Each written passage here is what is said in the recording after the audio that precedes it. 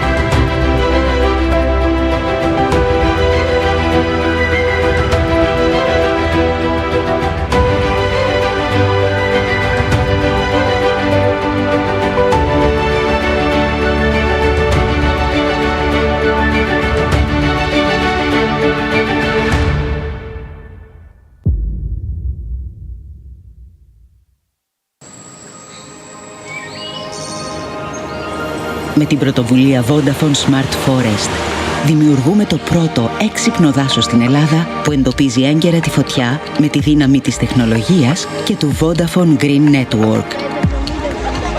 Αγκαλιάζουμε πιλωτικά περισσότερα από 314.000 στρέμματα στην Πάρνηθα και δημιουργούμε το υπόδειγμα για να είναι πιο ασφαλή από πυρκαγιές στα δάση της χώρας μας. Γιατί όταν μπορούμε να προστατεύουμε το δάσος, μπορούμε να συμβάλλουμε σε ένα πιο βιώσιμο μέλλον για τις επόμενες γενιές. Together we can. Vodafone.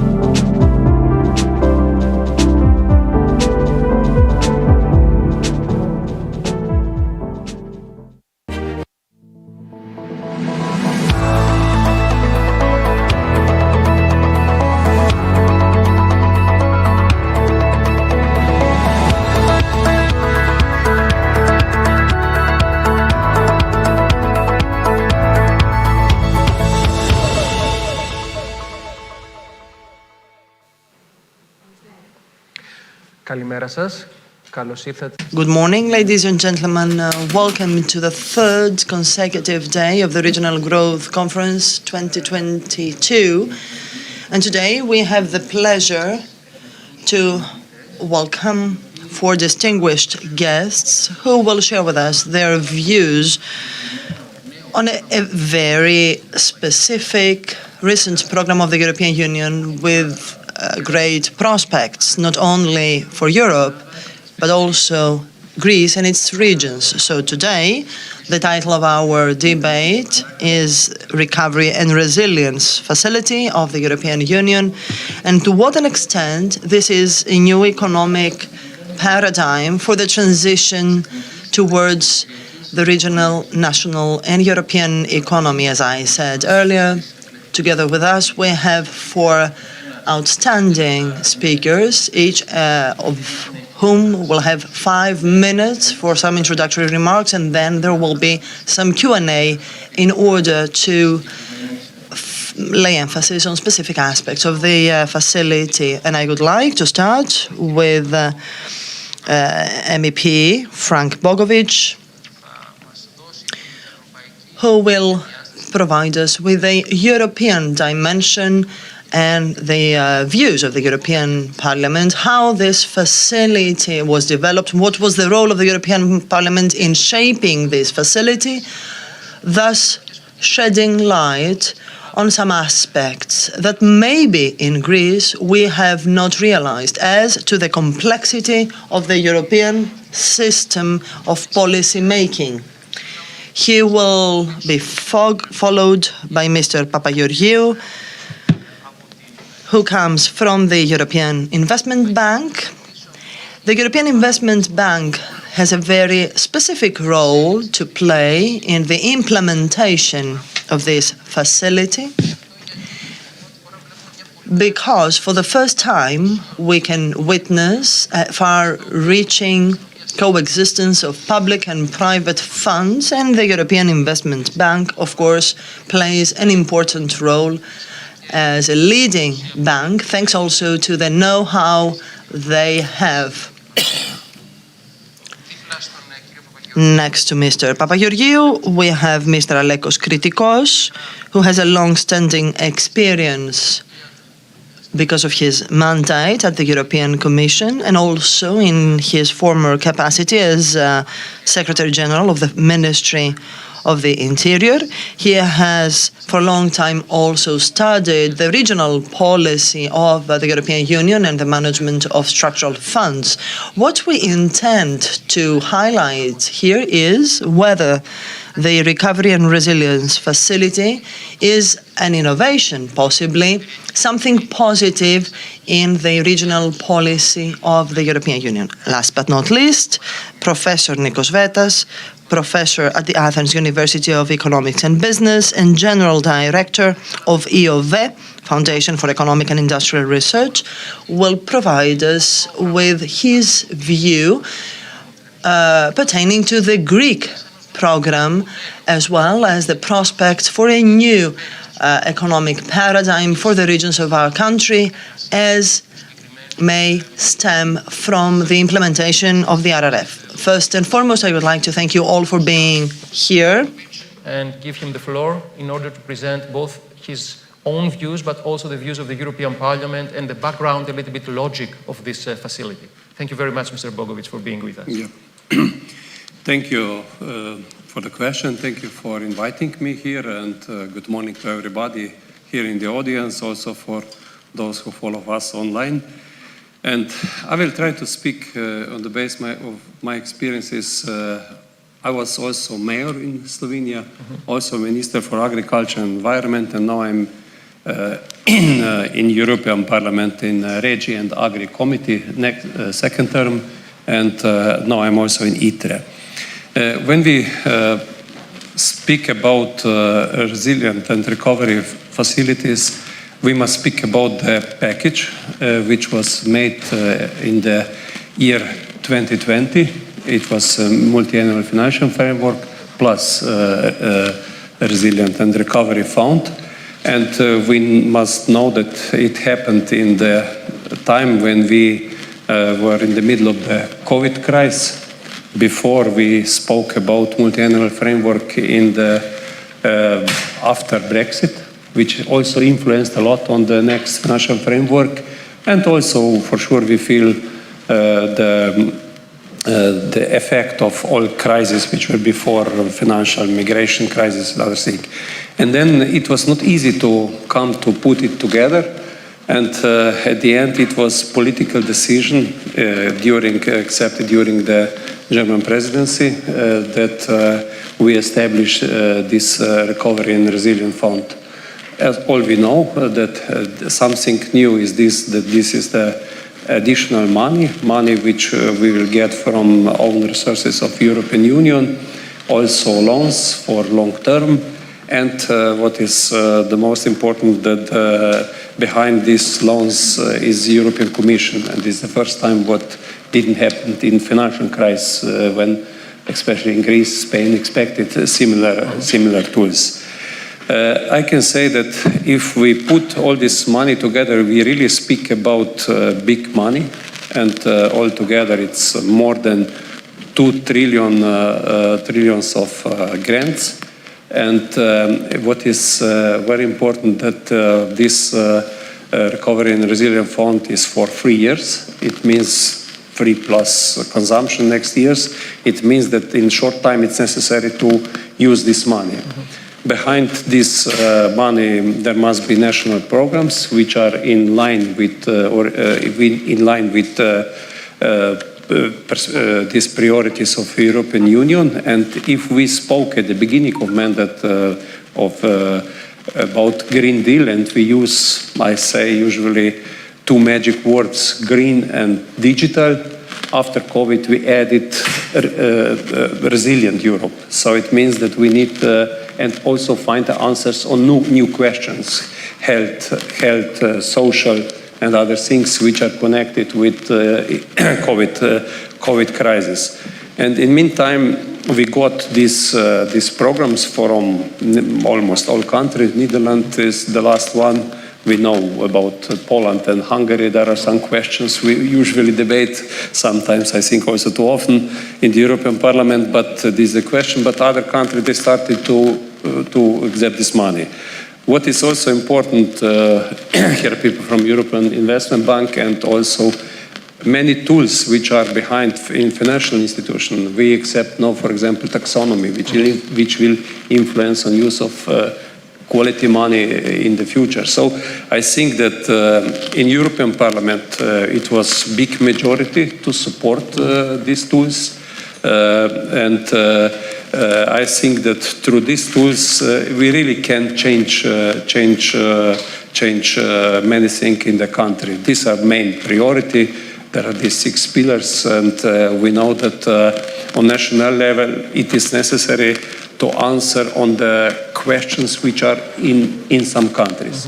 And what is for me also very important, if we see the amount of money and where this money go, it's a combination for me to answer also not only on COVID crisis, it's also a combination to answer on migration and financial crisis, because we see that per capita the first country is Greece, in this close to 2,000 euro per capita in these years, and there are here Croatia, Spain, Portugal, all these Italy, Mediterranean countries which were affected very much from other crises also. So that if you compare this with cohesion policy, it's more money than in cohesion policy, additional money. So I think that this money can influence a lot on development on countries. Now it's a problem also in some countries. We spoke before about human resources of people who manage this, because it's necessary to close perspective 14-20, start with 21-27. In the meantime, also Recovery and Resilience Fund. So it's very big amount of money, a lot of papers, and here I think in some countries there are problems, and also on the commissioner level, as we spoke, it's necessary to push and to do more in this direction. Now in last days, last these three months, for sure the war in Ukraine influenced again a lot on this. We have now new tool, Repower EU. It means this energy dependency. And if I said that we spoke first about green digital, then we add resilient, and after COVID crisis, we started to speak about strategic autonomy of European Union, debated about health, pharmaceutical industry, chemical industry, other things. Now we started to use, for me, three very important securities about military security, energy security, food security, and I think this will be another shift in many policies. There are big challenges in front of us. There is no additional money, not a lot, but there is. I think that there is a lot of place also inside recovery and resilient facilities, especially for loans which were not used so much at the beginning. And for sure, financial institutions are here to help to make this energy transition in Europe and also ensure food security, which is also under the question. And we see also the changes in national budgets about military security. I will finish with this, that as I said, I was 13 years mayor in between 1998 and 2011, when in Slovenia, from where I am, we work a lot on European money, and thanks to this we also develop country. And I know very well that this orientation of European Union influence a lot on use of local money, regional money, national money. And I think that we know that the budget of European Union is around 1% of GDP. It's not so big amount, but the driver is much bigger than this 1%. And I think together with financial institutions, with such a tools as taxonomy, we will influence on development a lot. And it's necessary to find the answers on the regional level and be quick enough, because it's not only to have money, it's also to act and to be proactive. Thank you. Thank you, Mr. Bogovic. Ευχαριστούμε, κύριε Bogovic. Νομίζω ότι Thank you very much, Mr. Bogovic. I think you have already touched upon two critical aspects that we will discuss further when it comes to absorption of fund. So it's not only about having the money, but also about taking care of the sound and efficient use of it. And now I would like to give the floor to Mr. Papageorgiou for some introductory remarks, always considering the role of the European Investment Bank generally in the sector of the European Union's economy growth, but also how in this framework it may cooperate with the community authorities. Thank you very much, ladies and gentlemen. Good morning. First and foremost, I would like to point out the fact that the European Investment Bank is the investment branch of the European Union. Our participation, our shareholders are the member states of the European Union, and we intend to promote social cohesion in the European Union, while we also invest in third countries to improve the financial and social situation in that countries. I would say that EIB has played a vital role from the very beginning of the crisis, the financial crisis, in Greece, by investing constantly in Greece. If I'm not wrong, we are the only international organization that in the very first difficult years of the economic recession continued to invest here, and we keep on investing approximately €2 billion per annum in Greece.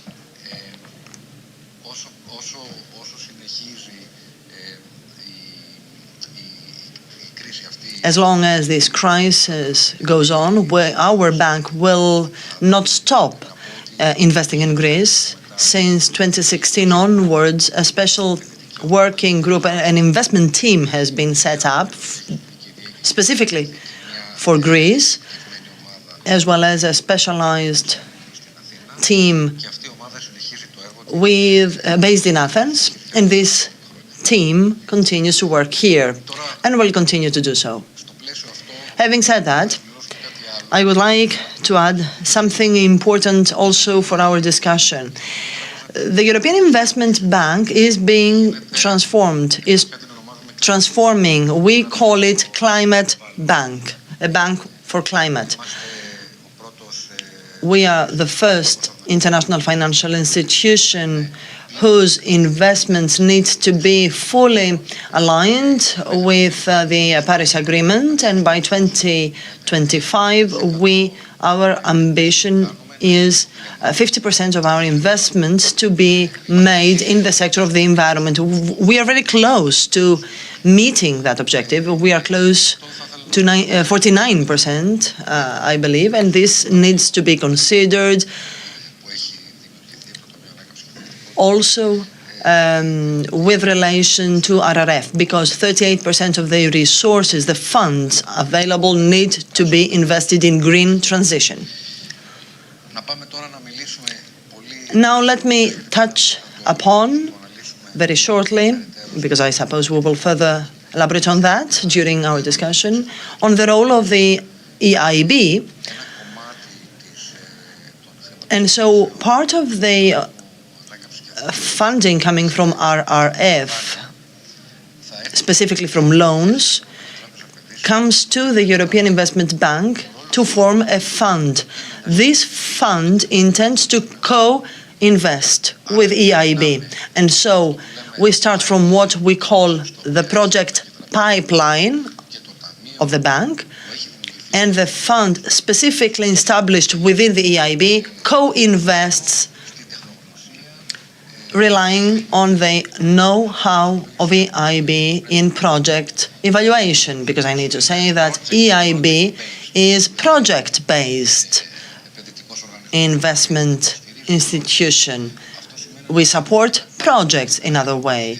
We have developed a great know-how in technical evaluation of projects, their sustainability, viability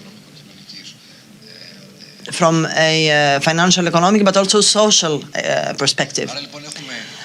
And therefore, the European Investment Bank has a team in charge of managing the RRF-related funding, and the existing teams, together with the other technical teams, which evaluate projects.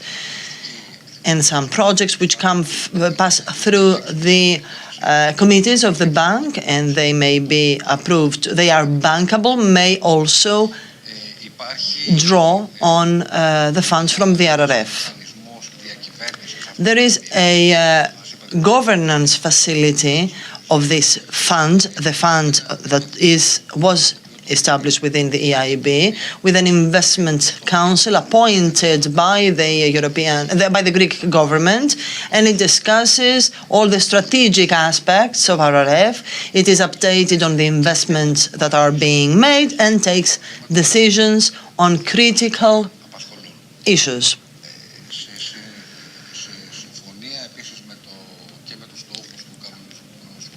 Considering the objectives of the regulatory framework of the RRF and the Greek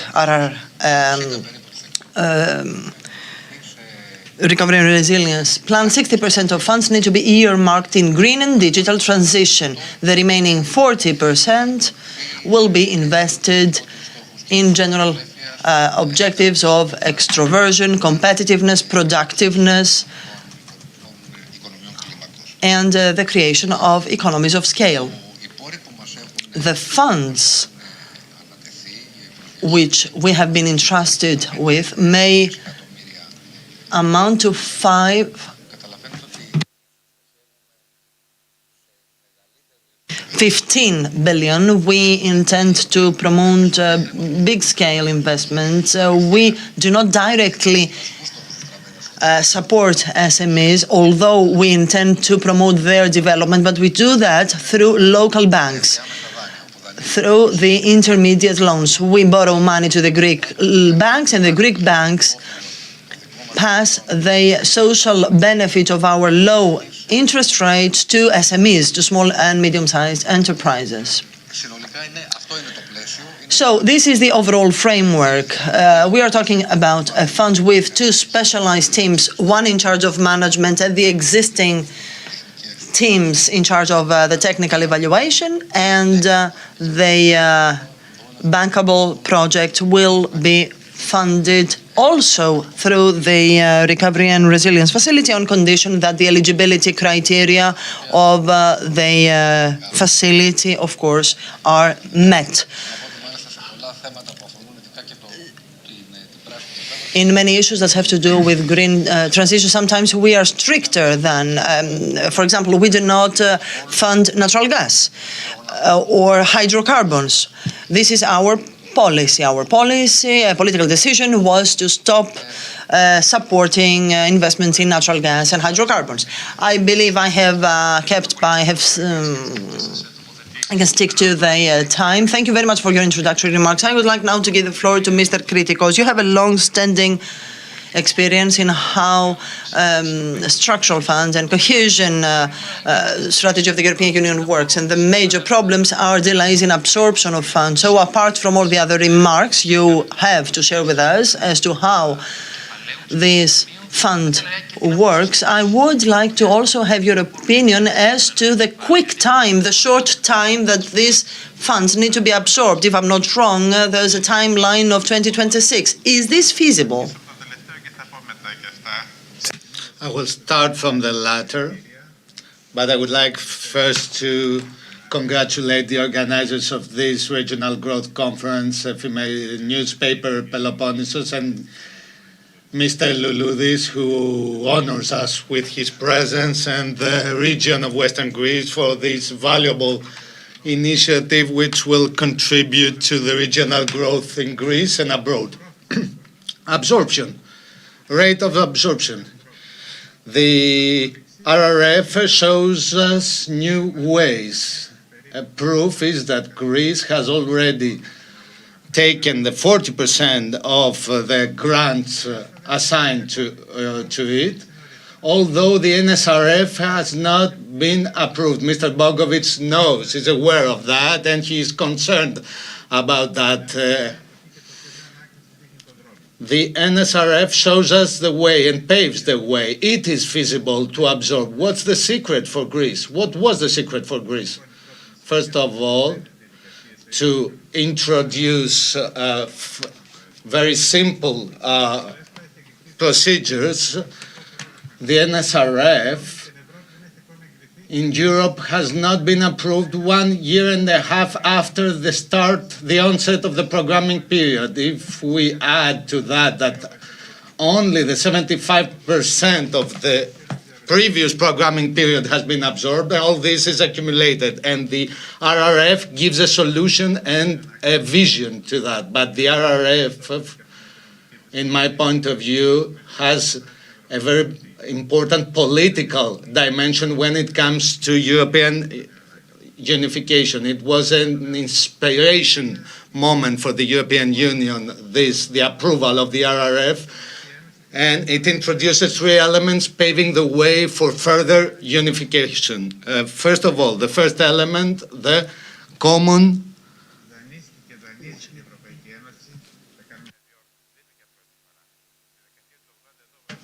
borrowing, first element. With 5 billion euros, the European Union borrowed 5 billion and then borrowed this money to the member states, the NIC. And sure is a common borrowing, but the RRF, due to its innovative character and its size, is common borrowing a principle, a crucial element. Mr. Vetas will showcase this. Second element, increase of the budget. 1 month before the onset of the crisis, Mr. Bogovic, we had 1.07 GDP or 1.05, and out of a sudden it skyrocketed to 2%. union without a bigger budget we cannot have. So this is the second element. Third element, establishment of new revenues, new sources of own resources. So instead of the European Union being dependent on the ETS, on the shareholders, now there are new taxes that are constituting new sources of revenue. That's why I say that the political dimension of the RRF is more important than the financial one. It then showcases the reforms, because thanks to the reforms, the resilience will be feasible. We used to have, in the framework of the NSRF, we used to have the so-called conditionalities. But these conditionalities were linked to the funded projects. They used to say, I won't approve this project if you don't bring me the plan for the railroads. Now, these are not linked. We say that we want the fiscal harmonization. There is no any project linked to that. So these conditionalities will ensure that the resilience that was lacking before, now it will be present. And if 2.8%, half of the will be due to reforms which do not have any financial cost. I mean, reforms may have another kind of cost, but they do not require money disbursement to such an extent, I mean. And so this is also very important. The RRF also is a mechanism, a facility that concerns all European citizens. The same goes with partnership by agreement, some may argue. But if we think that they don't concern the Nordic countries, for example, according to some surveys, 80% of Germans had never heard the word cohesion policy, while now Germany, as France, for example, benefits from the RRF. And so they all get ownership to resolve a shared problem. And this is a great contribution of RRF in creating this sense of belonging to a family with common problems and shared prospects. And then we talked about simplified procedures, but I would also like to make reference to collateral damages. There are some. First, the General Directorate of Regional Policy was expelled. Also, this is partly to be attributed to it. I regret to say that it was not up to the expectations. What is now important is to have a big pie, and we need to offset all the gaps from NSRF. The RRF, if it is left alone, it may exacerbate regional and inequalities. And so we need to take that into consideration. Also, the development of intergovernmentalism. In the previous reform, we had managed to have a supranational entity taking decisions. Now again, the ECOFIN decides on the national plans, and the approval of the project is decided by the ECOSOC, with the right of veto and so on and so forth. So this again is a collateral damage. And again, we relinquish some important principles of the reform of 1988. And this is said by a person who chaired the working group, and I regret to say that. So we have abandoned the integrated planning and partnership principles. We could not have those. Generally speaking, I believe that RRF paves the way for a new era in the cohesion policy, but we'll be here to see that. Thank you very much. Apart from the historic dimension, and certainly we need to have a macroscopic approach. I mean, we need to see how this facility complements all the previous ones and adopt a holistic approach vis-a-vis all this, the attempts to financially back the member states. And now I would like to give the floor to Mr. Vettas, because here we need to focus on the Greek experience when it comes to the management of this project. In other words, we have a plan to Greece 2.0 and the reform of the Greek productive paradigm. First, what is your take? And second, what, in your view, is its prospect, considering the short time frame for the absorption of funds, but also its integration with the programs of regional development, which are of interest to our public. Good morning. Thank you very much, Mr. Blavukos. It is a pleasure and an honor for me to participate into this discussion. The Recovery Fund, both for Greece and the European Union, already before its implementation, has managed to meet half its objectives. What it has managed to do amidst the pandemic was to stabilize expectations. So it managed to avert fright about the possible collapse of the European Union or a free fall of the member states, in conjunction with the monetary policy, of course. So in that sense, it has brought about a stabilization. And now we need to see how we will meet the other half of the objectives, and also what will be the expectations for the future. Because as the previous three speakers have highlighted, now the rules of the game are different. So RRF has changed the rules of the game. We need to see, therefore, the dynamic and the impetus that is there, how it will develop.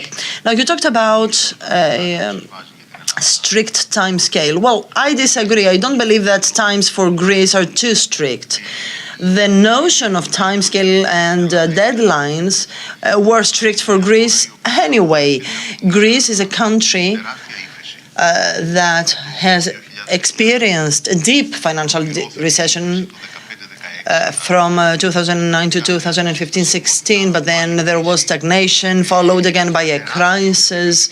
So there is a huge investment gap, one of the lowest participation of the labor force in Europe, high unemployment rates, insufficient infrastructure. So with or without the RRF, if Greece does not manage to keep up and to speed up, rather, in these sectors, then there are great concerns about the future anyway.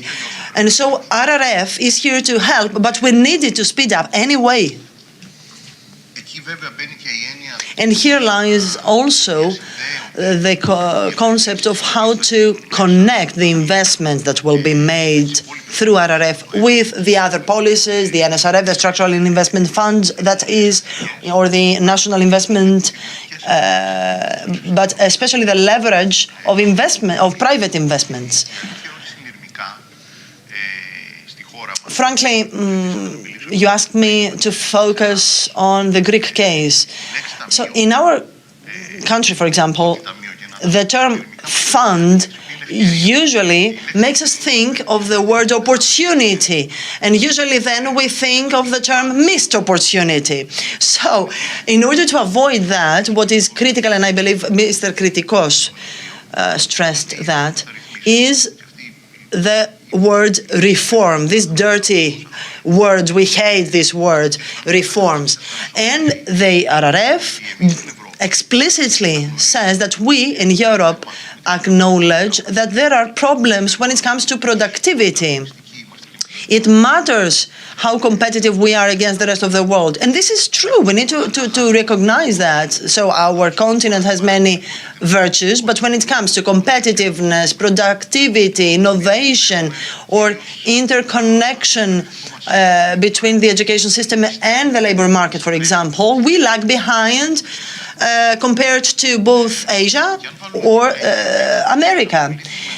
On top of that, the demographic situation is worse than the other two continents, and so the RRF comes here and it says, we were subject to a pandemic crisis after a debt crisis. Let us mobilize some funds.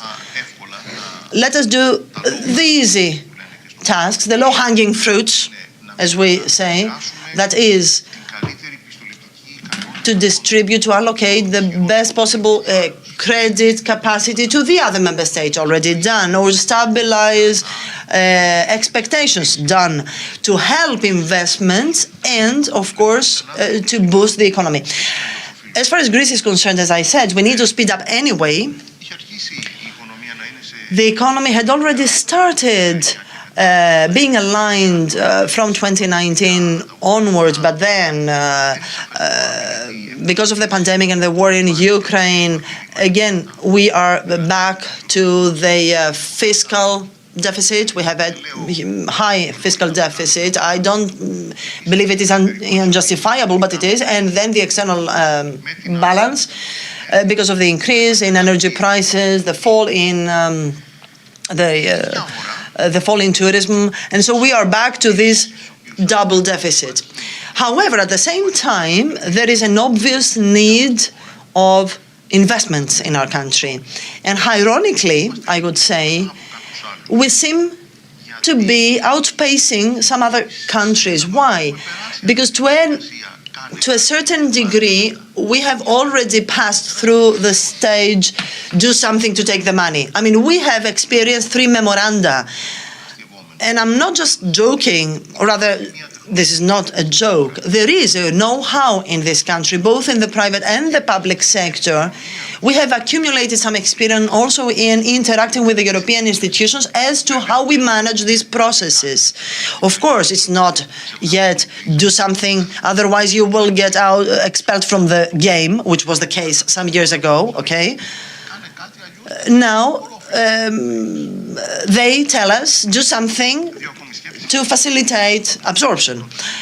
Okay, another 2 remarks I would like to share with you. What kind of funds and how many funds will be mobilized is very critical, especially from the private sector.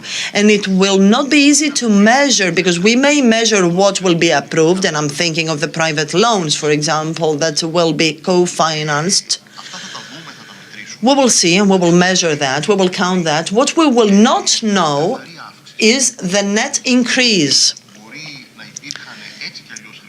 because some financing may have existed even in the absence of RRF, which now will be used in conjunction. But we need to see what will be the net improvement of financing opportunities because of RRF. This will be somehow difficult to estimate. And here, time may be both an ally and an enemy, because what this country needs is medium and long-term investments,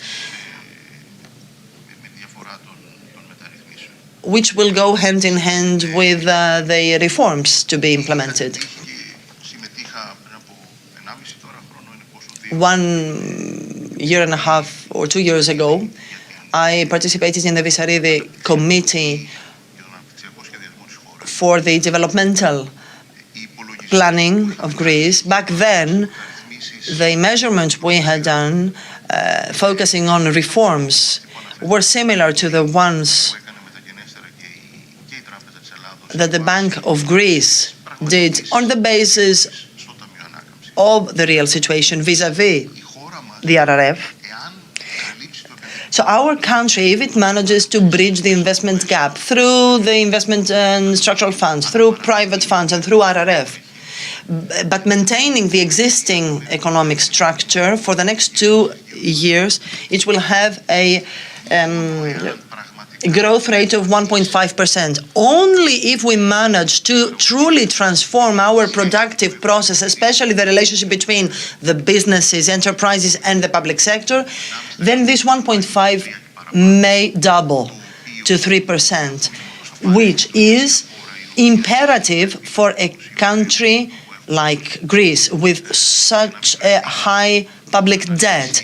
And in order not to find itself when the debt servicing will be necessary to repeat the same mistakes. So it is critical, this dilemma, this crossroads, as it were. We don't have much time ahead.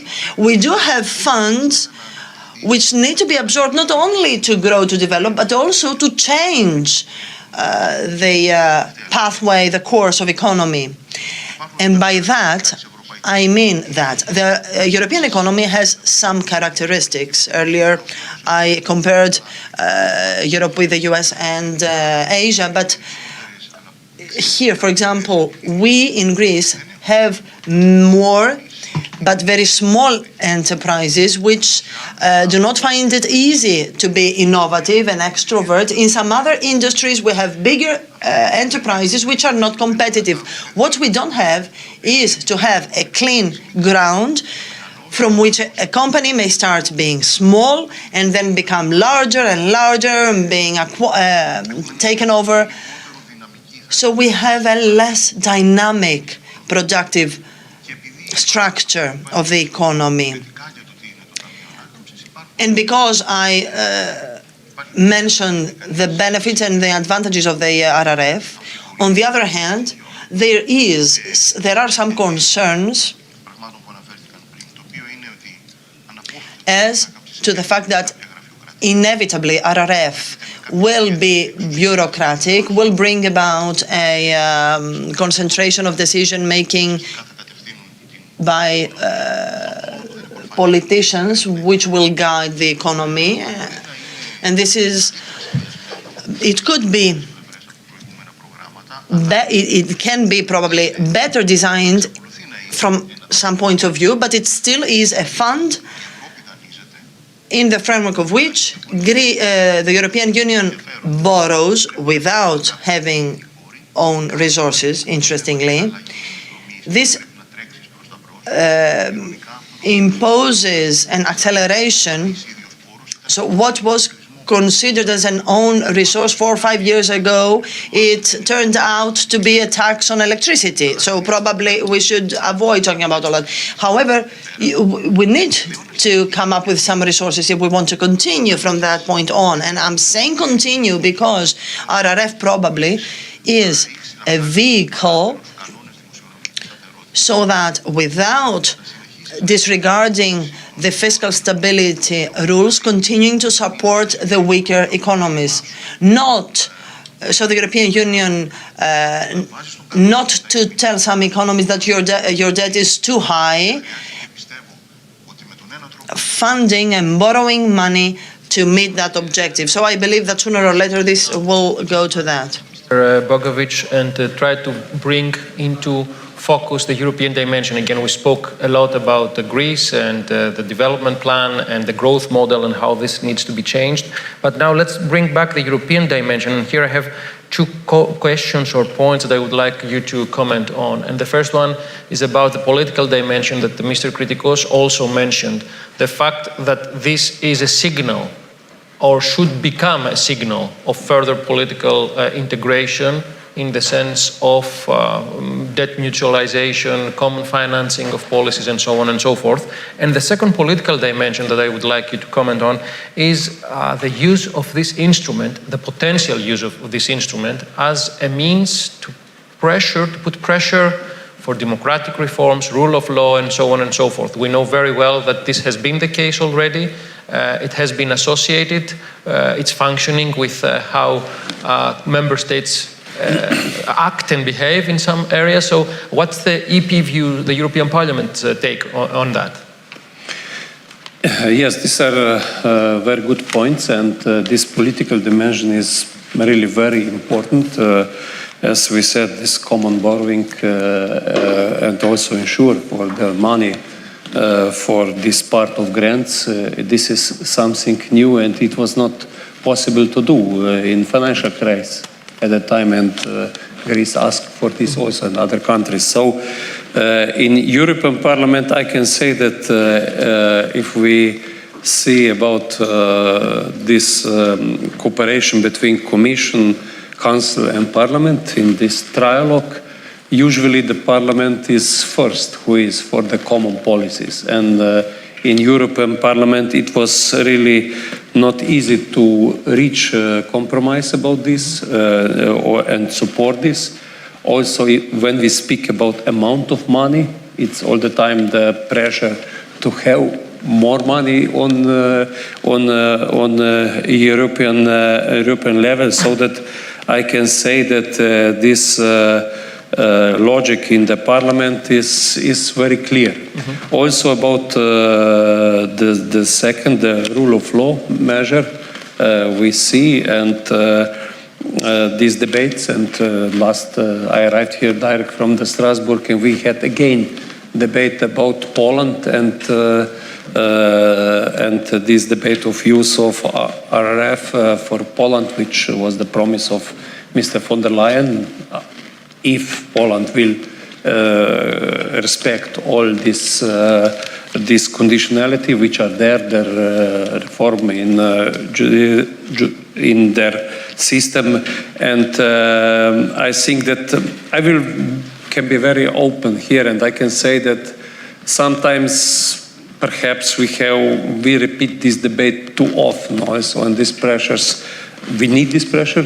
Parliament asked for this, but no, I think that if in Poland, for example, we reach this agreement with the government and they will accept these laws which are asked, that's clear that we must do this. And I can also say that when we saw this political part of all these programs and also other decisions, this crisis influenced a lot on the relation between different parts of the Europe. For sure, migration crisis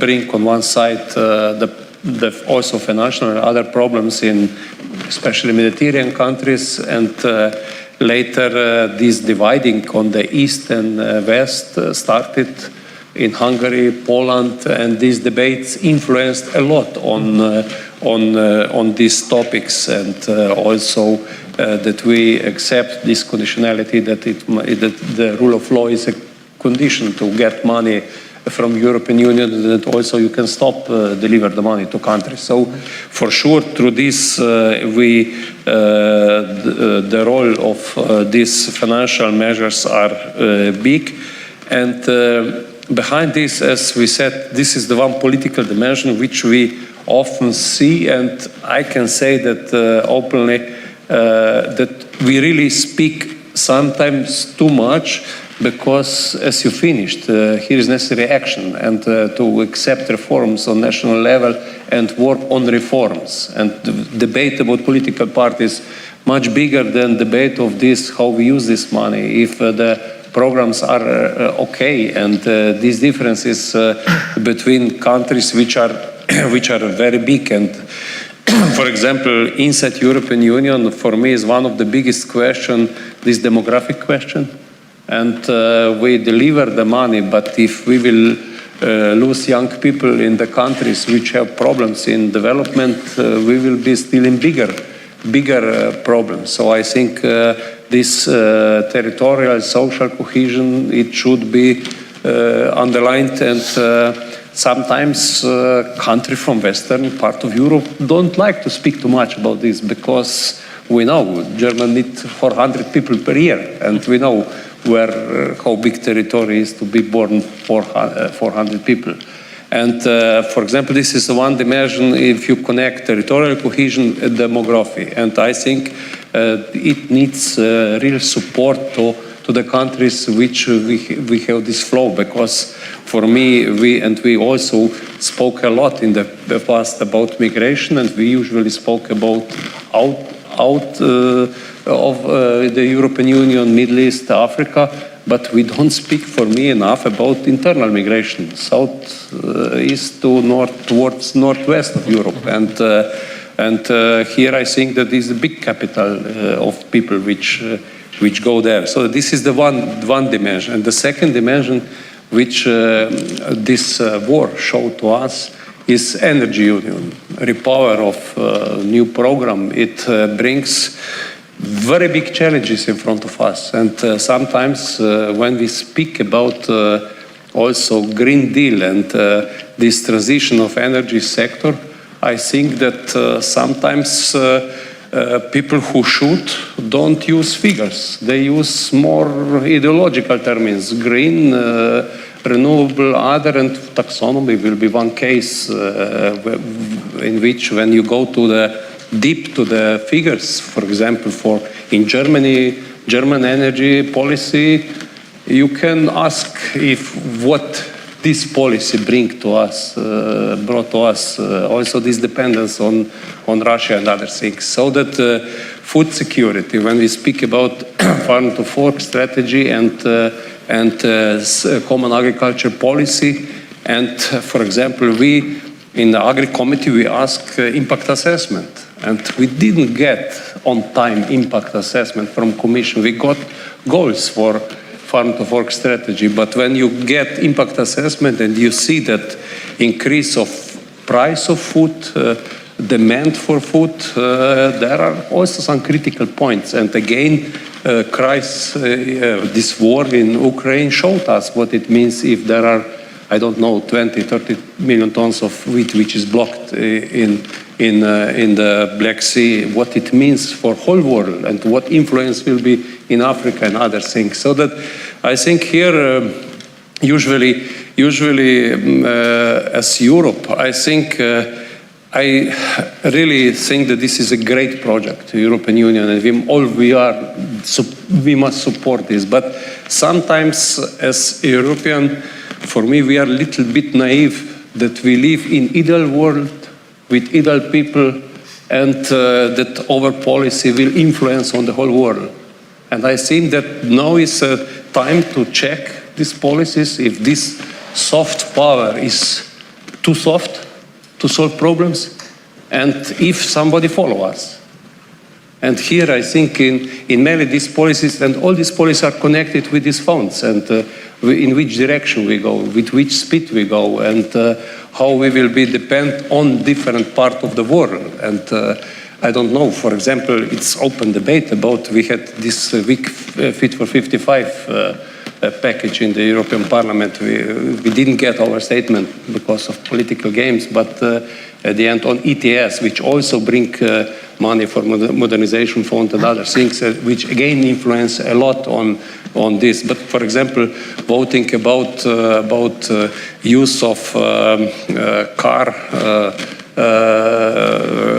diesel and benzene after 35, it's again a question on whom we will depend on after this technology. Will we develop enough fast, I don't know, all infrastructure which we need for electricity car? Will we have critical materials like lithium, other things? So I think, and sometimes not only on national level, also on European level, I think that we must rethink something and use these words I used before, security, in all three pillars of security, military, food and energy security will be basic, and it changed for me a little bit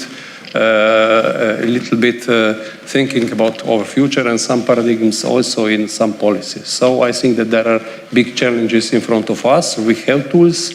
We need real politics, real policies, and common answers. I'm sure that we cannot gas supply or other things. We need common answers, not otherwise we are all losers. And so I really believe in this project, but I think that it comes a reality check, because if we see overall there is the fight in the world between this part of the world with respect to this democratic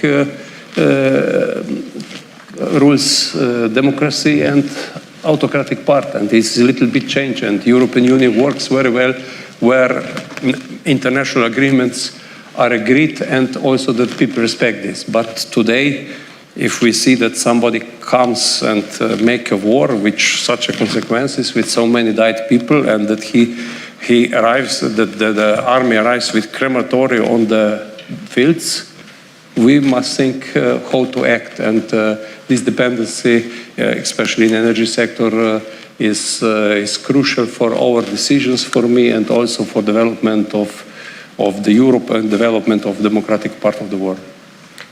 Thank you, Mr. Bogovic. Κύριε Παπαγεωργίου, Mr. Papageorgiou, let's go back to the economic dimension again once we have analyzed the political dimension. You said that EIB is project-based. As a consequence, it's important to see what kind of projects are submitted for approval to the various bodies of EIB. And here I would like also to mention inter-regional inequalities. In other words, can your bank counter the emergence of inequalities between regions within a member state? Well, let me start with the simple things first. First of all, currently, a project pipeline is being defined by our colleagues. And as I said, there is a specific context for us to work in. We cannot change that because this is based on a decision taken by the BOD, and so we need to abide by that. Also because we have very specific contractual clauses from the contract with the European Union, with the Greek government. And so 60% for green transition is, for us, imperative. 38% or 38 point something needs to be earmarked for green transition, 21% approximately for digital transition, and we forgot to say digital, of course, and the remaining amount for competitiveness, extroversion, productivity, etc.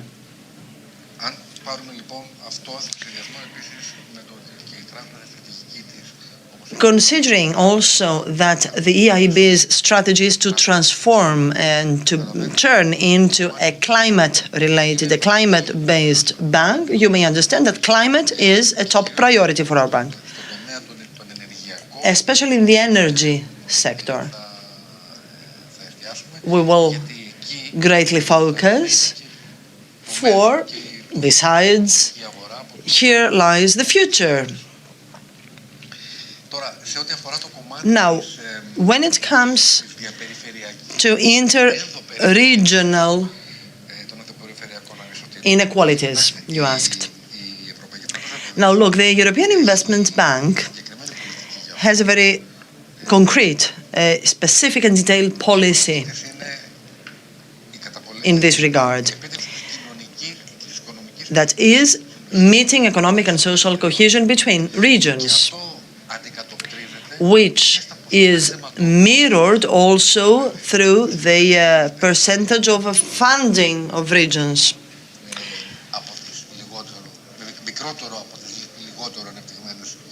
And so we also give a great opportunity to the disadvantaged, the less developed regions. And this is one of the eligibility criteria, the evaluation criteria that very seriously are taken into consideration by our economists and engineers, evaluators.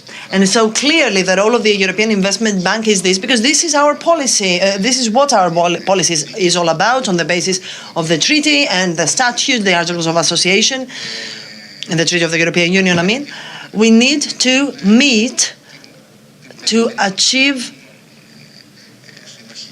cohesion, inter-regional cohesion.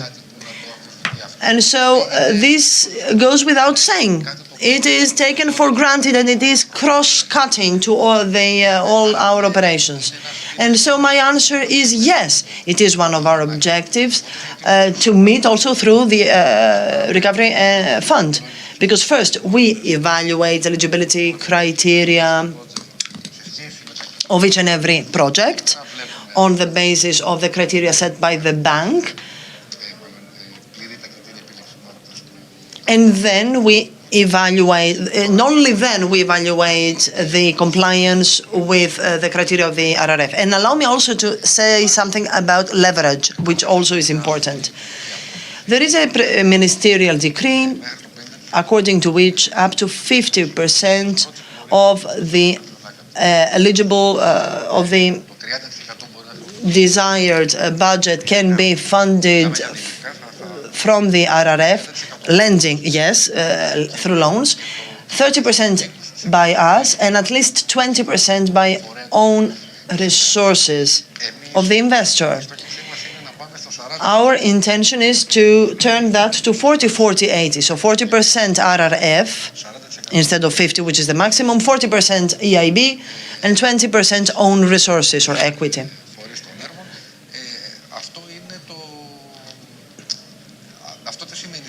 And what does this mean in terms of leverage? That for every euro of RRF, 1.2 euro is leveraged in the economy. But of course, history will show what will happen in the end. This is our intention, though. I mean, this is what we expect to do on the base, according to the institutional framework we comply with. This this ratio is 1:1. We intend to increase that to 1:1.2. If I may, this additional investment that may come through leverage, we can never be sure whether they are new investments or investments envisaged anyway. Is there any concern on whether RRF may lead to a crowding out? And so instead of attracting investments, leads to the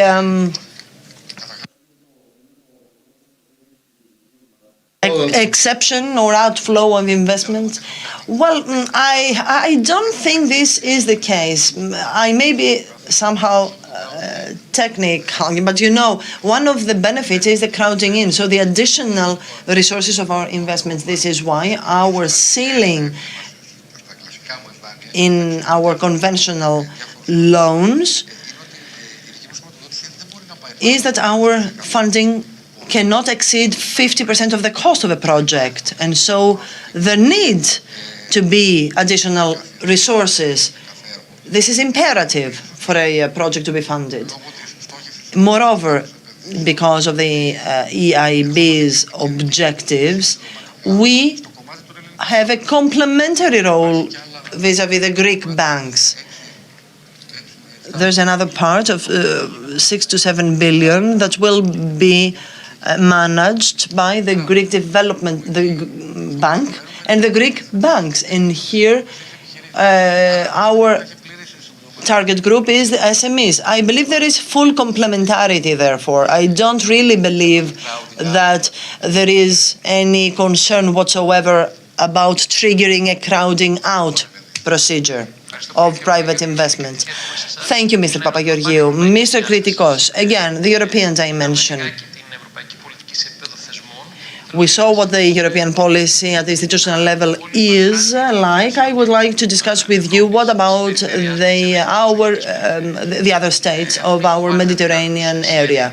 They have submitted their own action plans, and there are common characteristics and differences with the Greek one. Could you please outline what the efforts are and whether it would be desirable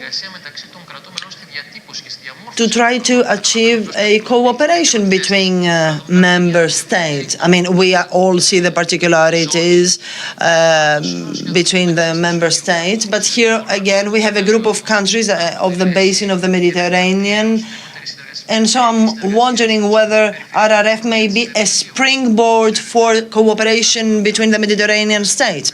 As you said, there are commonalities but also differences. For example, we as a country took into consideration all the loans that were available, 12 billion. Portugal did not want to do so. It only used 1.5 billion. Italy, like Greece, used a lot. The difference is that, of course, these loans matter when it comes to debt. Probably Portugal did not want to aggravate that. And there were some other differences also that, for example, Portugal focused on social housing. And I'm not expressing an opinion whether this is good or bad, but I'm just saying that this was a choice. And from the Greek opposition, there is such a request for an amendment. Now, when it comes to a cooperation between the southern member states, well, I would say that RRF has the virtue that it has a symmetric coverage of all European Union. As I said, it creates a sense of belonging for all European citizens. Each and every European citizen feel concerned. So I don't believe that there is any purpose to enhance cooperation between the southern countries or the northern countries or between south and south. So what matters here, in my view, is for all of us to make an effort for the RRF to become permanent. This is the secret and the passport for European integration, in my view. The fact that, of course, there is a group of member states supporting such a prospect, and the fact that there are some dissidents, let's say, is not by accident. You will have observed the fuss at the beginning. It started as a way to counter the consequences of the war in Ukraine. There was a debate on the European bond, which has passed. Quite on the contrary, we rechanneled some funds from the RRF to be transferred to REPowerEU. Let me remind also to your audience that the RRF, according to 2018 prices, includes 390 billion in grants and 360 in loans. Out of these, 225 have not been asked by the member states, either because they don't want loans or because they have other resources. And so the proposal of the European Commission about 500 grants and 250 loans, the initial proposal of the European Commission, was good. What we call as the frugal four countries reacted to that, and so uselessly the amount of loans was increased, and now we rename them, we transfer them to be earmarked for another purpose. And so although these frugal countries, as we call them, did not have any objection to transferring these 225 billion to REPowerEU, they desperately resisted against the creation of another recovery fund. And here we have some deep root causes, and I may sound provocative, but now the debate is not whether we want a single RRF or not, whether we want less or more Europe. Those who want more Europe are in favor of a permanent RRF. Those who want less Europe are against any new wave of deepening the European Union. Mr. Vetas, my question has to do with the nature of the projects that will be funded or already are in the pipeline to be funded by this facility, especially when it comes to their added value. We have considered the project already approved and considered bankable. Are these proposals drafted taking into consideration the growth and development-related needs of Greece, or do they perpetuate an obsolete economic growth paradigm? In other words, if we wanted to redraft the economic growth map of this country, do these projects truly have an added value for the future economic growth of Greece? Well, this will be judged out of details. My first answer, would be generally yes. So the Greek roadmap, the Greek plan mirrors a willingness to change, a wind of change, a willingness to support new and innovative public and private investments. But I do believe that we will be in a position to judge only after implementation. And again, it is also a matter as to how the remaining economic policy will be shaped, because there's also economic policy out of RRF. For example, there are some specific fiscal priorities for the Greek state. The large part of the fiscal policy is not contained in the RRF, so it depends also on that. It is not only RRF, it is also the remaining policy of the Greek government. This is one thing. Now, adopting a more theoretical approach, if I may, such facilities have a degree of inertia, because who asks funding, be it public sector or private sector, are the existing, the consolidated, the incumbents, and not the ones that you want to create in 10 years' time. And so this is a bet how you will support the creation of new entities and new businesses. So the demand comes from the incumbents, from the existing organizations. And I would like to share with you some remarks, general remarks. The previous speaker talked about whether we want more or less Europe. My answer would be we want more money from the European Union, but less pressure as to when we will change. I don't judge that. This is normal. But the sense that Europe has a purely financial dimension for some countries. This is, of course, this may sound superficial, because essentially Europe also provides guiding principles while also setting limits and limitations, but also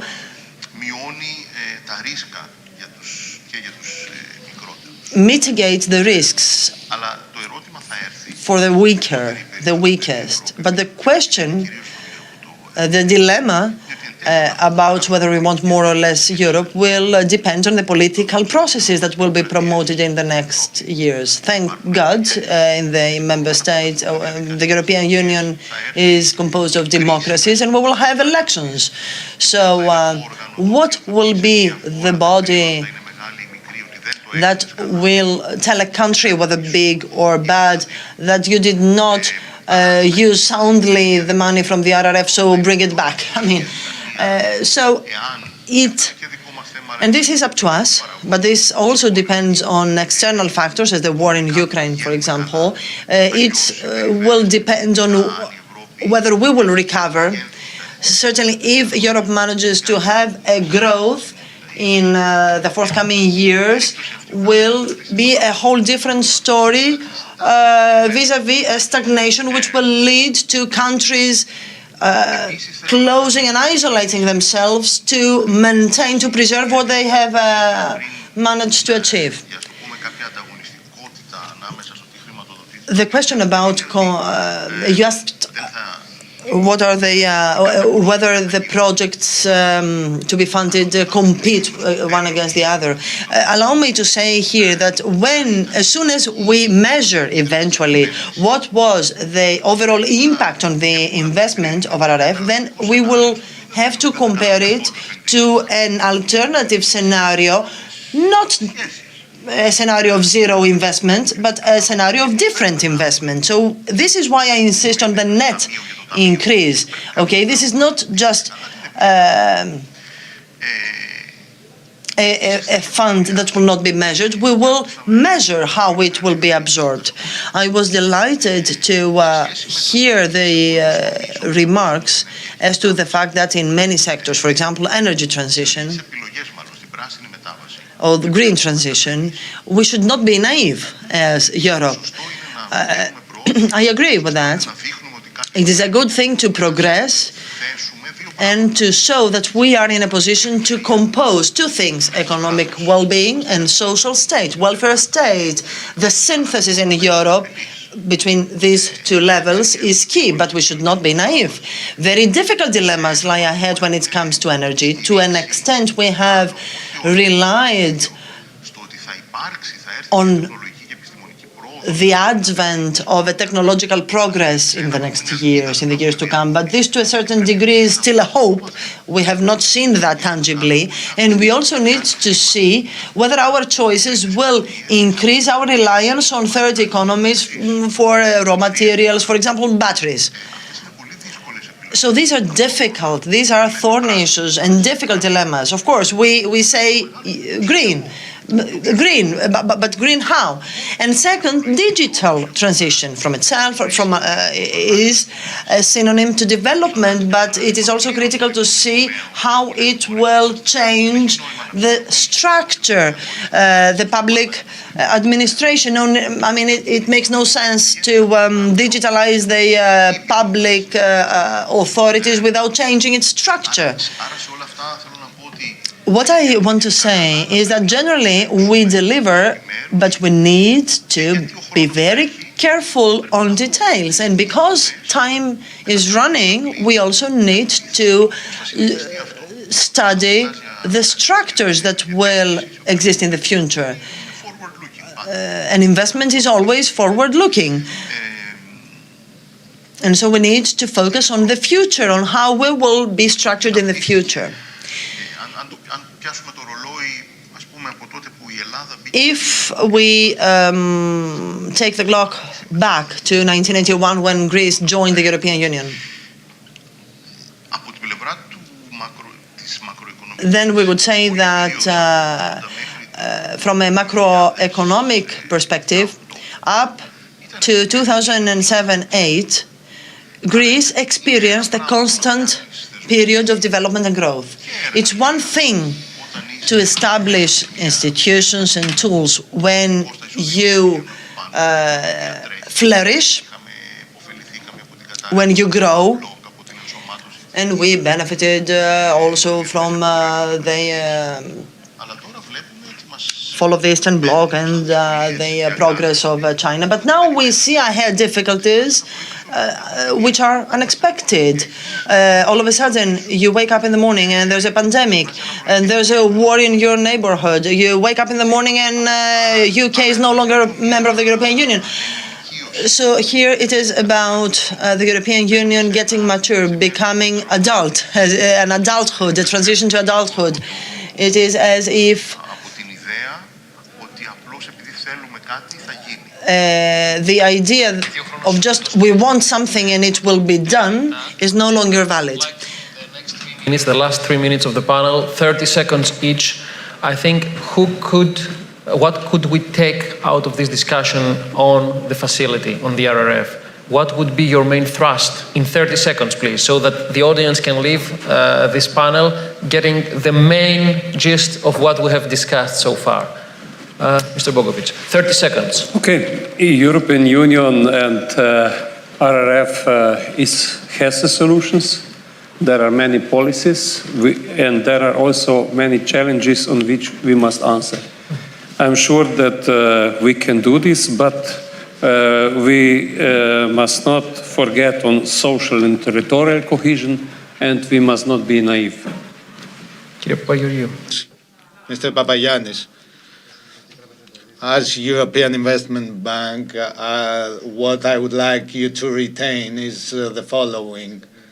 In the framework of the RRF, our target is to manage investments of added value which will contribute to digital transformation, to green transition, but there is a very important aspect of the reforms, This is of paramount importance and it has a political dimension. And I think that there we need to focus on that, as Mr. Veta said, because there are sectors such as justice, education, which will affect in a decisive manner what will our country look like in the future. Yes, the paradigm, the crisis must be a paradigm of financial intervention of the European Union.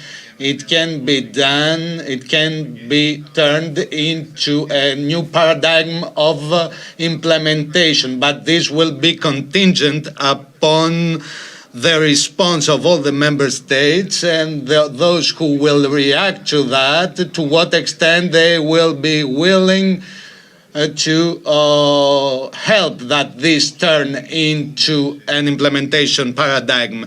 Those who are living on this continent, we are very lucky because it's a region with a very good institutional function, and it's not a weak financial region. We have resources, we have capabilities. However, if we rest on our laurels,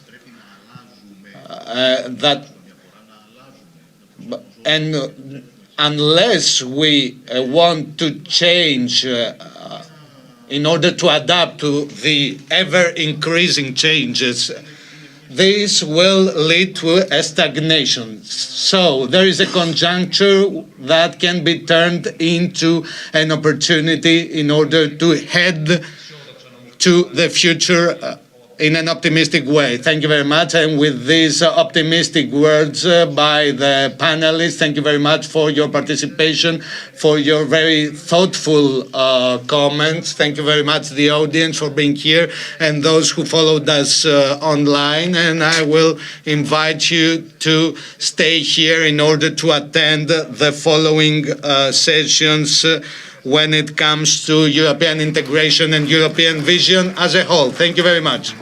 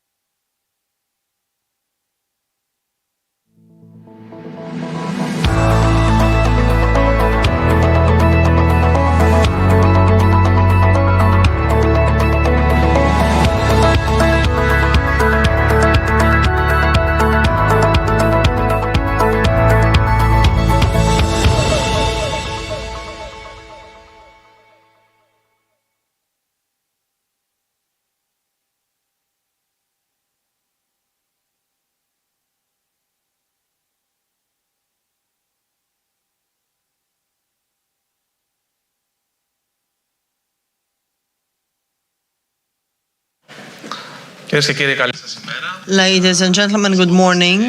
We are here at the Regional Growth Conference, in a very interesting conference with very topical sessions. And now we will have a quite topical discussion. Here with me, I have Mrs. Xenia Loizidou from Eliamep, Maria Spiraki, digitally a member of the European Parliament, and ladies, we will speak about green transition. Such a simple phrase, but so complex when it comes to implementation in a very difficult conjuncture, what is more. I would suggest to start with Mrs. Spiraki, who is digitally connected with us for her presentation. Good morning, madam.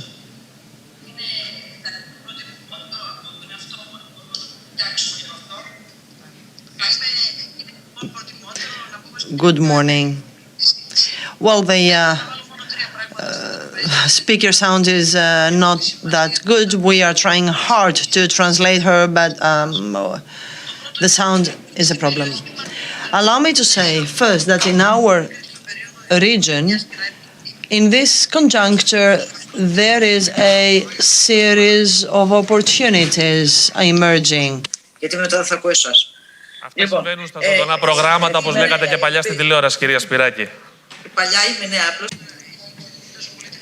Now, technology has advanced that much that I hear myself, says the speaker. However, so as I was saying, a series of opportunities is emerging as to how we can continue the future, while at the same time we take a conscious political decision not to leave anyone behind. And of course, the critical factor here is energy cost. Households and businesses are under severe stress and they have to shoulder an unbearable cost. Considering that, I believe that energy transition of our wider region is key at a speed that is closely set by the European Union. I believe that the European Union's policies are fully aligned with what we want to do in the south of Europe. First, recently, REPowerEU was announced for installation of photovoltaic panels on roofs. So the targeted wants to manage to have 600 gigawatt by 2030, that is generate an annual of 45 gigawatt. Our end objective is to double the electricity from photovoltaics. And you may ask me, why photovoltaic? First, because it is the easier solution to implement, to install. Secondly, because thus the consumer may become easily producer. And third, because our country, as other countries, may take advantage of sun shining that sometimes exceeds 360 days per annum. The time required for the licensing of photovoltaic installation is less than 3 months, and this is a record time as against European specifications. The second opportunity is the installation of offshore wind parks.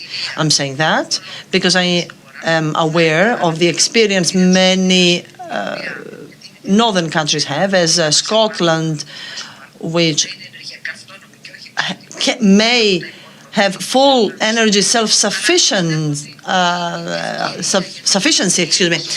thanks to an offshore wind park. And so this is a huge opportunity for Greece as well. And here allow me to provide you with some figures. I insist on figures because I find very important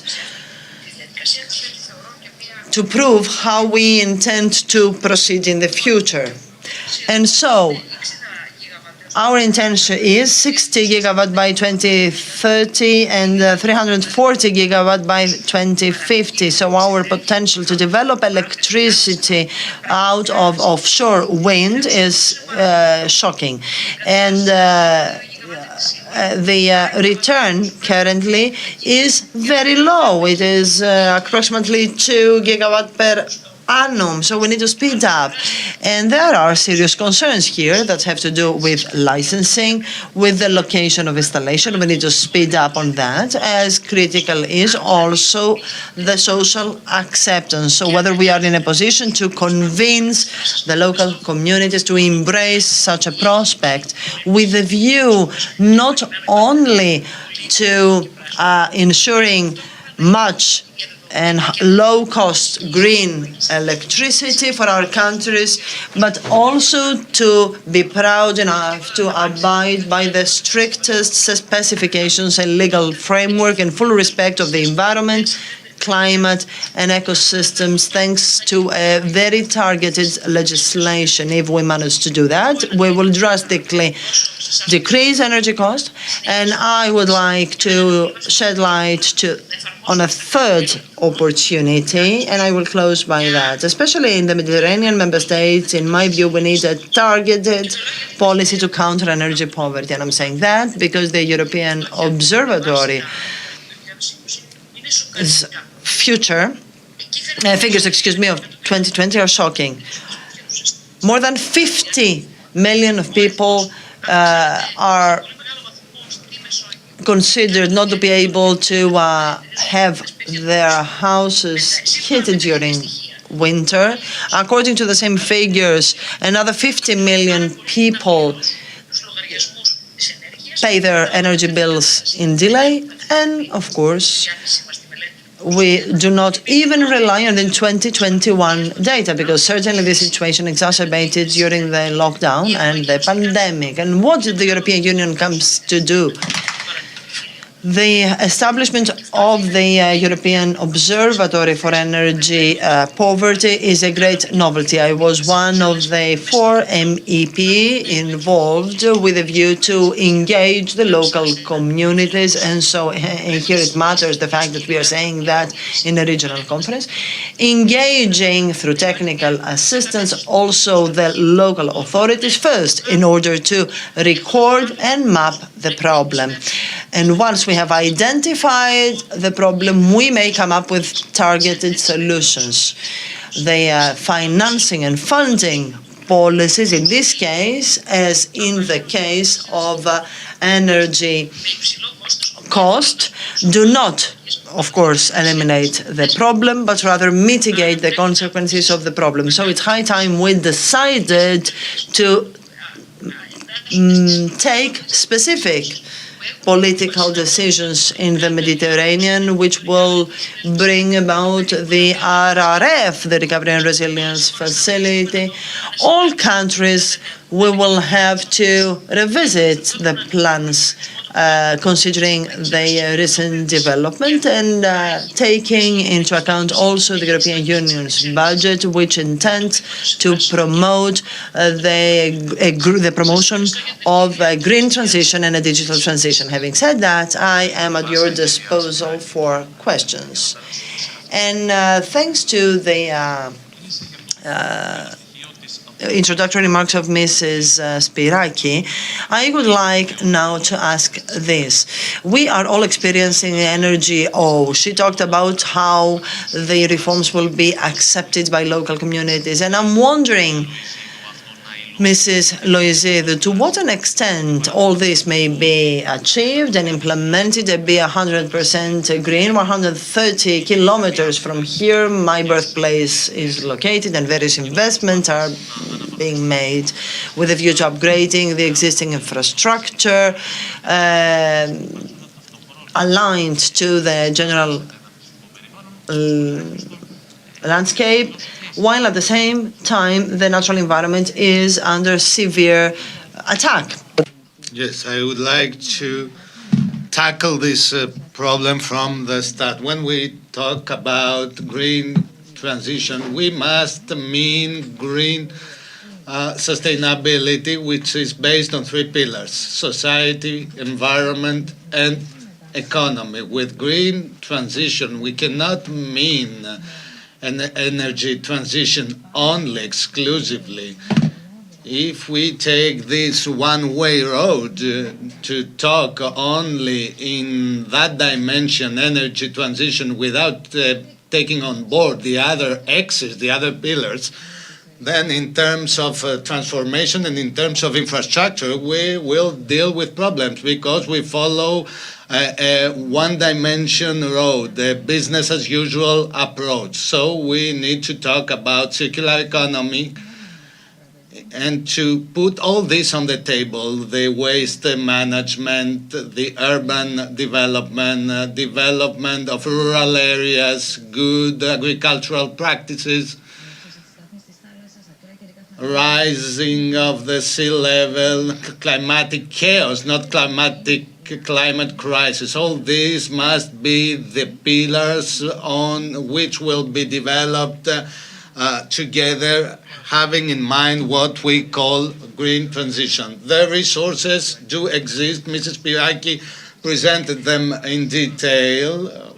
Then there is a debate whether they are good channeled or not. But then the local communities which are suffering from the conjuncture, this could jeopardize the approval, which is crucial for this reform to be successful. Yes, there is a concern, and it is justified by people, because all the efforts done until now for the engagement of the stakeholders were not essential, were theoretical but not practical. Let's take, for example, the electric the energy. We know that in 2020, we know for many years that in 2020 the prices would change, good changes, and we knew that if we didn't get rid of our dependency on fossil fuel, our utilities bills will be higher.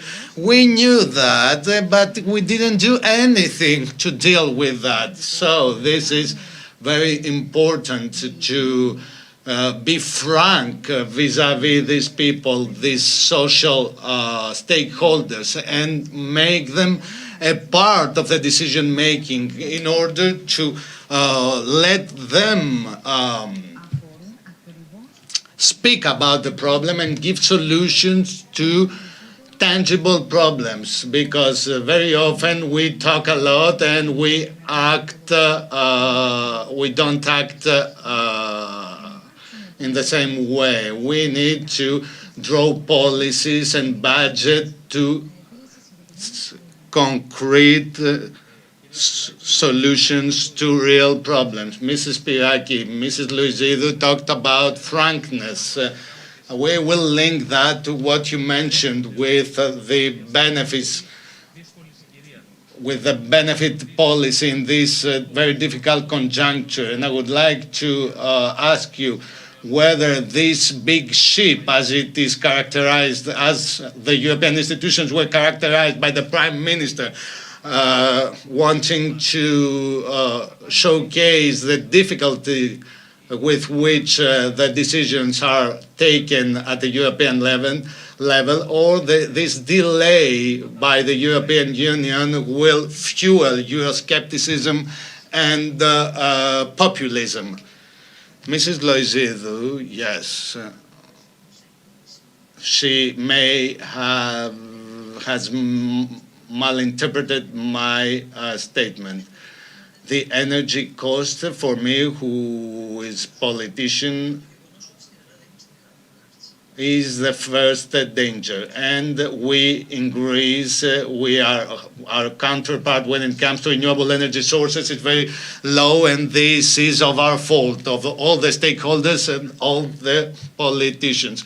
We lost the train in the previous decade, and now we are trying to catch up. Let's see the example of Portugal and Spain. You are aware that Spain and Portugal have in their energy mix more than 50% coming from the RES, and they managed to lower the prices, and they now can exercise a policy of low price, and this is a huge step they were able to take due to this increase in the energy mix, the increase of RES energy mix. We didn't do that because the previous government didn't want to catch up, and this government, however we run fast, we cannot catch up this trend. So we need cheaper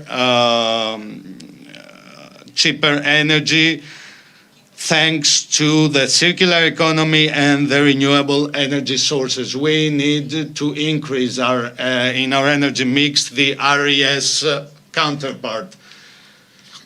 We need more sustainable products. We need cheap and clean and green energy in order to create our environment in the context of the biohouse that we've discussed yesterday in the Biohouse Festival, in order to have an inclusive growth and an inclusive environment. But for all this, we need cheap energy. And in order to have this cheap energy, we need to draw new policies. It is I do agree with what you said, that we did not engage with the social stakeholders, but we need to explain to the people,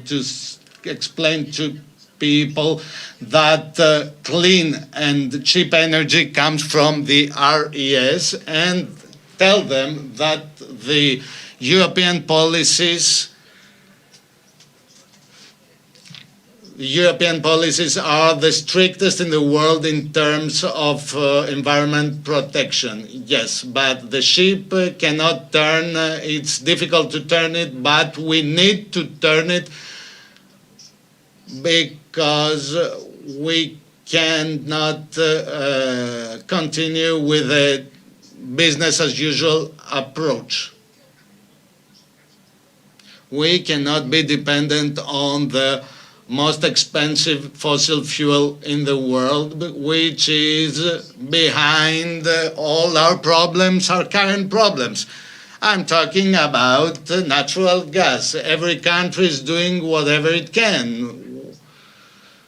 We push things to the limits, but with all this money coming from the European Union as a support, we need to increase the mix of renewable energy sources in line with the local communities, with the local authorities, and with all these people who will have these air turbines just close to their house, and they will know that these turbines do not harm the environment, do not harm the birds, etc. Yes, just a small remark. Obviously, I fully agree with you that energy is the priority, and I have been working for 35 years in the sustainability field. I am an engineer, and the concern is that in our concern for the Greek transition, we must not leave behind all the rest. My concern is not to enter a channel of policies, of single-dimension policies. We're talking about the Mediterranean basin. There are countries without regulation when it comes to circular products. There are many gaps. We must not lag behind. We can talk about green transition, red, blue, etc. But what we want is change, and we need game changers for the change. Yes, but maybe the accelerators may constitute setbacks instead of accelerate things. And what Mrs. Spiraki told is very essential when it comes to approval of these policies. Yes, but these accelerators cannot turn into setbacks. When it comes to sustainable products and circular products through which the countries will be able to have local products that can be recycled, and through this new secondary markets will be generated. But in our country we don't have secondary markets through this cycle. But this sustainable product initiative to which I am a rapporteur for the European Union, I have the honor, the sustainable products will be a prerequisite for the green passport, the digital passport of each product, from cement and steel to chemical products, and the glasses where we drink our water. So we need to, the member states need to adapt and to fit their policies to that. Yes, Mrs. Spiraki. The way in which we will establish the new toolkit of the European Union, do you believe that this is sufficient in order to deal with this problem? And the comment on the local, on the national policies. You said that benefits cannot be the solution to this problem because, according to the numbers, the money given to the households which suffer are too much. Yes, they are suffering. All the households are suffering, but we all become vulnerable through this increase in cost. The first action we should take is to put off the fire by giving benefits. But within 5 years, we cannot keep giving benefits. Can we give for 5 years benefits? No, no one could stand this budgetary cost. So what we should do is to work with the social stakeholders in order to accelerate the installation of PVs, the installation of RES with the approval of the society. And at the same time, we must not miss the train to sustainability. But now our houses here are in flames and we need to put out these flames. And I'm afraid that this fire will keep burning. In winter, we will have this problem will be exacerbated, and we need to give solutions to that with an increase of RES in our energy mix. And thanks to the European intervention, we need to change the model. The model is the key word. This discussion is about the model.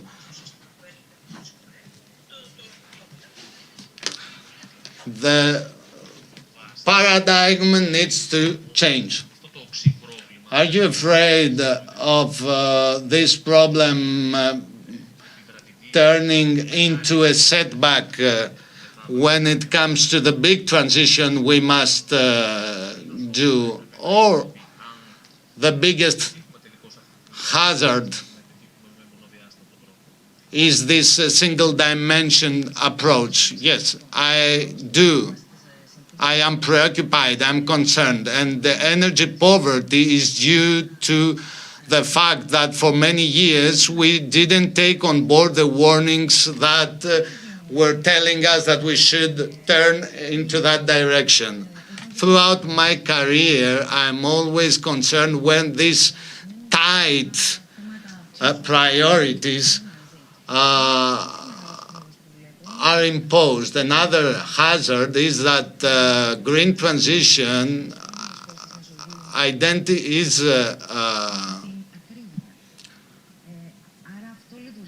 is interpreted as expensive bills. So this makes people be very skeptical when it comes to approve this this shift, this transition. We need to be frank with the society. We need to give them the numbers, the figures according to which they will approve all this transition that must be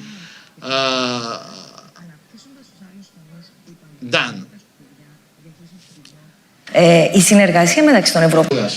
Also, when it comes to waste disposal, for example, the cooperation between member states of the European Union and on the Mediterranean countries is very important. We have great concerns when it comes to the contamination and pollution of the Mediterranean.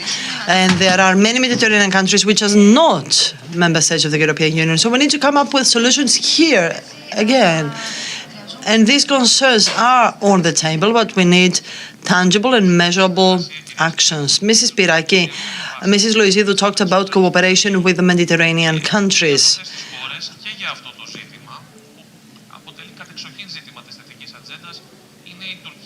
including Turkey. One of these countries is Turkey, and I would like to grasp this opportunity to ask you, Mrs. Spyraki, can we achieve the cooperation with Turkey, considering the recent developments?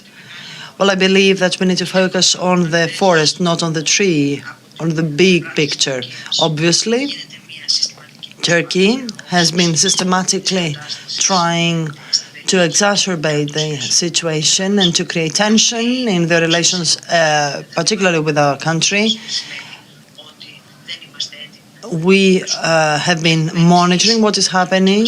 We have enhanced our deterring power.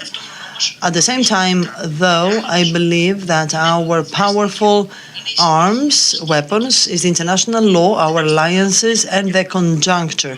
Allow me to say here, for example, that we have seen in the harsher way possible that there's no room for revisionism in the European Union. The European Union, in a coordinated way, replied through the harshest sanctions against Russia and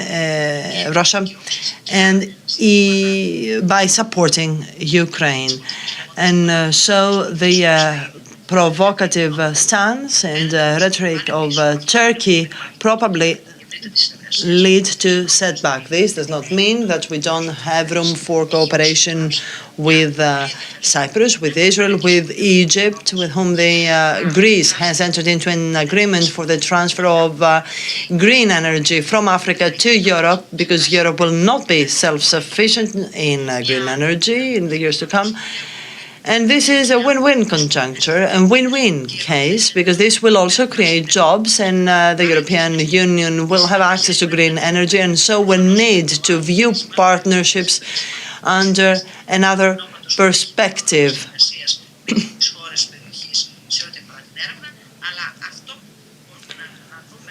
What certainly matters now is how we will enhance peace, safety, and stability in the Mediterranean, which is a conditio sine qua non to promote sustainability and pursuing the single agenda.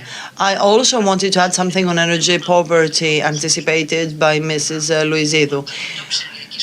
Countering energy poverty is a bet that needs to be our overarching political priority for the next period and the next programming period in all countries of the European Union, Greece, Cyprus, Italy, with many abandoned buildings in villages in Spain and Portugal.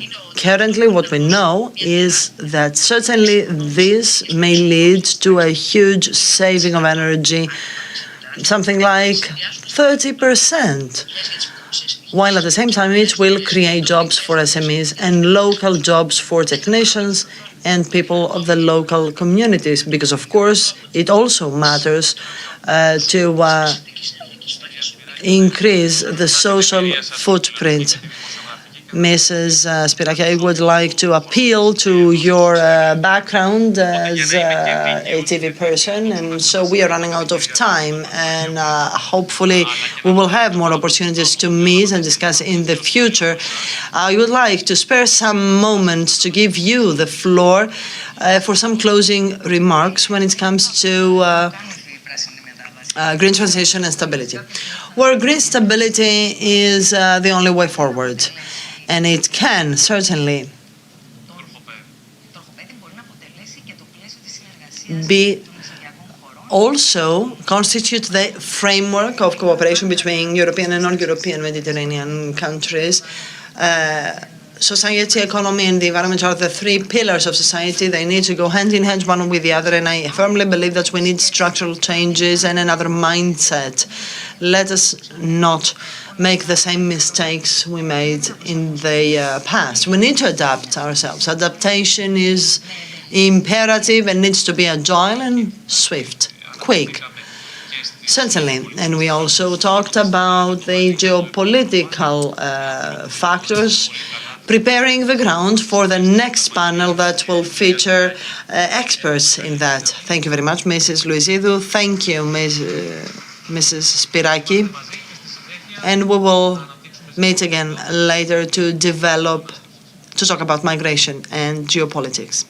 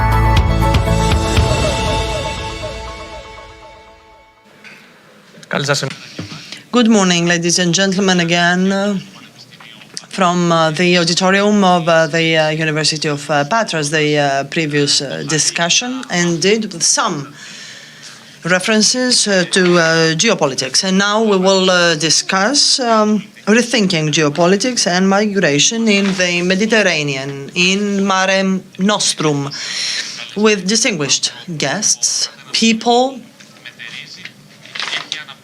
who have developed structures and aspects relevant to this undertaking. Next to me, I have the Professor, University of the Peloponnese,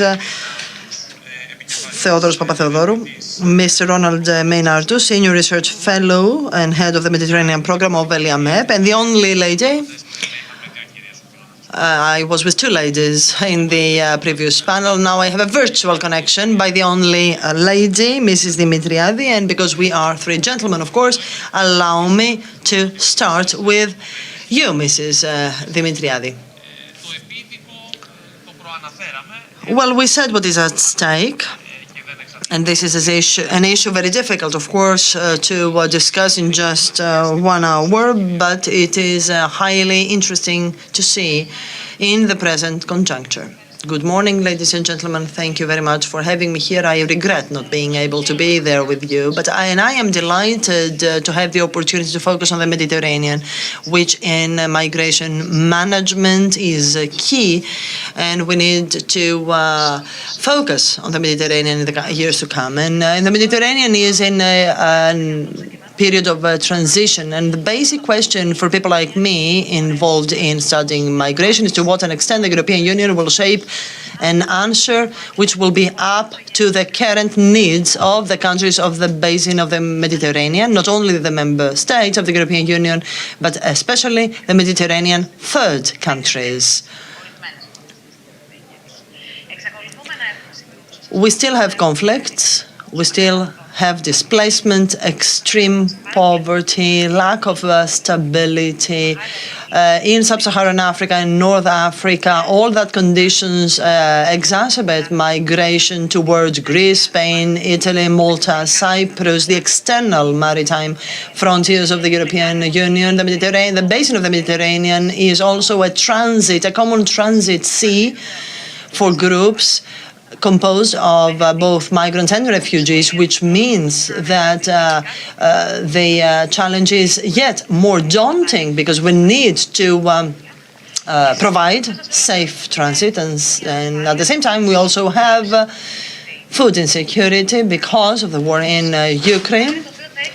And this certainly will have an impact on countries like Tunisia, Egypt, and Turkey, according to the first forecast. And these are also transit countries, but also countries of origin of refugees and migrants. And so considering energy cost, the increase in prices, lack of raw materials, the picture we have seems gloomy. At the same time, we can see state policies which trigger and foment instability for already installed refugees and migrants. A recent example is Turkey, which has been talking about provoking the return of many Syrians. And so these people will certainly attempt to come to Europe because Syria is not an option for them. And so the problem that emerges for the European Union, and I would say for single countries like Greece, is that there seems to be a trend for policies to develop because of the crisis. It started with Arab Spring. It has been exacerbated, and we have a perpetual trend as to how to avoid repeating the situation of 2015. So we are now turning to a paradigm that used to be an exception, and the consecutive crises certainly are not of any help to address legislative, long-standing problems and gaps. And these crises, of course, are not temporary. They are structural, permanent crises that need to be addressed in the long run.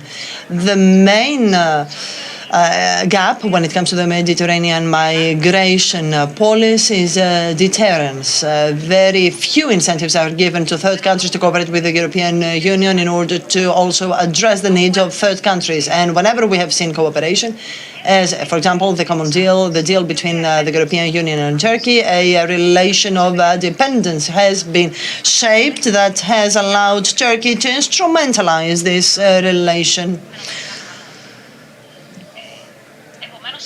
Having said that, the challenge for the Mediterranean is for us to view it exactly as it is, a mare nostrum, a common space in order to regulate and facilitate transit.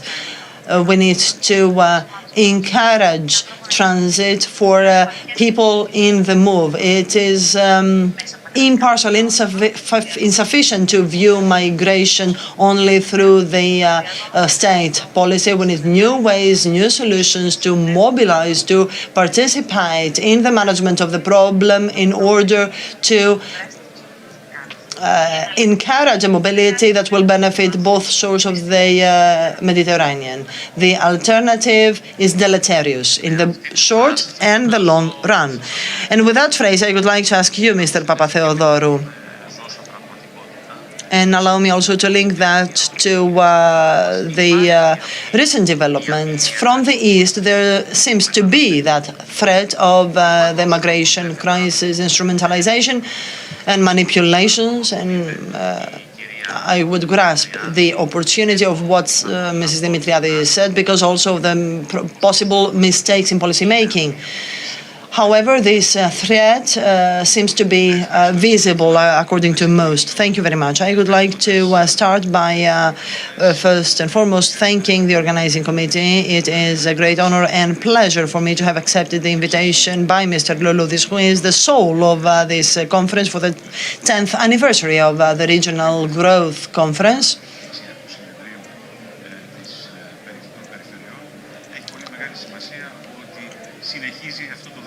Importantly, he continues along the path of growth and development. And now let me come to your question. In my view, it's worth noting that when we talk about migration and refugee policy of the European Union, we are talking about policy, a policy which currently, as always, depends on the geopolitical changes of the world order in our neighborhood and globally. If we see how these geopolitical changes, especially in the Mediterranean, have had an impact on today's migration policy of the European Union, then we need to think about the period of 1991 when the migration policy starts being of interest for the European Union, but especially after 2012, 13, 14, the Arab Spring, and when we had displacement of people in our area. But they started from a substantial historic watershed that was Arab Spring and the change in boundaries, in frontiers.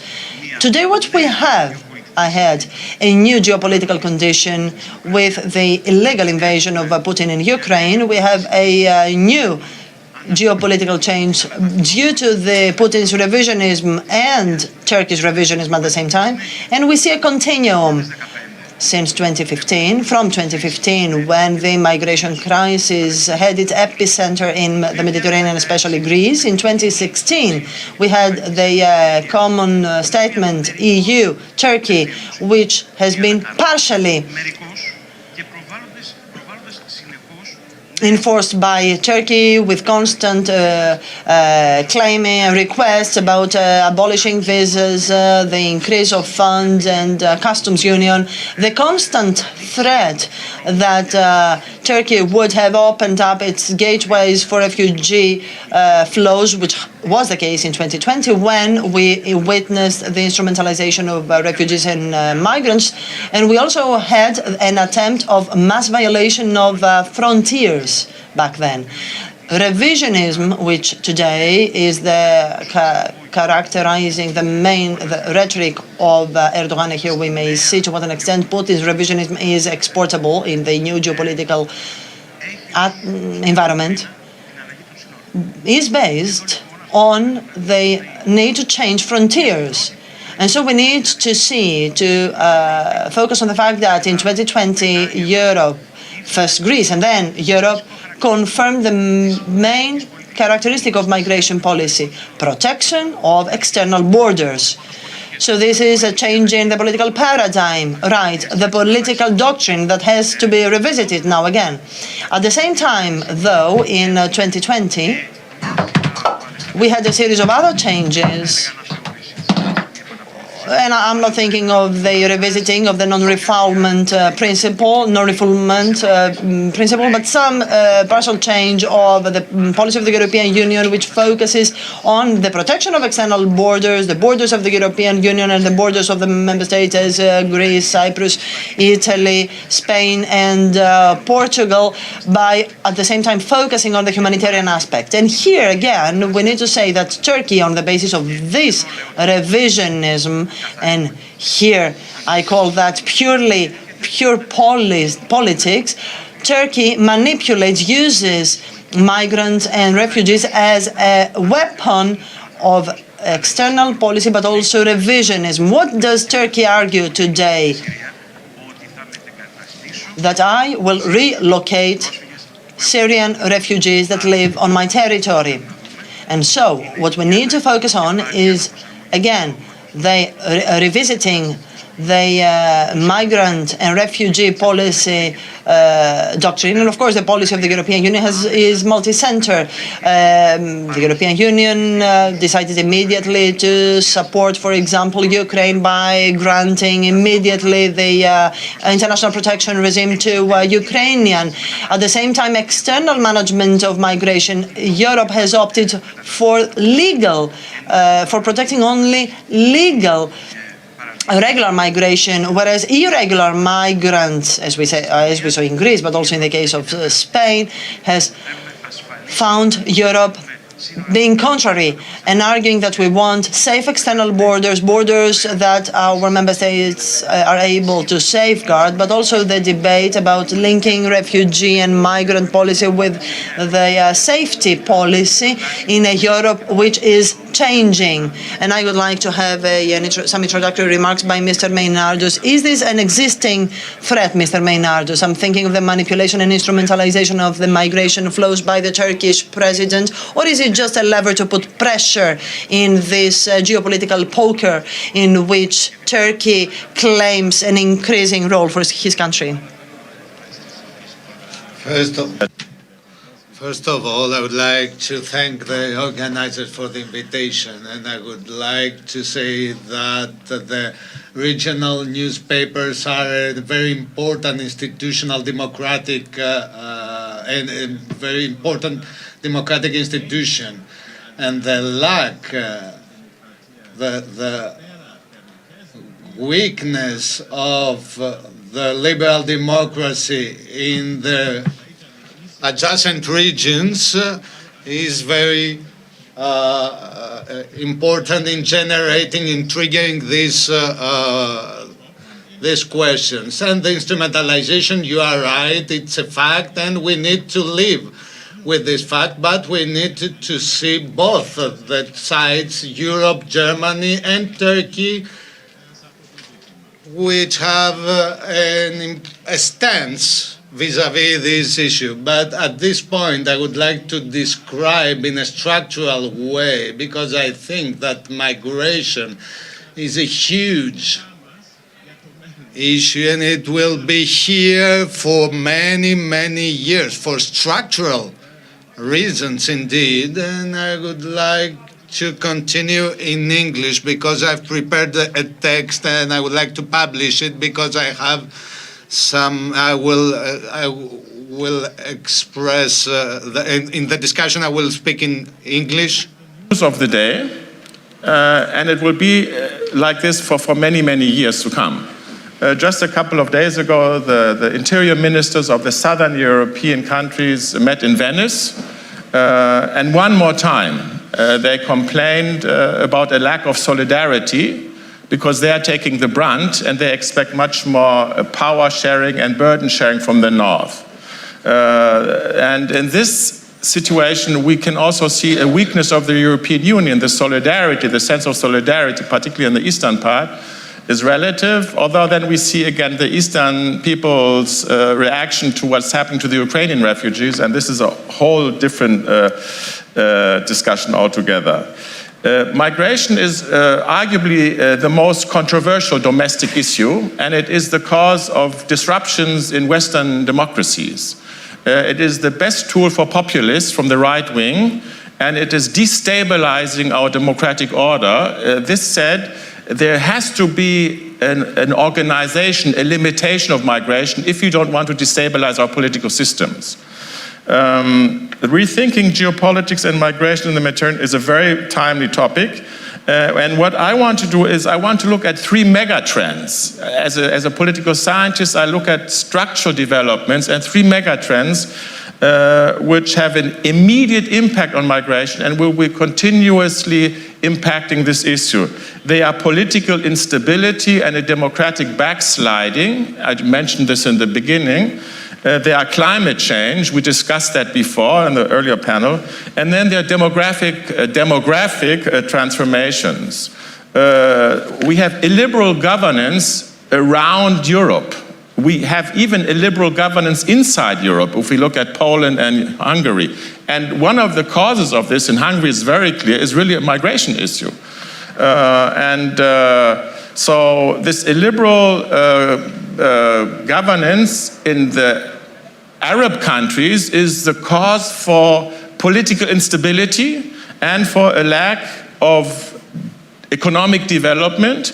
And these two phenomena, they drive emigration. If Egypt, as I said before, I lived for 20 years in Egypt, so if Egypt were a democratic polity, we would not have the people wanting to live there in Charles. The other point is climate change, and according to studies, the Mediterranean is more affected by the devastations of climate change than other parts of the world. And I think we here in Greece, we saw yesterday the pictures coming from Larissa, we saw the weather phenomenon a couple of days ago. Last summer we saw these catastrophic forest fires. And these, ladies and gentlemen, will continue to be an issue. And experts predict an increase in droughts. And these have an immediate effect on the agricultural sector and food security, particularly in the southern part. And this will also lead to many people coming from the south to the north. And the last thing, which we cannot overstate, is the demographic transformation we are seeing. Greece is shrinking in a dramatic way, and if you want, I can elaborate on this. There is really a catastrophic development if you look at the populations here in Greece and in Italy, also in my own country. And if it were not for migration, the demographic balance would be totally out of order. If you look at the projections by the demographic people, they would say in 50, 100 years, the population of Greece would shrink to the half of what it is now. And this has dramatic implications also for the economic development. So therefore, we need migration.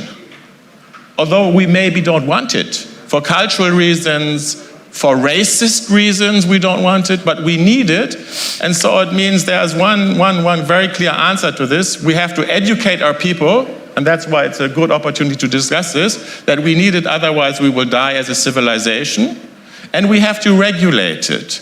We have to organize it. And I think this is also the paradigm a little the European Union is following. Κύριε Παπαθεοδόρου. Και τώρα συνεχίζω στα ελληνικά. Ευχαριστώ πολύ. Εμείς σας ευχαριστώ. And now I continue in English. I will retain two things. First of all, the lack of convergence when it comes to European solidarity and the extension of this discussion and its connection with the demographic transformation which is of paramount importance in Greece, and the integration policies for these people, we need to focus on that. It's of paramount importance, and Mr. Papatheodorou would like to revisit the point we've discussed previously, namely the new doctrine of policy,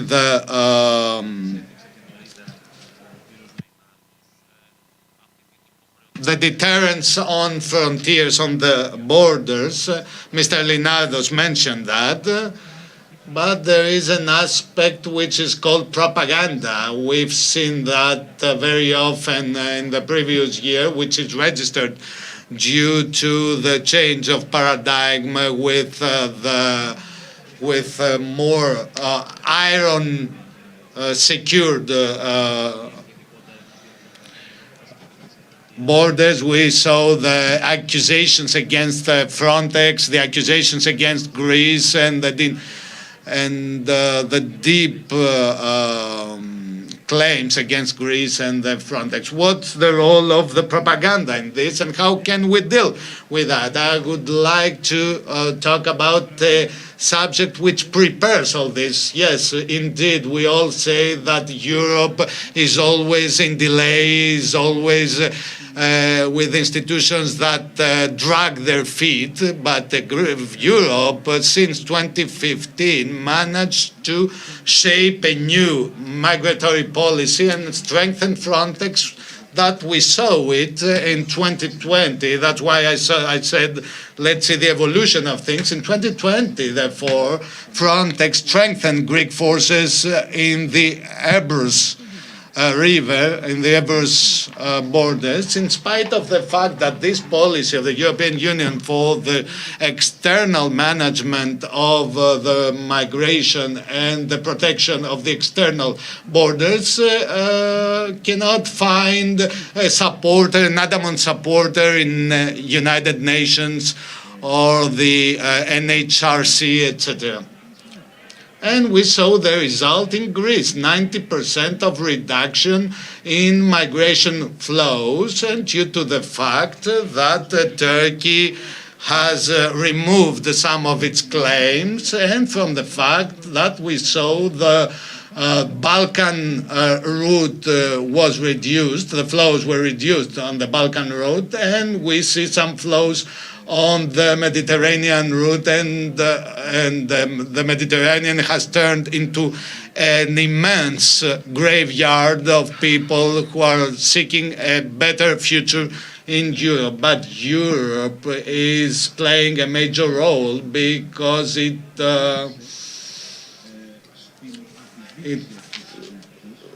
this policy has been placed in doubt. It was put in doubt when we saw the European Court for Human Rights that sets some prerequisites when it comes to the protection of the border and asylum seekers. But on the other hand, we must say things as they stand. Today we put in doubt the Frontex project after the resignation of the head of Frontex. 3 days ago in Brussels, some accusations that drag in the mud Greece, and we need to change things, then to change concepts, because migration, legal migration, is very important. My dear colleague mentioned before some illiberal democracies in Greece which generate problems in the evolution of the European policy, such as Hungary. But this European policy has been developed in the last 5 years. And I would like to conclude by saying that being in a very important geopolitical region with some important particularities, European policy cannot fit, there cannot be one policy that fits every member. We find ourselves this concept-specific risk region. There are some risks coming from a specific context, and we have some special needs in relation to the Turkish policy. We have a specific needs when it comes to countries such as Jordan and Libya.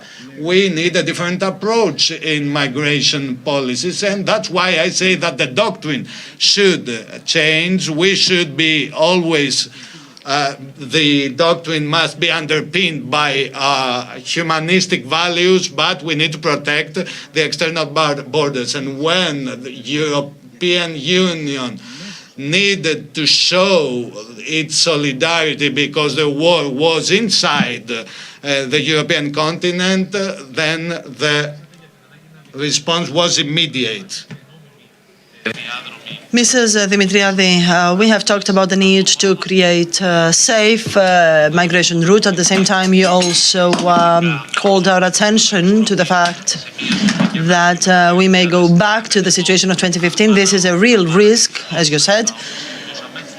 And so here I would like to ask this. We have talked about propaganda, about the role of misinformation and its role here, but also the claims and accusations against the policy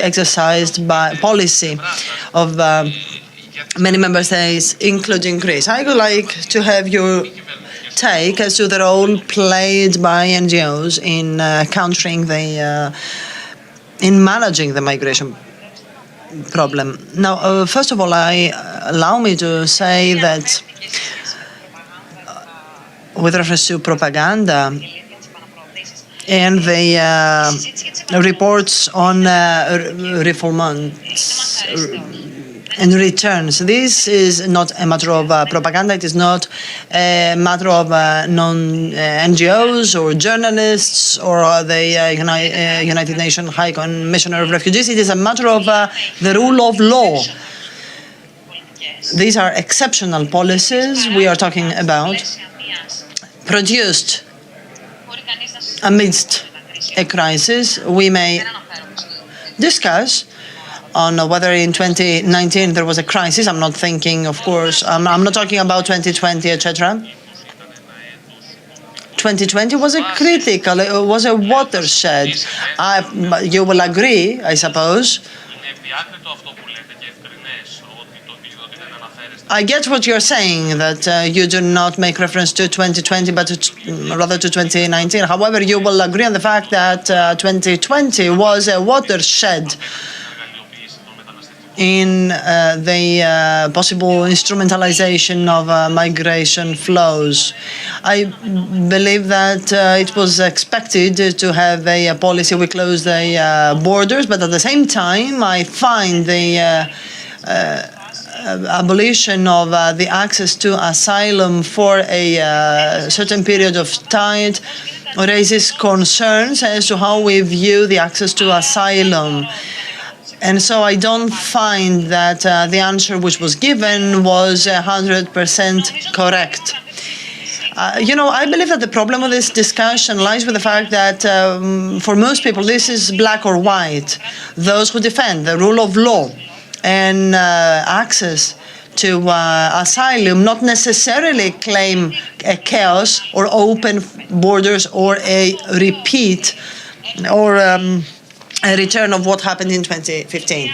The European Commission itself, which does not fully agree with all the policies applied along the external borders of the European Union and has showed that repeatedly, is that when it comes to protection of the human rights and deterrence, etc., we need to strike a balance. This balance has not been stricken.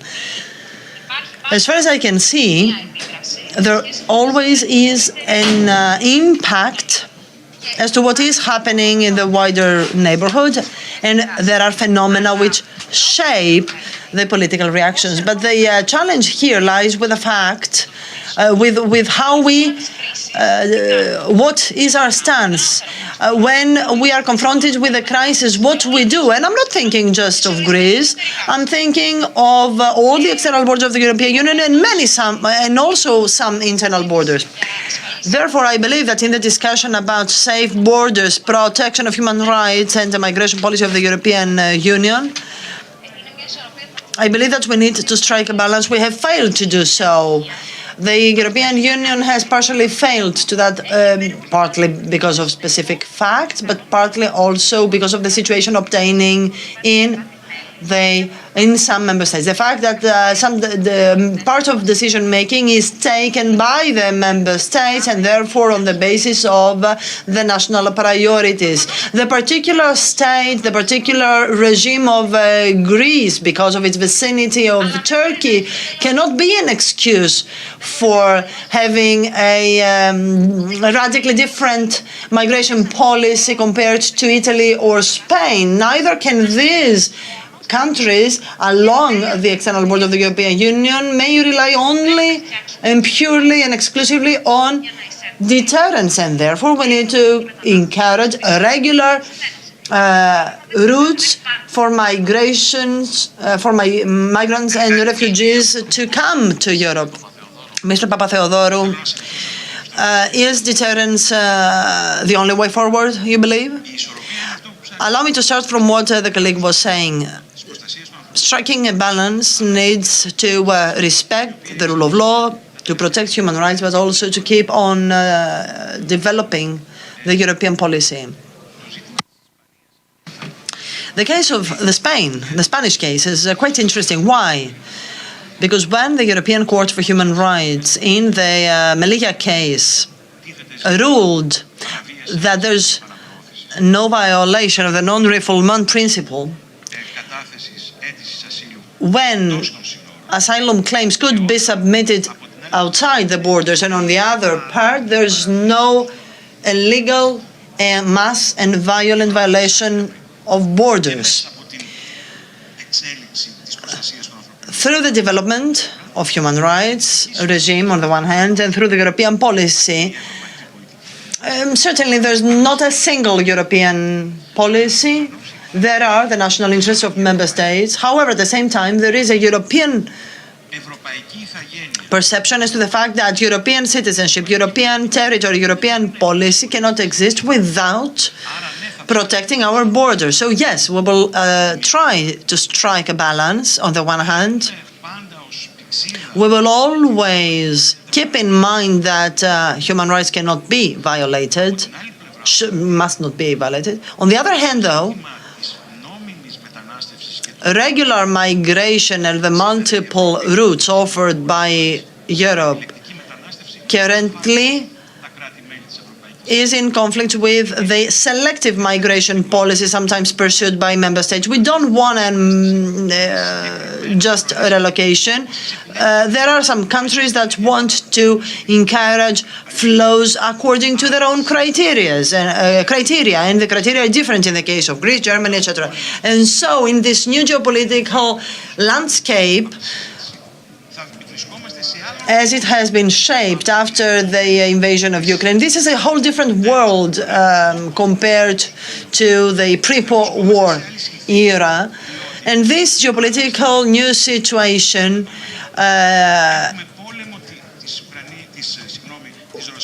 is here to stay up to the end of the war. We have an attack against liberal democracy and rule of law as we see it in the West, and this is something we need to defend in the future. Certainly this will also have an impact on the migration policy.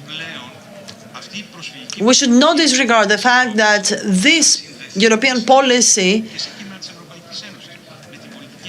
has to do also with and is linked to the safety policy of the European Union.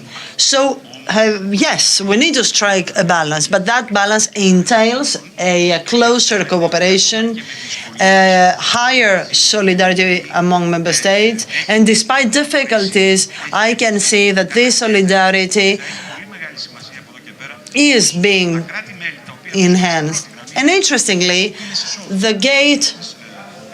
the member states, which are the gateways as Portugal, Spain, Cyprus, Greece, they will have a policy which will be tailored to the existing conditions. And in my view, it is here that we need to try to find the new balances, obviously without undermining the right to international protection for people who are in desperate need of that because they flee their country. Mr. Menardis, do you agree that the political conjuncture and the special place of Greece, the geopolitical place in Greece, cannot push away the deterrence policy vis-à-vis a more balanced policy? When it comes to deterrence, which is one dimension of a mix of policies, I think that solidarity, because we talked about the European solidarity, the solidarity of the European family, is a fact. It's not stressed, but it's a fact. What we saw on the Ebros River in 2020 was a historic appearance of the leadership of Europe to support the stance of Greece and to speak about a shield of the European defense. And we talk strictly about deterrence, and it has passed on. Yes, there was an international outcry coming from the NGOs, etc., but at the political level there was a consensus. But exclusively deterrence does not work, does not function, because deterrence can take place on Ebros River, but the deterrence issue is much more complex in the Aegean or in coastal areas or in maritime borders. And I need to be very careful when I express that. I'm very afraid that 2020 can be repeated on the Aegean Islands, and there the challenges will be much harder to be faced by both the European Union and Greece. Yes, I'm talking about a coordinated effort. We can see here and there some interventions, but we can see a coordinated and the timing is not a coincidence, but still it hasn't reached the level to which it can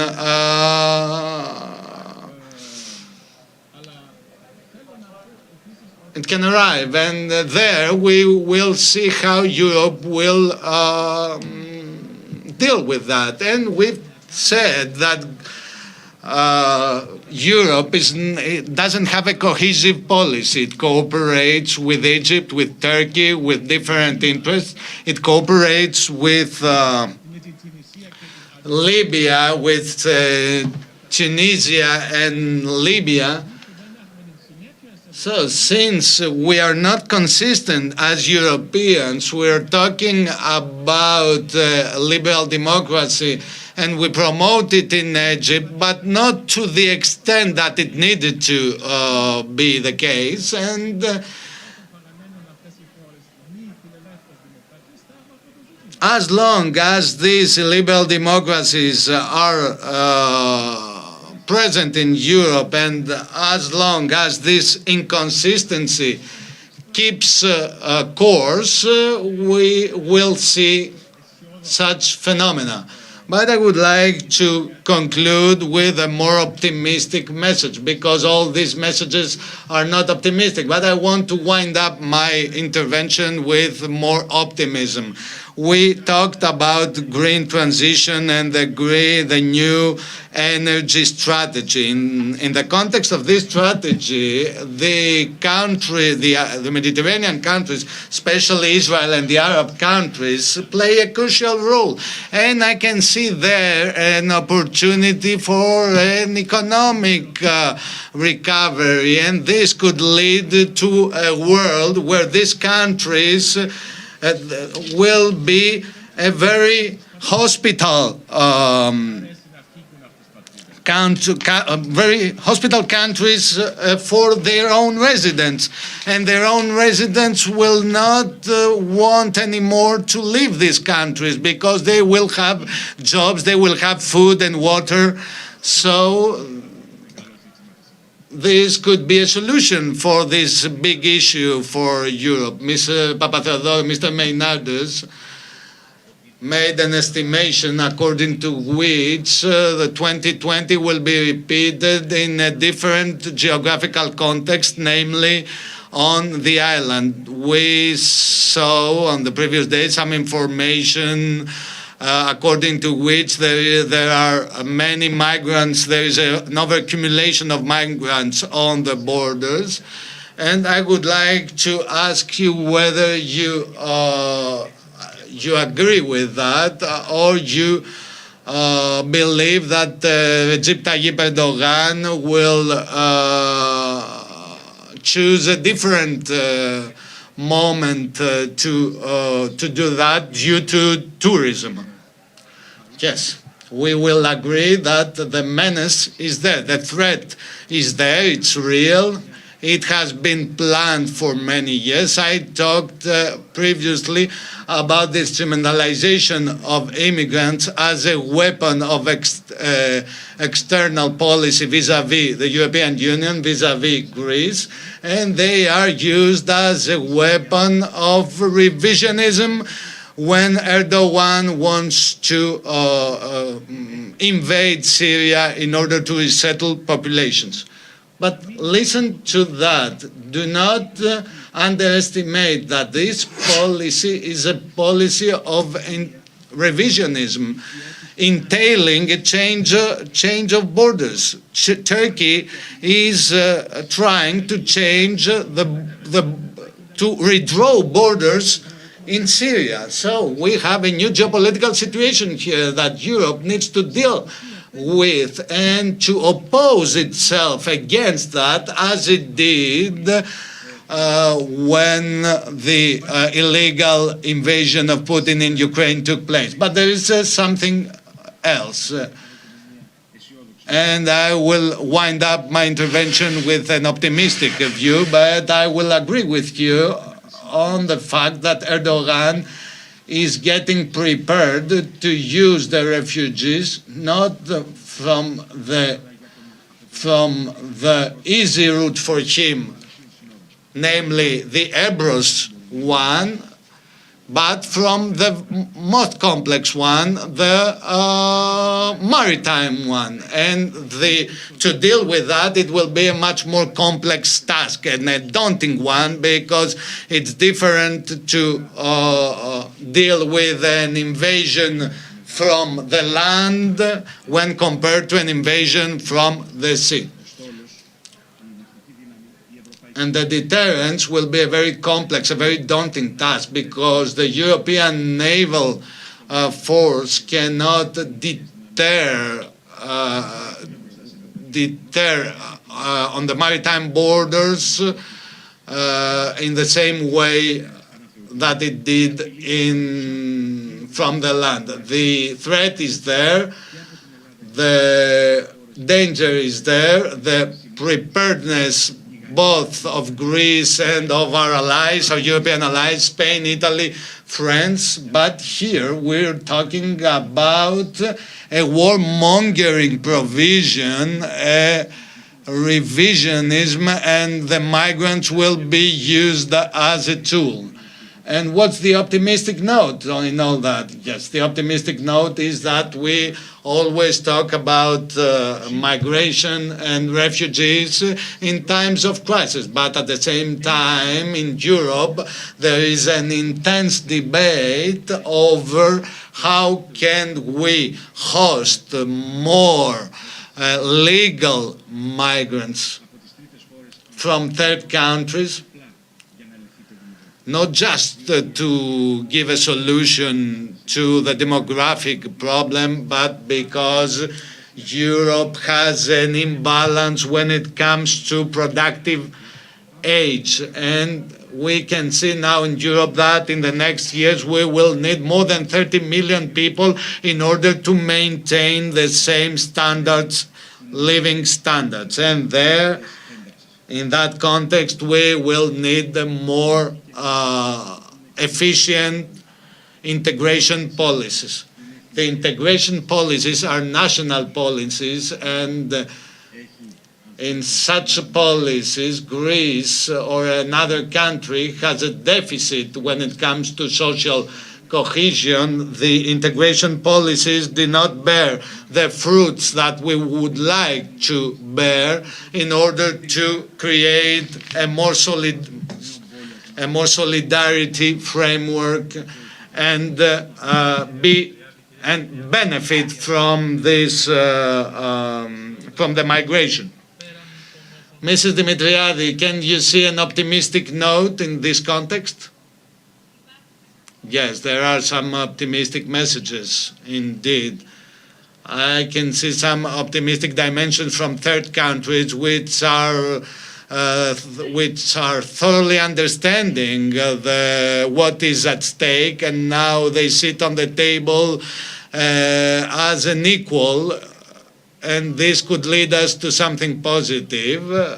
I see another positive aspect in the two world accords on migration and on refugees, and these are put on a test bed in different countries. We have in general a Eurocentric approach vis-à-vis migration, but migration, we should not forget that it's a global phenomenon, and these policies could lead to better solutions in Europe. And I find very optimistic as well the fact that the cities are getting engaged in the discussion, and I think that the more we get away from the central governance and the more the cities and the local authorities engage in these policies, we will have more integration, better and more efficient integration policies. Thank you very much. I will give the relay to the next session, and I regret for any deficits, and hopefully the next panel will be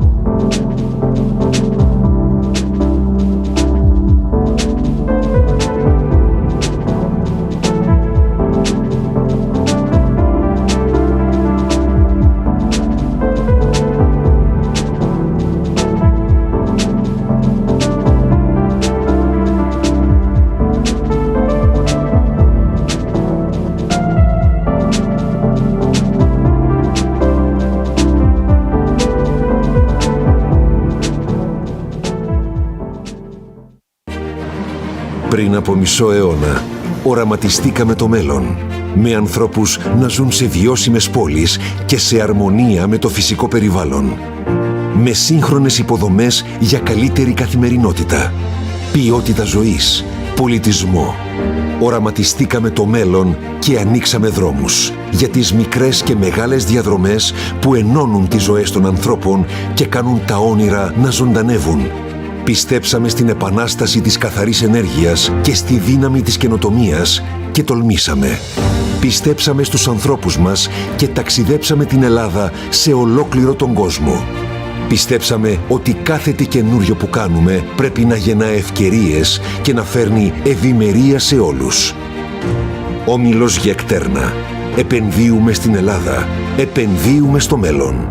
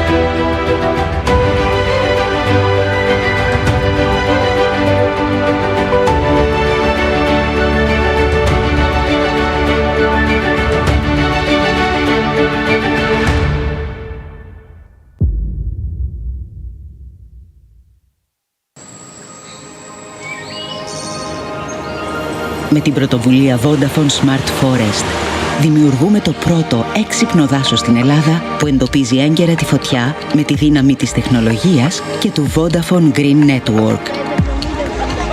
Αγκαλιάζουμε πιλωτικά περισσότερα από 314.000 στρέμματα στην Πάρνηθα και δημιουργούμε το υπόδειγμα για να είναι πιο ασφαλή από πυρκαγιές τα δάση της χώρας μας.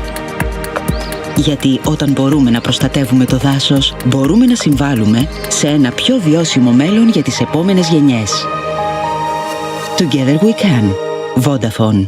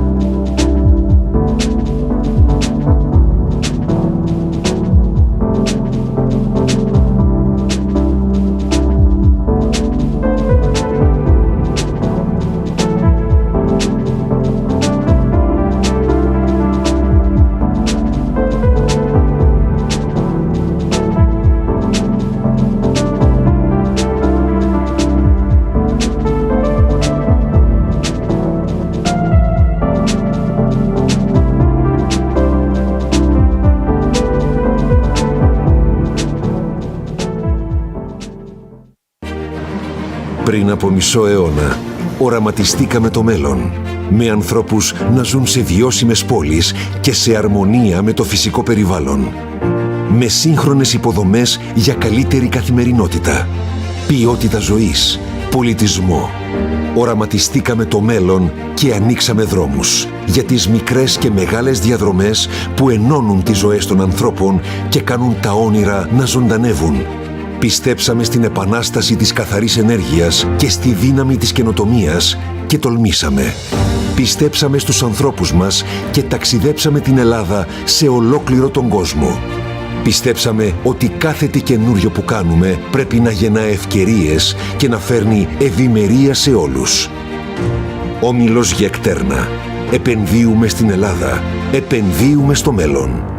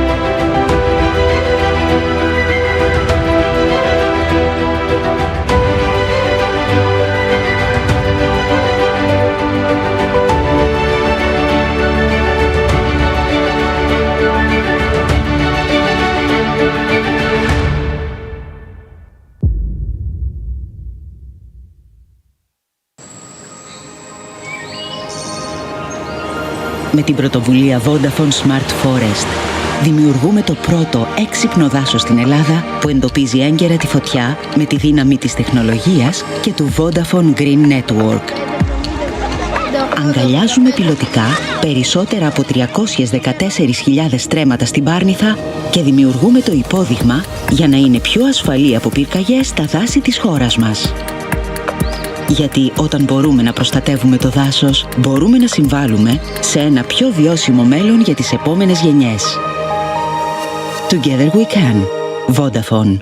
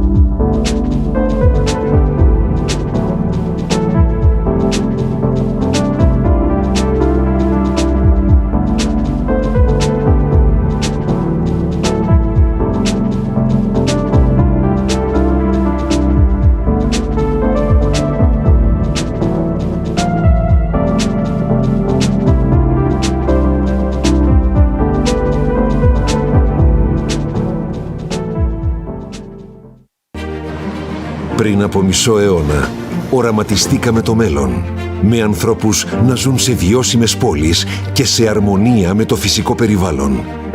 Με σύγχρονες υποδομές για καλύτερη καθημερινότητα, ποιότητα ζωής, πολιτισμό. Οραματιστήκαμε το μέλλον και ανοίξαμε δρόμους για τις μικρές και μεγάλες διαδρομές που ενώνουν τις ζωές των ανθρώπων και κάνουν τα όνειρα να ζωντανεύουν. Πιστέψαμε στην επανάσταση της καθαρής ενέργειας και στη δύναμη της καινοτομίας και τολμήσαμε. Πιστέψαμε στους ανθρώπους μας και ταξιδέψαμε την Ελλάδα σε ολόκληρο τον κόσμο. Πιστέψαμε ότι κάθε τι καινούριο που κάνουμε πρέπει να γεννά ευκαιρίες και να φέρνει ευημερία σε όλους. Όμιλος Γεκτέρνα. Επενδύουμε στην Ελλάδα. Επενδύουμε στο μέλλον.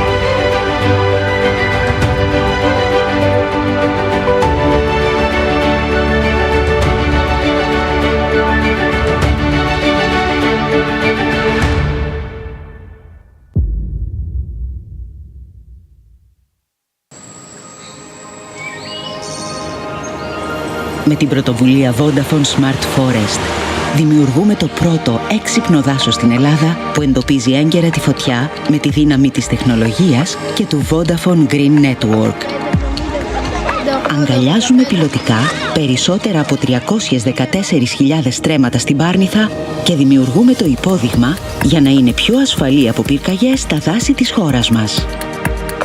Γιατί όταν μπορούμε να προστατεύουμε το δάσος, μπορούμε να συμβάλλουμε σε ένα πιο βιώσιμο μέλλον για τις επόμενες γενιές. Together we can. Vodafone.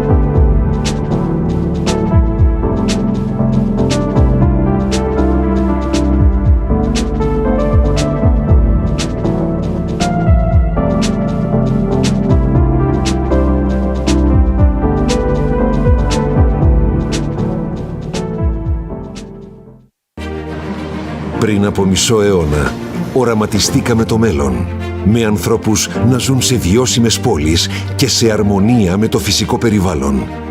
Με σύγχρονες υποδομές για καλύτερη καθημερινότητα, ποιότητα ζωής, πολιτισμό. Οραματιστήκαμε το μέλλον και ανοίξαμε δρόμους για τις μικρές και μεγάλες διαδρομές που ενώνουν τις ζωές των ανθρώπων και κάνουν τα όνειρα να ζωντανεύουν. Πιστέψαμε στην επανάσταση της καθαρής ενέργειας και στη δύναμη της καινοτομίας και τολμήσαμε.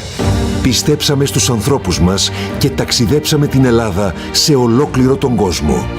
Πιστέψαμε ότι κάθε τι καινούριο που κάνουμε πρέπει να γεννά ευκαιρίες και να φέρνει ευημερία σε όλους. Όμιλος Γεκτέρνα. Επενδύουμε στην Ελλάδα. Επενδύουμε στο μέλλον.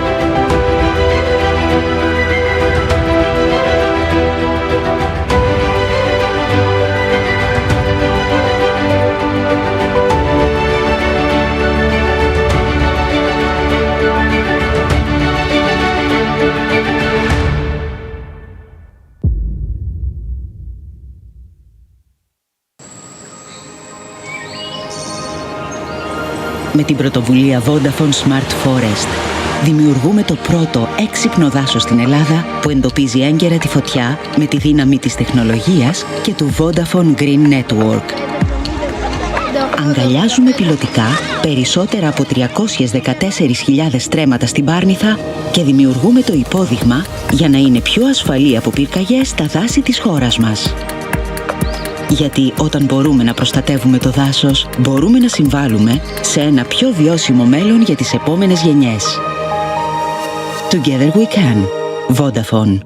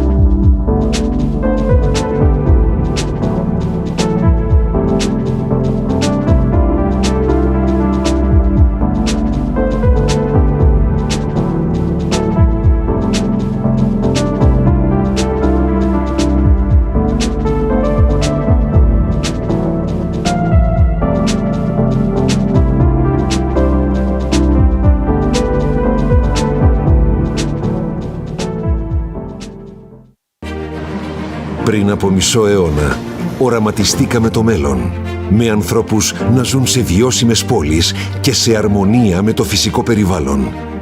Με σύγχρονες υποδομές για καλύτερη καθημερινότητα, ποιότητα ζωής, πολιτισμό. Οραματιστήκαμε το μέλλον και ανοίξαμε δρόμους για τις μικρές και μεγάλες διαδρομές που ενώνουν τις ζωές των ανθρώπων και κάνουν τα όνειρα να ζωντανεύουν. Πιστέψαμε στην επανάσταση της καθαρής ενέργειας και στη δύναμη της καινοτομίας και τολμήσαμε. Πιστέψαμε στους ανθρώπους μας και ταξιδέψαμε την Ελλάδα σε ολόκληρο τον κόσμο. Πιστέψαμε ότι κάθε τι καινούριο που κάνουμε πρέπει να γεννά ευκαιρίες και να φέρνει ευημερία σε όλους. Όμιλος Γεκτέρνα. Επενδύουμε στην Ελλάδα. Επενδύουμε στο μέλλον.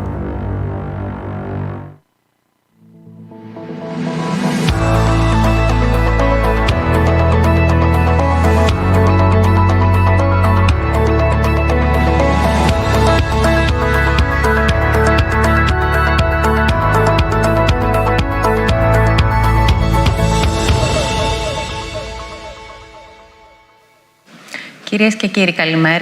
Ladies and gentlemen, good morning and welcome to the Regional Growth Conference. This is an institution and this year is taking place in a very difficult conjuncture for we have the war in Ukraine and inflation which has skyrocketing to a record high, thus shrinking income of households and businesses. Today I have the pleasure and honor to have here with me Mr. Konstantinos Tsagaropoulos, Governor at the Greek Siemens Pension Fund, NAT, Good morning. I would like to thank the organizing committee for having me here. It is the first time I participate, and I hope to come back in the future. Mr. Tsangaropoulos has managed to achieve something unprecedented for the Greek standards. For in a very short period of time, he managed to minimize the pending pensions of NAT. Mr. Tsangaropoulos, you took office in April 2021 as the governor of NAT Fund, and I would like to ask you, how have you managed to get rid of that torment? Well, I will tell you how, but allow me to correct something. It was not an achievement only by Mr. Tsangaropoulos. It was a coordinated job done by especially the NATS employees. They spared no effort. They worked really night and day to achieve that, while at the same time it is also an achievement which was feasible thanks to the support of the Minister Hatzidakis from day one. He helped us, he supported us, and this was very significant to us. Now, when it comes to management, we need to focus on human beings. Of course, digital means are very important, and this is where we have invested. But we first need to focus on human beings. So we went to the services, we went to the officials to ask them what the real needs were, what the real problems were. And through that interviews, we managed to gather information in order to bridge gaps. So we found out, for example, that only 20 employees managed to settle 190 dossiers per month, with 150 dossiers being submitted per month. There are no magical solutions, but there are reasonable solutions. So what we did was to recruit new people. So we benefited from the OIVs, the European the Greek Manpower Organization, by recruiting employees after interviews who staffed who accompanied the existing 20s. We also, for the first time, institutionalized productivity bonuses, which, as we saw, was fundamental. So it was constructive. And at the same time, we also found out specific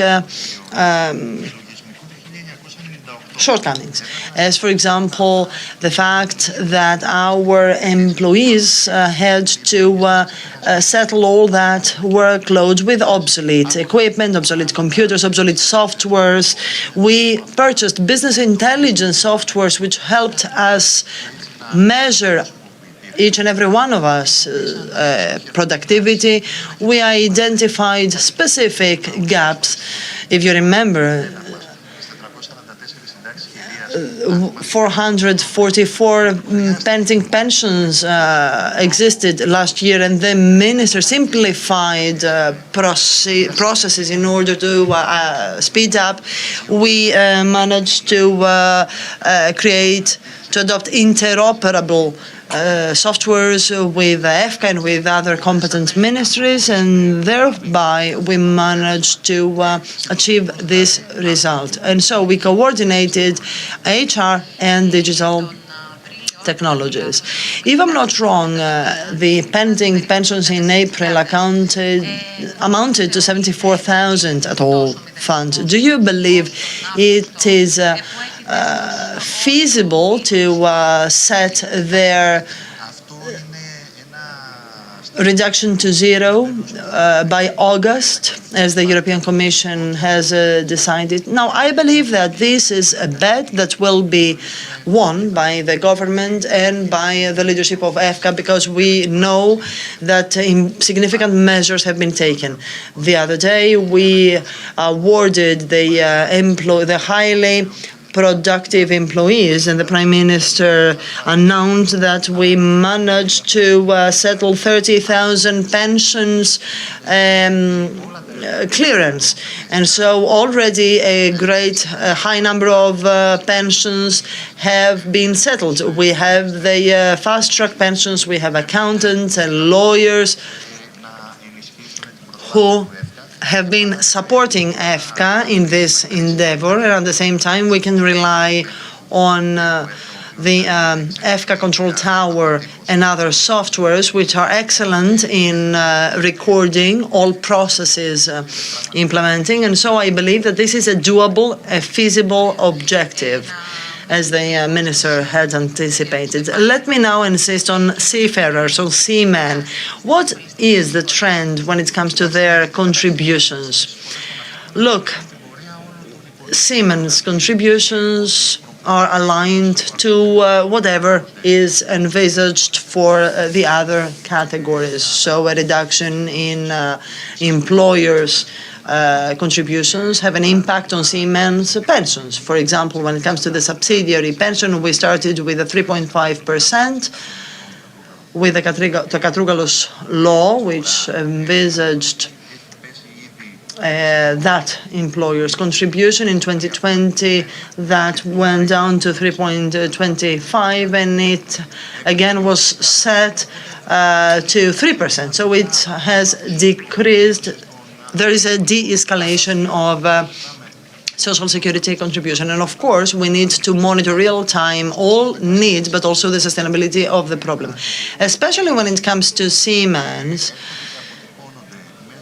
Their pensions and contributions are defined by ministerial decrees and measures adopted to incentivize the use of the Greek flag, but also to increase the attractiveness of the profession. All that is translated into new measures and incentives, including, of course, a relief of social security contributions.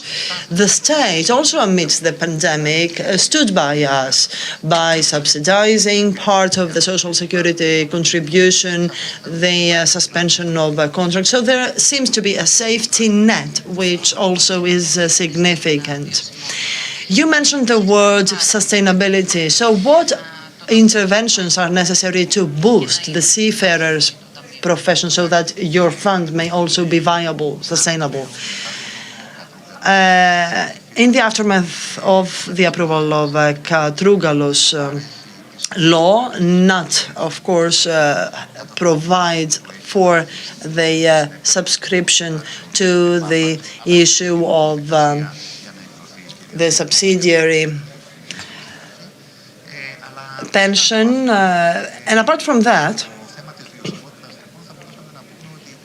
when it comes to sustainability, we could, of course, remind that NAT is part of EFCA, together with all the other funds, including assets, of course, and liabilities. The only thing NAT can do is, once the pending workload is settled and cleared, we will focus on the seafarers' profession and how shipping may make our life easier. So what we can see is that once the pending cases are settled, we will use to the utmost the great amount of information and data collected. We have collected information for our ships, our fleet, and personnel, and of course we will thoroughly study that. We have also multi-configured data. We have the possibility now to identify what the trends are and how to map the various aspects, and these would be useful for the Ministry of Shipping and also when it comes to the training of seafarers in order not to make useless investments.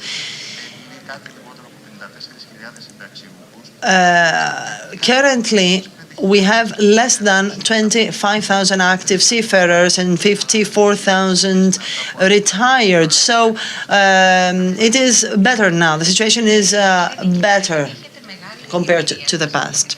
Governor, you have a long-standing experience in social security situation. From January 2023, there seems to be a removal of the freezing of pensions, and probably pensioners will see an increase in their pensions from January 1st, 2023. Your pensioners, will they be entitled to these increases? They not follows all the measures taken and all the decisions taken for pensioners at large. And so, of course, the NAT pensioners will be entitled to whatever the government will provide. But already, increases have been granted through the Brutis law that had, in compliance with the ruling of the Council of State, remedied the injustices of the Katrougalos law. More than 225,000 pensioners have seen their pensions increased. Announcements have been made about the abolition of a solidarity levy, and so we have a safety net that provides for an increase in the NAT pensioners' increase. According to the terms and conditions provided for by the Katrougalos law, however, depending on that, whatever will be valid for the other pensioners will be valid for the NAT pensioners. So we cannot make any estimates for any increase in pensions. Well, we certainly cannot risk making any specific and accurate forecast about that. When it comes to retroactive pensions, we are expecting the Council of State ruling for the retroactive pensions. Who will be entitled to that eventually? Look, I will not risk saying anything about that because, of course, we need to expect the ruling of the Council of State. What we can certainly see and say is that this government complies with all the rulings issued by the Greek courts. So as the Prime Minister and the Minister has said, we will see what the court will decide and we will comply with that.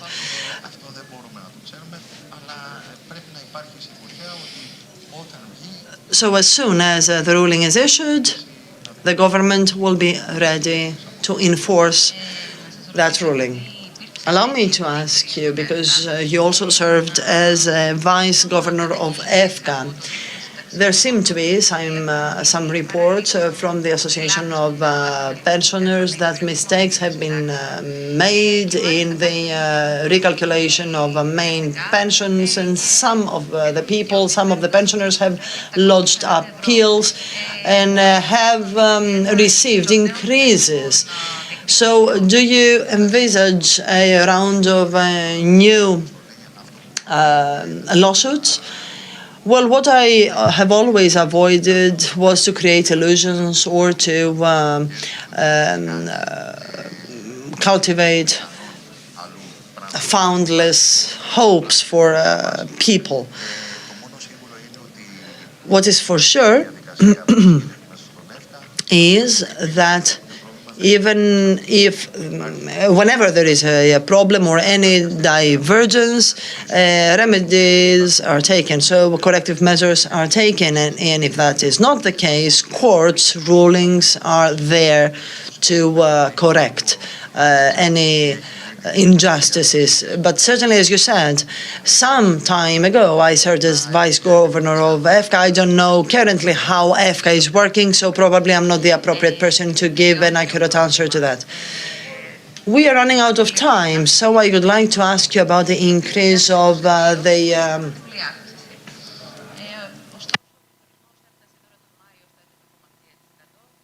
threshold salary.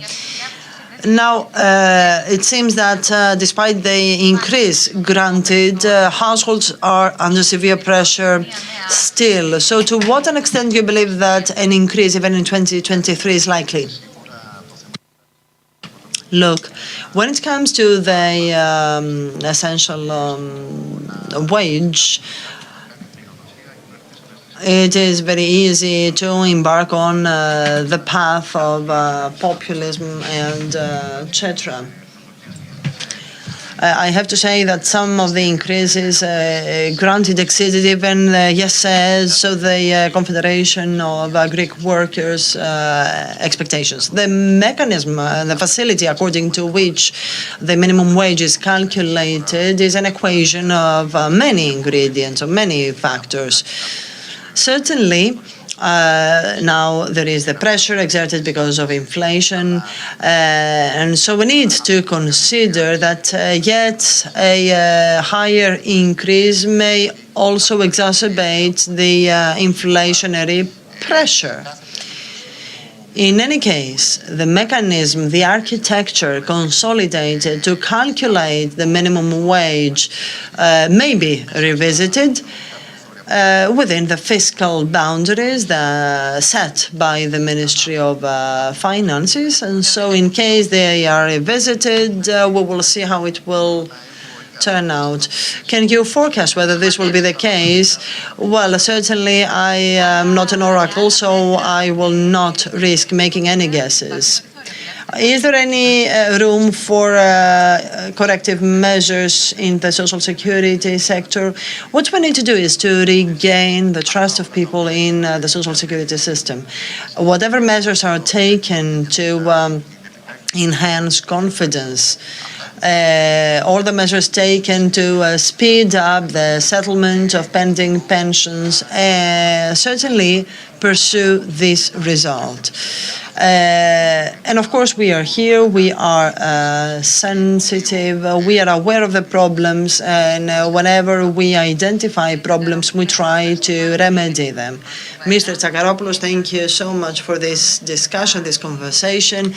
The Minister of Maritime Affairs and Insular Policy, Mr. Plakiotakis, will hold a speech immediately after. So, ladies and gentlemen, please stay tuned.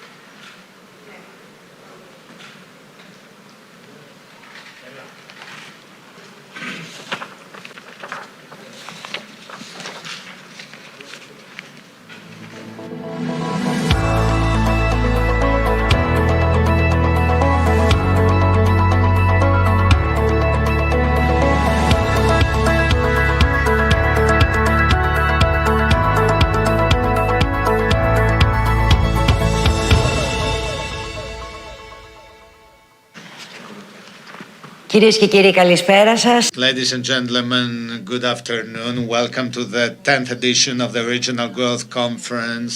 Let's congratulate the organizers, Mr. Theodor Luludi and his partners for this seamless organization for 3 days. Indeed, the heart of the regional growth was at Patras. Apart from the internet, our session is broadcasted by Ionian TV, and we will talk about ports. Ports as drivers of regional development, a crucial role for the regional growth and the regional connectivity. It is paramount importance that the ports will meet the challenging requirements of today, adopting innovative supply chain solutions, smart and green business models, as well as proactive and sustainable infrastructural planning, enhancing this way their role as primary drivers of socio-economic development. And we will talk about this subject with very distinguished guests. But before introducing you the co-panelists with whom we are going to have a very important discussion, let's hear the speech by Ioannis Plagiotakis, Minister of Maritime Affairs and Insular Policy, who, due to other unavoidable work engagements, he couldn't be here with us. Let's see his message.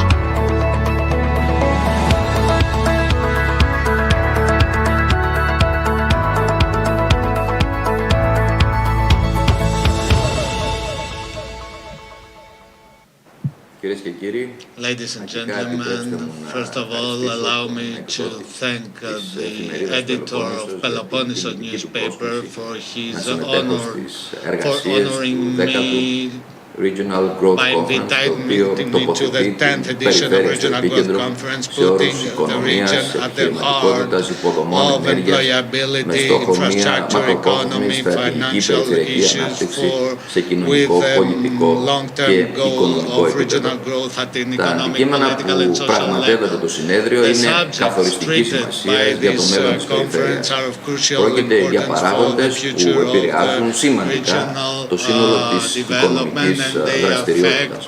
Όπως γνωρίζετε, ο Πρωθυπουργός Κυριάκος Μητσοτάκης, η κυβέρνηση, όλοι εμείς στο Υπουργείο Ναυτιλίας και Νησιωτικής Πολιτικής θεωρούμε σημαντική την μετάβαση στην έξυπνη ναυτιλία και έχουμε θέσει ως μία από τις βασικές μας προτεραιότητες στην αξιοποίηση των λιμανιών της πατρίδας μας. Γιατί έξυπνη ναυτιλία και λιμάνια σύγχρονα, κόμβοι διακίνησης επιβατών και εμπορίου στην νότιο-ανατολική Μεσόγειο συνεπάγονται σημαντικά ωφέλη για την ελληνική οικονομία, καλύτερη ποιότητα εξυπηρέτησης των πολιτών, ανάπτυξη για τις τοπικές κοινωνίες, ενίσχυση της γεωστρατηγικής θέσης της χώρας μας. Η Ελλάδα για πρώτη φορά διαθέτει δημόσια ολοκληρωμένη πολιτική στον τομέα της θαλάσσιας συγκοινωνίας και των νησιωτικών υποδομών θαλασσίων μεταφορών. Οι νησιώτες, κάτοικοι και επιχειρηματίες αντιμετωπίζονται με σεβασμό και αυτό σημαίνει ειδική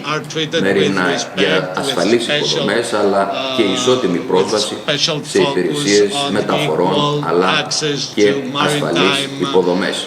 Στο πλαίσιο αυτό έχουμε ήδη εγκεκριμένα 45 έργα για τα οποία έχει διασφαλιστεί τόσο από το ΕΣΠΑ όσο και από το Ταμείο Ανάκαμψης το συνολικό ποσό των 205 εκατομμυρίων ευρώ. Στη νησιά μας κατοικεί το 15% του ελληνικού πληθυσμού, άρα το ελάχιστο που μπορούμε να προσφέρουμε είναι η εξασφάλιση της εδαφικής συνοχής. Μέσα λοιπόν από συστηματική νομοθετική και προγραμματική προσπάθεια η κυβέρνηση και τα συναρμόδια υπουργεία καταφέραμε και έχουμε εξασφαλίσει πλέον επιλεξιμότητα χρηματοδότησης για νησιωτικούς λιμένες εκτός του Ευρωπαϊκού Δικτύου Μεταφορών και επιπλέον με συγκεκριμένες πρωτοβουλίες θα επιτελέσουν ουσιαστικά προγραμματικό ρόλο για την προώθηση κρίσιμων νησιωτικών υποδομών στις θαλάσσιες μεταφορές με έμφαση κυρίως στα μικρά και μεσαία νησιά ή σε νησιωτικές περιοχές με σημαίνοντα περιφερειακό ρόλο hub στις θαλάσσιες κοινωνίες. Η πολιτική αυτή έχει ενσωματωθεί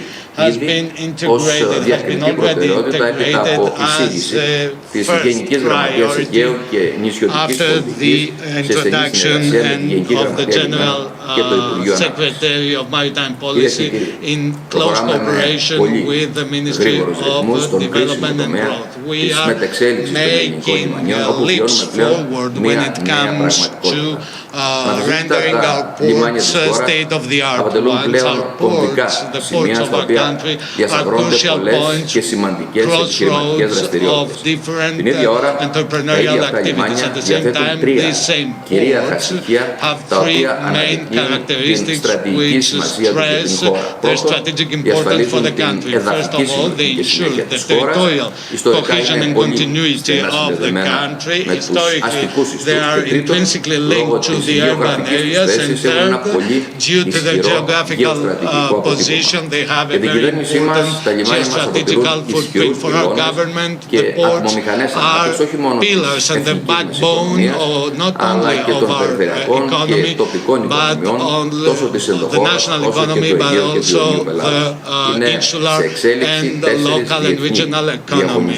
We have 4 contracts that will be awarded, 4 tenders that will take place in Igoumenitsa, Iraklio and other places, and with high interest of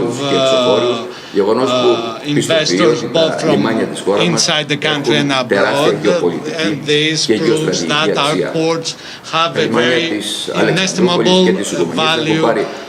Geostrategically speaking, Igoumenitsa and Kavala ports are in the second phase of the tender, and the same goes for Iraklio port, while the Kavala port is και τις διαδικασίες αξιοποίησης και για τα υπόλοιπα περιφερειακά λιμάνια. Όσον αφορά το λιμάνι της Πάτρας, είναι γνωστό ότι αποτελεί μια πολύ σημαντική πύλη στην δυτική πλευρά της χώρας μας, με τεράστιο ενδιαφέρον που μπορεί να μεταξελιχθεί σε ένα σημαντικό μετακομιστικό κέντρο. Αυτό προϋποθέτει τη σύνδεση του λιμανιού με τον σιδηρόδρομο, ενώ είναι σε εξέλιξη και πολύ σημαντικές πρωτοβουλίες της διοίκησης του οργανισμού λιμένα, προσαρμοσμένες στις απαιτήσεις των καιρών για την επίτευξη των αναπτυξιακών του στόχων. Απόρρια αυτών είναι η προετοιμασία του λιμανιού για την χρήση του υγροποιημένου φυσικού αερίου ως ναυτιλιακού καυσίμου, η αναζήτηση πόρων για την δυνατότητα παροχής ηλεκτρικής ενέργειας ταχεία κατά τη διάρκεια παραμονής του επιδόματος, το λεγόμενο cold ironing, η εκπόνηση των αναγκαίων μελετών για τη μείωση της ηλεκτρικής ενέργειας μέσω φωτοβολταϊκών συστημάτων και LED τεχνολογιών, τόσο σε επίπεδο κτηρίων, όσο και στον κοινόχρηστο φωτισμό του λιμανιού. Common light, lighting of the port. The Patras port has a bright future, and the Maritime and Insular Policy Ministry assists in this effort. We keep working, being sure that by utilizing the ports, the regional ports of our country, and the improvement and strengthening of the regional ports play a crucial role for the general growth and benefit both the local communities and the national communities. Having said that, I would like to thank again the organizers of this 10th edition of the Regional Growth Conference 2022, and hopefully from your conference very fruitful conclusions will be drawn which will lead to a bright future for our country. Thank you very much. Mr. Blakataki. Thank you, Minister. And now let us start with our conversation. I would like to first and foremost introduce you our distinguished guests. We have together with us Nektarios Demenopoulos, PR Manager from Costco. Good afternoon. Dimitris Iatridis, Executive Director of Hellenic Ports Association. Welcome. Mr. Taxiarchis Sardelis, Retired General and Senior Vice President at the Black Summit Financial Group. Welcome. Thank you very much for having me. We thank you for being here. Mr. Thanos Palis, Professor Port Economics and Policy at the University of Piraeus and President at the International Association of Maritime Economists, IAME.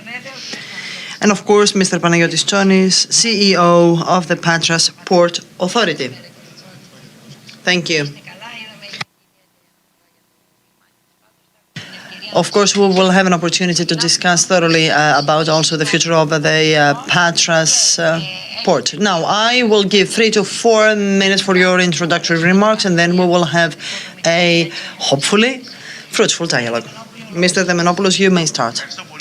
Thank you, ladies and gentlemen. I would like to first congratulate the organizing committee, who once more have managed to successfully organize the Regional Growth Conference. Thank you very much for having invited the Piraeus Port. Some first thoughts, some first insights that I could share with you are these.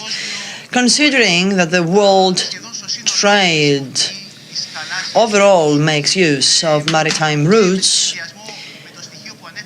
and considering what also the Minister anticipated, that is, the fact that Greek ports have a strategic and privileged position when it comes to good trafficking, be it energy or freight. Certainly there is room to further develop Greek ports by means of their targeted upgrade. We may share what has been achieved in the Piraeus port. Over the past decade, the Piraeus port has turned from a provincial port into one of the 30 major ports of the world through an effective partnership with a large maritime group. Importantly, the state may set the rules according to which such an upgrade will take place. In the case of Piraeus, this partnership started with an agreement for investment in the freight part, which multiplied the capacity of the port.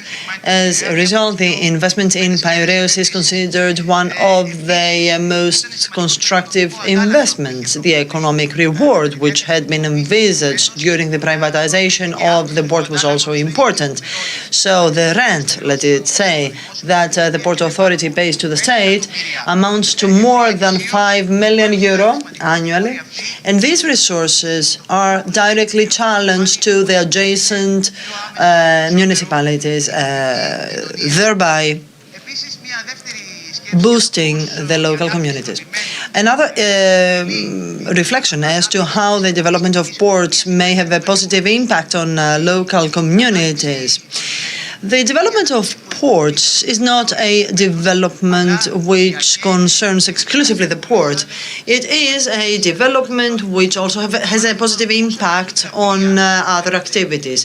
The more vessels reach our ports, the more increased needs we have for the supply to ship, be it water for cruises or fuels, etc. So an ecosystem is created around the developing port. Moreover, there is the need for shipyard repair-related activities. The Port of Piraeus has a shipyard zone which allows local companies to provide their services. Ship repair is an industry in which Greece has a rich know-how. At the same time, tourist-related services, especially on the islands, services related to cruise, etc., stretching from simple entertaining services up to real estate. So the idea here is that actually the development of a port has a multiplier effect. As a result, economic centers and hubs are created around ports under development. This is my initial remark. Thank you very much. Mr. Iatridis. Thank you very much for having me here. I would like to thank Mr. Leloudis, the publisher of the Peloponnesos newspaper, for an excellent organization. I certainly agree with Mr. Denenopoulos on the fact that development of a port has a multiplier effect on the municipality, on the region, development, growth, the creation of jobs.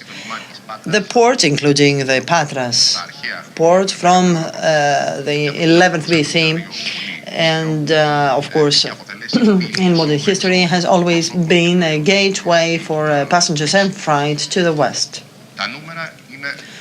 Figures are eloquent. The Piraeus port had a revenue of 150 million, 78 million, and high profitability for Thessaloniki. In Patras, ranked 3, followed by Heraklion, Corfu, Igoumenitsa. So excellent prospects, and of course a contribution to the Hellenic economy, and of course they support to Greek shipping. Greeks have always viewed blue oceans, the seas, has always been a seafaring nation, and have always considered ports as a poles of development. 1 week ago, I was at Valencia, Spain, at the Expo. The great concerns of Greece are our concerns of us, that is, Greek CEOs of port authorities, together with the secretary of our association, are in close cooperation, and we are trying to bring forward all the challenges we are confronted with. And what are they? There are 2 challenges which all the economic activity in our country is confronted with. First, the war in Ukraine, with deleterious short-term and long-term repercussions, and of course, pandemic, which has been part of our lives over the past since 2 years and a half.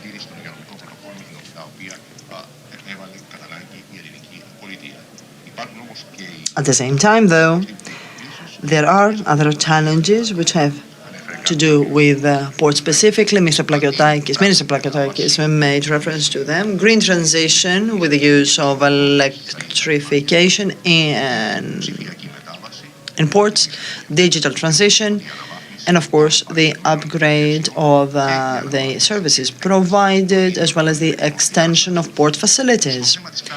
When it comes to green transition,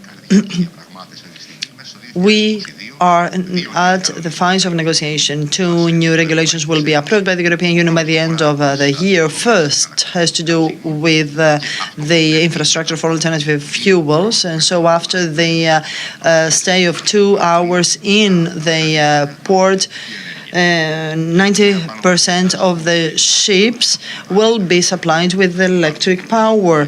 In the parliament, there are voices talking about 400 GT ships, although the initial thoughts were for 5,000 gross tonnage ships.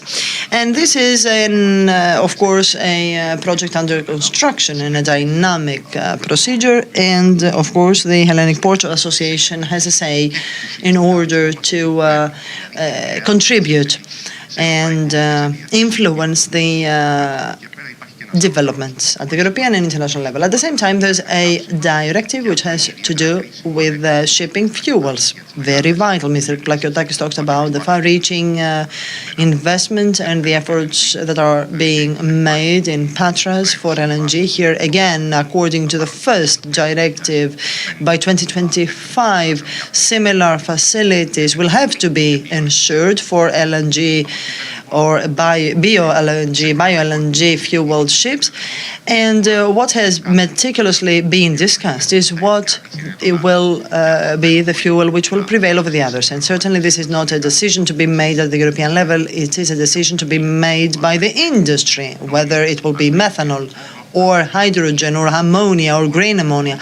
All that is vital, and all these are the dilemmas we are confronted with. Let us not, of course, disregard that we compete against the leading ports, Hamburg, Antwerp, and of course Thessaloniki, Patras, together with Piraeus, rank among the first at the European and international level. Digital transition, again, a series of initiatives which will certainly optimize the service provision inside the port, especially with reference to the environment, because we monitor the pollution at ports, although it is minimal in the framework of the Fit for 55 initiative. We have to count that on the basis of reliable studies. And then, of course, use of big data analysis, and which will optimize safety and security services in the port, and so various alternative scenarios and crisis management. And of course, Minister Plakiotakis also talked about the 250 million to be earmarked for insular ports from NSRF, the Structural Investment Fund, and the NEARCHOS project for the extension of port facilities, the upgrade of existing infrastructure for berths, safety of arrival, and 20 million euro from RRF. This amount hopefully will increase during the review of the action plan in conjunction with the competent ministry. And there are very encouraging also news from cruise industry. Thank you. Mr. Sardellis.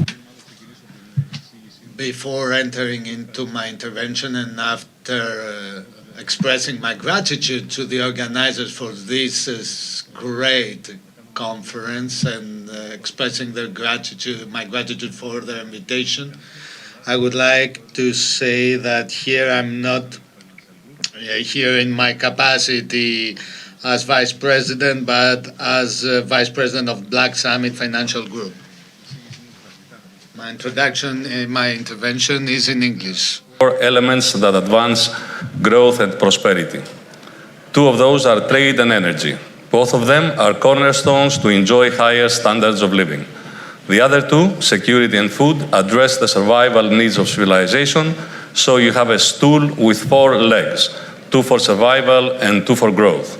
If one is missing, you have an unbalanced and risky proposition. Ports should serve all 4 functions. The world is currently facing 4 crises. First, defense security. Balance of power, Russia and China, where hard power, war, military, and soft power are being used to change the rules of the international order. Ports play a major role in that endeavor, and that's why both Russia and China are trying to obtain controls of ports like Piraeus, Thessaloniki, Crimea, Africa, South America, and so forth. The second crisis is energy security. Energy crisis at a time when the transition to renewable energy and carbon emissions reductions are underway. Again, ports can become hubs of energy security through pipelines, FSRUs, bunkering, and renewable energy projects. The third one is food security or food crisis. We're currently living one. The war in Ukraine proved the importance of establishing food valleys near the ports. The food crisis is here to stay for a long time. Climate change and demographics necessitate the vitality of those food valleys. The food valley that we envision will be between Kavala and Alexandroupoli, and I will provide some more details later on in the presentation. And finally, trade security. Supply chain crisis. We all have experienced its effects on our everyday lives. Efficient ports with sufficient warehousing capabilities can alleviate supply chain pressures.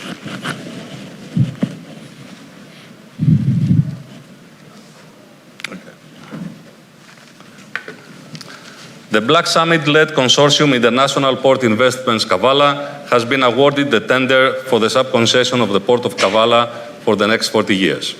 Black Summit is also part of the consortium that will be bidding for the Port of Alexandroupolis. Both ports are at the crossroads of Western geopolitical and geo-economic interests, and the strategic significance of the ports has heightened since Russia's invasion of Ukraine.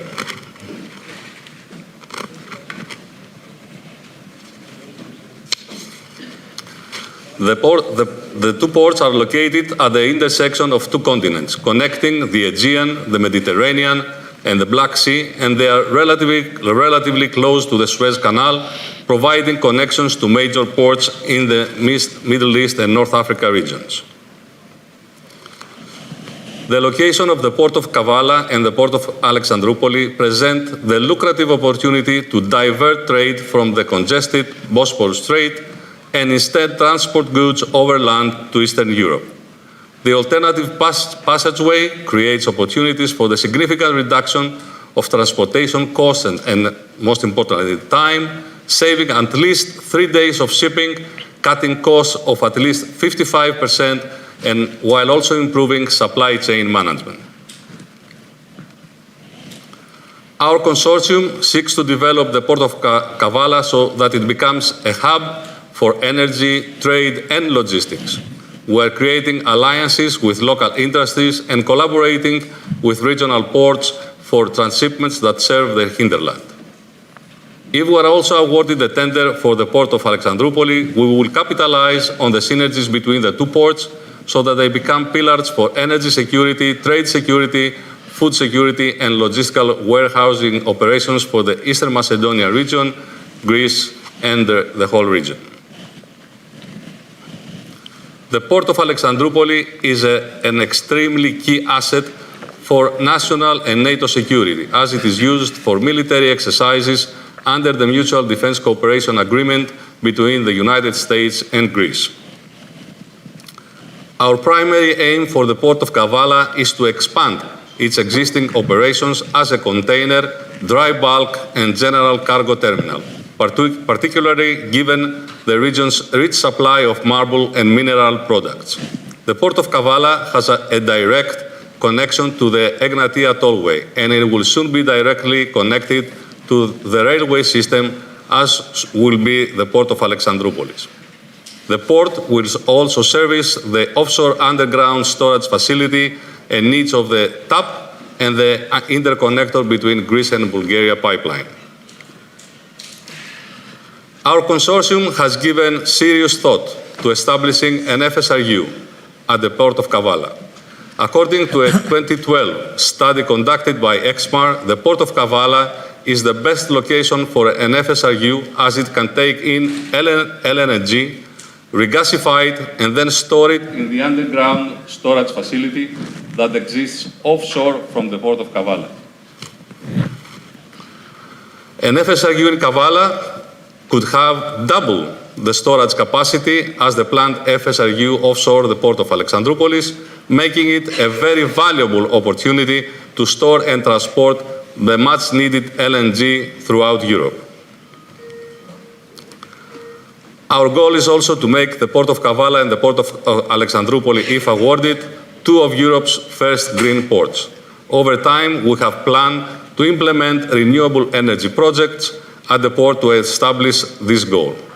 Renewable energy projects we're exploring include the power generation station, rooftop solar panels, charging stations, and renewable hydrogen and biofuel operations.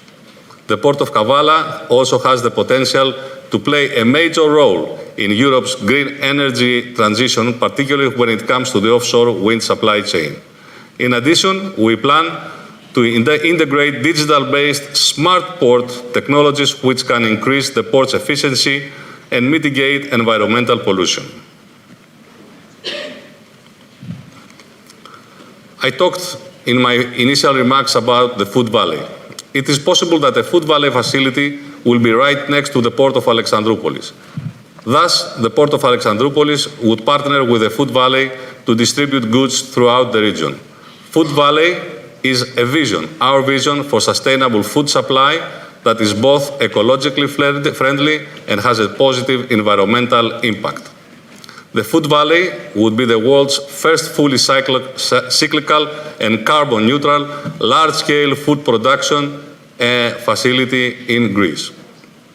The project reaches all goals for the European Union's Green Deal program and applies to most of the United Nations Sustainable Development Programs.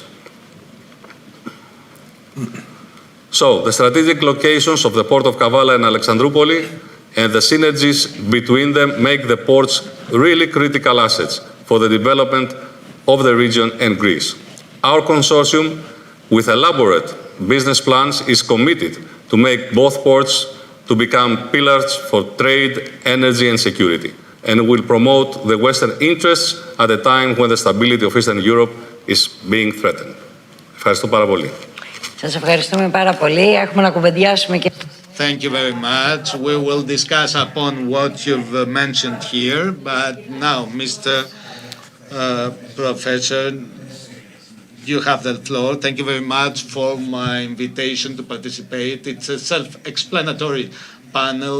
The regional growth needs the ports, but the big question is, how are we going to manage to turn our ports into pillars of regional growth throughout Greece, taking into account the relief and the position of Greece? We need, first of all, to enhance the access to the ports, the accessibility. We need to enhance infrastructure, and in that context, the role both of the public sector and the private sector is crucial. And by hearing what the minister said is very important, all the initiatives that have been taken, but if we accumulated all the sums of money that had been announced in the past, we would have too much money, but this money did not end up to the port. So we need the public sector to expedite the procedures, and in cooperation with the private sector to fast-track these procedures. COSCO has made a very important investment in our country, and which brought very important benefits. But we need to remember that in that process, we renegotiated in an amicable way the agreement because things had been stacked. We could speak for hours, for long hours, who's the blame to put on, but the conclusion is that we need better cooperation and better developments when it comes to investments. It's crucial, and it has been stressed by the previous speakers, and railway is of critical importance for anything we want to do here in Patras or all throughout Greece. The railway is very important, and its role it's crucial when it comes to the regional growth.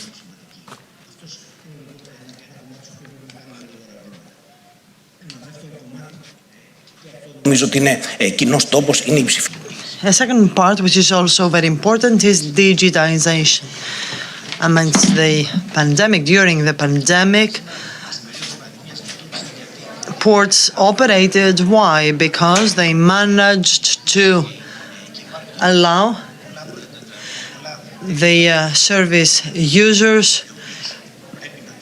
use digital means to transfer documents. So digitization needs to be accelerated and also take on board users. Several ports of our countries have set up users committee according to a European directive. So we need to activate these users councils.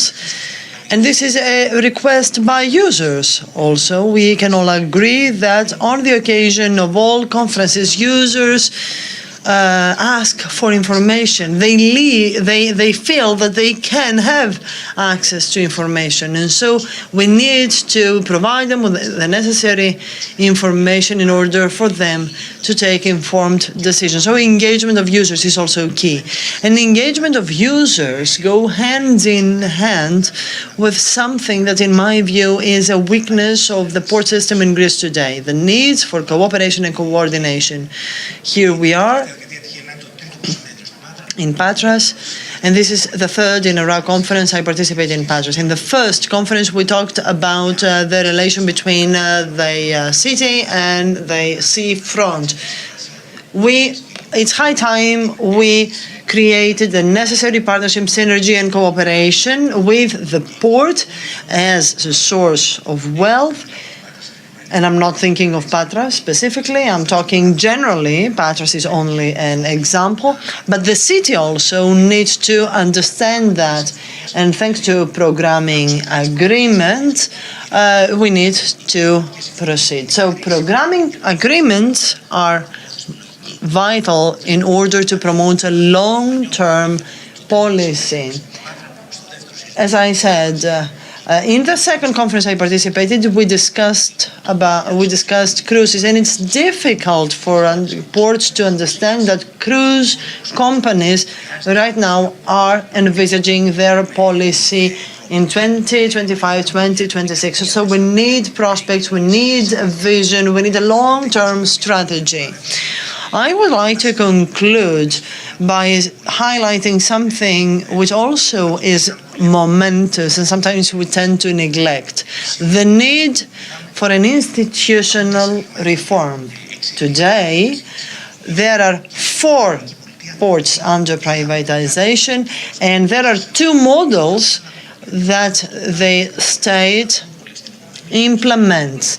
What we do in Kavala is different from what is done in Kavala Iraklion and Igoumenita. According to the international experience, the model to be adopted is the one that the Greek government adopts in Kavala.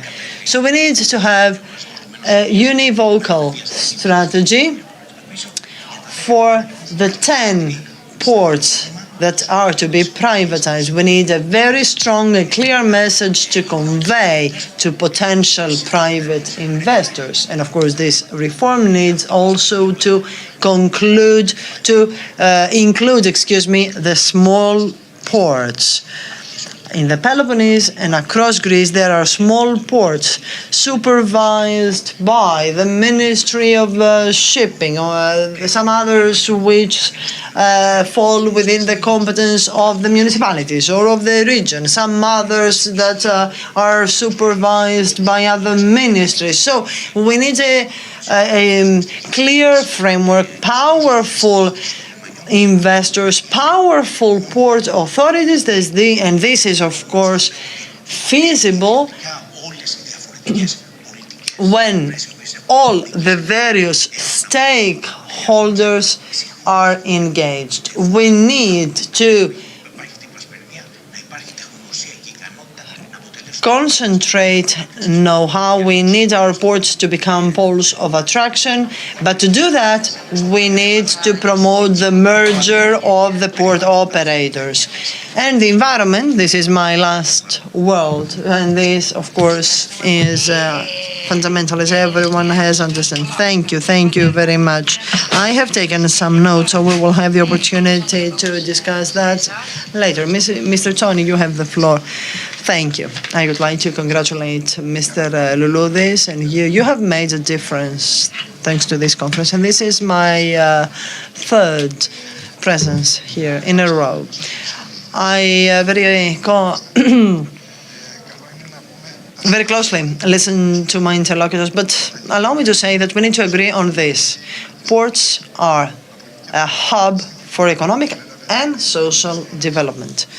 Since Kyriakos Mitsotakis took office as the Prime Minister of the country, there was a clear commitment to upgrade ports. The port organizations have played a role to that end. In my capacity as CEO of the Patras Port Authority, what I can assure you is that we have tried to turn the Patras Port into a smart and green port. And of course, we should not forget that the pandemic has had a very strong impact. And also we need to consider that economically, but also when it comes to supply, ports have fundamentally supported our societies. with our partnership with Fire Brigade and police, during lockdowns, we managed to operate in order to guarantee the supply through Italy. And so we can all agree that ports are vital. As the Minister anticipated, we are carrying out surveys on cold ironing. Cold ironing provide for turning off the ship's engine as long as the ship approaches berth in order to save energy. We have also carried out surveys on PVs, etc. But most importantly, during the pandemic, together with our partners, employees and external partners, we drafted the strategic business plan of the port. And this is vital for ports, for it is binding for at least the next 10 years. So we submitted the master plan of the port to the National Development Council. We have also submitted the environmental impact assessment to the competent department of the Ministry of Environment. And now the consultation will be launched. Hopefully, by the end of the day, all this process will have been finalized so that our port will be endowed with land use provisions, specific provisions about land uses, etc. If I have time, I would like to tell you, more or less, to outline the content of the master plan. I agree with the professor who said that modernization, development, and a detailed description of the services to be provided to our users depend on the state of combined transport. We saw that formally with Igoumenitsa when both Ionian and Egnatia, those were released, and so that went to the benefit of the passenger public. Inevitably, there was a fall in the traffic of Patras. Not even Olympiados was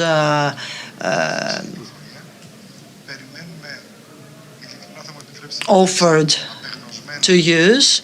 And allow me to use this term, we are in desperate need for the railway, and I am, however, delighted to have seen the launch, the beginning of the works for the national road connecting Patra to Pyrgos. If we have any time left, I would be glad to share with you some of the content of our master plan. Let us start with, let me ask you about the relationship between a city and port. There cannot be a city without a port and a port without a city. So there is a full interdependence. Are you satisfied with the cooperation with the municipality? Well, there's always room for improvement, but we are in close cooperation with the municipality. Sometimes, inevitably, we have to put pressure for things to be done, for us to be able to modernize, that port industry develops and evolves very quickly, and we need to keep up with the developments. One, suffice it to bring LNG as an example. I am glad to announce that the studies for the construction of LNG-related facilities have been finalized. The environmental impact assessment has been submitted to the competent department, and we are just in search of the financial tools that will help us implement. Before 2025, according to the European directive, Patras will have to supply to ships LNG. So we need to decide, it's high time we decided what kind of port we need. And if eventually we don't make it, then the ships, the vessels, which will have turned to the alternative LNG will not be able to moor here. And this is, of course, not up to us to decide, but also up to the city and all the stakeholders. Rightly, you point out all the stakeholders because, in my view, you also have to cooperate with the chambers, the region of Western Greece especially. There is a plethora of issues that here have a say. Well, I have made a specific reference to the municipality because in 2018, after the 2018 permanent concession, we have become neighbors. And so there are some reactions from the municipality and some objections about the LNG and other initiatives. The boundaries of the Port Authority are from Venizelou Street to the Glafkos Hill and from Dek to Agios Nikolaos. As you may understand, the land port zone has shrunk.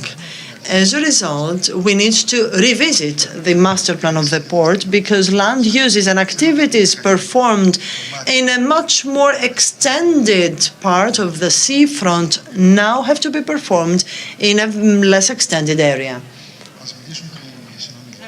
Let us give some time to the other interlocutors. But again, allow me later to tell the people what we have done to date. Professor, we have listened to Mr. Tsonis, and we have heard him saying that for several years now, there has been a problematic interaction between the port and the city. As we said, now we have a newly defined port area. Of course, the project is still underway. In your view, what needs to be done in this specific case, the Patras port? Yes, something very important for our discussion. This is not only a Greek phenomenon, because all this potential, this dynamic described by all the previous speakers requires space. And here in Greece, we have a particularity, an historical one, since the foundation of the Anonyme Société Anonyme, and given that no other institutions were available, we gave very big portual zones to others. And there is conflict in Kavala and Alexandroupoli. Always the the town authorities with the port authorities are always at odds. And in an economy where local authorities have problems, and I will in 2012, I had the responsibility position.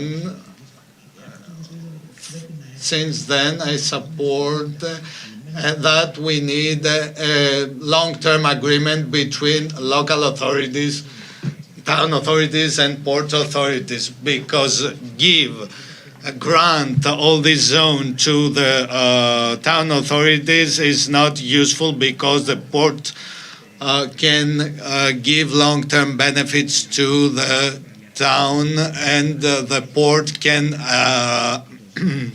reinforce, enhance the coastal zone of a city.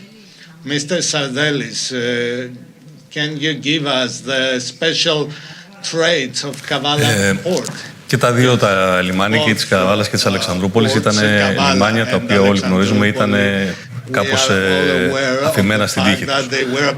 Τώρα τελευταία βλέπουμε ότι έχει αρχίσει μια κινητικότητα.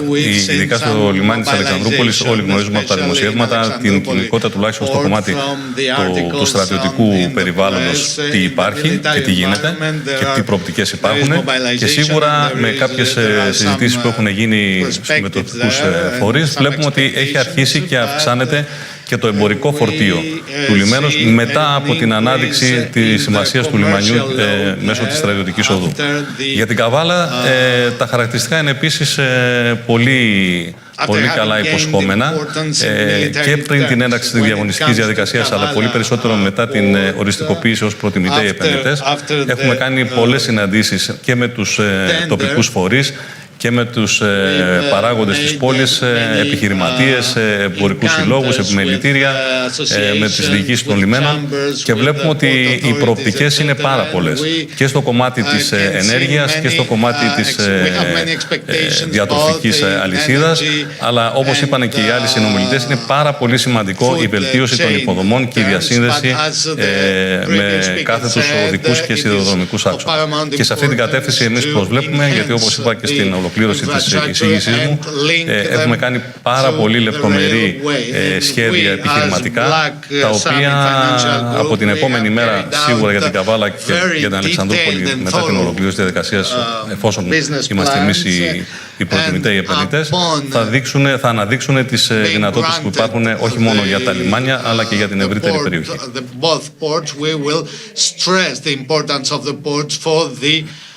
Broader area, for the broader region. Mr. Yatridis, could we have a policy according to which every port, according to its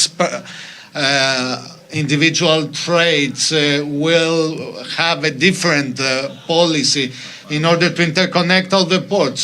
Yes, obviously, both the ministry and the Hellenic Ports Association, including the 13 ports authorities and the 12 most important Siemens pension funds. We are always in cooperation in order to enhance our policies and exchange our positive expertise in order to face the competition, because the competition is not only within the European Union. We have competition from the east, we have competition from the west. We are talking about the regulation for the fuel, for the alternative fuels. This we need to engage all the adjacent areas which are engaged through the IMO, the International Maritime Organization, but we need to protect, to safeguard our fleet, because it's the 21% of the global fleet and the 60% of the European one. So we need to abide by the polluter pays principle. We need to be competitive in all the services provided in Greek ports. If we are competitive, the general retired mentioned that they have the port of Kavalas and they are in the last phase for the Alexandroupoli port. And we are talking about very important sums of money, 3.1 million and 36 million investments. So the investors are upgraded. So such a group would not participate without the possibilities of amortization of these investments. Alexandroupolis has 4 groups in the final phase. Igoumenitsa 4, Iraklio 8, and we realize from that both national and international investors, how do they think about these ports and what are the perspectives of these ports according to them? And Mr. Choni said something very important. Unless we enhance the LNG infrastructure by 2025, the LNG ships will not reach Patras. And this is very important at the European level, not only for the LNG, but for methanol as well, hydrogen, green ammonia, or any other fuel that will be promoted by the industry. It's the industry, the ship owners, who will decide based on both the financial terms and the environmental dimensions, so the scenario planning, how to manage crisis, etc., because all these entail financial and geostrategic aspects. And Mr. Devenopoulos is fully aware of the fact that the sum required for the network to be efficient here goes beyond 100 million euros. Because imagine how many ports in Piraeus or in other ports moored at the same time. So we have developments in all the ports, in the Patras port, and we know that we are a maritime country and ports are very important. Mr. Demenopoulos, you are the most important port in our country. To what extent the developments in your port can have an impact on the financial situation of the country as a whole? And how can we measure that? You know that the way to add value is clear, and it passes by implementing healthy reforms with a positive impact on society and on economy. You talked about the container station terminal, and we reached that result through 600 million euros investments, and by respecting the deadlines, we managed to increase by 7 million containers the capacity, and we've created 2.5 thousand jobs and giving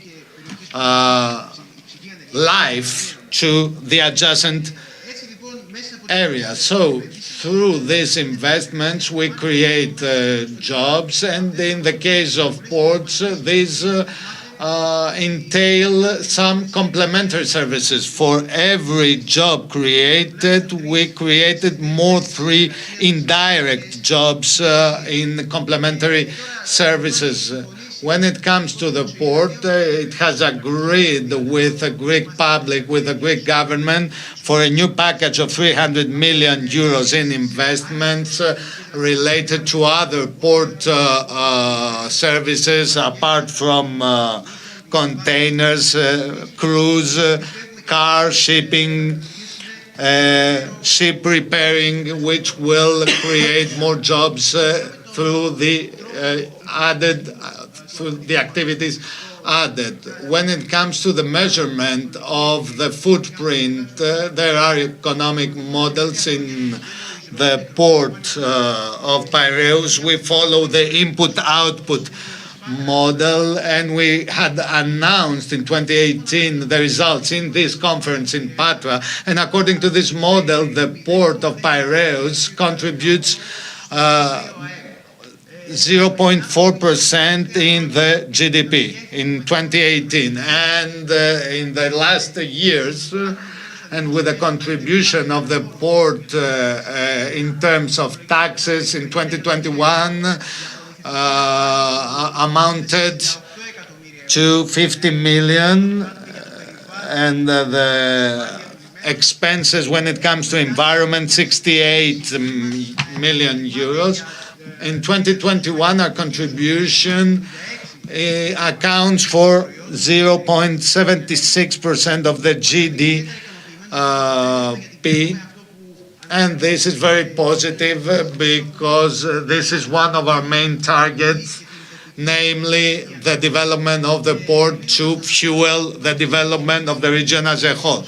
And you need to know that the port authorities are a listed company, and there is a high interest on the part of the investors to invest through the Athens Stock Exchange. It pertains to the big capitalization index, and it pertains also to the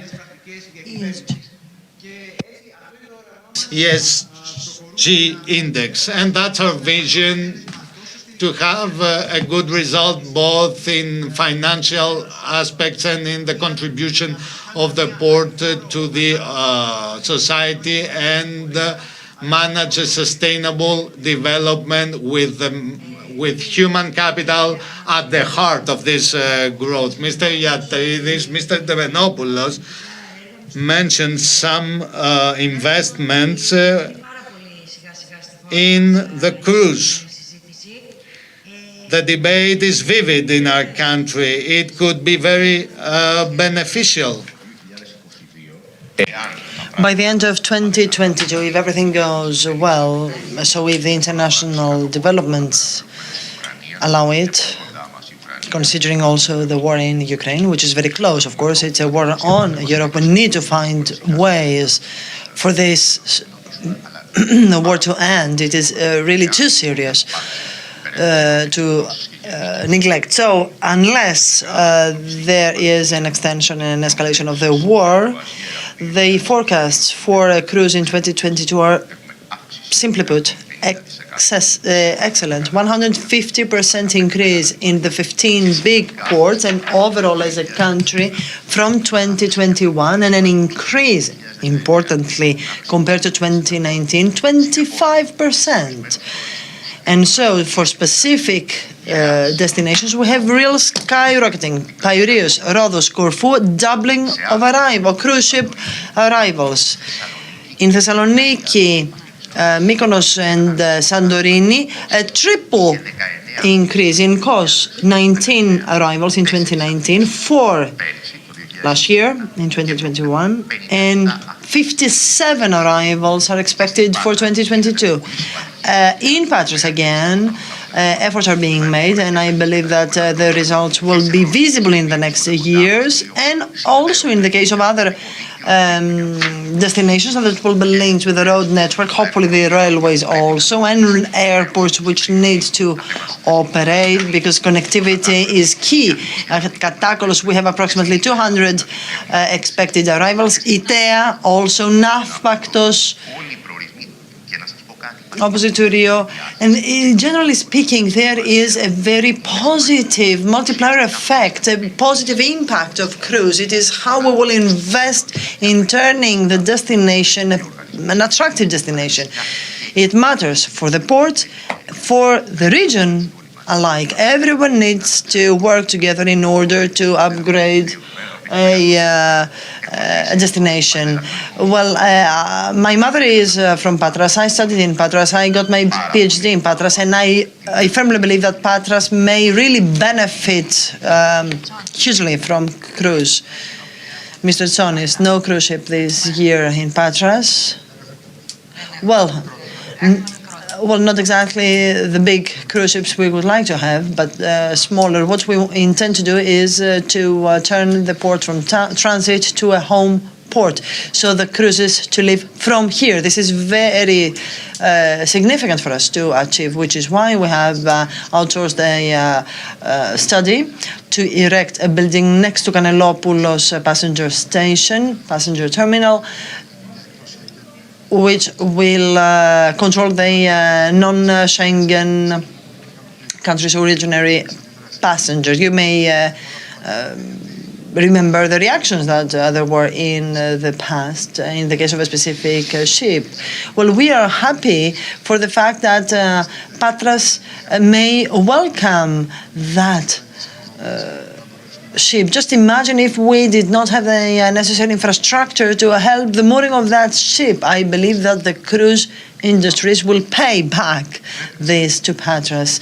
So I believe that there are the cruise industry is very promising, and you know, Patras is at the heart. Olympia, Delphi, Kalavrita. We have domestic visitors, religious, also tourism. So it's a pole of attraction as well as a beautiful city to welcome visitors. I would like, though, to as I said, to say something about our master plan. The dry berth related study is underway, which is missing here. This is a small vessel yacht parking, with also the possibility to perform small-scale ship repair works. We have also finalized the studies necessary for the commercial part of the port, also significant for the city.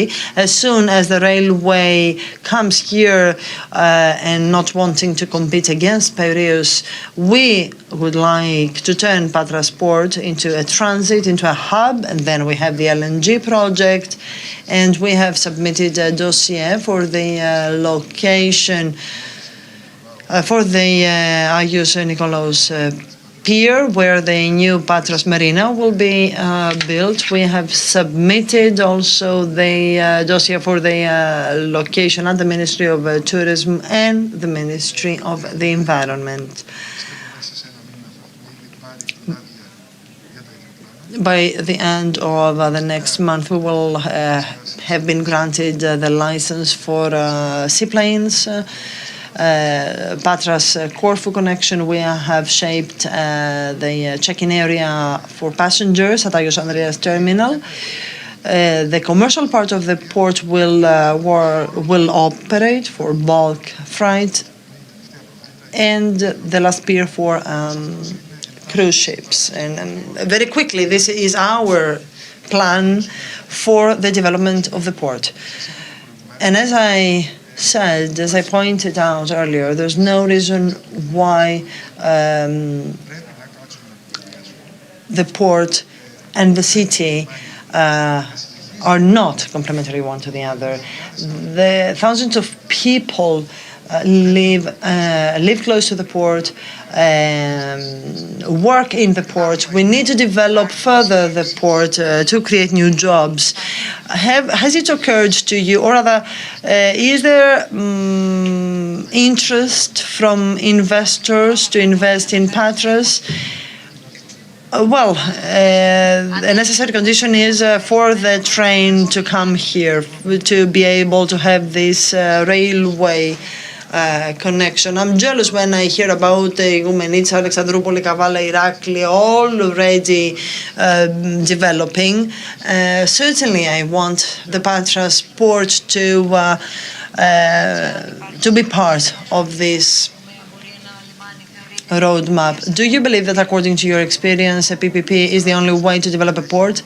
I believe that certainly the state is short of all the millions necessary to upgrade a port, so we need to leverage private capitals as well.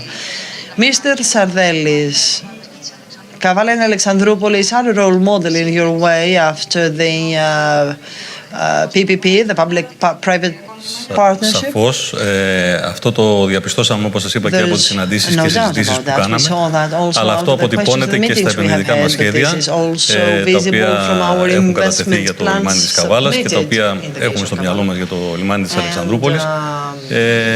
Και σίγουρα, επειδή και η φιλοσοφία μας είναι συνεργατική, πιστεύουμε ότι το λιμάνι μπορεί όχι μόνο να αξιοποιηθεί και να αναδειχθεί σαν λιμάνι, αλλά μπορεί να προσφέρει πάρα πολλά για την ανάπτυξη και της πόλης και της περιοχής της ευρύτερης. Και ένα τελευταίο, αν μου επιτρέπετε, προς επίρρωση των όσων είπε ο κ. Ιατρίδης για την κρουαζιέρα, ειδικά για το λιμάνι της Καβάλας.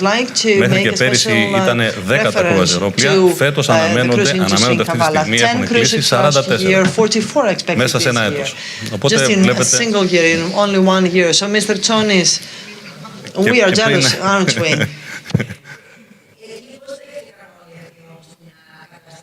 And how all the stakeholders and local community did react? Were there any? Well, they were somehow hesitant at the beginning, logically.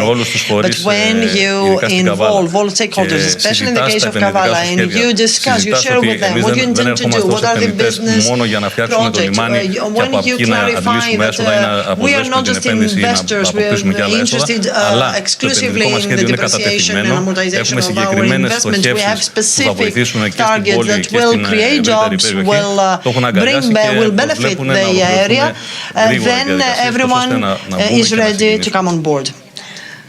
Professor, just a sentence. It's important to remember that relaunching cruise in 2021 took place in Greece.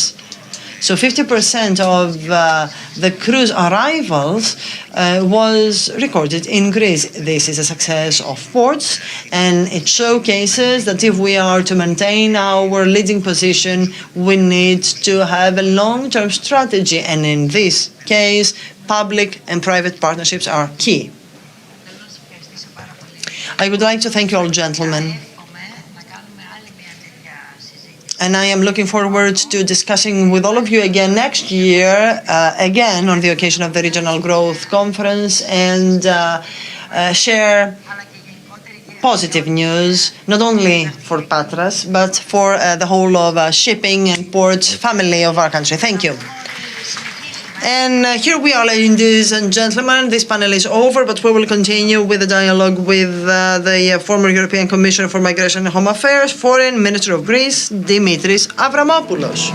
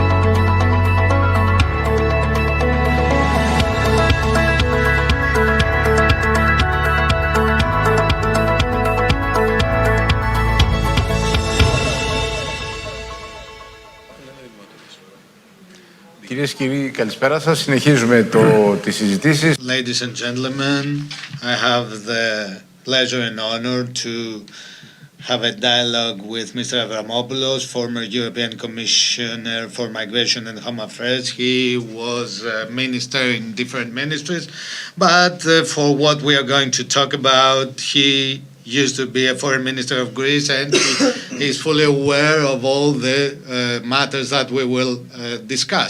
And I'm a former diplomat, yes, of course, and we will talk about all the different topical subjects. And Ukraine, first of all, how long will it keep raging this war, and what are the perspectives in the aftermath? First of all, I would like to say that it's a pleasure for me to be here again with you. And 3 months ago, what we said back then, we saw all these things being materialized.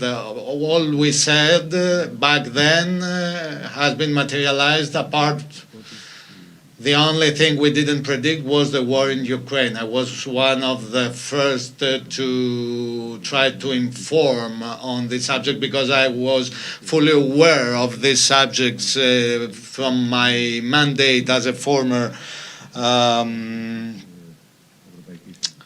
European Commissioner.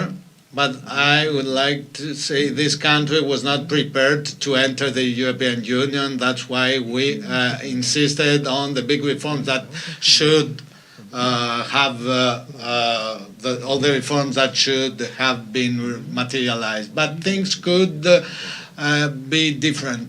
Since 2014, with great tensions, another invasion in Ukraine, which led to the annexation of Crimea.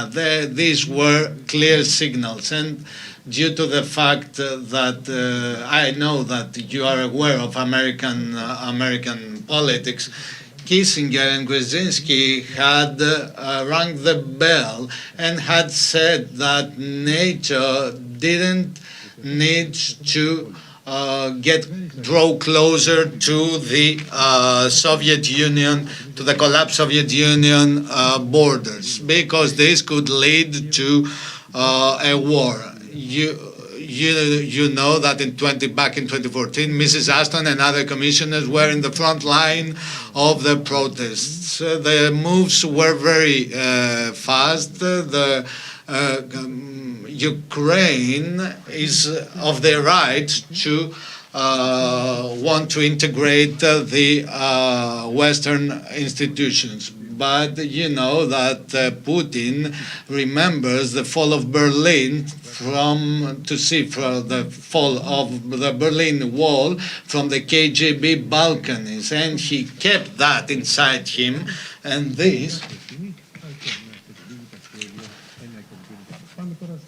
Let's see the current situation. Yes, there is a responsibility on the shoulders of the West. Yes, to a certain extent, yes, because it could deal with that in a different way on the very onset by taking on board what we've said previously, namely that they had a ruthless leader, a real dictator that I envisage a very bad end to this leader. But now the impact of this war affects the whole world. Even the sanctions against Putin's Russia have a negative impact on the economy, the energy security, etc.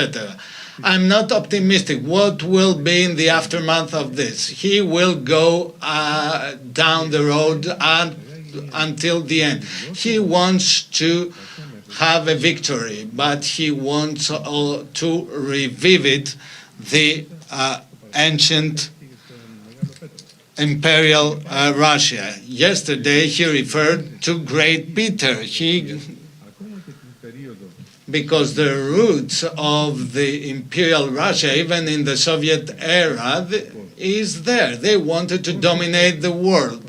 And in his person, he sees a combination of the Tsar, when it comes in ceremonial terms, and in Stalin when it comes to methodology. And Ukraine is in the middle of that. But we should know that it's not a war of Putin's Russia against Ukraine. It's pressure through war against the Western, against the West.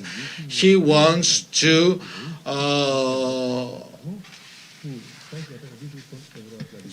to dissolve the Western front. And this entails upheaval all over the world, and this is very bad for us because it creates an upheaval in the architectural geostrategy throughout the world.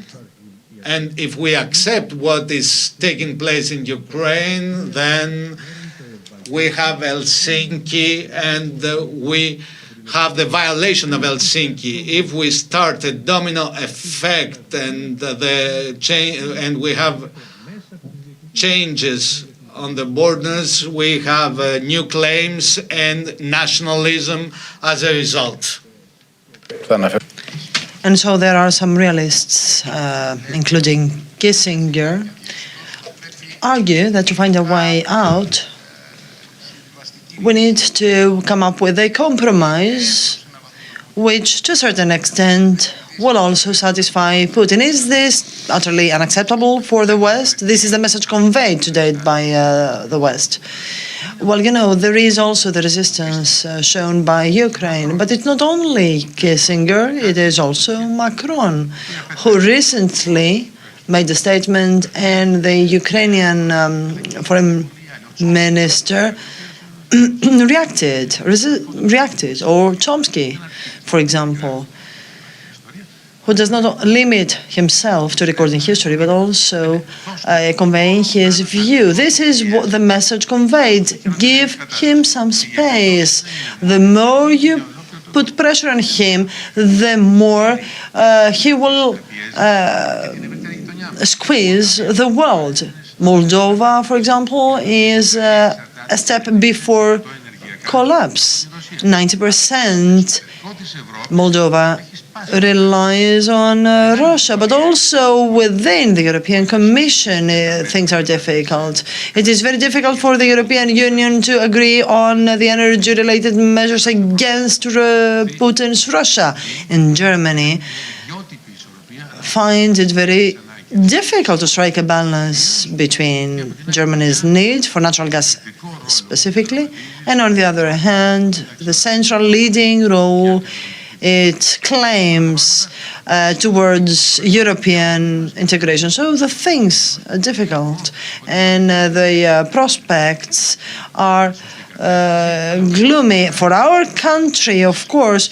Oh, that was my next question. In your view, how have we managed the situation? And first and foremost, the decision to send military equipment to Ukraine. Some argue that we could have decided to send only humanitarian assistance. Well, what I would like to clarify is it's high time for us to stop playing games. Where do we belong? We do belong to this defense bloc, which means that on the one hand we enjoy protection, on the other hand there are commitments we need to honor. So despite the pressure made, I believe that the decision of the government was correct. It responded to the commitment expected from us. What did they expect from us? What could we give? Some countries will just grant humanitarian assistance. Some other countries will send military equipment. Many did not know that the Kalashnikov sent were Ukrainian, and they were seized when I was serving as a Minister of Defense. They were useless for us. So they took them and they went back to those who manufactured them, although at the beginning they were about to be sent to Libya. For the rest, the balance needs to be stricken within NATO when considering the roles and ambitions of Germany. Certainly this is not what will judge the outcome of the war, and there are other countries which have sent to Ukrainian advanced armed systems, which of course Putin see as a real threat and has threatened to bombard them. But all the countries have indeed accepted to send something, and so I believe that rightly Greece has honored its commitment by sending military equipment. It's high time Greece took an honest stance, diplomatically speaking, vis-à-vis our enemies and our allies. Let me now pass to Turkey. What about the Turkey's stance? We have been seeing a partially successful attempt of Turkey to play the double game. So what do you have to say about that? About Turkey's role in the Ukrainian crisis? Well, I would like to first say this. Well, we care too much about what Turkey is doing. Turkey is pursuing its own interests, and we need to pursue our own. So the Turkish stance go back many years ago when Turkey has tried to strike a balance depending on its own interests. We saw that in the Second World War when Turkey was neutral in the First War.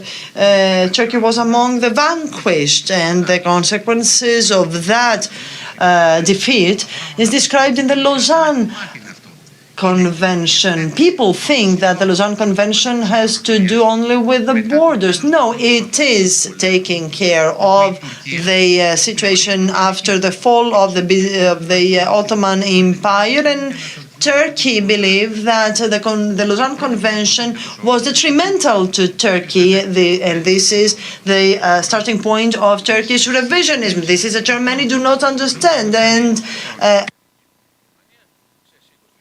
which is a term coined by Hitler, actually. It is a stance adopted by Hitler,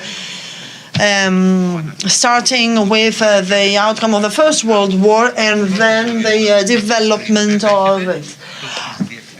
And the same goes for Turkey. Russia would never understand and accept the outcome of the World War, the Cold War. Mr. Erdogan argues that the Lausanne Convention was unfair for Turkey. I remember that when he first talked about Lausanne in the Treaty of Lausanne, we had a discussion about the Treaty of Lausanne. When I was a commissioner, he said that the situation was unfair when it comes to Mosul, and because there are the oil reserves there, so there are open, pending issues there. The Kurdish issue, the Syrian case, and here Turkey started to, in the Ukrainian case also, it has attempted to play an intermediate role by having organized the first meeting. But as I said, we have a very clear-cut position inside NATO. However, the bilateral relations between Greece and Turkey have gone out of control, and this is not to be attributed to Greece over the past period. Mr. Erdogan, who was not a threat for Greece up to some years ago, in fact, he was conveying messages and he was expressing his willingness to come closer to Greece. And when all the governments went to Istanbul some years ago to enter into 25 agreements, there was the disseminated feeling that there was a new era. His cooperation with Barthélémy let him make concessions, as for example, they turned Hagia Sophia into a mosque. Well, concessions against the far right party. Yes, right. Let me remind you that another 2 or 3 attempts to turn Hagia Sophia into a mosque was rejected by Erdogan. So he started accepting, he started yielding things to his friend Barthélémy, which unfortunately are expected to intensify. Here we have to do with a more risky thing, the awakening of the deep state of Turkey, which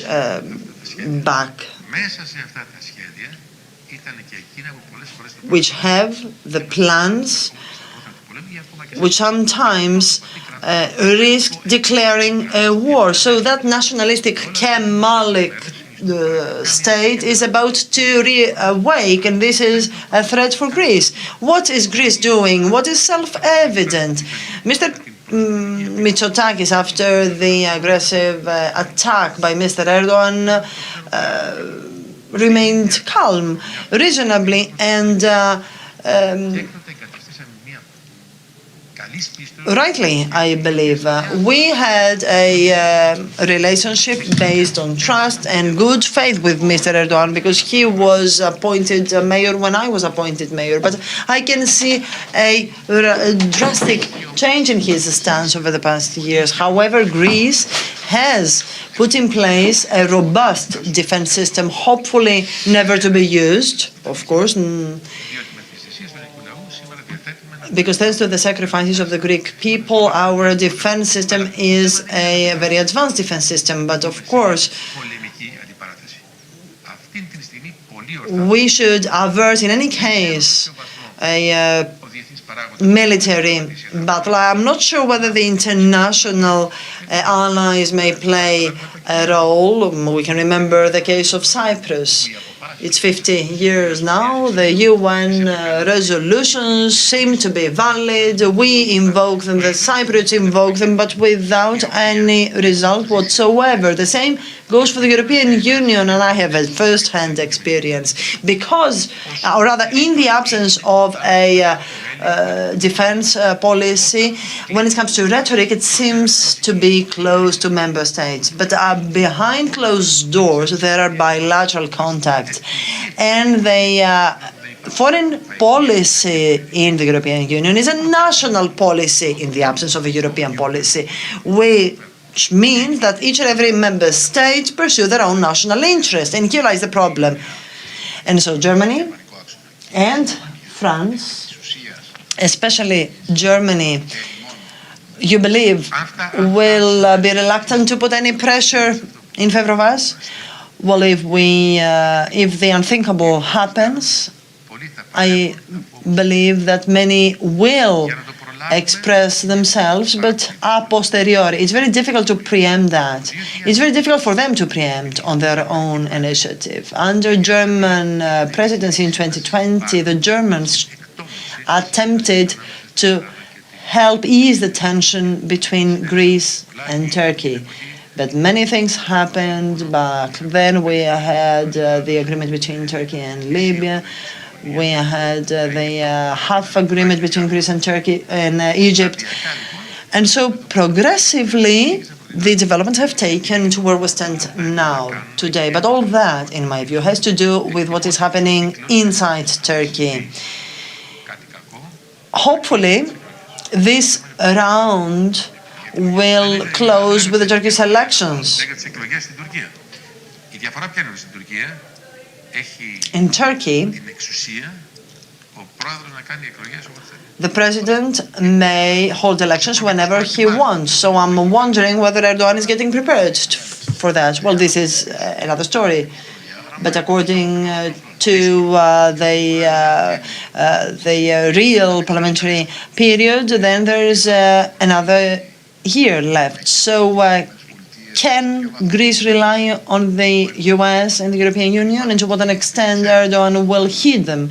And because you're familiar with what Erdogan means and stands for, as far as it's possible, what is his psychological situation, his mood?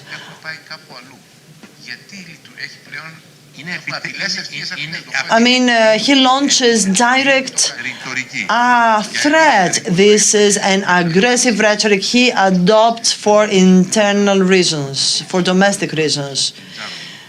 Kinzaroglu, I remind you, told him, you take the islands, you go and invade the islands, and we will support you. Back then, Erdogan had to accompany him, but we are interested in the official stance of Turkey. And it is not excellence rhetoric, which is what we take into consideration. You know, sometimes media may disseminate false information, but we are interested in the official rhetoric and in how the domestic situation is. And yes, I do admit that Erdogan has yielded things to the opposition because he needs the assistance of other powers in order to regain some seats in view of the forthcoming elections. There are two nationalist cycles in Turkey, the Kirijalus, the Republican Kemalists, and of course the extremists. But all this rhetoric, in conjunction with the fact that for the first time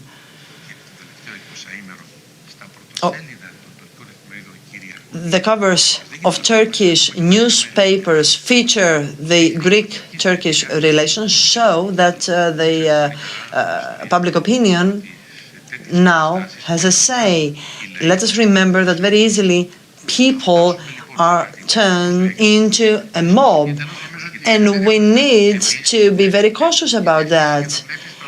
Well, as you said, this Greece is yet again a headline issue, which was not the case some time ago.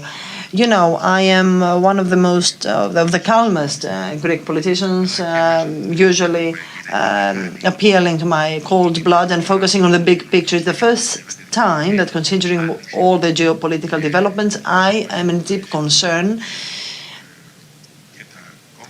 and I believe that all Greek parties and people are equally concerned. What about our foreign allies and partners? First question, are they equally concerned? I mean, they certainly see what is happening, they are aware of what is happening, but can they do something? There's a difference between whether they want or whether they can do something. As I said, in the European countries, the national geopolitical and economic interests usually prevail. Certainly, the Europeans are not eager to promote such a tension because it destabilizes the eastern wing of NATO. But what we have seen in our region in the aftermath of the war in Ukraine, and upgrading the role of NATO, and the more this happens, the more the European Union sees its geopolitical role weakened. What does this mean? It means that certainly if something happens, initiatives will be taken. Several countries of the European Union probably are getting prepared. Any initiative taken by the European Union, though, we need to see how Erdogan will interpret. The Greek stance is crystal clear. Thankfully, we are members to the European Union and the NATO, and if that was not the case, it would be the situation would be dramatic. Let us remember that in the 40s, when the Turkish invaded Cyprus, Cyprus was neither a member of the EU or NATO. But history will show Greece has taken its precautions, it's fully prepared, it also operates under the protective umbrella of Europe and to a certain extent NATO, but NATO will not intervene. I mean, in the case of Ukraine, NATO, it does not intervene, Ukraine not being a member, but if two member states of NATO enter into a conference one of the other, NATO will be reluctant to express itself in favor of one or the other. And how will it work? Well, I'm sure that NATO, in that case, will take diplomatic initiatives, and I'm convinced it is doing behind closed doors in the case of Ukraine, for example. Unfortunately, the situation has gone out of control. Recently, we have seen personal aggressions and personal attacks launched by Erdogan against Kyriakos Mitsotakis, and for example, and in my view, it is a mistake by Mr. Erdogan to do that. Even in very difficult conjuncture, in war period, leaders are very civilized. Eleftherios Venizelos had an open channel of communication with Kemal Atatürk before and after the crisis. 7 or 8 years after the Asia Minor destruction, they entered into a memorandum of understanding, as a result of which Kemal also was awarded the Nobel Prize. So it is a diplomatic norm. It is a rule. You never break diplomatic communication relations. And I said that when I was invited to address the Turkish ambassador some years ago, at the beginning of the mandate of our government. I said that we are lucky to have two powerful leaders, both in Greece, Kyriakos Mitsotakis, permeated by Eleftherios Venizelos and his father's foreign political doctrine in favor of Greece, focusing on geopolitical roles in favor of peace and stability. And here in 2019, you have a leader able to agree to adopt a constructive role. And back then, the only pending issue was the delineating, outlining the sea zones, maritime zones. For the first time, though, we have an open challenging of national sovereignty. One thing is national sovereignty, another thing is sovereign rights. I believe that this strategy is not only more aggressive, but I'm afraid that to a certain degree it will also have an appeal to the foreigners. I mean, when Turkey invokes international law, then this may resonate with the foreigners. But it is legally foundless.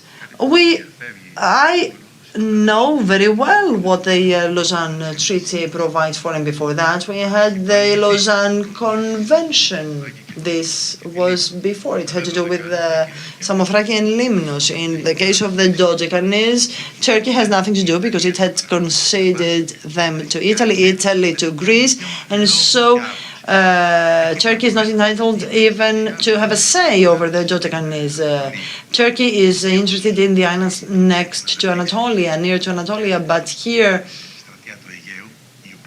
we have they have formed the Aegean dedicated military mechanism, and in our case, we if necessary, we will defend our islands. And to tell a truth, another truth, the contestation of that area finished with 1922. And as I said, thankfully, Greece is in the European Union and then NATO. But as I was saying, though, for the first time, our national sovereignty is being challenged, which was not the case many, many years ago. I mean, the continental shelf at the EEZ was the only contested areas, and that was acceptable, even the use of international organizations. But now there is a real threat here against national sovereignty. Hopefully, he will not get all the way. Hopefully, we will not have to experience a tragedy. Turkey needs to understand, though, that any incident will exacerbate Turkey's isolation. She will, for good, break all the possibility to enter the European Union and all the relations with the European Union. And of course, Turkey will relinquish any hope for Greece to support its membership in the European Union. And so Turkey has certainly all interests to avoid and to avert this kind of rhetoric. But I believe, as I said, that as soon as elections in Turkey take place, this will certainly be eased. I do believe that the elections is a milestone, and I have always been an advocate of dialogue, but of course respect to international law and the mutual respect to national sovereignty are inviolable. They cannot be violated. Certainly, peoples need peace, but we need to be prepared to address any incident. For the first time after 1922, I believe that we all need to be concerned. The situation is kind of alarming and a last concern. Anytime we have had problems with the Turkish, the problems were addressed by leaders. For example, Kemal Venizelos, Mitsotakis and Ozal, Karamanlis and Demirel. Why? Because our systems are structured in a way that leadership may define the developments. Currently, we have a cold-blooded, a calm leader. Thankfully, on the other hand, from the other country, there is someone who listens to the internal voices of opposition.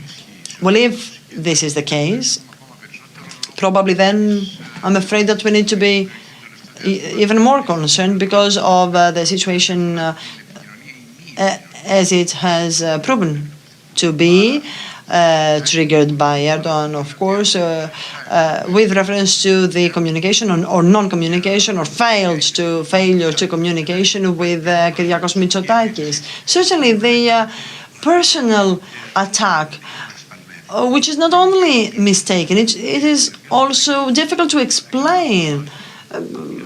Because, of course, Kyriakos Mitsotakis did what was expected by him. He went there, he told truths, he made no reference to Erdogan's Turkey. He just said that we are a geopolitical factor of stability. We will guarantee our stability, which is threatened by the neighboring country. And this is what actually was a starting point for a counter-offensive by Turkey.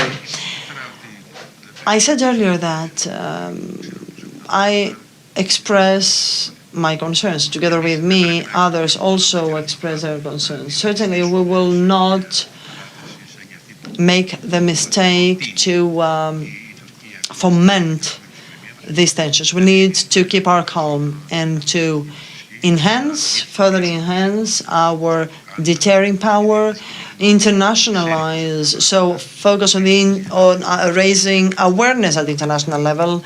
These our allies and partners know. And at any cost, in this transitional period, we need to preempt any exacerbation of these tensions. The neighboring country is not that wise, but because I'm sure we will keep our calm, I am confident that we will overcome this crisis. Thank you very much. We had a very interesting discussion.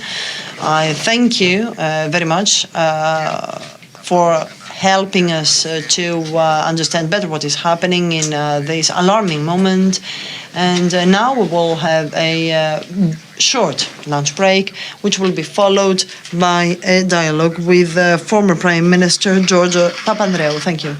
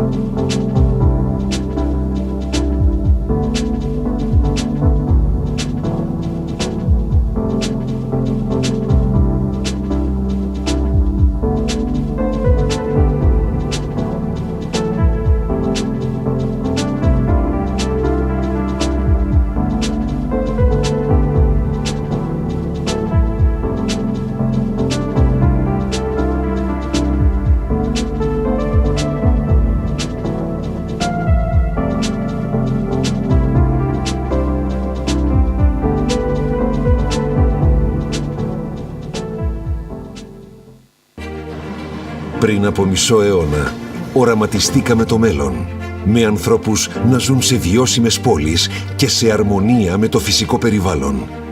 Με σύγχρονες υποδομές για καλύτερη καθημερινότητα, ποιότητα ζωής, πολιτισμό. Οραματιστήκαμε το μέλλον και ανοίξαμε δρόμους για τις μικρές και μεγάλες διαδρομές που ενώνουν τις ζωές των ανθρώπων και κάνουν τα όνειρα να ζωντανεύουν. Πιστέψαμε στην επανάσταση της καθαρής ενέργειας και στη δύναμη της καινοτομίας και τολμήσαμε. Πιστέψαμε στους ανθρώπους μας και ταξιδέψαμε την Ελλάδα σε ολόκληρο τον κόσμο. Πιστέψαμε ότι κάθε τι καινούριο που κάνουμε πρέπει να γεννά ευκαιρίες και να φέρνει ευημερία σε όλους. Όμιλος Γεκτέρνα. Επενδύουμε στην Ελλάδα. Επενδύουμε στο μέλλον.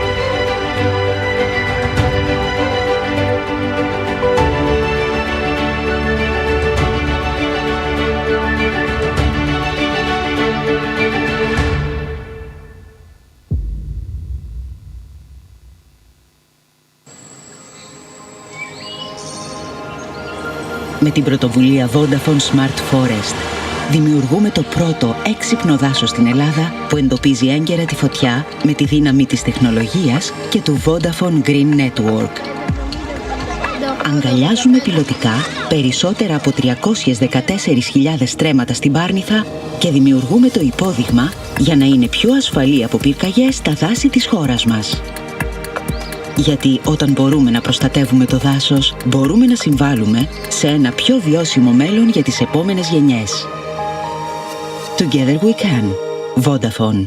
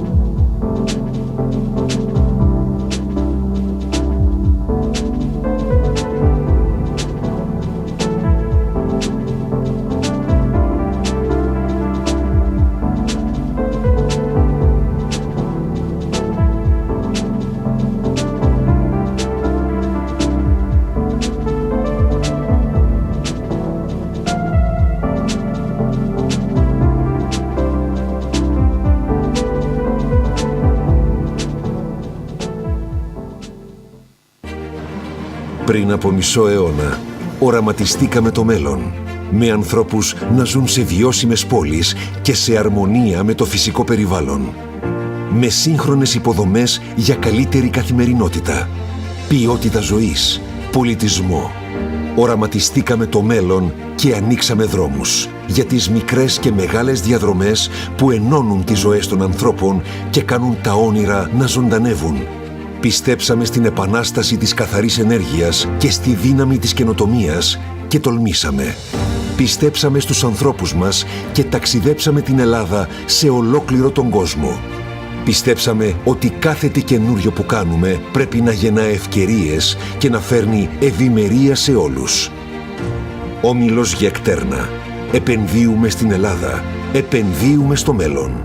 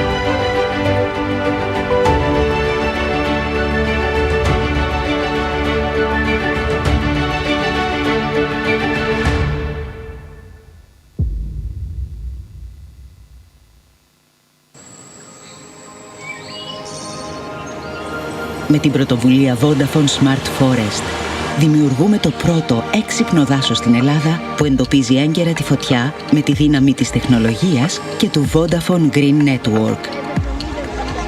Αγκαλιάζουμε πιλωτικά περισσότερα από 314.000 στρέμματα στην Πάρνηθα και δημιουργούμε το υπόδειγμα για να είναι πιο ασφαλή από πυρκαγιές τα δάση της χώρας μας. Γιατί όταν μπορούμε να προστατεύουμε το δάσος, μπορούμε να συμβάλλουμε σε ένα πιο βιώσιμο μέλλον για τις επόμενες γενιές. Together we can. Vodafone.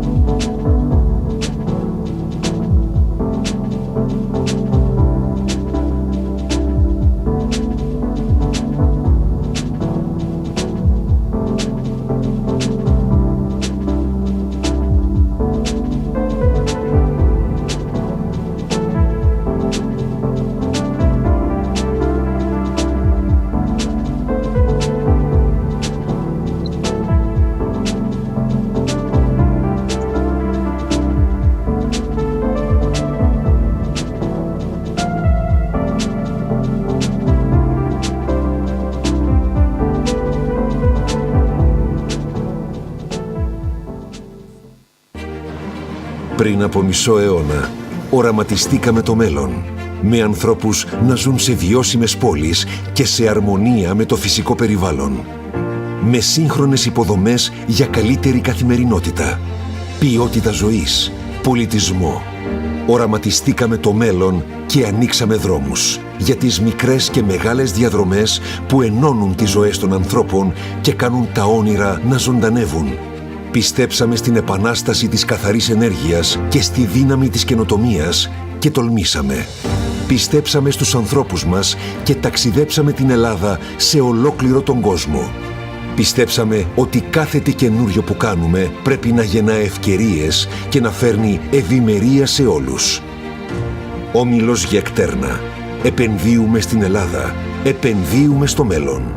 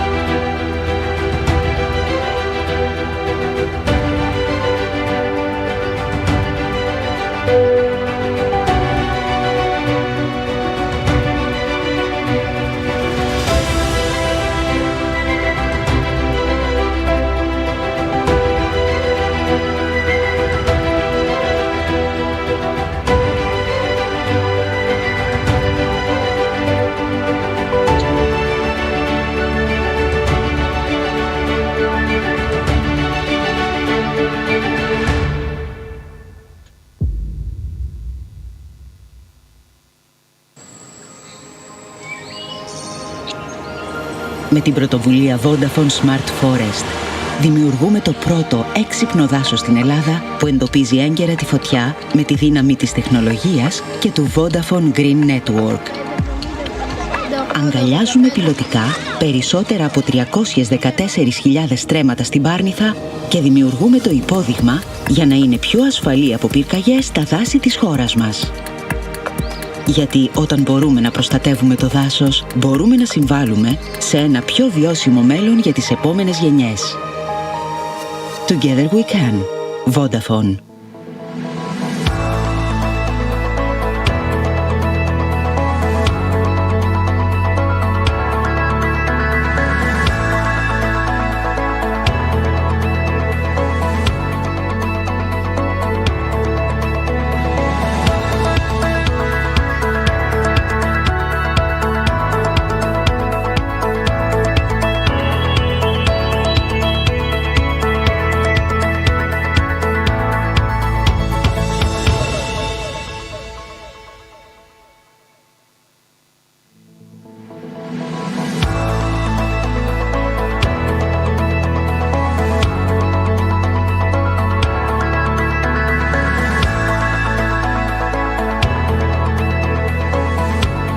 Starting now.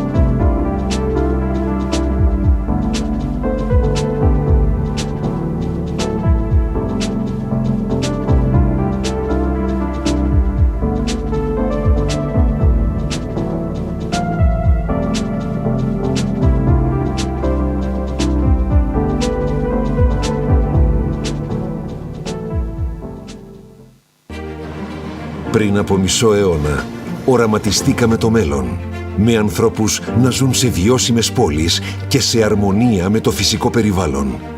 Με σύγχρονες υποδομές για καλύτερη καθημερινότητα, ποιότητα ζωής, πολιτισμό.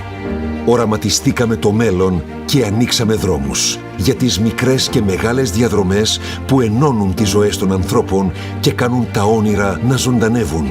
Πιστέψαμε στην επανάσταση της καθαρής ενέργειας και στη δύναμη της καινοτομίας και τολμήσαμε.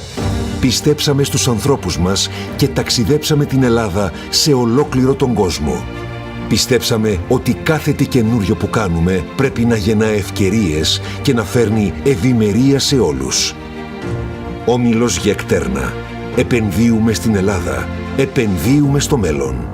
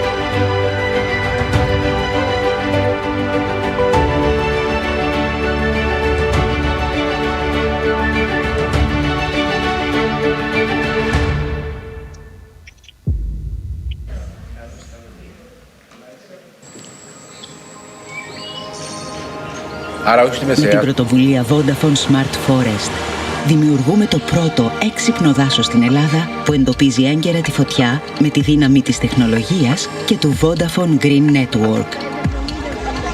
Αγκαλιάζουμε πιλωτικά περισσότερα από 314.000 στρέμματα στην Πάρνηθα και δημιουργούμε το υπόδειγμα για να είναι πιο ασφαλή από πυρκαγιές τα δάση της χώρας μας.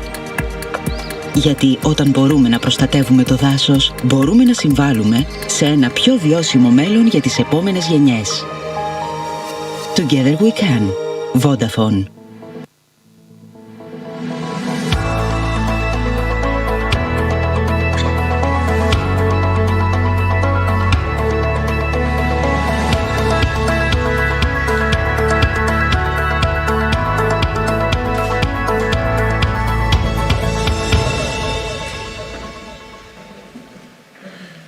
Κυρίες και κύριοι, καλησπέρα σας. Συνεχίζουμε. Good afternoon, ladies and gentlemen. We will now move on to the discussion with the ex-Prime Minister, Mr. George Papandreou. The initial plan was to have this discussion in person, but we will have it via Zoom. And I would like to start by welcoming Mr. Papandreou and allow me to ask a question. How do you feel? Because we have read and we have learned that you now have a pacer. Even though you are very athletic, everything well with your health? Yes, everything is fine. Thank you very much. First of all, I would like to seize this opportunity to thank you for your interest, but also I would like to thank all the people who expressed their wishes these days for this small health adventure that I had. And of course, following 2 days of break, now I'm again ready to take up action. I would also like to thank all the people who are following this discussion online via their computer or the TV screens, or even those who are in person there with you.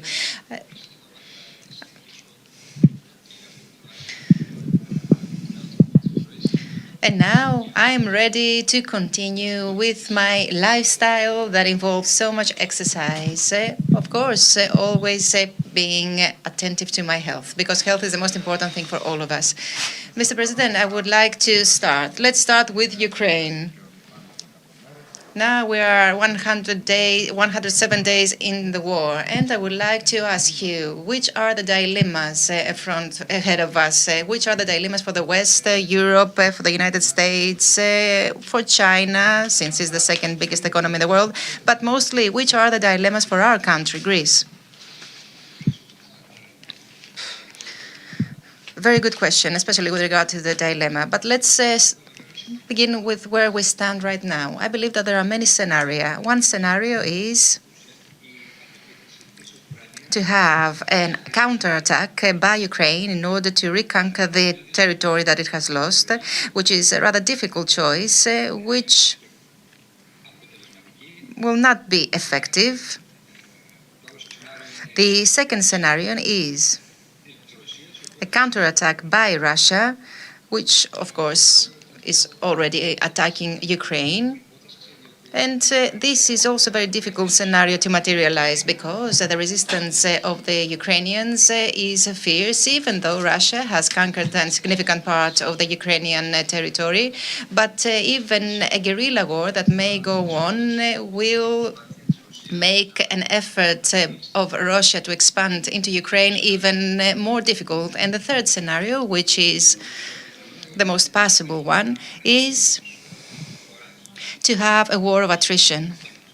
In other words, a war that will last for very long and will cause serious damages to both sides. And of course, it will cause problems not only to the two countries that are involved in the war.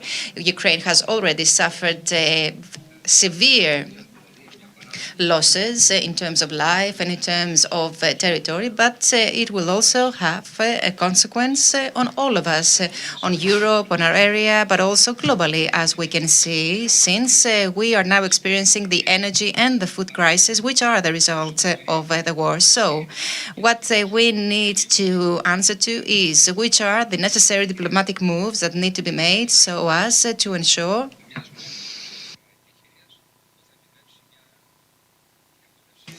a ceasefire that will in turn allow a negotiation process to start under the supervision of international organizations like the United Nations, and which eventually may lead to a solution. However, at this point, I would like to highlight that this is a very difficult task because, as you can understand, the Ukrainian people cannot possibly accept fait accompli, cannot accept that it will lose part of its territory because of the Russian invasion. And I also believe that we all stand on the side of Ukraine with regard to that. In Greece, all the political parties believe that this invasion has been a very negative development, because if Putin succeeds and feels sure that he can impose his will and reach his objectives by force, then this will give an example to other leaders who may have the same aspirations. We can see today what is going on with Turkey, and more specifically how Mr. Erdogan is behaving. So the other leaders may be wishing to follow his example. So the point is, are we moving towards a world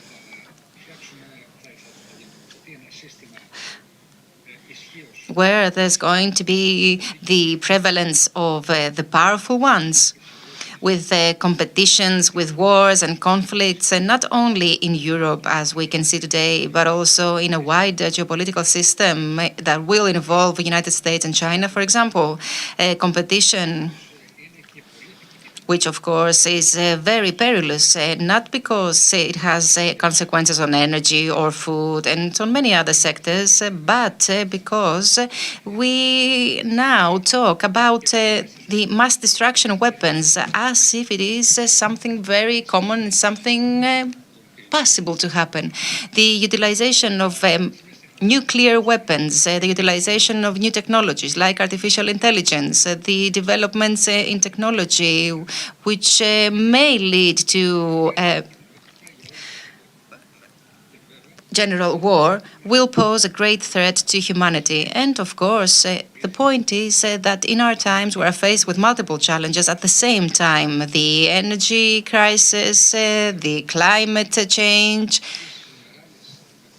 the pandemic crisis, the migration crisis, the social problems like the huge inequalities, both within the countries but also outside our country. And all of these challenges, in order to be resolved, require synergies. So the question is, are we going to proceed to the logic and the rationale of the powerful, or towards a multilateral system that will be based on the rule of law, that will limit the power of the strong ones so that the common objectives can be reached?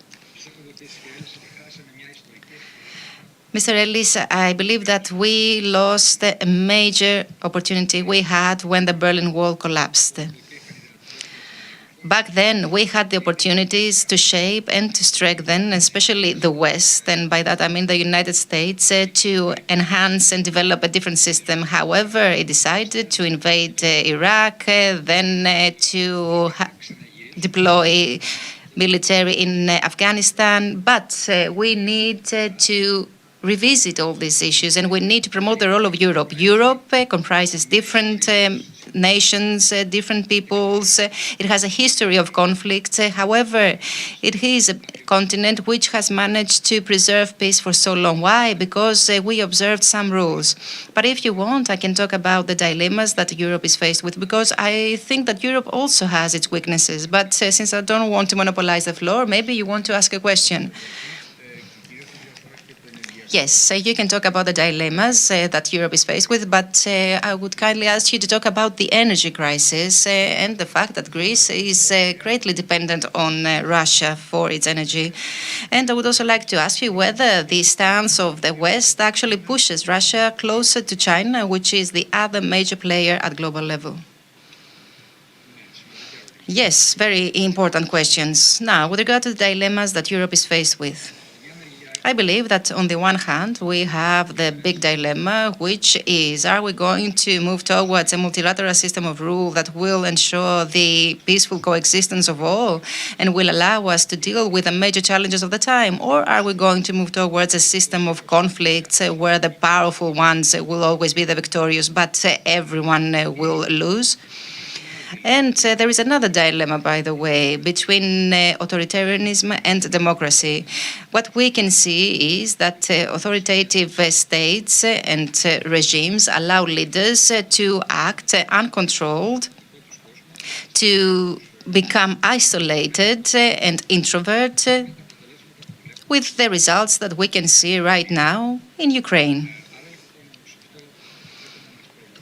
But this should worry us, because we need to find ways to strengthen democracy, because, okay, we do have democratic deficits, and we need to acknowledge that. We cannot possibly say that having witnessed such a development, such a war raging next to us, to claim that we have no weaknesses or no deficits. On the contrary, we should use this crisis in order to identify our weaknesses and resolve our problems, and in order to strengthen the democratic institutions, which in many countries are under attack, even in the United States, which is the biggest democracy in the world. But among these dilemmas, there are some other ones that we need to deal with. Europe is a Europe that is based on rules. Yes, there is no doubt about that. But its basic role up until now was the single market, which basically let the markets regulate the economic policy implemented by the countries. The result of that being, as we know very well, the financial crisis that dealt a very serious blow to Greece. Of course, Greece had made mistakes in the past. And then we also saw that Europe took a long time to take measures, blamed Greece as being the only responsible one and the only country that presented the problematic system. But back then I had said that Greece was not the only problem of Europe, but it seems that now Europe has recognized its weaknesses and in the midst of the pandemic decided to act in a quick and a very solidarious way by developing the Resilience and Recovery Fund, by acknowledging the need of Eurobonds. In other words, it accepted to borrow money in order to finance its member states. And this is actually an important dilemma that we need to answer to. Are we going to strengthen Europe or are we going to leave Europe as it is? The trend that we can see is, however, that we are moving towards the future, towards a better and stronger Europe. Now, with regard to the energy crisis, is Europe going to become energy autonomous? Personally, I believe that Europe should become more autonomous, not find other sources than the Russian one, but to have its own sources. And of course, Greece can play a very important role in that direction. But with regard to the energy crisis, there are other dilemmas that we need to answer to. Are we going to opt for the renewable energy sources or are we going to continue using the fossil fuels? Of course, and now we can see that there is a turn towards natural gas, at least for the time being, but we know that something temporary may become permanent. Then, clean energy, waste, all these are connected with the natural gas and with the fossil fuels, whereas renewable energy sources are clean and can help us protect our planet. I believe that these resources are far healthier, not only for our environment, but also for all citizens of Europe, and especially for Greece. In Greece, we do have these resources, and I believe that each and every Greek citizen can develop the technology required for the utilization and development of renewable energy sources. Unfortunately, we don't have the necessary framework still in the country. And now, with regard to the food crisis, a grave issue for Europe. The agricultural policy of Europe, of course, started following the Second World War when we had all these food problems, and now we have the nightmare making a comeback. So which are the policies that will contribute to a qualitative upgrade of agronutrition? Again, an opportunity that our country needs to seize if we want to invest in a different agronutritional policy that will support the rural world and the agronutritional world, but first and foremost, they will support our own production, be it the one that is turned to the exports or to the local market. The point is that we have many imports in our country, and this creates problems. That is why we need to decide whether we are going to support the primary sector, support experts, and overturn this situation. With regard to Greece and Europe together, we have seen in the past that when we join forces, we can provide quick solutions. The example of the pandemic, I believe we had a very quick response that gave solutions with regard to the issues of research, development, education, and technology. If we want to become more independent and more dynamic compared to China and the United States, again, we need to join forces.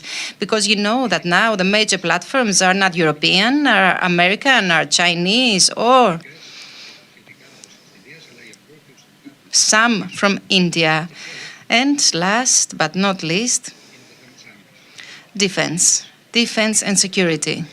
Of course, everything I said earlier have to do with security, the security of the citizens, security of food, education, research, technology. All of these are inextricably linked with the security of the citizen and, of course, with social security, since this involves also employment and work in general. Right now, we're having this dialogue about the minimum wage that should be adopted at European level. And with regard to defense, we can say that Putin actually gave a new breath of life to NATO. But apart from NATO, we need to focus on Europe. We need to make Europe autonomous and independent if we want it to be secure. And this is a very important objective. And as Greece, and personally as Minister of Foreign Affairs, have always said that this is important. And back in 2003, we had the Treaty of Lisbon and the chapter of mutual cooperation, which did not exist in the past. I had given a lot of fight in order to ensure that this chapter would be incorporated. And now this will be to the benefit of Finland and Sweden. And of course, this has to do with our defense industry, both European and Greek one. Mr. President, since we don't have much time, and since I believe that it is self-evident that you, who have experience in dealing with Turkish officials, and since you have experience following the case of Öcalan, of the earthquakes, I would like to hear your view about the phase that we are in. You have expressed your concerns, and I would like to ask you, why have we reached this point? In other words, this period of 20 years that have passed since 2000 were years of calm, we could say. But now we are in 2022 and things have changed dramatically. We are in the worst phase of the relations between the two countries. So I would like to hear your view about that. Why did we reach this point? And what do you believe will happen in the immediate future? I believe that it is time to talk about the immediate future because we can see the developments. The developments are deeply concerning. They are negative. Nobody can know what Erdogan is thinking, but what we need is to prepare ourselves for any possible developments. First of all, I would say that this turmoil that can be seen now at global level is the tool that Erdogan is using. He has taken diplomatic initiatives in order to strike a balance between Ukraine and Russia, but also between the West and Russia. He has taken initiatives in order to promote peace negotiations or to resolve food crisis. There hasn't been any response, but the point is that everything that Erdogan is doing is something to disorient the Turkish citizens. In other words, he talks about Sweden and Finland that want to become members of NATO, and this is actually something that Putin caused. He managed to push these two countries towards NATO, but at the same time, this showcases the problem of NATO, which was actually an organization that was based on these conflicts between the two countries during the Cold War, an organization that didn't pay the necessary attention when democratic rights were violated and has turned a blind eye to authoritarian leaders. So this was a major problem of NATO itself. But the Turkish president actually uses this anti-West rhetoric, which is something that the Turkish citizens want to hear, in order to bring his supporters closer together and develop a nationalist idea that will distract the citizens from the daily problems, which are enormous. The inflation in Turkey is huge. It has grave economic problems, and because of Erdogan, not just because of the latest developments, and I mean by that the Ukraine war, Turkey has a major problem. It is Erdogan who is to blame for many of the problems that Turkey is faced with. Now Erdogan is seeing his popularity dropping, and my belief is that he thinks that he can overturn that by using this rhetoric. However, even though he says what he says,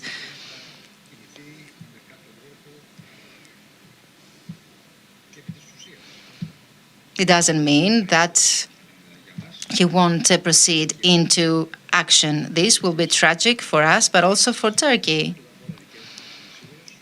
because there will certainly be a reaction on our part, but also there will be a reaction at the international level. This is a message that needs to be conveyed to Turkey.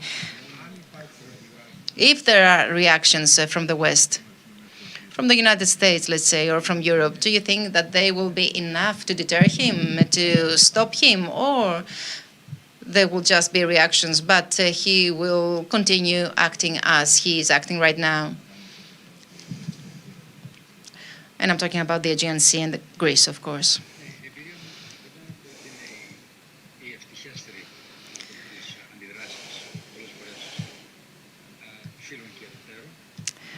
Based on my experience, many times in the past, the reaction of our friends and allies hasn't been the expected one. But in order to talk about our policy and the framework that we need to have vis-à-vis Turkey, I believe that we need to be very clear with regard to Turkey in the context of what we want to express as a country, what our citizens want to express, what our policies want to express. First of all, we need to continue the talks with Turkey. I'm against this idea that we need to find a third intermediate in order to resolve our problems with Turkey. Why? First of all, because usually these third parties have their own interest to serve. Many times they try to strike a balance between the two countries when we are the victims right now and Turkey is the attacker, to put it this way. So there shouldn't be any question of striking a balance between two countries. The point is to observe specific rules. And the second is that when someone is honest and very clear, the message is far more effective. And I believe that the message that we want to convey is clear. First of all, we have not only the right, but also the responsibility of defending our national sovereignty. The Treaty of Lausanne, of course, provides for disarmament, but there is also an even more general assumption that every country has a right to defend itself and to defend its national sovereignty. Secondly, we are not the ones who are attacking. We won't attack Turkey, regardless of what is being said on the part of Turkey, which is believed by some and not believed by others. But the point is that we are not the attackers. Greece should not be perceived as the attacking country. But of course, at the same time, we need to make sure that we will not allow anyone to violate our own national sovereignty. Third, we have common interests. If we resolve the issue of the continental shelf, if we resolve the Cyprus problem and of the exclusive economic zones, then we will realize, I believe, that we have many common interests. A European future of Turkey is beneficial to us. We have also common energy interests for which we can work together.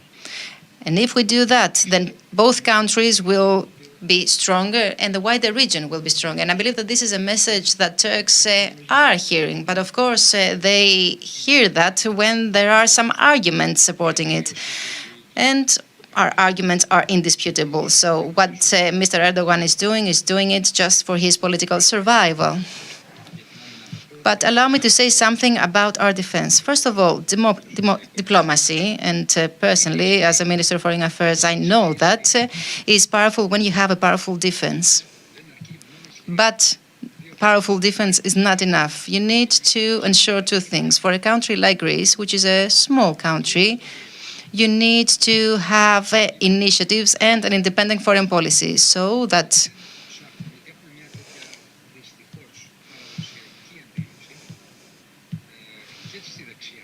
you can leave aside this traditional perception of the past that both political wings have abided by, who is going to be the best protector.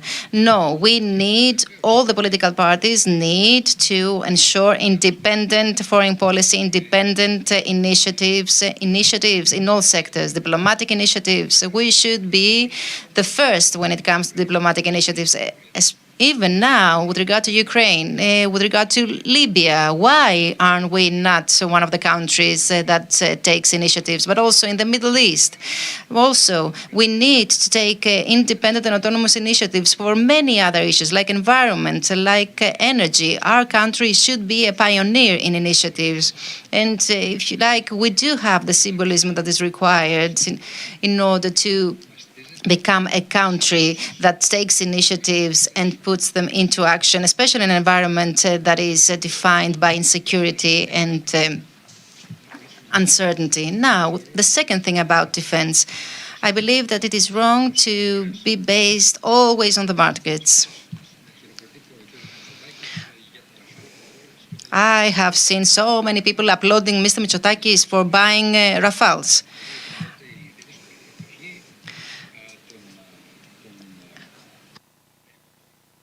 I had also bought Rafales because Mr. Sarkozy had made me to buy the Rafales. I had made these purchases in the midst of a very difficult financial crisis. However, we supported this purchase of Rafale. But applauding Mr. Mitsotakis, I don't understand. It's not an achievement. An achievement would be to support our own defense industry.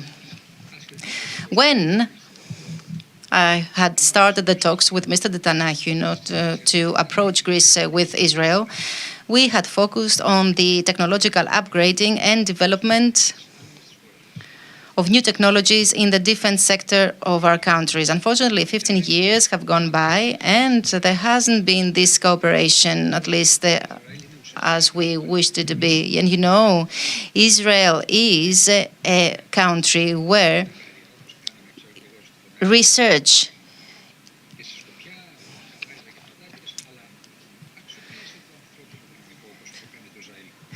is at the service of the state. Young people are involved in research. They do that in order to support their industry. The same stands for Turkey with the drones and the Bayraktars. Why don't we have the same technologies? Why don't we have the same practices? So we have a huge deficit when it comes to the development of technology, both in the military and in the defense industry. And of course, this has something to do with Europe.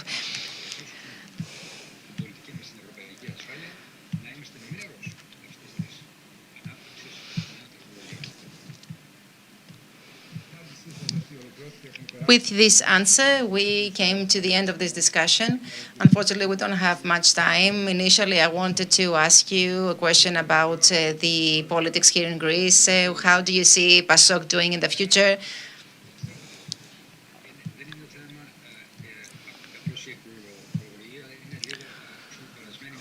Look, talking about elections is an obsolete practice, I would say, because the point is not to change the government simply. The point is to find a different path for the country. And now we are at a crossroads.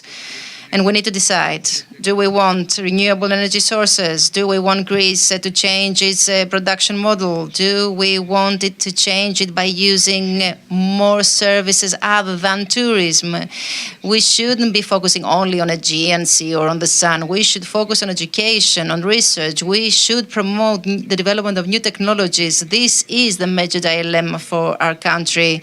And that is why there should be joining of forces, consultation, democratic processes, which unfortunately are not promoted by this government. What I can see is a polarization between New Democracy and Syriza, and not a new breath for the country, not a discussion about the direction that the country must follow in the future, which is a negotiation that needs to take place and the discussion that needs to take place if we want to see our country proceeding into the future with the people on its side and using all the skills of the young, many of whom are working and living abroad. We should make the most of all things instead of fighting one another. Of course, there should always be there must always be different ideas and different opinions, but there should be a consensus on where we should be heading to, because the major challenges are ahead of us and we will need to join forces in order to meet these challenges. If we had done that in the past, right now we would be in a different position, and that's what we need to do for the future. Okay, and I would like to close that, not with the message of war, but with this message that is in favor of consensus and cooperation in order to make our country better, in order to make Greece a Greece that will be focused on growth. Thank you very much. Εγώ ευχαριστώ.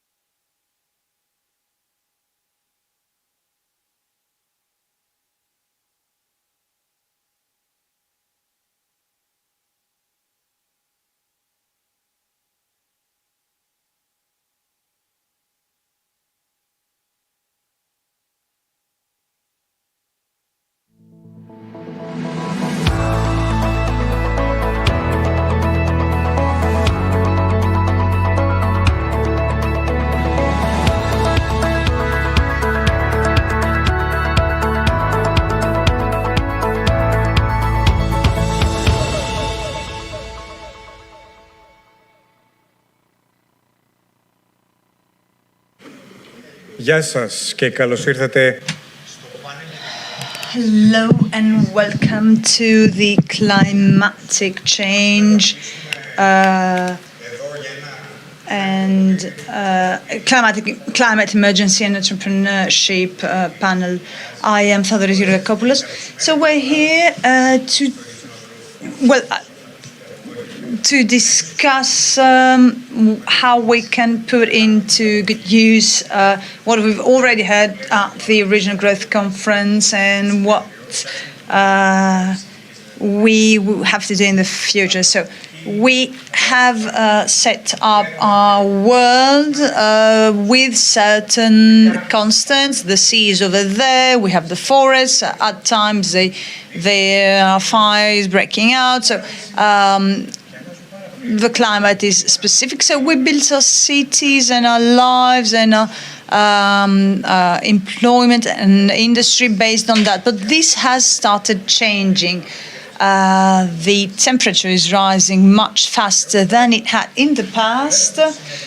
Many of the consequences cannot be reversed.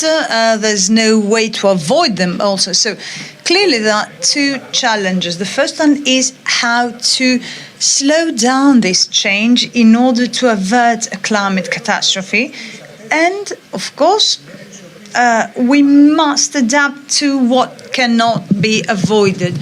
So today, talking about climate emergency from a growth point of view, with Professor Yannis Maniatis, former Minister of Environment, Energy and Climate Change, and also the following university professors: Konstantinos Kartalis, University of Athens, head of the Analysis Research on Climate Change in Greece, as well as Phoebe Koundouri, professor at the Athens University of Economics and Business, and president of the EIRE.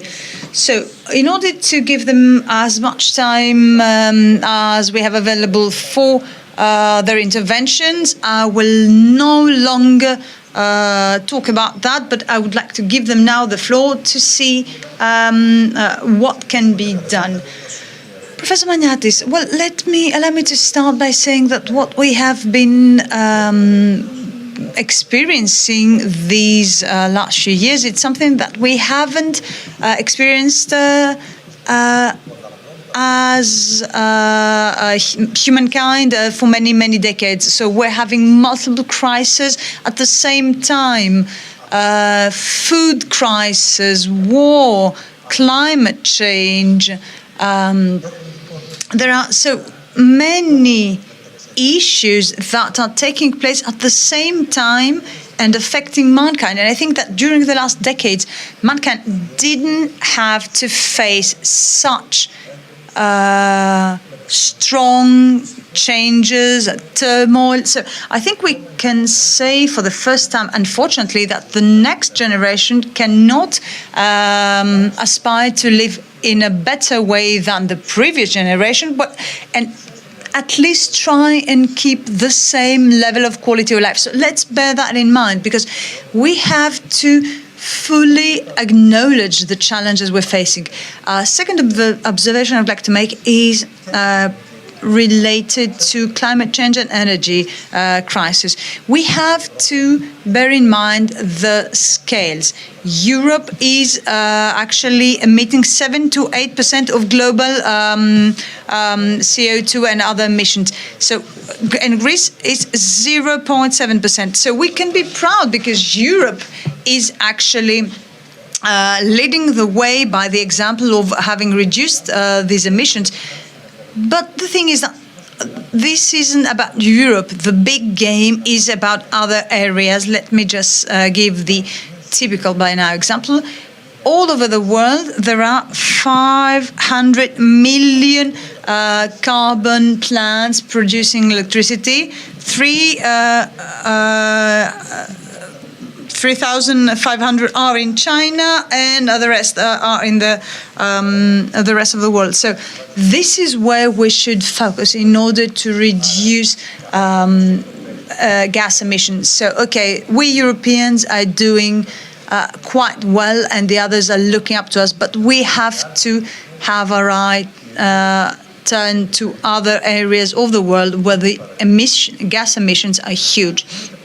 Third observation, we have been talking a lot, not only in Greece but also in other countries, mostly about the production of energy, and usually we are talking about RES, biomass, geothermal, etc.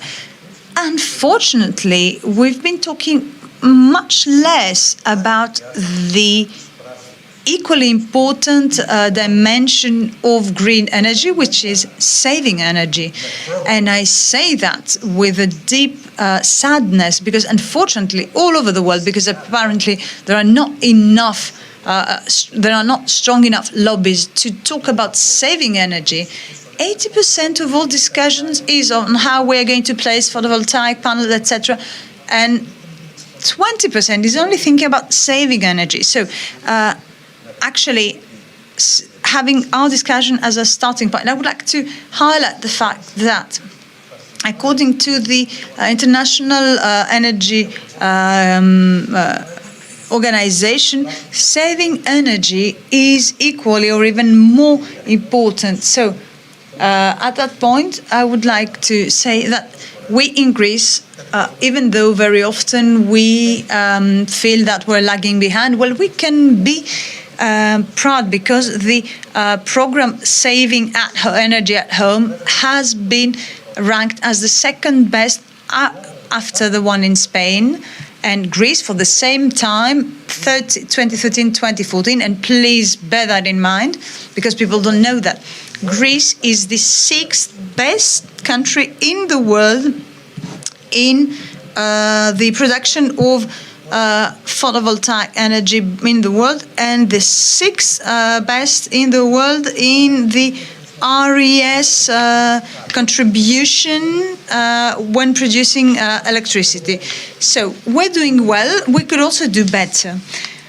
And another observation, we have about 100 to 120 different ways to reach a green productive model.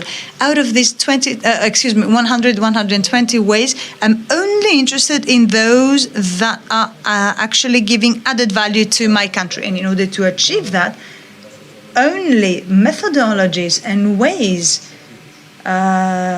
of producing energy that create also jobs are the ones that we have to look into. And let me explain that. As we speak, 85% of photovoltaic panels in the world are produced by China. 50% of wind turbines are produced in China. 60% of electric cars are produced in China, and 90% of batteries are produced in China. So we, as Greece, if we want to contribute, well, the easy thing is to import things from China, Germany, or the US, ready-made products. No. What I have to do is to produce, first of all. We've talked about it, and I seem to sometimes to be a bit obsessed about that, but the Greek sun heating boiler, because we use that in Greece very often, so it decreases by 20% electricity bills. Greece has 7 million houses. Out of them, only 1.5 million have a sun heater water system. So this is a way to reduce both the spending as well as save energy, and by using a Greek product, because this is produced in Greece. So at the same time, allow me to say that Greece is also producing smart meters, some of the best industrial use batteries. Sunlight in Xanthi is the industry. Good cables. So Greece has to focus on these actions. These are actions that not only save energy, not only cut our electricity bills, but they also create job posts. And finally, I would like to say something about Europe. You know, after congratulating them on how they worked on the pandemic, we were united, created this mutual fund. So unfortunately, when it came to energy, things didn't go well. I am a staunch believer of EU, but I'm very, very disappointed that nobody saw it coming, the energy crisis, and nobody saw the impact, its impact coming. So at a global level, the incomes that every year petroleum groups and natural gas groups production were about $1.5 trillion. So these were the income. Saudi Arabia, Iran, Russia, 1.5 trillion. In 2022, they will be collecting 4.5 trillion, and these 3 trillion will come out of the pockets of European households, European economies, European businesses. So Brussels had to have known that and acted before we reached that point. And I would like to close here with a very important observation. So Europe has to learn the hard way, but we have to learn. Now, the day that Putin invaded Ukraine, the 24th of February in 2022, is our own 9/11. It was a great disaster for the EU and Europe, and we have to look towards the future in a different way. And Europe's energy future has to be based on, first of all, the import of green energy and saving energy. And we have to really cut down on energy poverty that is hitting 60 million Europeans. And Europe has to rely on its own energy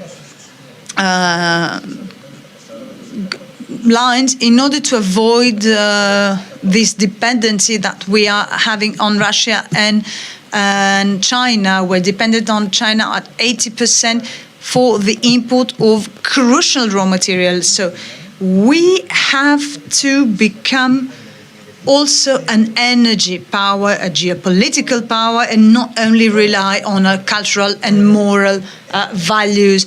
So I think that the EU has learned by this bitter pill that it had to swallow in February. There are also some questions. We'll take them during the second part of the discussion. So first, let's go to Mr. Kartalis. In order to hear from him, because he has also performed surveys and research for the analysis regarding climate change, and both at a local but also at a regional level and national level. So let's hear from Mr. Kartalis, his own approach. Let's see what he has to comment on what Mr. Maniatis said. Well, Yannis really touched upon very interesting, crucial elements that really shed light on this multifaceted issue. But I would like to be a bit more optimistic, because when Europe got out of the Second World War, well, the whole continent was in ruins. However, in the early 50s, they started the coal and steel union, and that led to the European Union, and we have gone through so many changes, and I think we'll find a way to move forward. I think that the current crisis is actually allowing us to look into things. Yes, okay, the EU was late coming to this party, but they have finally woken up. So the crisis, according to me, showed that this model of globalization plus, because we have these global chains of command, well, I think we should come to globalization minus, not being dependent from an economy that is situated to 10,000 kilometers away, because a crisis there could really prove disastrous here. So what we have to look into now is how to bring closer production systems.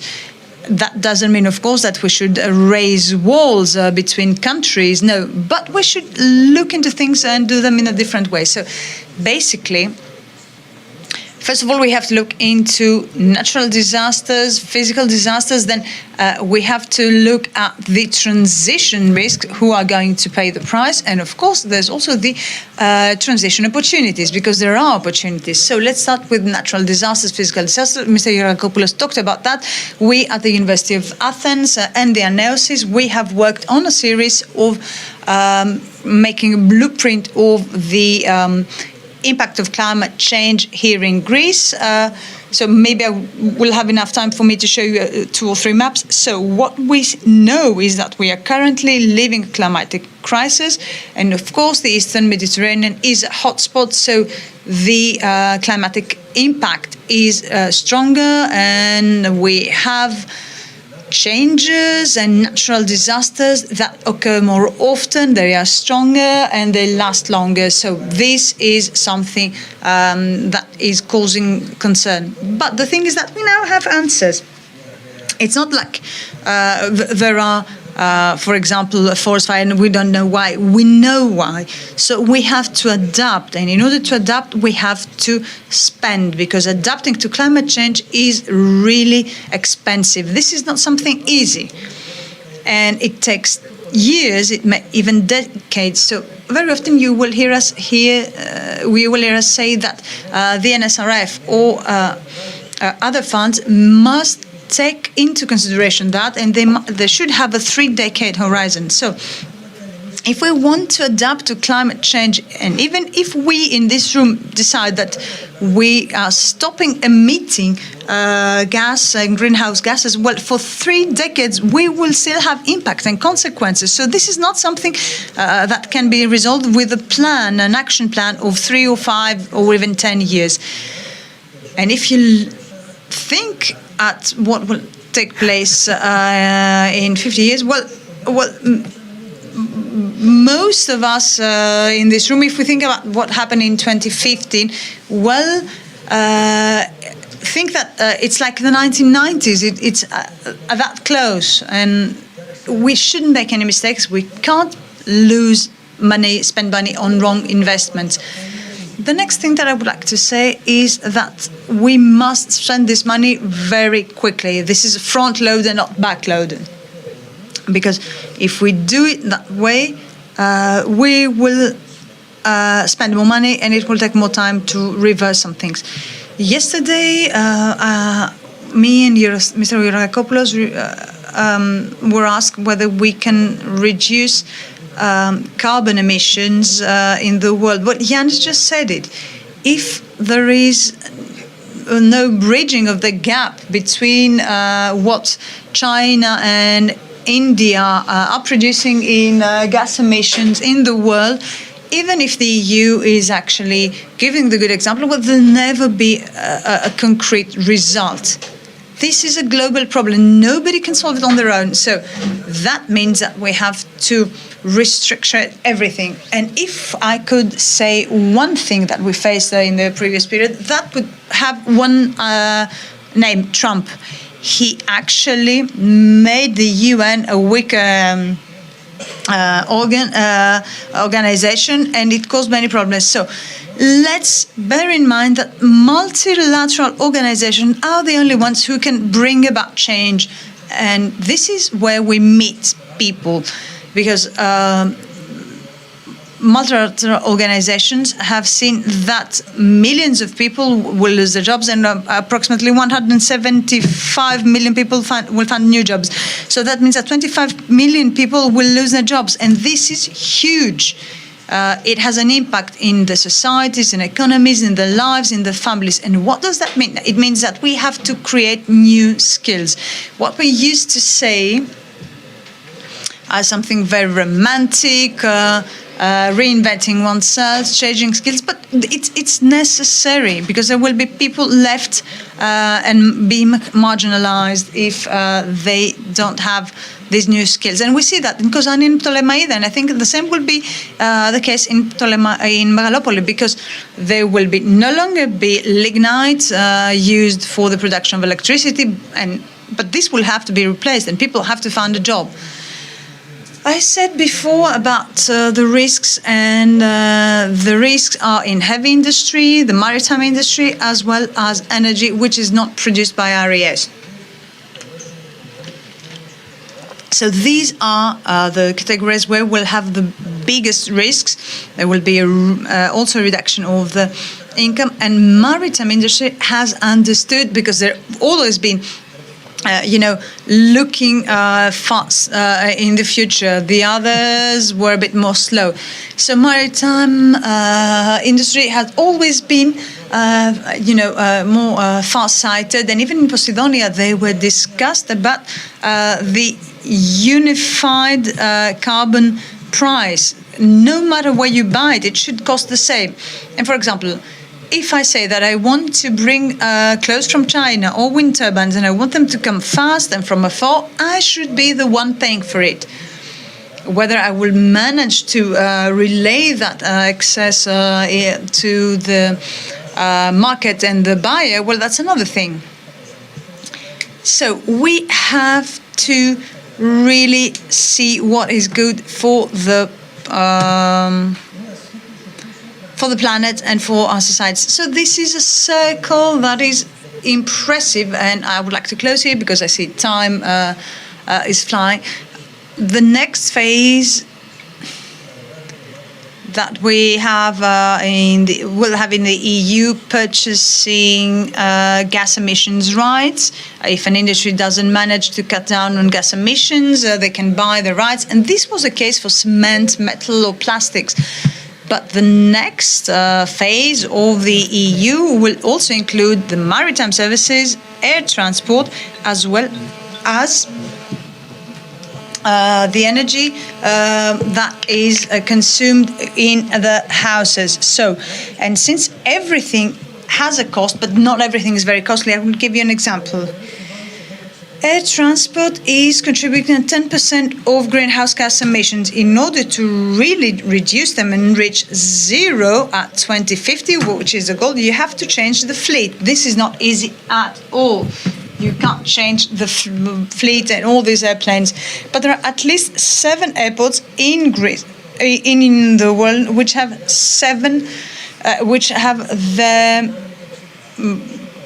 something, and the Athens Eleftheros Venizelos is bad. So they talk to each other, and when a plane is to land, they land directly, and they go to a place where they turn off their engines. So they managed to reduce by 10% the greenhouse and gas emissions. Yes, and there are many questions that I would like to have. Χαίρομαι πολύ που είμαι και πάλι μαζί. Να βάλουμε λίγο τους χάρτες, να δούμε αν θέλετε. Εγώ θα συμφωνήσω πολύ με τον Γιάννη, με όλους τους προλαλήσαντες, ότι έχουμε πολύ δύσκολη συγκυρία. Την πανδημία, για να μετρήσουμε κρίσεις, η πανδημία, η οικονομική κρίση που απορρέει από την πανδημία, αλλά και από την ενεργειακή κρίση, τα οποία οδηγούν μαζί με τα μεγάλα δημοσιονομικά ανοίγματα σε πληθωρισμό. Ένας πληθωρισμός ο οποίος φαίνεται να μας οδηγεί σε στάσιμο πληθωρισμό, που σημαίνει πληθωρισμός και όχι ανάπτυξη, τεράστιο πρόβλημα, άλυτο πρόβλημα, δύσκολο πρόβλημα, τρίτη κρίση, κλιματική κρίση, τέταρτη κρίση, η κατάρρευση των οικοσυστημάτων στα οποία βασίζεται η παραγωγή μας και η κατανάλωσή μας. Πέμπτη κρίση η πληθυσμιακή, έκτη κρίση η ενεργειακή που άρχισε ένα χρόνο πριν τον πόλεμο, εντάθηκε με τον πόλεμο, αλλά άρχισε ένα χρόνο πριν τον πόλεμο και κυρίως οφείλεται στην κλιματική κρίση και η γεωπολιτική κρίση. Μπορώ να συνεχίσω, αλλά αυτές είναι πιο μεγάλες. Τεράστια η δυσκολία της συγκυρίας. Εδώ πέρα είναι οι χάρτες που φτιάχνουμε ως United Nations Sustainable Development Solutions Network, το οποίο είναι το παγκόσμιο δίκτυο για λύσεις για τη βιώσιμη ανάπτυξη κάτω από τον Γενικό Γραμματέα των Ηνωμένων Εθνών. Εγώ προεδρεύω του Ευρωπαϊκού Hub και κάθε χρόνο από το 2015, που ήταν η χρονιά που ήμασταν όλοι στη Νέα Υόρκη και ανακοινώθηκαν οι 17 στόχοι της βιώσιμης ανάπτυξης και 193 χώρες τους υπόγραψαν αυτούς τους στόχους στην Ατζέντα 2030 και είπαμε ότι μέχρι το 2030 θα καταφέρουμε αυτούς τους 17 στόχους που έχουν 169 επιμέρους στόχους και οι οποίοι μετρούνται με ακρίβεια και σαφήνεια με εκατοντάδες indicators. Άρα, όπου ακούσετε ότι η αηφόρος ανάπτυξη είναι κάτι περιγραφικό, κάτι το οποίο δεν έχει οριστεί επακριβώς, αυτό είναι λάθος. Συνεχώς ακούγεται αυτό το πράγμα. Αυτό είναι λάθος, γιατί αυτή τη στιγμή μαζί με το Charter of Human Rights των Ηνωμένων Εθνών, αυτή η ατζέντα και ο ακριβής τρόπος εφαρμογής της είναι η μόνη άλλη παγκόσμια ατζέντα στον κόσμο. Άρα ξέρουμε που θέλουμε να πάμε ή τουλάχιστον υπογράψαμε επίσημα ότι θέλουμε να πάμε εδώ. Το υπογράψαμε. Επίσης αυτή η ατζέντα της βιώσιμης ανάπτυξης είναι ένα investment program. Είναι ένα πολύ σαφές investment program. Είναι πρόγραμμα επενδυτικό για κάθε χώρα. Για να δούμε πόσο καλά πάμε για το κλίμα. Θα πάω πολύ γρήγορα.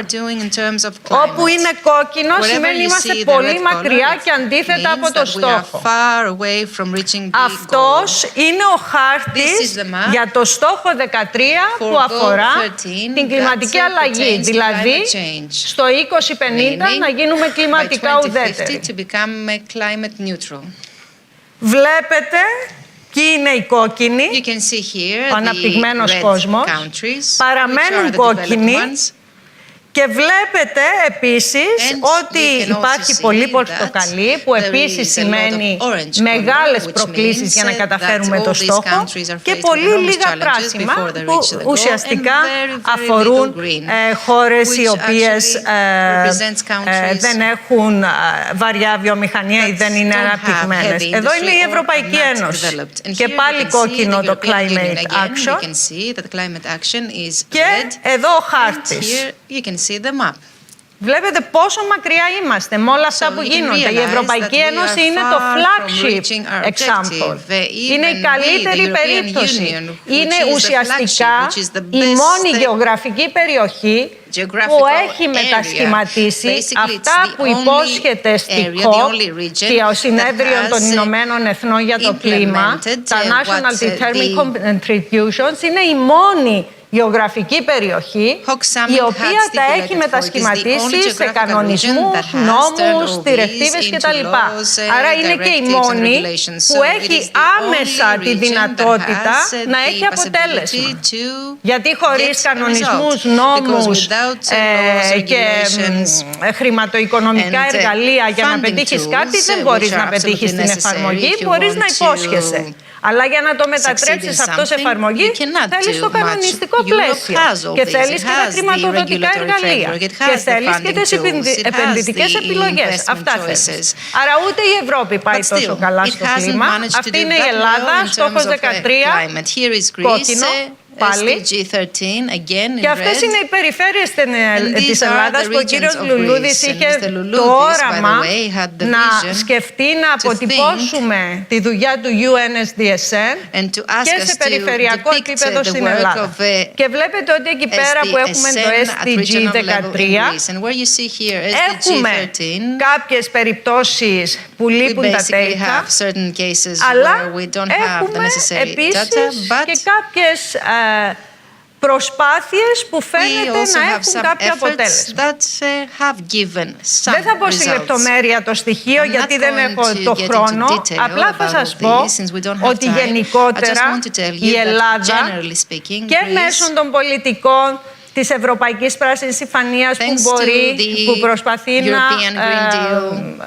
να εφαρμόσει και να αντλήσει από αυτή χρήματα για να μπορέσει να τα εφαρμόσει. Και μέσω του RFF, που ουσιαστικά ένα μεγάλο μέρος του εστιάζει σε decarbonization και ενεργειακή αποτελεσματικότητα. Θα δείτε ότι κυρίως η Ελλάδα έχει αποτέλεσμα στη διαχείριση της παραγωγής τροφίμων, χρήσης γης, νερού και του θαλάσσιου περιβάλλοντος και στο energy decarbonization. Στους άλλους βασικούς μετασχηματισμούς που κατ' ουσίαν καθορίζονται από την υποχρέωσή μας να εφαρμόσουμε την Ευρωπαϊκή Πράσινη Συμφωνία και τα SDGs, ακόμα δεν έχουμε επενδύσει αρκετά. Και θα το δείτε και εδώ στην ανάλυση του RFF μας. Εδώ είναι πόσα χρήματα από το Recovery and Resilience Plan έχουμε δώσει στους διάφορους στόχους της βιώσιμης ανάπτυξης, αν κάποιος κάνει την ανάλυση. Θα δείτε εκεί που είναι κόκκινα είναι αυτά που δώσαμε για την κλιματική αλλαγή. Αλλά δώσαμε και αρκετά σε πράγματα που επίσης είχαμε αδυναμίες. Αυτό τι σημαίνει? Ότι έρχονται και κουμπώνουν. Εκεί πέρα που είχαμε σημαντικές αδυναμίες, φαίνεται ότι το RFF μας έδωσε αρκετά χρήματα. Άρα υπάρχει μια συνέπεια στην πολιτική μας. Εγώ να πω ότι όσον αφορά την επιχειρηματικότητα, πολύ σημαντικό είναι το μέρος της Ευρωπαϊκής Πράσινης Συμφωνίας. Όχι μόνο αυτό που θέτει τους στόχους, και πρόσφατα περάσαμε ένα κλιματικό νόμο, ο οποίος είναι ικανοποιητικός, δεν είναι τέλειος, αλλά είναι ικανοποιητικός για αρχή και μπορεί να αναβαθμιστεί. Πολύ σημαντικό κομμάτι είναι το EU Taxonomy. Γιατί είναι σημαντικό? Γιατί σου λέει πρώτον ότι θα πάρεις καλό δάνειο αν η επένδυση σου θεωρηθεί πράσινη, και πράσινη επένδυση θεωρείται αυτή που εστιάζει σε μείωση των εκπομπών του θερμοκηπίου, σε προσαρμογή στην κλιματική αλλαγή, σε επενδύσεις στην κυκλική οικονομία, σε επενδύσεις στην αηφόρο διαχείριση του νερού και των ωκεανών και σε επενδύσεις στην προστασία και αναβάθμιση της βιοποικιλότητας. Άρα θα πάρεις καλά terms for your loans, θα πάρεις φθηνή χρηματοδότηση αν εστιάσεις σε αυτά. Και αυτό είναι το taxonomy που λέμε, η ταξινομία της Ευρωπαϊκής Πράσινη Συμφωνία. Μαζί με αυτό όμως γίνεται και μια άλλη μεγάλη ιστορία, η οποία άπτεται του Proposal for Corporate Sustainability Directive. Η κάθε εταιρεία, η οποία είναι μεγάλη, αλλά μέχρι το 2026 αυτό θα αφορά και τα SMEs, θα πρέπει να υποβάλει Sustainability Report, το οποίο δεν θα είναι όπως αυτά που υπάρχουν. Το Sustainability Report αυτό έχει αυστηρές προδιαγραφές. Η πληροφορία που πρέπει να μπει μέσα έχει οριστεί. Είναι λεπτομερής, θα γίνεται monitor και assess, και επίσης θα είναι digitally hacked για να μπορεί να ελέγχεται σε real time. Και τέλος, ακόμα και στο asset management, το European Taxonomy βάζει sustainability principles. Αυτό έχει δώσει μια μεγάλη αγωνία σε όλα τα corporates του κόσμου και στο financial sector για το πώς θα μάθουν, πώς θα αποκτήσουν το capacity να κάνουν σωστά αυτά τα λεγόμενα ESG, Environmental Social Governance Criteria, στα οποία βασίζονται τα Sustainability Report. Το δικό μου, και θα κλείσω με αυτό, Θοδωρή, το δικό μου advice, η δική μου συμβουλή, τα ESG είναι πιο μικρά από τα SDGs. Με ποια έννοια? Ότι αν κάνεις το Sustainability Report σου βάσει των SDGs, το Sustainable Development Goals, θα δεις πάρα πολλά πράγματα που κάνει η εταιρεία σου που μπορεί να μπει στο Sustainability Report και να πάρεις credit γι' αυτό. Γι' αυτό η κάθε μεγάλη εταιρεία θα πρέπει να επενδύσει σε capacity building για να μπορέσει να αναδιαθρώσει το business plan της, ακόμα και το production line της, με τρόπο που θα της δώσει ένα sustainability report που θα είναι έγκυρο, αλλά δεν θα το κάνει μόνο γιατί υπάρχει το regulation. Θα το κάνει γιατί οι εταιρείες που προσαρμόζονται στο νέο regulation, δηλαδή οι εταιρείες που θα είναι και πιο clean, πιο καθαρές όσον αφορά το αποτύπωμα του στο περιβάλλον και πιο κοινωνικά ευαίσθητες, δηλαδή το κοινωνικά τους αποτύπωμα, θέσεις εργασίας, συνθήκες εργασίας και πιο καινοτόμες. Η καινοτομία είναι τεράστιο θέμα. Θα πρέπει αυτές οι εταιρείες είναι αυτές που φαίνονται στις δικές μας αναλύσεις ότι είναι οι πιο profitable. Άρα επένδυση στην καινοτομία και στην αναδιάρθρωση των business plan, ούτως ώστε να μπορέσουν οι επιχειρήσεις να ανταποκριθούν στο θεσμικό πλαίσιο, το οποίο όμως είναι συνεπές με αύξηση της κερδοφορίας. Έχουν κάποια εργαλεία. So there are some tools that the companies can use.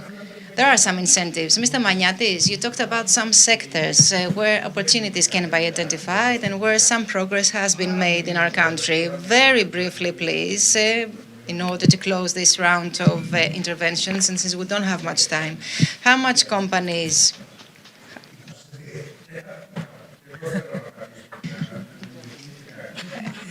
Excuse me, but the sound was cut. Why should there be in the Greek market 22 businesses that compete with each other? Don't worry. The good thing is that they're not competing in Greece. All of them are export-driven. They employ approximately 3,500 people. And to share some good news with you, recently a ranking was published about the 20 best and biggest global companies of solar heaters producing companies, 3 of which are companies. I was deeply moved when I saw this ranking.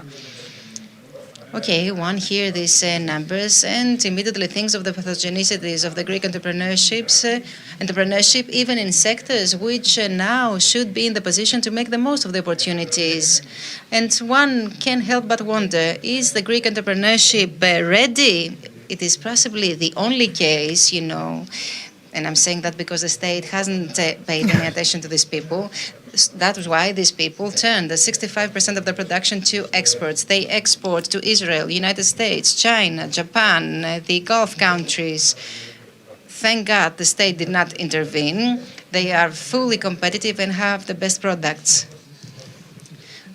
But allow me to say the following as well. There is a multitude of other small, medium enterprises or even bigger enterprises that, and Kostis knows that very well, that also focus on energy saving and on the energy upgrading of buildings.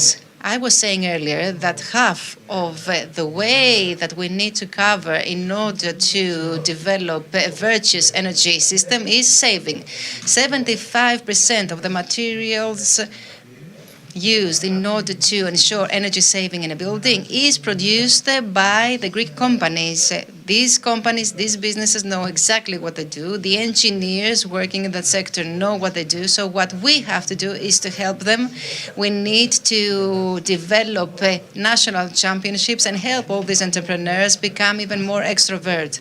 When 75% of the raw materials for the saving is produced by your own businesses that employ over 50,000 people, Greece, instead of importing products which are manufactured by other countries outside Greece, should focus on financing, on developing the adequate institutional framework in order to support the society and the country, because we want that. Everyone wants that. So, to summarize, apart from what we said already, there is a series of many other businesses. For example, the businesses operating in the aluminum sector, we need to support them. There are so many other raw materials like cables, pipes, solar boilers, heat pumps, geothermal equipment. I'm saying that because in Greece there is a lack of national strategy for the support of Greek businesses that manufacture and produce raw materials or services which can be used for the green transition. We act as if we don't even understand that it's one thing to import a ready car that costs 30,000 and then bring it here without me adding any added value, and it's a different thing having a solar boiler that has been produced by Greek hands. I'm giving you these two extreme examples because this national strategy, unfortunately, is absent. We have funding tools in our hands. We must develop this national strategy. You talked about the program Εξοικονομώ Κατοίκων, I Save at Home, which was very effective, and it led to the energy upgrading of, unfortunately, some thousands of buildings. You're right, yes. Greece has 7 million houses, out of which 3 million are old ones. 1.5 million have a double glazing, and the rest not. So, what do we need to do? Is there any possibility to resolve all this only with this program, Εξοικονομώ Κατοίκων? No. 30,000, 40,000 buildings can benefit from this program. We have 3 million houses. So what we need to do is find ways to upgrade these houses. If we don't have the necessary money, what can we do? Provide tax incentives. And I will give you an example. And please close with that. Yes. Hear me out. This market doesn't exist yet. The state receives zero money from the upgrading of houses. Since it is an inexistent market, what's your problem to provide incentives to a market from which you receive nothing, whereas by providing these incentives, we will get the 24 VAT tax and also get revenues from the people who will get employed in this market. So by providing these incentives, for example, tax exemption, you may then collect the VAT and the income tax. Italy is already doing all this. So if we want to follow this path, this virtuous path that will lead us to energy saving, then we'll need to think out of the box. We can do it.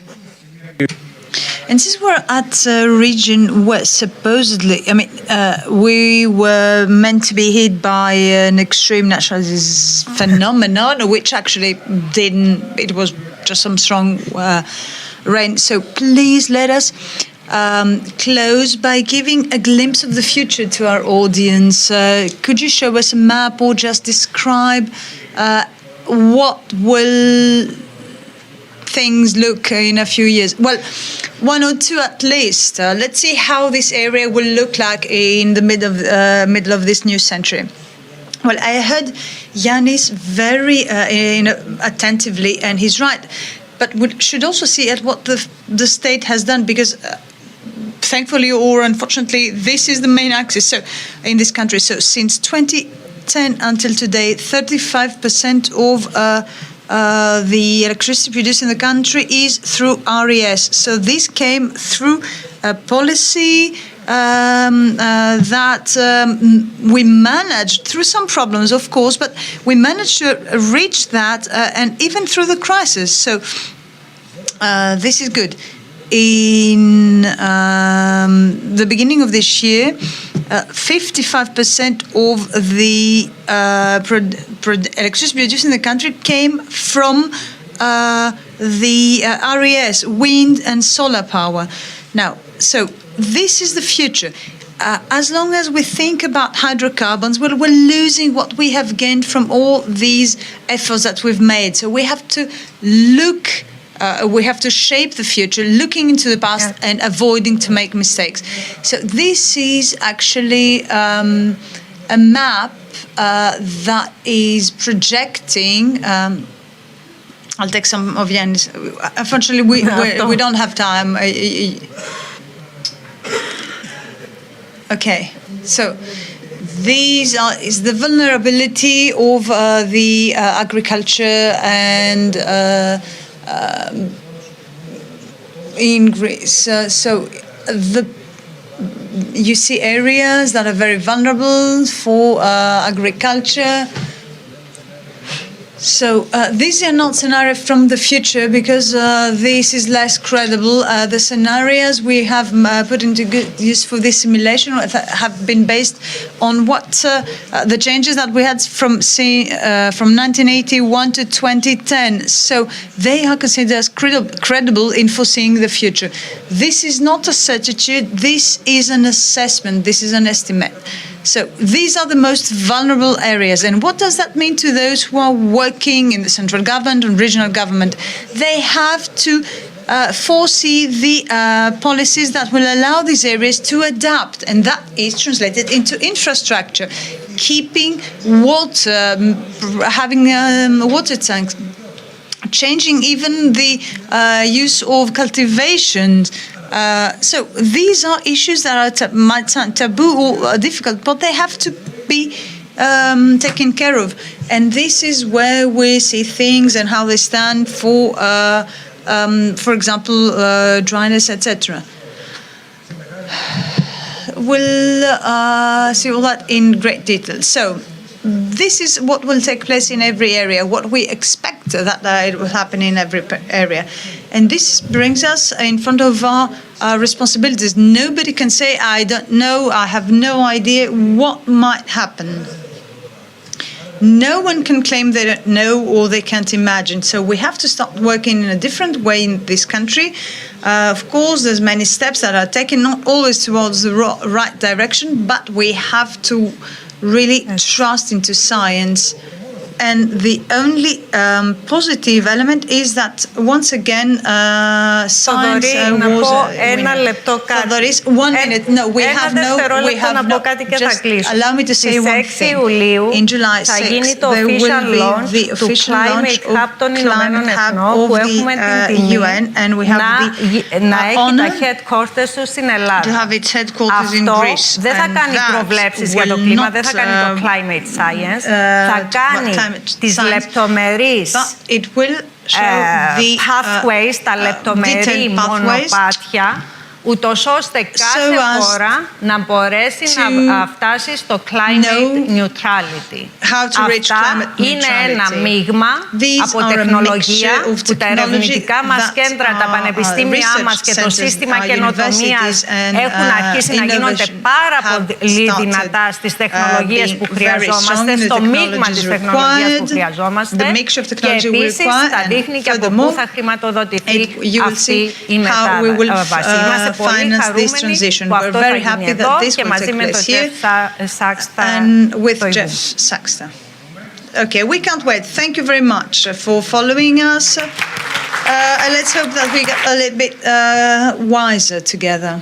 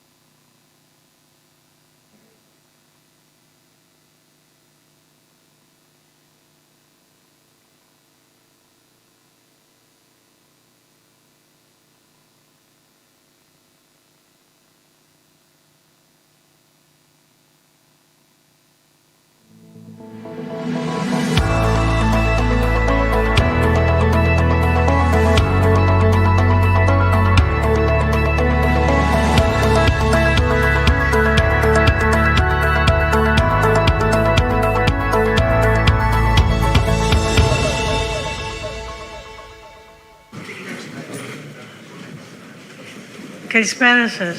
Είμαι ιδιαίτερα... Good afternoon. I am very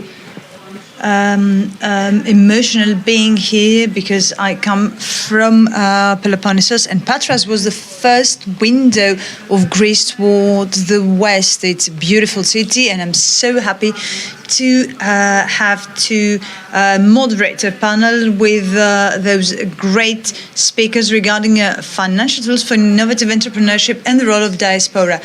Please, I start with the questions addressed to the distinguished speakers.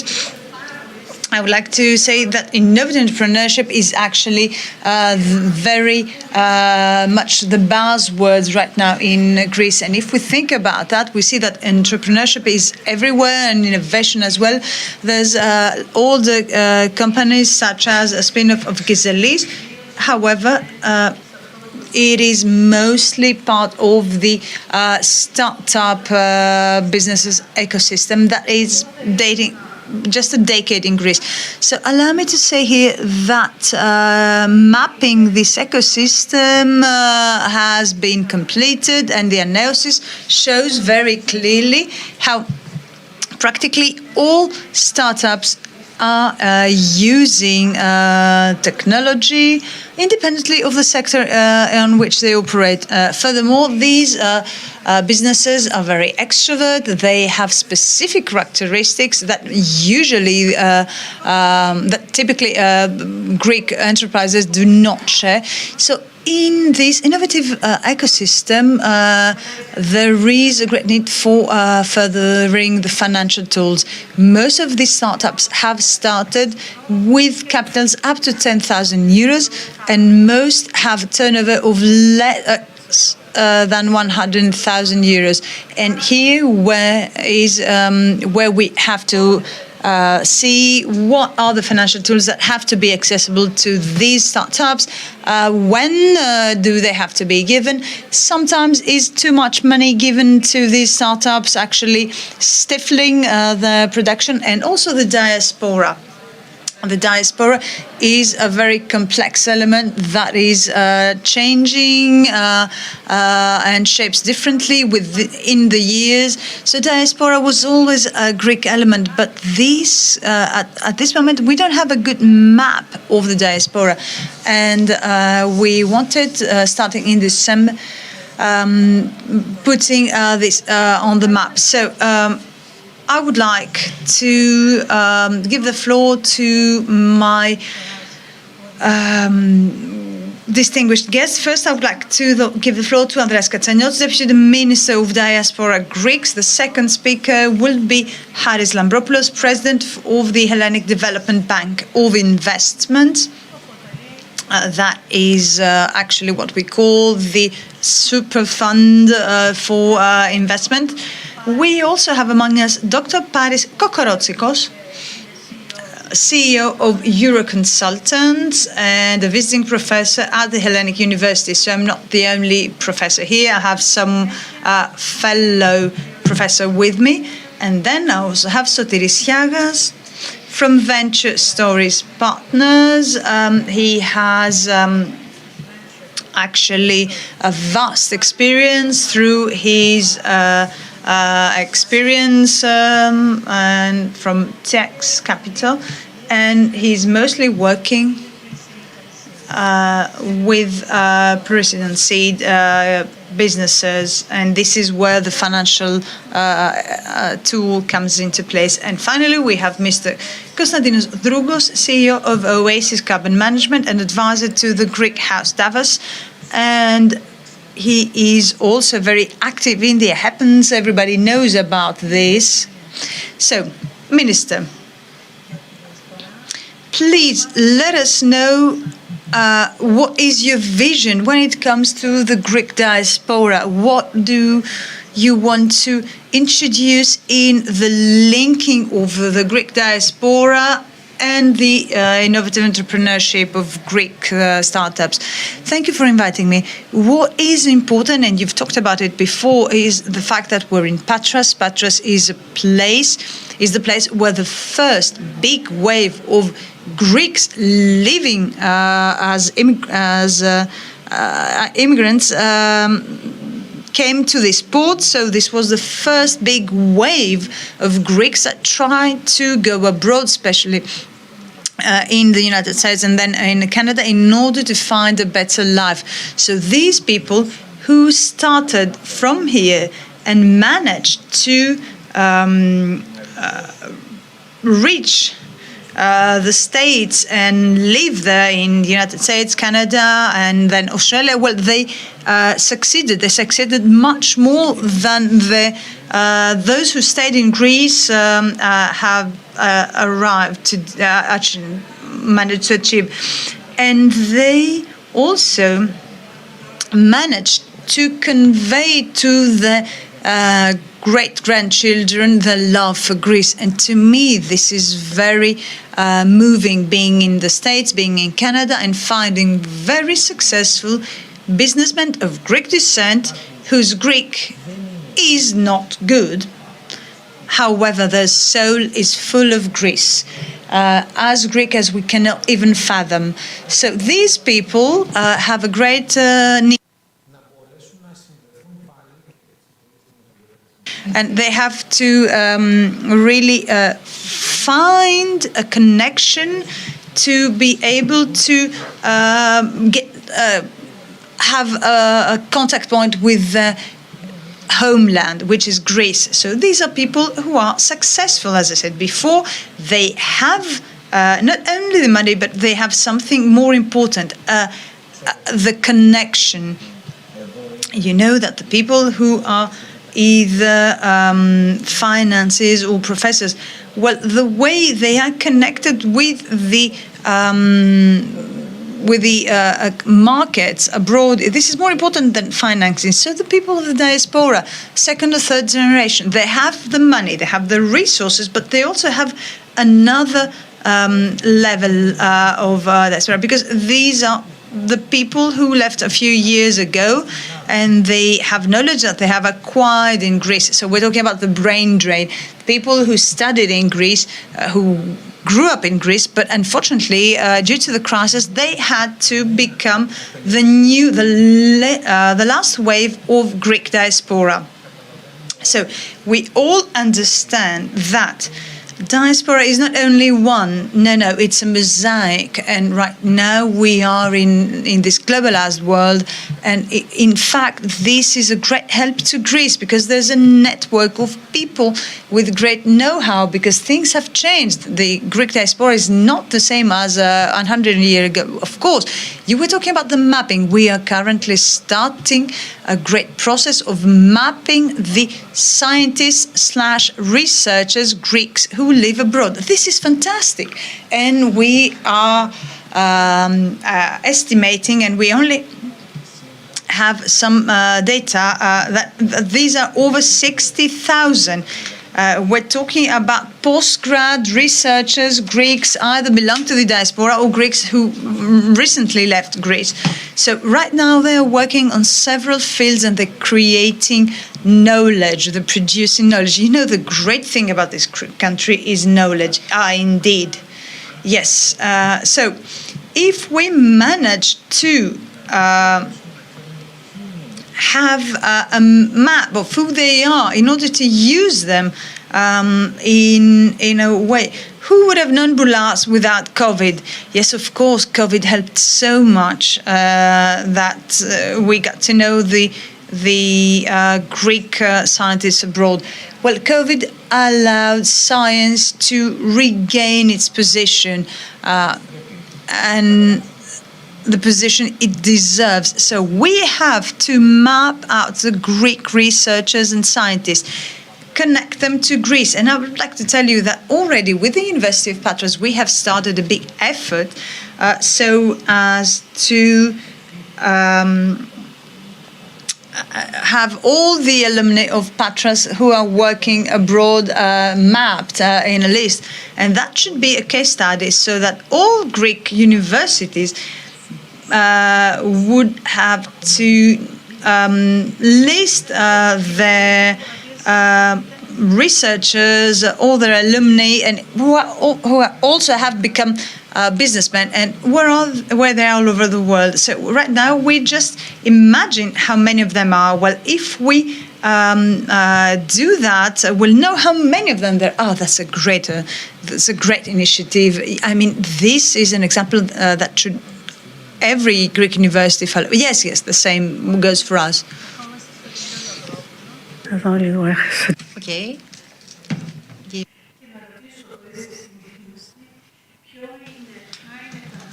Could you tell us which are the new financing tools and how is diaspora involved with Ωραία. this and how Καλησπερίζω και εγώ και εγώ είμαι ιδιαίτερα συγκινημένος διότι εκτός από την ιδιότητα που φέρω αυτή τη στιγμή είμαι και μέλος ΔΕΠ. Είμαι επίκουρος καθηγητής στο Πανεπιστήμιο της Πάτρας και τα ερευνητικά μου ενδιαφέροντα αναφέρονται σε αυτό που αναδείξαμε νομίζω μέχρι στιγμής όλοι και στη συνέχεια θα αναδειχθεί στα οικονομικά περί το ανθρώπινο κεφάλαιο, δηλαδή στη γνώση, στα οικονομικά της γνώσης.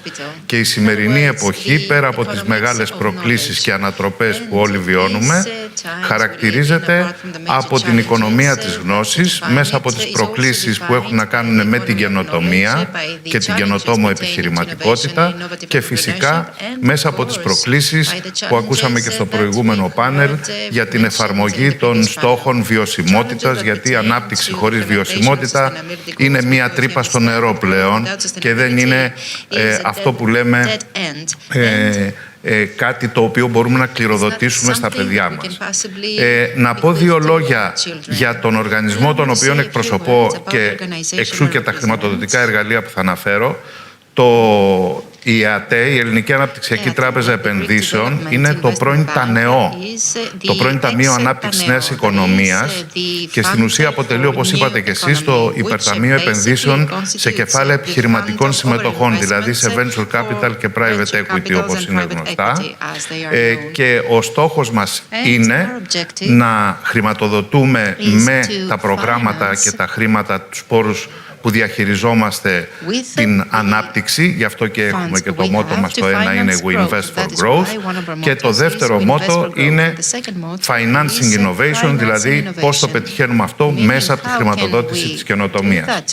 Έρχομαι λοιπόν να πω ότι αυτή τη στιγμή, στη σημερινή συγκυρία, μέσα από μια ιστορική διαδρομή των Τζέρεμις, του Equifund, η κυβέρνηση έχει καταφέρει, ή η συγκυρία μάλλον αυτή τη στιγμή έχει ευθυγραμμίσει διάφορους παράγοντες, δηλαδή φιλοεπενδυτική πολιτική, διαθεσιμότητα πόρων, νομοθετικό πλαίσιο, γενικότερες δράσεις και δραστηριότητες, όπου μπορούν να συμβάλλουν στην κλιμάκωση, στο scale-up που λέμε, των δραστηριοτήτων που οι πολιτικοί μας βοηθούν για να υλοποιηθούν. Από την πλευρά μας λοιπόν εμείς διαχειριζόμαστε αρκετά χρήματα, 2,1 δισεκατομμύρια ευρώ και όλα τα προγράμματά μας στην ουσία είτε αναφέρονται είτε καλύπτουν ένα μεγάλο μέρος του καινοτόμου επιχειρήν. Αναφέρονται σε διαχειριστές κεφαλαίων, δηλαδή σε fund managers, οι οποίοι μας υποβάλλουν τα επιχειρηματικά και επενδυτικά του σχέδια και την επενδυτική του στρατηγική. Η επενδυτική στρατηγική θα πρέπει να έχει στοιχεία καινοτομίας, δηλαδή για τις μικρομεσαίες επιχειρήσεις τις οποίες επενδύουν κεφαλαιοποιώντας τις, δηλαδή βοηθώντας και βελτιώνοντας τα ποιοτικά χαρακτηριστικά του ισολογισμού των ιδίων κεφαλαίων, οπότε βοηθώντας τις εταιρείες να έχουν καλύτερη πρόσβαση σε άλλα χρηματοδοτικά εργαλεία πιο παραδοσιακά, δηλαδή σε τραπεζικό δανεισμό, σε αναπτυξιακούς νόμους, σε ΕΣΠΑ κλπ. Άρα να κλιμακώσουν και αυτή την παρουσία τους και να μεγαλώσουν και να μπορέσουν να επιχειρήσουν πιο δυναμικά. Αγγίζουν λοιπόν εν πολλοίς το κομμάτι της καινοτομίας, της εξωστρέφειας και της πράσινης και βιώσιμης ανάπτυξης. Άρα και γι' αυτό ζητάμε και από τους fund managers, πέρα από το reporting που κάνουν, πέρα από τις οικονομικές καταστάσεις από ορκωτούς που μας υποβάλλουν για τα χρηματοοικονομικά, να υποβάλλουν και τα λεγόμενα ESG reports και με τα τελευταία κεφάλαια που αναφέρθηκαν πριν και έχουμε την τιμή να διαχειριζόμαστε 500 εκατομμύρια σαν πλατφόρμα ιδίων κεφαλαίων του Εθνικού Σχεδίου Ελλάδα 2.0, του RRF δηλαδή, των κεφαλαίων των ευρωπαϊκών του RRF, μπαίνουν και τα do no significant harm στοιχεία που ζητάνε παραπάνω σεβασμό στα διάφορα, στις διάφορες επιλογές χρηματοδοτήσεων. Να πω ότι από την πλευρά μας μέχρι στιγμής έχουν συσταθεί τα τελευταία 2 χρόνια 13 venture capital funds. Ένα είναι και του κυρίου Σιάγα που θα πει περισσότερα και για τη στρατηγική τους στη συνέχεια.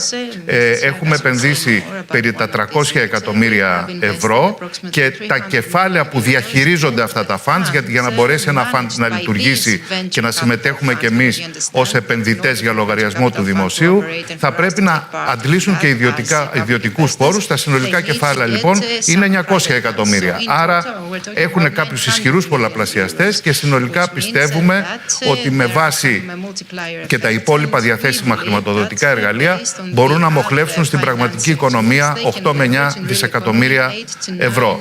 Άρα λοιπόν το κομμάτι των κεφαλαίων είναι διαθέσιμο, υπάρχει μεγάλη προοπτική, η επόμενη μεγάλη πρόκληση για το ελληνικό επιχειρήν, ειδικά στο κομμάτι της καινοτομίας, είναι η εξωστρέφεια της έρευνας, δηλαδή τα πανεπιστήμια μας και όσοι έχουμε υπάρξει μέσα ή όσοι διαβάζουν απ' έξω έχουν κάνει καταπληκτικές πρωτιές, παράγουν υψηλής ποιότητας ερευνητές. Άρα λοιπόν η εξωστρέφεια αυτής της έρευνας και η προσέλκυση κεφαλαίων από το εξωτερικό για να επενδύσουν σε αυτήν θα είναι κάτι πάρα πολύ σημαντικό και θα δώσει μεγάλη προστιθέμενη αξία στην ελληνική οικονομία. Να ρωτήσετε βεβαίως. Ναι, εγώ θέλω να πω ότι η καινοτομία δεν είναι πανάκια, δεν είναι κάτι που είναι μια ωραία λέξη και τη λέμε. Εάν κάποιος περί τα οικονομικά δει πώς οι σύγχρονες θεωρίες οικονομικής ανάπτυξης έχουν εξελιχθεί, είναι ο συντελεστής που βγαίνει έξω από τη συνάρτηση παραγωγής και πολλαπλασιάζει και μοχλεύει όλους τους υπόλοιπους. Δηλαδή με τα ίδια inputs, με τις ίδιες εισρωές, υιοθετώντας καινοτομία, υπάρχει ένας πολλαπλασιαστής που βοηθάει. Και έχουμε παραδείγματα πολλών χωρών, π.χ. το Ισραήλ. Okay, in Greece, we can say that through the system of startups has now promoted an extrovert innovation. And I would like to ask you the following. Greece is not just Athens, and according to the survey I mentioned earlier, we know that although the startups ecosystem was located by 80% in Athens, now is approximately 50% in Athens. That is only half of the startups are in Athens, and now the regions attract many of them. Have you taken into account this in your strategy? How do you also plan to finance companies that operate in the regions? Εμείς από την πλευρά μας, βεβαίως. Καταρχάς τα προγράμματά μας ακολουθούν την καινοτόμο αντίληψη των open calls, των ανοιχτών προσκλήσεων. Δηλαδή, να μην στρεβλώνεται η αγορά και αν μου επιτρέπετε η έκφραση και να μπουκώνεις με χρήματα σε μια δεδομένη στιγμή, αλλά να αφήνεις την αγορά να σου πει πότε τα θέλει, οπότε να μπορείς να ανταποκρίνεσαι σε μια τέτοια ζήτηση. Και η δεύτερη παράμετρος που ενθαρρύνουμε και έχουμε παράδειγμα εδώ στο πάνελ το οποίο θα αναφερθεί, είναι να δημιουργηθούν και regional funds, δηλαδή και επιχειρηματικά κεφάλαια τα οποία να επενδύουν στην ελληνική περιφέρεια. Ιδιαίτερα δε αυτό συνδυαζόμενο και με αυτό που είπα πριν, με την εξωστρέφεια της έρευνας από τα πανεπιστήμια, δηλαδή αυτή τη στιγμή που έχουμε τη χαρά να είμαστε στην Πάτρα, που η Πάτρα είναι το πιο ζωηρό και ζωντανό παράδειγμα στην Πελοπόννησο, στην περιφέρεια Δυτικής Ελλάδας και της ευρύτερης περιφέρειας Πελοποννήσου. Ξέρουμε ότι επενδύουν και έχουν έρθει πρόσφατα και έχουν κάνει γραφεία οι λεγόμενες Big Four, οι μεγάλες ελεγκτικές και συμβουλευτικές εταιρείες. Γιατί το κάνουν αυτό? Γιατί κάτι βλέπουν ότι έρχεται. Δεν ανοίγουν γραφεία για να φύγουν από τη βολή τους από την Αθήνα, να εκμεταλλευτούν και το τοπικό ταλέντο και να δώσουν την ευκαιρία να αναδειχθούν περισσότερο οι επιχειρηματικές δράσεις που δεν είναι τόσο γνωστές στην Αθήνα. Βεβαίως η Ελλάδα δεν είναι η Αθήνα. Εμάς μας ενδιαφέρει πάρα πολύ αυτό. Οι προσκλήσεις μας είναι ανοιχτές. Το site μας είναι γνωστό, hdbi.gr. Οι ενδιαφερόμενοι μπορούν να πληροφορηθούν. Υπάρχει πλήρης ενημέρωση σε αυτό και νομίζω ότι η επόμενη μέρα θα μας βρει καλύτερους δεδομένων και των διεθνών συνθήκων. Αυτό που είπε ο Υπουργός πριν και είναι και το κομμάτι του πάνελ, η διασπορά μπορεί να παίξει πάρα πολύ σημαντικό ρόλο και για την εξωστρέφεια των ελληνικών επιχειρήσεων που επενδύουν τα ελληνικά funds ή άλλοι επενδυτές, αλλά και για την προσέλκυση κεφαλαίων για να επενδύσουν σε αυτούς τους διαχειριστές κεφαλαίων. Startup να διεθνοποιηθούν. Is to allow Greek startups to become global, to get some branches abroad, or to become a new Silicon Valley, if you like.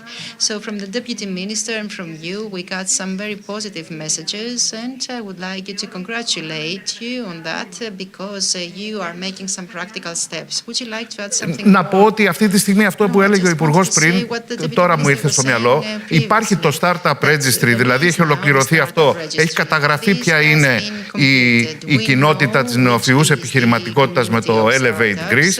Με το καλό, εγώ θα ήθελα να πω και το είπαμε και σε μια δημόσια συζήτηση με τον κύριο Δήμα, να υπάρχει και ένα Research Registry, να καταγραφεί και η ερευνητική δραστηριότητα και βεβαίως να γίνει και η καταγραφή από τον Υπουργό των ατόμων της διασποράς που έχουν και υψηλό ανθρώπινο κεφάλαιο και αγάπη για την πατρίδα και μπορούν να αποτελέσουν και μια αφορμή για επαναπατρισμό αυτού του, για brain gain που λέμε. Yes, so that Greece can become a dynamic country in the region and manage to reverse the deindustrialization. Yes, allow me to share some news with you. This morning, in the context of this conference, when Mr. Plevris and Mr. Gaga were talking about the criteria, or better, about what they will give as incentive so as to attract doctors into the Greek public health, I said to Ms. Gaga that we need to have a talk so that the Ministry of Health provides some incentives to the doctors, and so that then we can communicate that to the doctors who have studied for 10 years in Greece but then left in order to work abroad. Doctors who have an additional incentive to return to the country. Brain gain is not an easy task. It is a process that must be applied on a daily basis. Greece needs to bring back these people. These people studied with the money of the Greek taxpayer and then they left in order to work abroad. They need to come back. We need these brains. The added value of the country, if you want, the economic added value lies in the minds of the young people who sit at the back. Yes, this is the future, and I also teach entrepreneurship in the Economic University of Athens, and I keep on telling them that. And unfortunately, there is no indicator in the economic system that shows the true value of these young people. Yes, now we can move on, having heard this very optimistic message, and we now give the floor to Mr. Kokorichiko. By the way, you have a video, a PowerPoint to show. Yes, okay. He will talk to us about what exists and what is missing from the regional innovation systems, and he will focus on Patras. He will talk about the multiple benefits of the new financing tools. Thank you very much for the invitation and for this very interesting discussion we are having. I want to show you a couple of slides, not more. Slides about the successful innovation ecosystems, and then I will focus on Patras to see what we do have and what we are lacking. What we are lacking in order to reach the level of some other ecosystems in Europe. Let's not talk about Silicon Valley. There are some ecosystems here in Europe, and I will give you some data. The successful innovation ecosystems in Europe are systems that are next to small and middle-sized cities. Utrecht, next to the University of Utrecht. Leuven, the Technological Park of Leuven, next to the University of Leuven. Lund and Malmö in Sweden, not in Stockholm, as one would expect. Oxford and Cambridge, and not London, for example, in the UK. So all the innovation ecosystems are based on a combination of factors, the basic of which is a university with serious STEM specialties, with research results, with international networking and activity. And next to that, of course, there is the state, the region. There are different other bodies, which, okay, they exist in Greece, all of which are interconnected. There are, however, many other financing tools. One of the most important financing tools, are the tools that transform research into commercial results. And I'm talking about the stage before the emergence of the commercial venture capitals, which take risks, but at an early stage,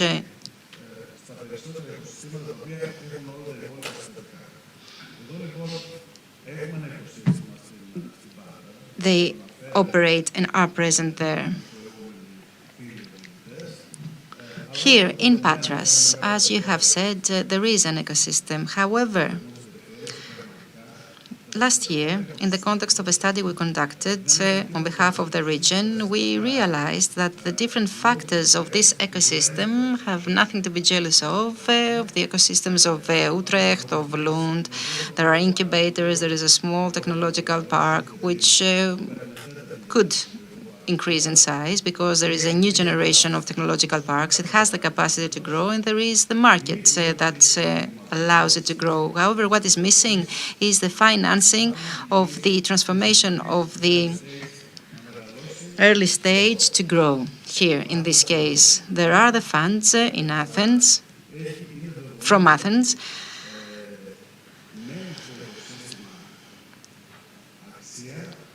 and it is also known that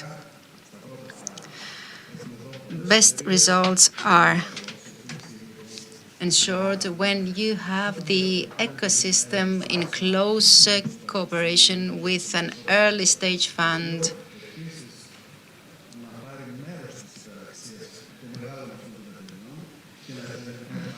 which will get the added value from the growing of these companies and then invest this added value again in the area. Of course, these companies have increased in size. They employ people in the region. They have an important footprint on the area, but it would be even better if a large part of the added value would be reinvested in other startups, because this reinvestment feeds the cycle of growing.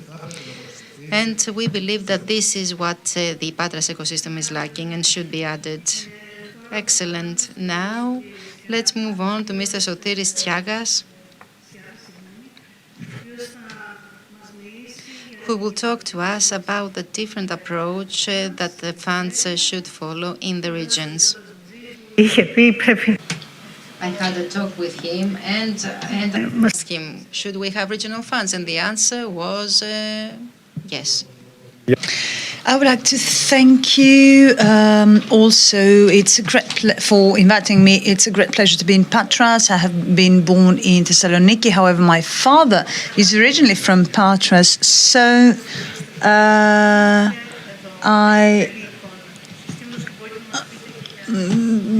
Yes, I'm very happy to be here. Well, the thing is, at the panel we have Mr. Labropoulos, who is the main investor in venture capital fund that we in Tex Capital, which is and I'm partner there. So the help we had from the Hellenic Development and Investment Bank at the beginning was incredible by Mr. Labropoulos as well as his main collaborator, Mrs. Harnapoulou, and so this is a team that is managing currently a huge capital. So why am I here? Well, I would like to convey my own point of view because Tex started and we still have this characteristic. So we're receiving proposals from submissions from everywhere, but we started as original pre-seed. So we are not the original growth fund now. We're original pre-seed, and the basis of our company, the seed of our company, is actually Thessaloniki. So we're trying to identify the opportunities there. And we want to create a financial tool that will be right next to the place where ideas spring in order to have a hands-on approach. So we work a lot with the teams in order to bring them to a level that will allow them to turn towards bigger capital. So we start like that. We have been working for 18 months with the support of the Hellenic Development and Investment Bank and with private investors who, most of them don't come from the diaspora. We were talking with Konstantinos yesterday, but these are people who have rather recently left for abroad, and I think they would love to find an opportunity and get back to Greece, return. So we also have these LPs, or limited partners, and they have actually invested in these companies, aiming at when these businesses become vaster, well, they can come back and allow them to grow furthermore. So this is actually really close to what we were talking about, how the Greeks of the diaspora, or those who left during the crisis, can really contribute to the things we do here. So I see some changes with the hub that has been created for startups, and clearly in Greece, Athens is actually the one that traditionally has been attracting capitals as well as people. But in order to be able to have regional growth, and they really believe in us, so we have to have also regional players that will bring to the surface these small diamonds that the big funds want to find. And this is how it starts regionally, and then it becomes national. So there's always a bigger fish, if you like, to attract. Now, it's very important to have the regional funds that are also they're in the initial stages, because you have this geographical proximity. You have to be close to the team. You have to be next to the team to which you will invest. So we're building a small ecosystem next to the fund, where the partners of the fund. So we build an ecosystem of people that offer the main, if you like, services required in order to increase the technological level. And I see many similarities between the areas where we work in Thessaloniki and Patras, because they both have a vast history, universities, companies that set up their research centers in order to tap into this knowledge. So they're not the capital, but the capital cities in the regions. And this offers many opportunities, not only for new businesses, but also in order to have people who offer. And this is a whole ecosystem that will assist the startups and also provide them with the managers. Mr. Labropoulos, for example, I recently heard him talk, and it's the first time where a fund of funds that we have currently in Greece is looking in a very positive light the teams that for the first time want to work on that field. I mean, to become capital managers and invest either in their area or outside of it. That gives the opportunity to young people who wish to either become businessmen, find a regional fund that will allow them to move to take the next step, or even people who would like to be on the other side and slowly get this dynamic started. So allow me to ask, what is the characteristic of these startups? So are there boring levels in those who are extrovert? Are they, or they're probably high tech, if not deep tech? Yes, indeed. Since the beginning, and this is actually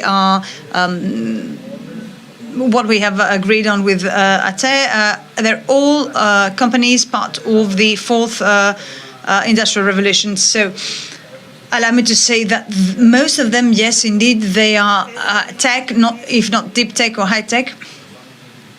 And they're introvert? No, of course, they're extrovert. We want all the startups to have the opportunity to think globally. However, since we have this regional characteristic, we start at a very early level. Just a little bit after what Mr. Kokoritsko said, once it's set up, we're not working while there's the ideation, because that's we have prototype, MVP, and initial traction. Okay, so clearly, yes, the idea is already there, so we're at the prototype level where there's something we want to improve, and we actually put in the money that's required in order to make the minimum viable product, MVP. So we'll go out in the market, we'll have some positive as well as negative feedback. There'll be some traction, that is clients who are willing to pay, and then we'll reach a stage where the company, that's quite cliche to talk about product market fit. We want to find the problem solution fit. To have that, and then the product market fit will come afterwards when we'll have a little bit more money. So this is what we're working. In 18 months, we've seen more than 18 proposals and submissions. Not all were winners, but 70% come from the wider area where we work. The rest come from the rest of Greece or abroad. And you think that these are good enough to become global? Well, in 18 months, we'll have a portfolio of 5 investments, 20 months, if you like. So the most important for me is that out of these 5 proposals, out of these proposals that are already defined, we have a circle of 15 to 20 companies that we've been working with for a year, and we're interested in this investing. So if you find a good team that has a product that you think is worthwhile, well, you can put it in a market that's big enough and things move forward. So all these efforts usually have some issues. There might be, for example, some people in the team that are not interested in continuing when this gets bigger. So part of our team is to get all these teams at all stages. And so apart from the technology, that which we have, because it comes from universities and research and the community that has worked on the technology, so we want them to be set up in a way that when we want to contact either clients or investors, they have to be clean-cut and we'll be able to manage things. Very interesting. Would you like to add something for? Well, I know that when it comes to Patras, there's actually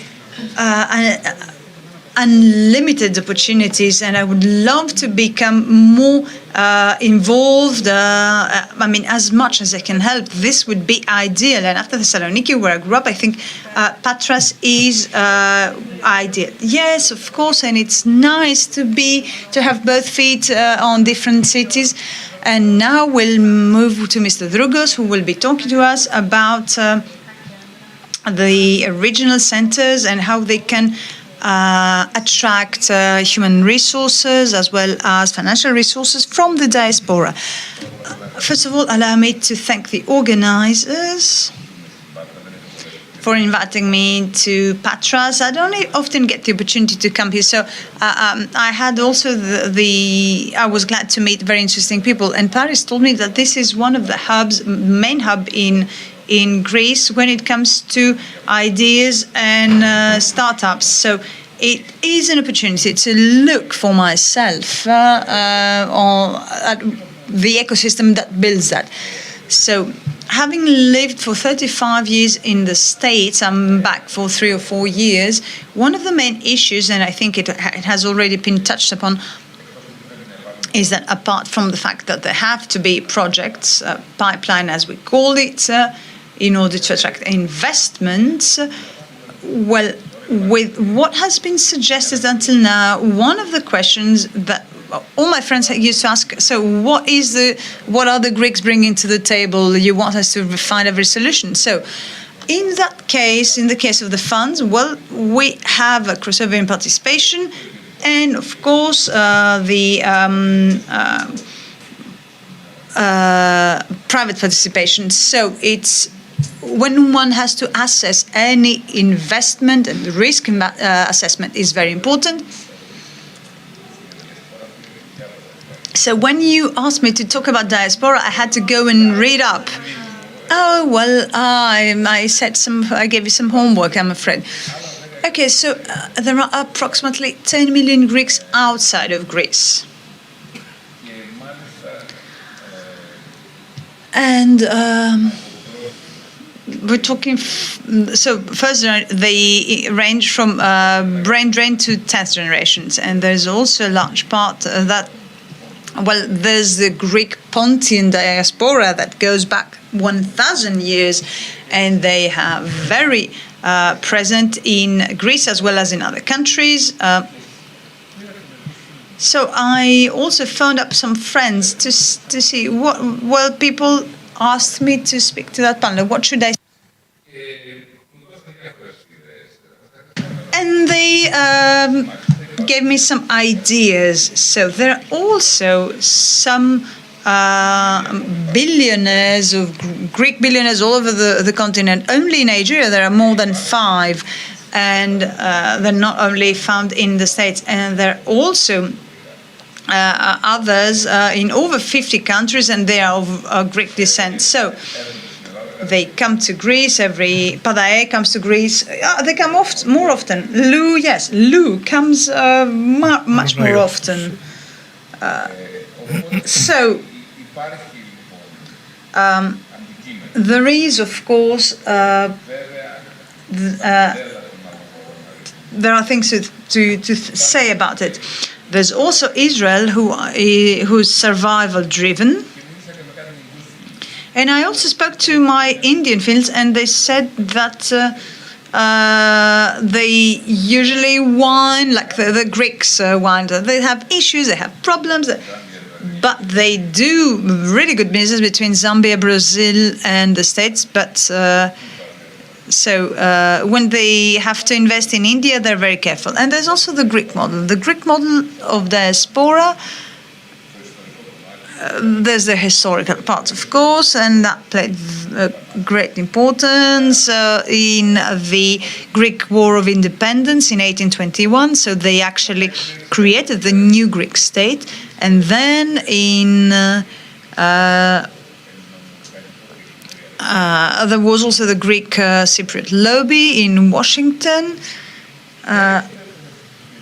And since 40 years after 1967 and so yes. Now we have Menendez. well, let's hope there'll be no other Greek survival modes, because that's not a discussion we should start here. So currently, there are the Greeks of second and third and fourth generation who want to learn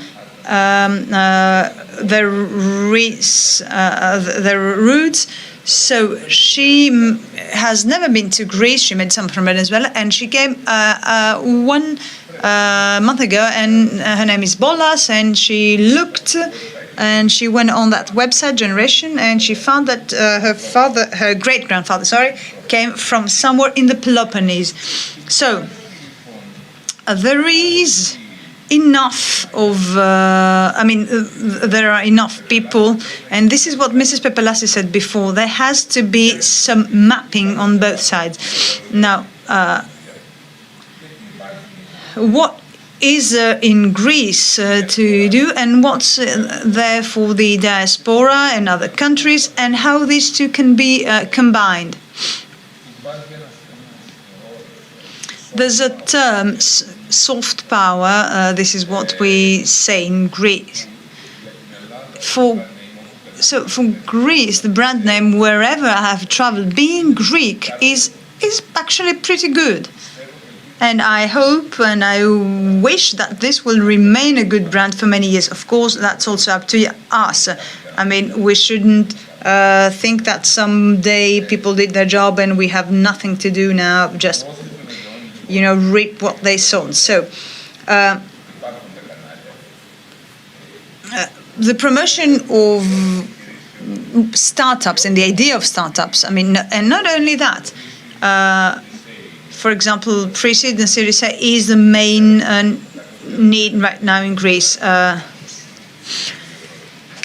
So Therese may correct me, we're talking about 300,000 to 1 million, and then there's the second scale from 1 million to 7 million. So in order to raise more money, the international markets would be a better tool and place to...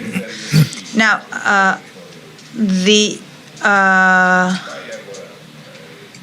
market is moving. We're talking about globalization and the problems that, for example, we saw in the electricity bills in Greece. So this has created new opportunities, but we have to take full advantage of them. In that room, there's 100, 200 people. So it is actually a challenge to think of how we can, in this world, in this country, aim at achieving further investments. Of course, the regulatory framework has to be very clear in order to make things more attractive, but this could also be a case-by-case scenario. And you have half a minute in order to... half a minute, right. So we have to give 1 minute to each speaker. So we have to demystify the whole the issue of Greece, because people, when we talk about Greece, they say, so what's this all about? What are you looking for? And we have to create pathways and paths, and we have to see what are the challenges, and this is where we start. You have 1 minute each. If you want to add something, please give me some time more.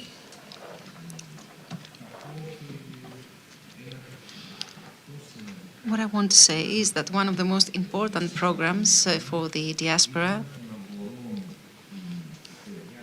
was a program that provided the children of the people who were living abroad with the possibility to spend some days here in Greece, 3 weeks to be exact. I have 3 children, that's why I know. No, it was 2 weeks initially, okay. This stopped because of COVID.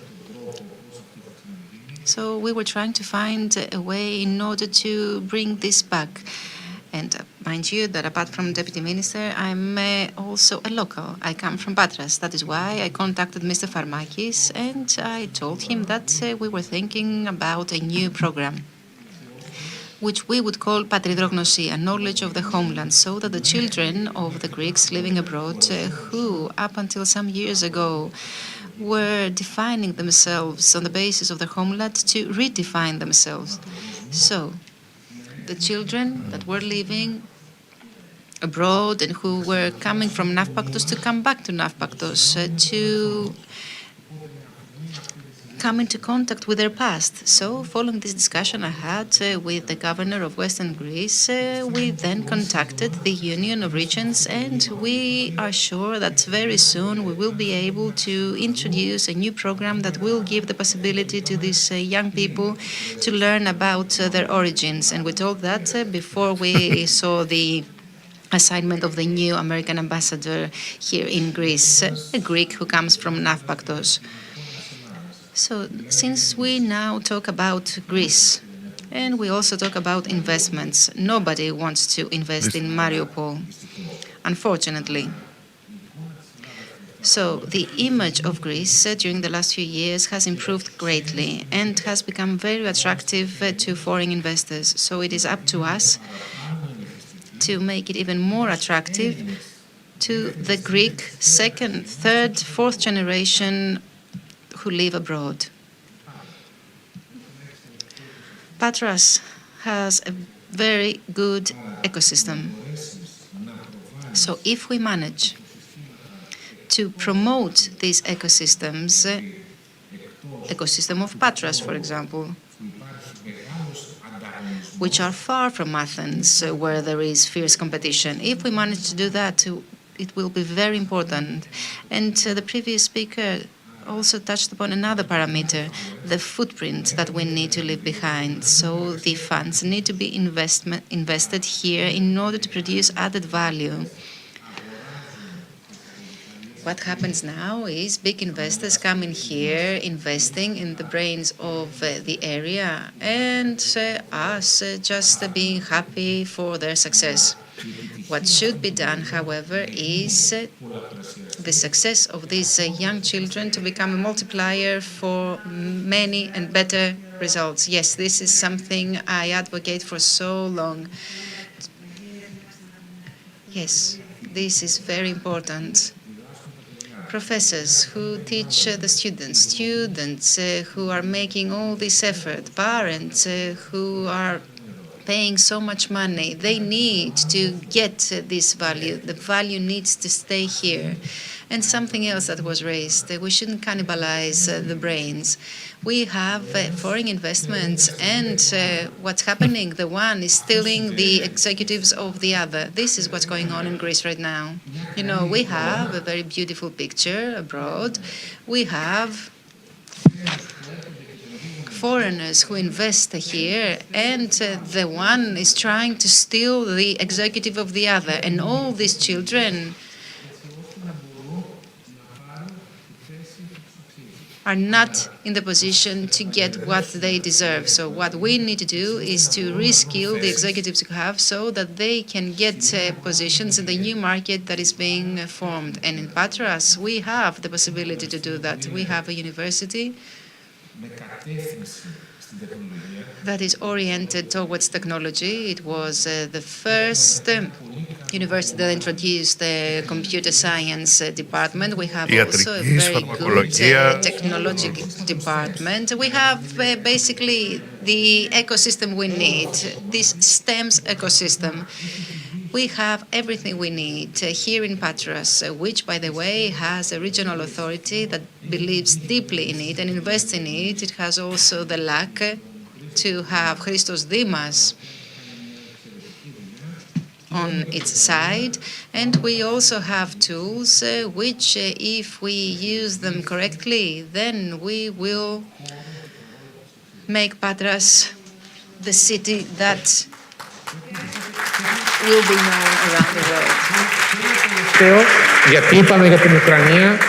One last thing about Ukraine. We are already in talks with the University of Kiev, so that in cooperation with the University of Patras, we can develop an IT corridor.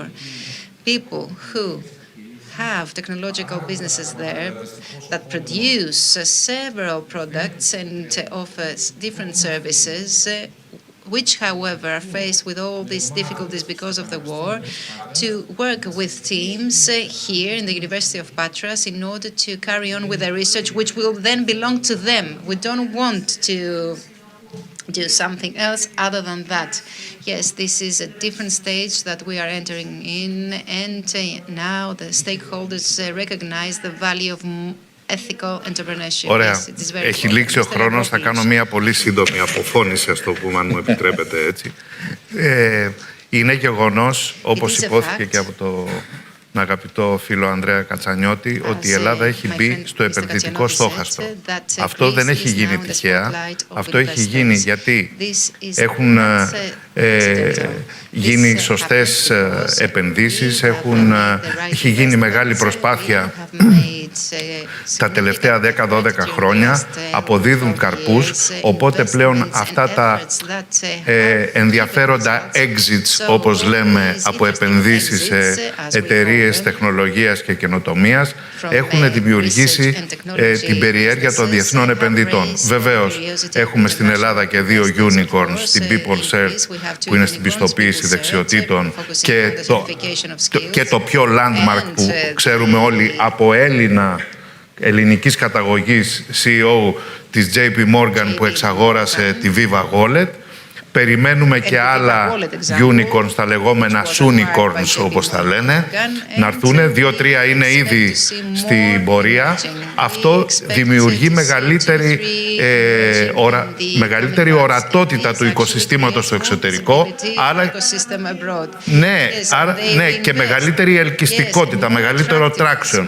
Απ' την άλλη μεριά, εμείς και με την σημερινή συμμετοχή κάνουμε πράξη αυτό που λέμε ότι είμαστε ανοιχτοί σε προτάσεις και σε διάφορες καινοτόμες προσεγγίσεις. Ακούμε προσεκτικά, αφού γραζόμαστε την αγορά. Εγώ συγκρατώ απόλυτα και αυτό που είπε ο αγαπητός φίλος ο Πάρης ο Κοκορότσικος και ο Σωτήρης με τις εμπειρίες που έχει από την αγαπητή Θεσσαλονίκη.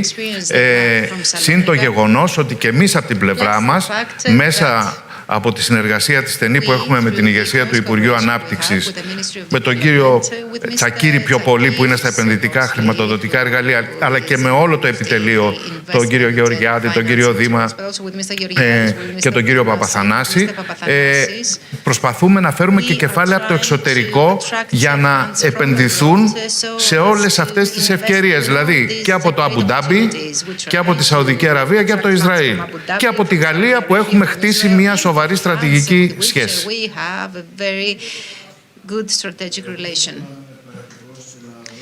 I want to be practical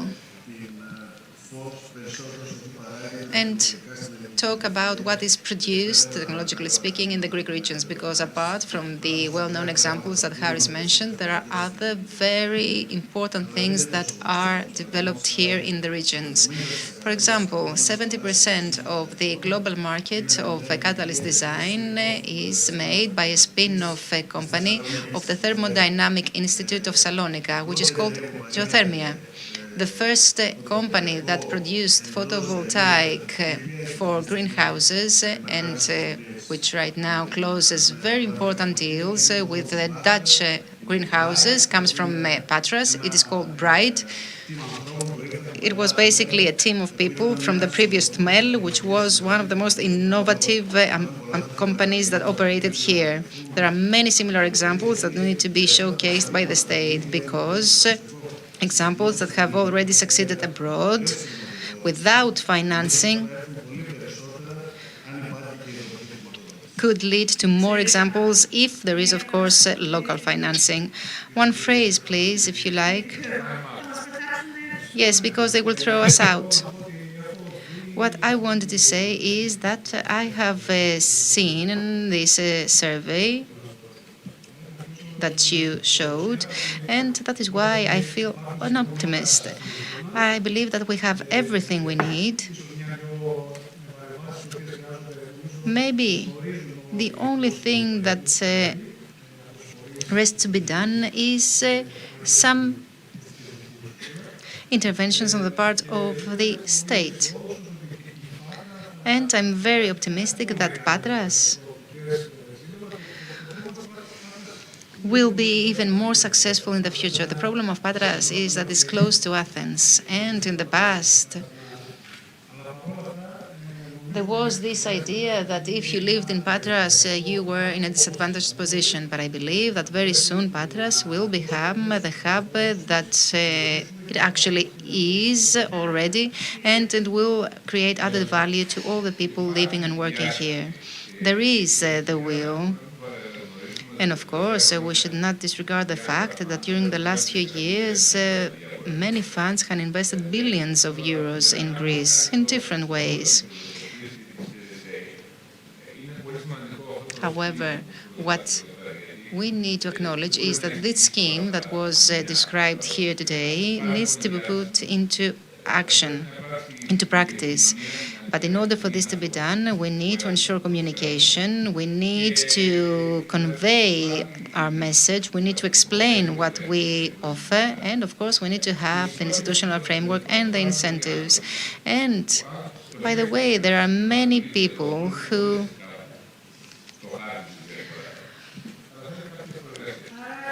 want to invest here, but they don't have all the necessary information. That's why we need to target these people and provide them with everything they need.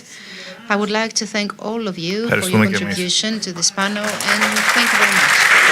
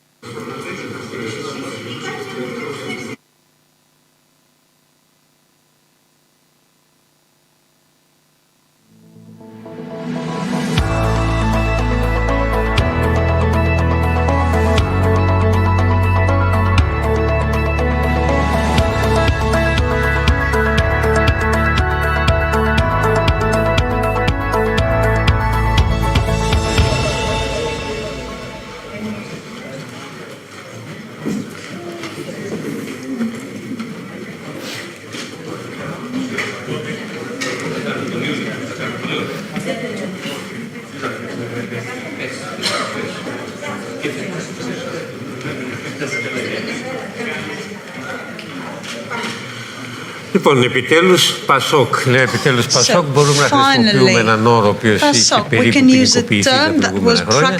Ένα Πασόκ το οποίο ξαναγυρίζει στο πολιτικό σκηνικό με ενισχυμένα τα ποσοστά δημοσκοπικά. Νομίζω μπορεί και η πράξη να πιστοποιήσει ότι αυτή η άνοδος είναι πραγματική. Μιχάλης Κατρίνης, κοινοβουλευτικός εκπρόσωπος του κινήματος και βουλευτής Ηλίας μαζί μας. Κύριε Κατρίνη, καλώς ήρθατε. Λοιπόν, τα ποσοστά ανέβηκαν Πασόκ Κοινάλ, which one is it? δηλαδή What's the explanation? Do you have a new chief, η προσωπικότητα, το ρεύμα και πώς εσείς ερμηνεύετε αυτό το and that's what changed things? Is it, well, clearly Nikos Androulakis, who is a young person, actually made many people to rejoin PASOK. We're talking about thousands of people who gave a new dynamic, and it's actually, I think it's clear that everyone in society shows that PASOK is what the country needs. It will become a factor of stability in the country, but also it will bring about change in order to and most of our compatriots will benefit because we need solutions, we need strategies and vision. And first of all and foremost, we need a new generation that wants to change the country in its own way and make it a normal European country that will be competitive and will give perspective to young people. Younger generation. So since we have young people here today, young people who never knew Andreas Papandreou, have never been, touched by this adoration to the person of Andreas Papandreou. So what does PASOK mean to young people? Well, they haven't lived the changes that were brought about by PASOK that changed really the country and the fate of everyone. And then we had the crisis. In fact, PASOK was practically criminalized. Now that things have changed, run their course, people can actually make comparisons, and these are young people are the ones who actually wanted to become part of the socialist movement, and will have a. And this is how young people want to στο διάστημα που κατά κάποιο τρόπο δείξατε τη συρρήκνωση. While PASOK was actually had shrunk, a part of your voters went to Syriza, and many of them have not stayed there. So there's been so many analyses on who are the people voting for PASOK. Some say that they are the people in the middle, in the center. Ποιος είναι ο Πασοκτζής ο σημερινός? So what do you believe? Who is the current voter of PASOK? I don't think PASOK ever left the country, because 8 to 10 Greeks have voted for PASOK at least once in their lives. Even at the hard times, everybody said, "But where is PASOK? Where will PASOK? Is PASOK to give the answers?" And we could actually.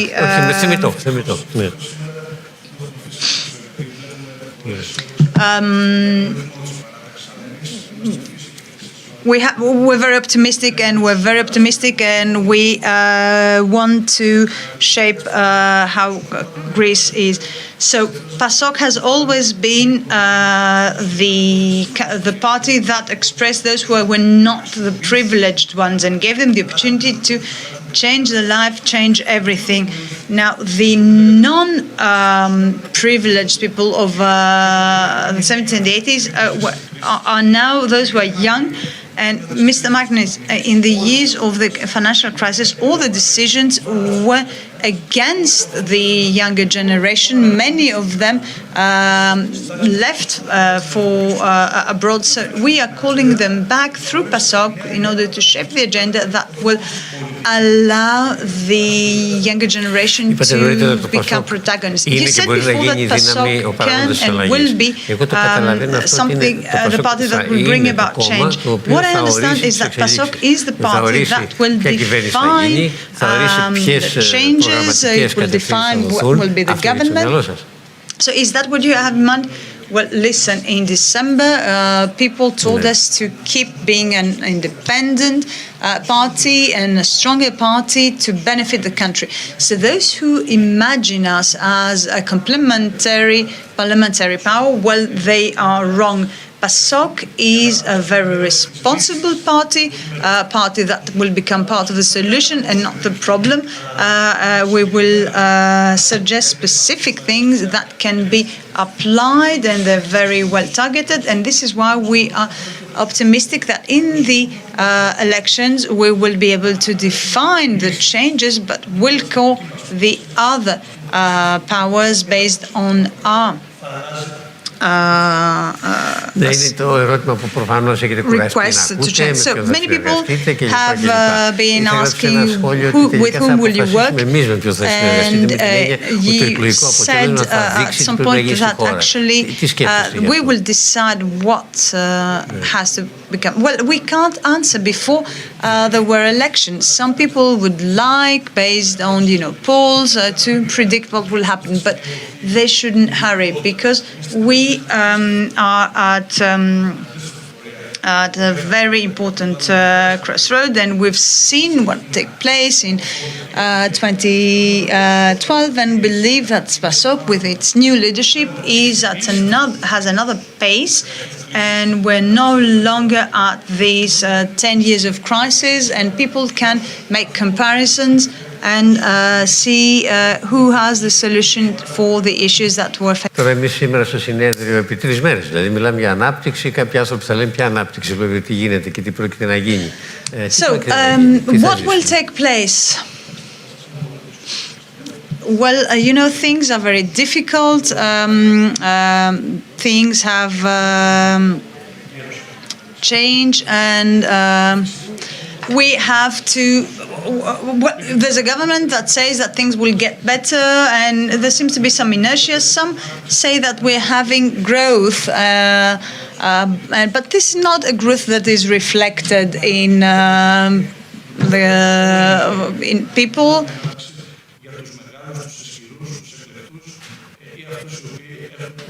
But so this growth is only for those who have the privilege to be actually sewn at the hem of the government and the strong ones. So Nikos Androulakis has to really take the rein and show how things have done. So the Turkish strategy now, since you asked about that, well, they have these specific strategies. So Mr. Erdogan and Mr. Akati have been doing the same thing for months. So we consider that it's time for Greece to ask from our partners in the EU to prove what they have said, that Greece and Cyprus, because we're talking about Greeks. Well, Greece and Cyprus are actually the borders of the EU. So whenever someone is jeopardizing our sovereignty and they are aggressive towards Greeks, well, there have to be answers. So things have to be proven in practice, and we have to look into things and how the international conventions have to be actually supported. So, and for since you are the MP of Elia, what about the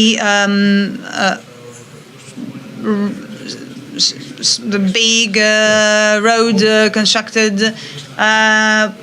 Well, we've seen that in Elia, and we're lagging behind. I would say that there's a big issue for many people who have lost their lives or have had road accidents in this road. So I want to be fair. There's a responsibility that's laid across all parties for the fact that this road has not been completed, but there were in the past some choices that the governments have made, and this actually led to issues with the extrovert element of Ilia, and I think that in a short while we'll be able to look into these things. Thank you, Catrice. Unfortunately, we don't have any more time. Allow me to ask you one thing. What is the percentage that will make you happy?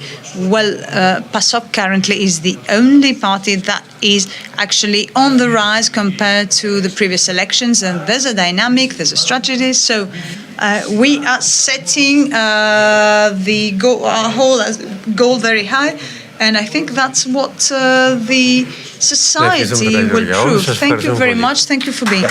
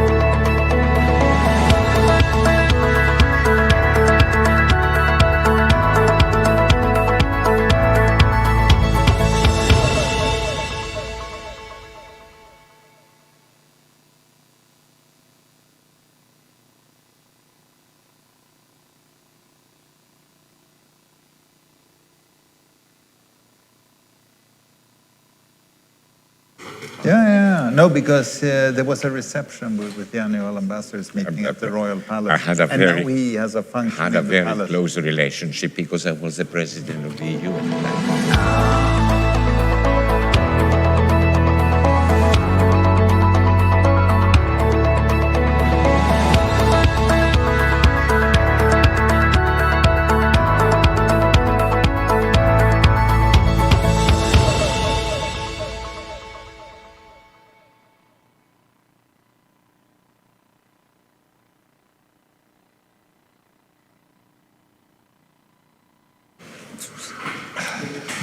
Λοιπόν, καλησπέρα σε όλους.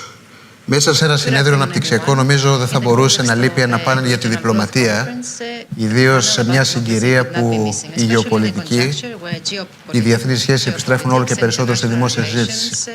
Ξέρετε, η θεματική της ενότητας πέρασε μερικές μεταμορφώσεις. Πήγαμε από τη διπλωματία των πόλεων, μετά στην ψηφιακή διπλωματία, έπειτα στο ουκρανικό και τελικά καταλήξαμε να κάνουμε κάτι, να μιλήσουμε για τη διπλωματία στον 21ο αιώνα.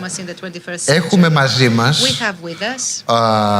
τον πρέσβη της Σουηδίας, Johan Borgström, welcome ambassador, τον πρέσβη της Ουκρανίας, με τον οποίο θα συζητήσουμε εκτενώς για την κατάσταση της χώρας του σε διπλωματικό, humanitarian επίπεδο, σε επίπεδο ασφαλείας, και τον πρέσβη τον κύριο Κρεοκούκη, ο οποίος ηγείται των διπλωματικών σχέσεων του Δήμου της Αθήνας. Των διπλωματικών σχέσεων. Είστε, υπηρετείτε, το δεχόμαστε, είστε κινητήριος δύναμη, ας πούμε. Λοιπόν, θα αρχίσω από εσάς, κύριε πρέσβη. Διπλωματία των πόλεων. Κάποιος θα σας έλεγε ότι αυτό υπάρχει ένα contradiction in terms σε αυτό. Υπάρχει διπλωματία των πόλεων. Ξεπερνά αυτό που θα έλεγε ο φίλος μου καλός, ο Δημήτρης Αβραμόπουλος, το state σκληρώσεις. Είναι relevant για τον 21ο αιώνα. First of all, I would like to thank the organizers of the Regional Growth Conference. And, by the way, I have followed all the discussions until today, and I can say that all the panels have been extremely interesting. And I would also like to thank the organizers for the warm hospitality. Now, in order to answer to your questions, of course, the diplomacy of cities is something that is growing day by day. When I first started my diplomatic career many decades ago, it was an unknown term. Today, things are far different. Cities, as you know,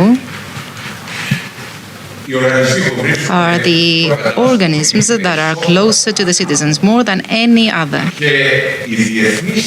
And the international cooperation among cities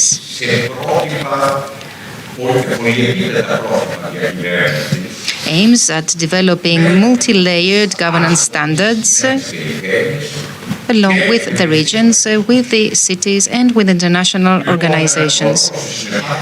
So the role of the cities is great, both in terms of the implementation of the national strategies, but also in their shaping. We're not talking only about implementation. The cities together develop general strategies. And together they can succeed many things. For example, the enhancement of urban resilience. In this conference, I heard about resilience many times. And resilience today plays a very important role, which, of course, I'm not going to analyze because I don't have the time. But resilience pertains to combating climate change and combating even the migration crisis. A city by itself can only deal with these challenges partly, but many cities together, when they join forces, they can get a far better result for the society and even for the international community.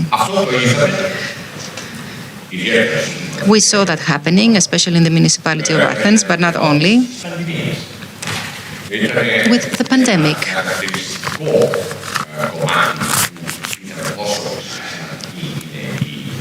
It was in the pandemic that we realized the importance of the diplomacy of cities. Because we realized also that cities are laboratories of innovation.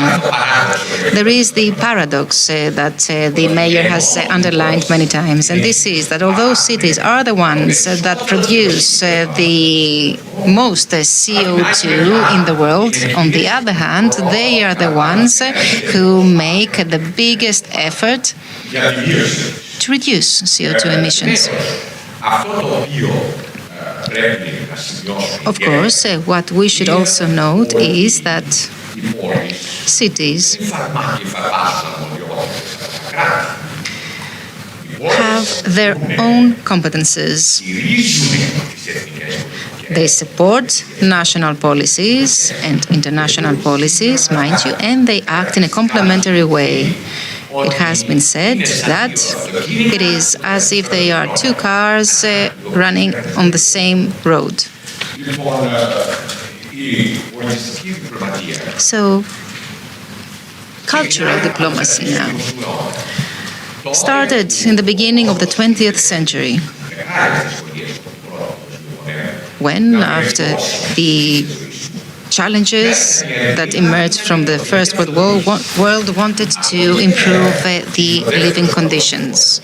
Then the Second World War came along, the fraternization of cities started, which was a very positive step.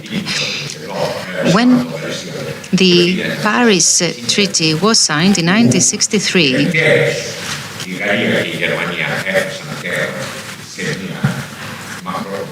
which was actually the end of a long dispute between France and Germany. 130 fraternizations had preceded it. Today, the twinning of cities has become a little bit obsolete. However, the ones that have proceeded into the development of the necessary framework in order to implement policies continue in that positive path. The others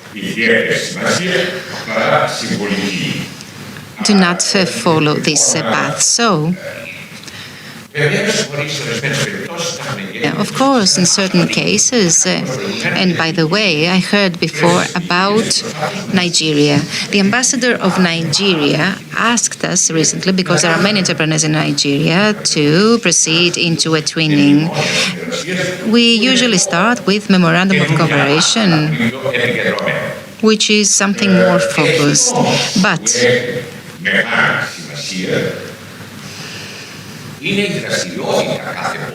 what is very important is the activity of a city, be it Stockholm or Athens. And it is important because cities take part in international networks. We belong to more or less the same networks in Europe. C40, which is a network that provides know-how in order to combat climate change. And you can understand that if you are a member of such a network, you get more possibilities. For example, the mayor of Athens got the possibility to take part in the Glasgow summit on climate. Very important contacts were made in the context of this summit. And since you asked me about digital diplomacy in the beginning, I would like to tell you that networks have many digital diplomacy characteristics. And taking part in networks like these can be highly beneficial in various different sectors and in very different ways. Moreover, being a member of international organizations like the United Nations, it can be also very beneficial. And or being part of the OECD in the context of the Champions Initiative and German Marshall Fund, which is very important, the representative of which is not with us, however. But last night, in the room next door, when Mr. Yatromanolakis was talking, the Deputy Minister of Culture, a discussion was held about the European Bauhaus. And Athens is also a very active member of the European Bauhaus. Now, what does this mean? It means that in order to move ahead, cities need a common objective. In order to reach this common objective, you need the frameworks. The frameworks do exist, but you need, as a city, to have an international legal identity, which they will get slowly but surely, just as will the regions.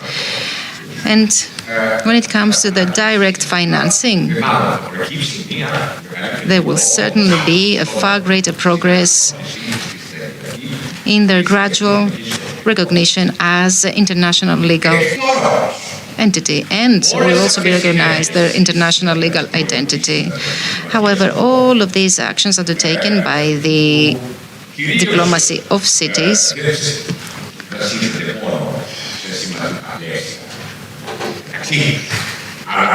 which are part of wider frameworks but are based on the desire to cooperate.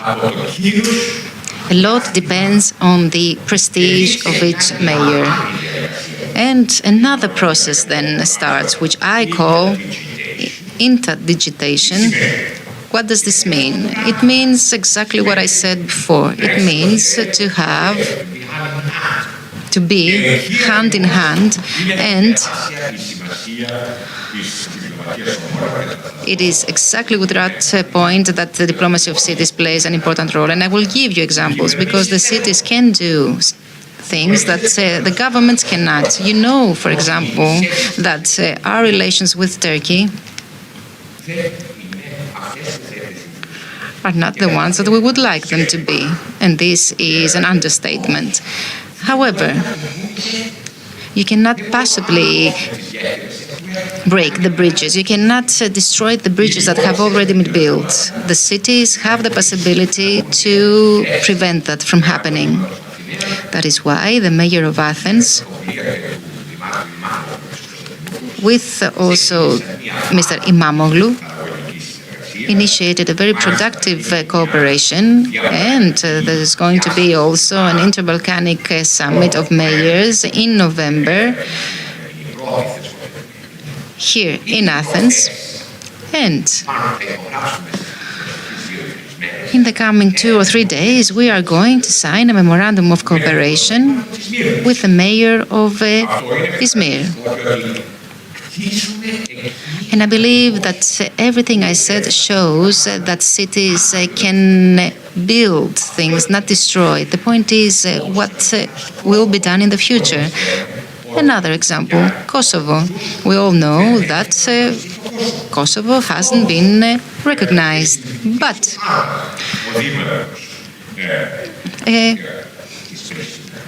the mayor of Pristina, who was a classmate of Bakoyannis in Harvard, they talked, they made decisions, so that in the future there's going to be the basis, there will be the foundations for the recognition of Kosovo. Of course, similar things have happened in other cases. We have, for example, a cooperation with Tirana. And of course, you know that the relation with Tirana is not the perfect one, but still, we lay the foundations for a better future. The interpersonal relations also play a very important role. I will give you an example, and I will not elaborate further. During the Mediterranean Summit of Mayors that was held in Florence in April, which, by the way, was a very interesting forum that brings together both the northern part of Europe and the southern part of Europe. When it finished, it was, by the way, the second summit. When it finished, we were 2 days in the Ukrainian war. We had finished the summit and we were having a cup of coffee. The mayor of Florence calls Bakoyanni and tells him, Will you support me in order to organize an event to support Ukraine? And in that event, thousands of people came. The mayor of Florence was present there, of course. He was addressing these thousands of people, and the only foreign mayor was the mayor of Athens. And this was the beginning of the actions that mayors undertook to support Ukraine.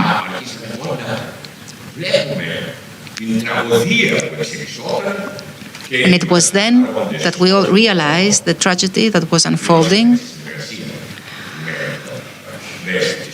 And then, in cooperation with the ambassador of Ukraine, we became very active in humanitarian terms, but also in terms of moral support that is very important, because the municipality of Athens organized a big exhibition in the Avenue Vasilissis Olgas in Zapion,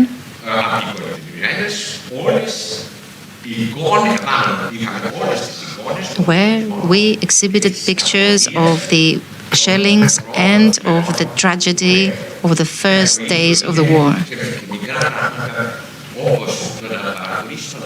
And you know, some small things like giving a small square to someone to organize an exhibition or to organize a concert, even these small things are very important and can actually make a difference.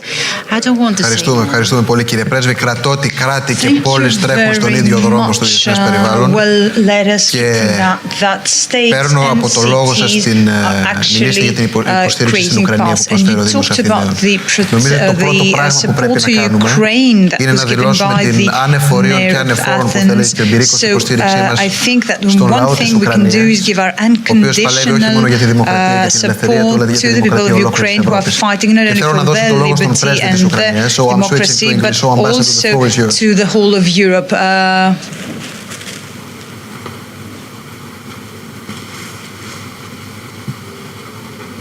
Ambassador, can you hear us? Are you with us? Yes, I'm with you. Yes, I can hear. So how are things in Ukraine? What's the situation in humanitarian, diplomatic and security terms?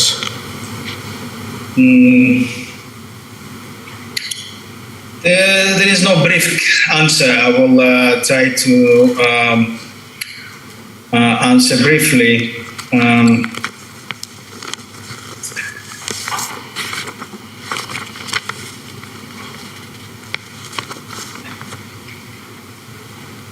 Greetings to the peoples of indominant country. These are the words that every Ukrainian hears daily since the beginning of the full-scale invasion of the Russian Federation into the territory of our sovereign state. And today is the 107th day of our defense already. Defense of the democratic values and the future of Europe by Ukrainian people. The war in Ukraine is not only about the fight for freedom and independence, territories and national identity of the Ukrainian people. It's about something more important, not only for the people of my country, but for the whole Europe. The Kremlin regime is not threatened by Ukraine, but by the democracy and its values, which have never existed in Russia. And these are the values that our people have fought for, the values that seems to be taken for granted today, the values that are incorporated into international documents, conventions, and statutes. Moreover, Russia's war against Ukraine has challenged the international security system and its architecture since the Second World War. Not only peace in Europe, but the whole world is under attack. Without the effective work of international organizations, without respect for international law, without a rule-based international order, the world in its political and security dimension has no chance for peace and a bright future. What is the price for this peace and security today? Human life, thousands of human lives. Russian soldiers commit war crimes and atrocities in our country by destroying the infrastructure, killing and raping civilians, robbing our houses. Russian troops are performing the orders to destroy everything that has even little bit of Ukrainian origin. But they can't destroy our willingness to be independent and free. Tonight, in his address to Ukrainians and the world community, the President of Ukraine, Volodymyr Zelensky, briefed on the current situation on the front line. Very fierce fighting continues in Donbass. Together with our President, we repeat these names every day: Severodonetsk, Lysychansk, Bakhmut, Slovyansk, and many, many others. From my side, I repeat them at the meetings with the Greek government, with diplomats, businesses, and others. Without any exaggeration, Russia wants to destroy every city in Donbass, like Volnovakha, like Mariupol. All these ruins were once happy cities. Black traces of fires, craters from explosions. This is all that Russia can share with its neighbors, Europe and the world. This is probably the fastest example of the complete degradation of any state, the path that the Russian state has covered in 107 days. Our armed forces, together with territorial defense groups and volunteers, are doing everything to stop the offensive of the occupiers as much as they can. As much as the heavy weapons, modern artillery, all that we have asked and continue to ask our partners for, allow them to. Of course, we are preparing for a large-scale restoration of our land, and we have already started reconstructions of the liberated territories. Sometimes I'm asked, you have the war in your country, how you seem possible to live normally and start reconstruction? But I answer, the life didn't stop in Ukraine. With the willingness of our people to freedom and to live in their homeland, we have already started to rebuild our cities. Moreover, now we are thinking how to find opportunities for foreign business to work in Ukraine after our victory. But the battles are still waging on. And right now, in these very difficult battles, it's been decided when its after will come. It's being decided at which frontiers we will finally break the plans of the occupiers. We do not want the world to divert its attention away from what is happening in the battlefield in Ukraine. The support is heavily needed right now. I'm grateful to our organizers of the Regional Growth Conference and the newspaper Peloponnesus for this opportunity to tell the people about the real situation in Ukraine and to address the people of Patras. Thank you for your support and for your kind hospitality provided to the Ukrainians who are escaping the war and found shelters in your homes. We feel the support of your government and the ordinary Greek people. And I'm confident that together we will be able to overcome it, expel the aggressor, driven by revisionism and dreams of supremacy of imperialism from our country. We want a different future for our children, and together we will prevail.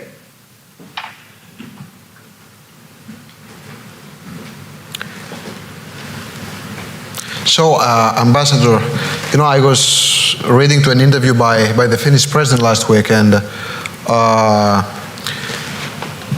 remember that a statement was that we have to try to do something to guarantee peace or silence. There is no other alternative. The West's attitude is definitely not silence, but do you think that the West is doing enough to ensure peace? And actually, what actually is peace? I don't know how Western leaderships perceive it, but I think that, peace is a victorious Ukraine. What do you think about it? As I said previously, we are grateful for the support and practical assistance for our partners, and they have already provided, but we need more to end this war and bring peace to Ukraine. And as I said, President Zelensky says that in order to prevail, freedom must be armed, better than tyranny. And Ukraine is fighting a defensive war against an illegal and brutal invasion driven by genocidal intent. Russia tries to influence the West and disrupt military aid to Ukraine. The West should not concede to Russia on this matter, and because doing so would worsen and escalate the situation, not the other way around. Calls to avoid humiliation of Russia only humiliate those countries which might call for it. We all better focus on how to put Russia in its place to bring peace and save lives. Appeasement can only result in further acts of aggression against Ukraine and other states. This is one of the main lessons from the World War II. And Ukraine will not sacrifice its sovereign territory for the sake of peace with Russia. Ukraine will liberate its temporarily occupied territories, including the east and south and Crimea, either through military force or diplomacy, or a mix of both. And Ukraine will reach its internationally recognized borders. Thank you very much, Ambassador. So I'm moving, because we don't have enough time, so I'm moving quickly to the Ambassador of Sweden. So Ambassador, I remember both the Swedish and the Finnish president, stating some months ago that NATO accession would not be happening, during their terms. So I guess that something changed and that the war in Ukraine is not an abstract concept for Sweden, right? So do you think that military non-intervention still serves you and stability and security in the neighborhood? Well, thank you, Basil. It's great to be here, and great to be here on stage with Ambassador Hippoutes as well. No, clearly something changed, and when Sweden applied for membership of NATO on the 18th of May, that has to be seen in the perspective of Sweden having for 200 years pursued a policy of non-participation in military alliances in peacetime, aiming for neutrality in the case of war in our near neighborhood. But our analysis is that Russia has fundamentally changed. Russia has fundamentally changed institutionally, politically, security-wise, simply put, for the worse.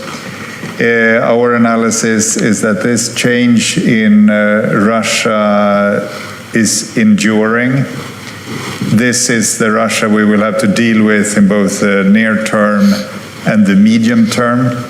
And we have to draw lessons from that, consequences from that. When Russia attacked Ukraine on the 24th of February, they didn't just attack and violate Ukraine. They attacked the European security order as we knew it. And the old European security order is not coming back. Russia has also shown that they have dramatically lowered the threshold for their will to use massive violence in their near neighborhood. We do well to remember also that, contrary to some fantasy theories being peddled here and there, Ukraine was never attacked or was never a target for Russia because they aspired to be a member of NATO. Ukraine was attacked by Russia because they were not a member of NATO. And if there is a lesson that the West should learn, is that we have been incredibly naive, and I'm happily including myself in that we've been incredibly naive when it comes to Russia for quite some period of time, because we watched Russia murdering dissidents inside Russia. We watched Russia murdering dissidents outside Russia. We watched the rape of Georgia in 2008. We watched the military action in Crimea in 2014. We watched Russian military activities in the Donbass starting 2014 as well. And we should also remember that when Russia attacked Ukraine on the 24th of February, already 14,000 lives had been lost in eastern Ukraine because of Russia-supported military aggression in Donetsk and Luhansk. So when people express their great surprise at what happened on the 24th of February, I can assure you, well, the Ukrainians were certainly not surprised, but also, I mean, if you ask the Baltic countries, Estonia, Latvia, Lithuania, were they surprised? No, they were not, because they had been trying to ring the alarm bells about the development inside Russia, how Russia changed for many, many years. And I think we all know that if Estonia, Latvia, and Lithuania hadn't joined NATO in 2004, they would have found themselves today in a very difficult security predicament. So from a Swedish point of view, we simply have to adapt to the realities in our near neighborhood. Russia has changed, the world changed on the 24th of February. The old European security order is gone. We need the collective defense mechanisms of NATO. We also know that we're able to contribute substantially to NATO. You know, I think a good question is, what will you add to NATO, to its capacities? I mean, what will be your contribution to the alliance? I think that Carl Bildt also wrote an op-ed with Project Syndicate about this last week. Well, first of all, we will, just like Finland, we will contribute geography to NATO. And what do I mean with that? If you talk to military guys, they will talk about the need for a continuous area of operations. And if you look at NATO now with Finland, Norway, and then you have Poland, Estonia, Latvia, Lithuania on the other side of the Baltic Sea, with Sweden and for that matter Finland in NATO, you get a continuous area of operation. You make NATO's position collectively much, much stronger because the collective defense of the Baltic countries will become infinitely more credible with Sweden and Finland joining. Secondly, both, well, let me speak of my own country, so I don't say too much about Finland, but Sweden also has a technologically very advanced military, both state-of-the-art Air Force, Navy, including submarines. Then also important to note is that the Swedish armed forces have a very high degree of interoperability with NATO already. Swedish armed forces took part under NATO command in ISAF in Afghanistan, KFOR Kosovo. You had the Swedish Air Force participating. You also had the NATO-led operations in Libya. You recently had, which was not properly a NATO operation, but just as another example, you had battalions of Swedish special forces on the ground together with the French army in Mali.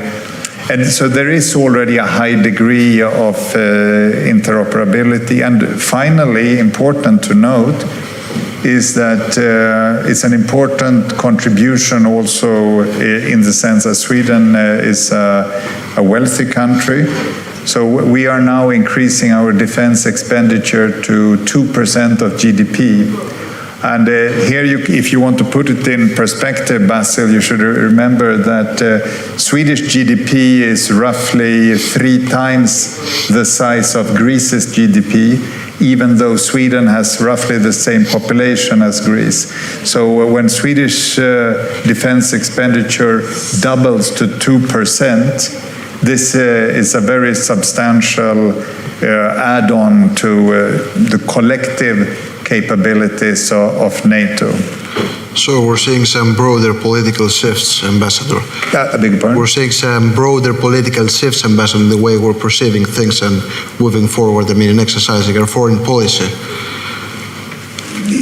Yes, could you elaborate? You mean? No, just let me, because we have, very little time, let me move directly to the Ambassador of Ukraine, and then we'll be concluding with Ambassador Krikokis. I wanted to add something the Swedish ambassador said, because first of all, we all hope that the accession of Sweden and Finland in NATO will be really quick.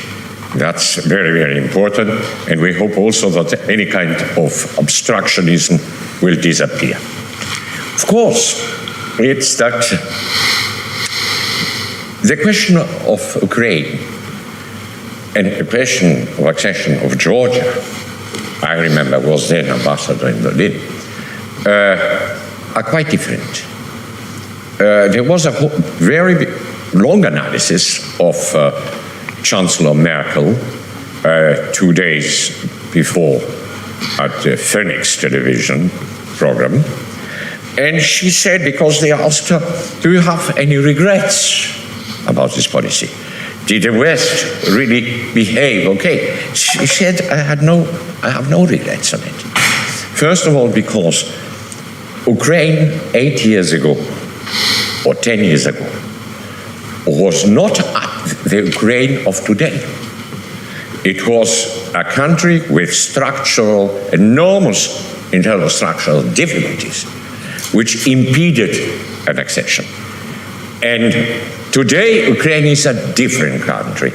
It made enormous progresses, and the perspectives were different. Unfortunately, the moment we live, it's...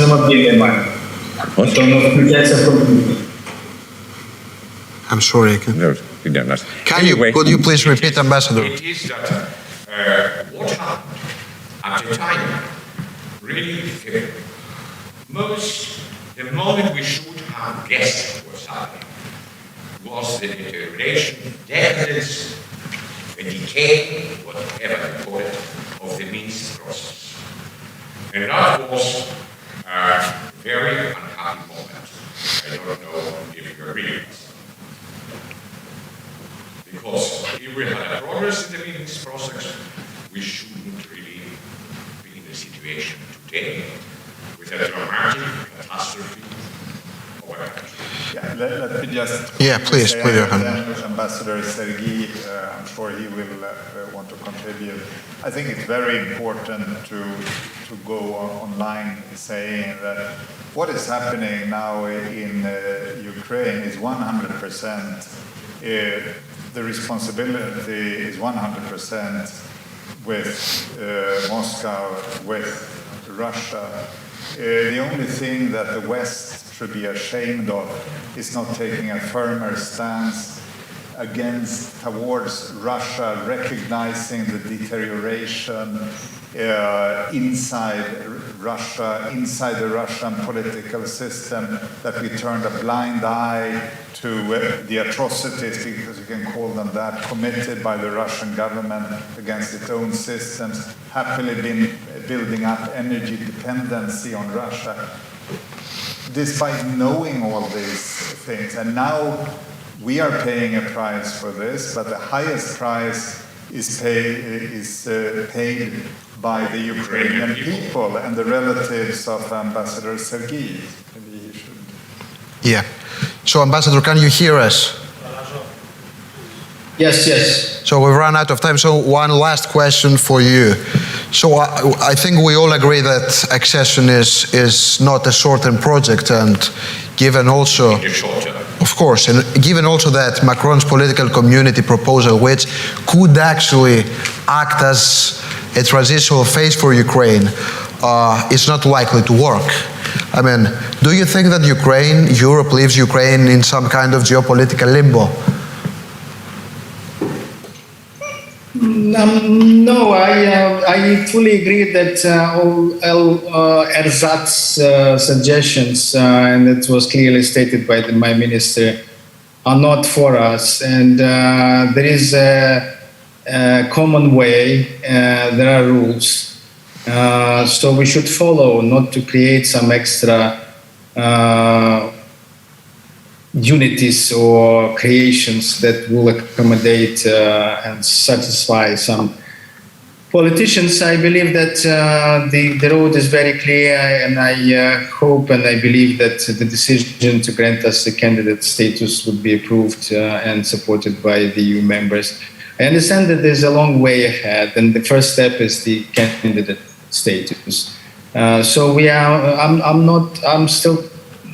Not still, but I'm positive that the right decision will be made, because it's not only practical, but it's very symbolic meaning to prove that the West supports Ukraine politically, and not only but declarations, but some decisions, and the granting the candidate status to Ukraine has a very political, symbolic, and very important meaning for Ukrainians, supporting them in their fight. Because what started in 2014 was exactly about the European Union and European values and our strive to become a member. And look, we should not give up now. Now it's more important than ever. So, thank you very much, Ambassador. I think that we've run out of time. I want to thank also Ambassador Borgam of Sweden and Ambassador Kriakoukis of the City of Athens, and all of you for being with us, the organizers, Elena, whom I see. So, thank you. Thank you.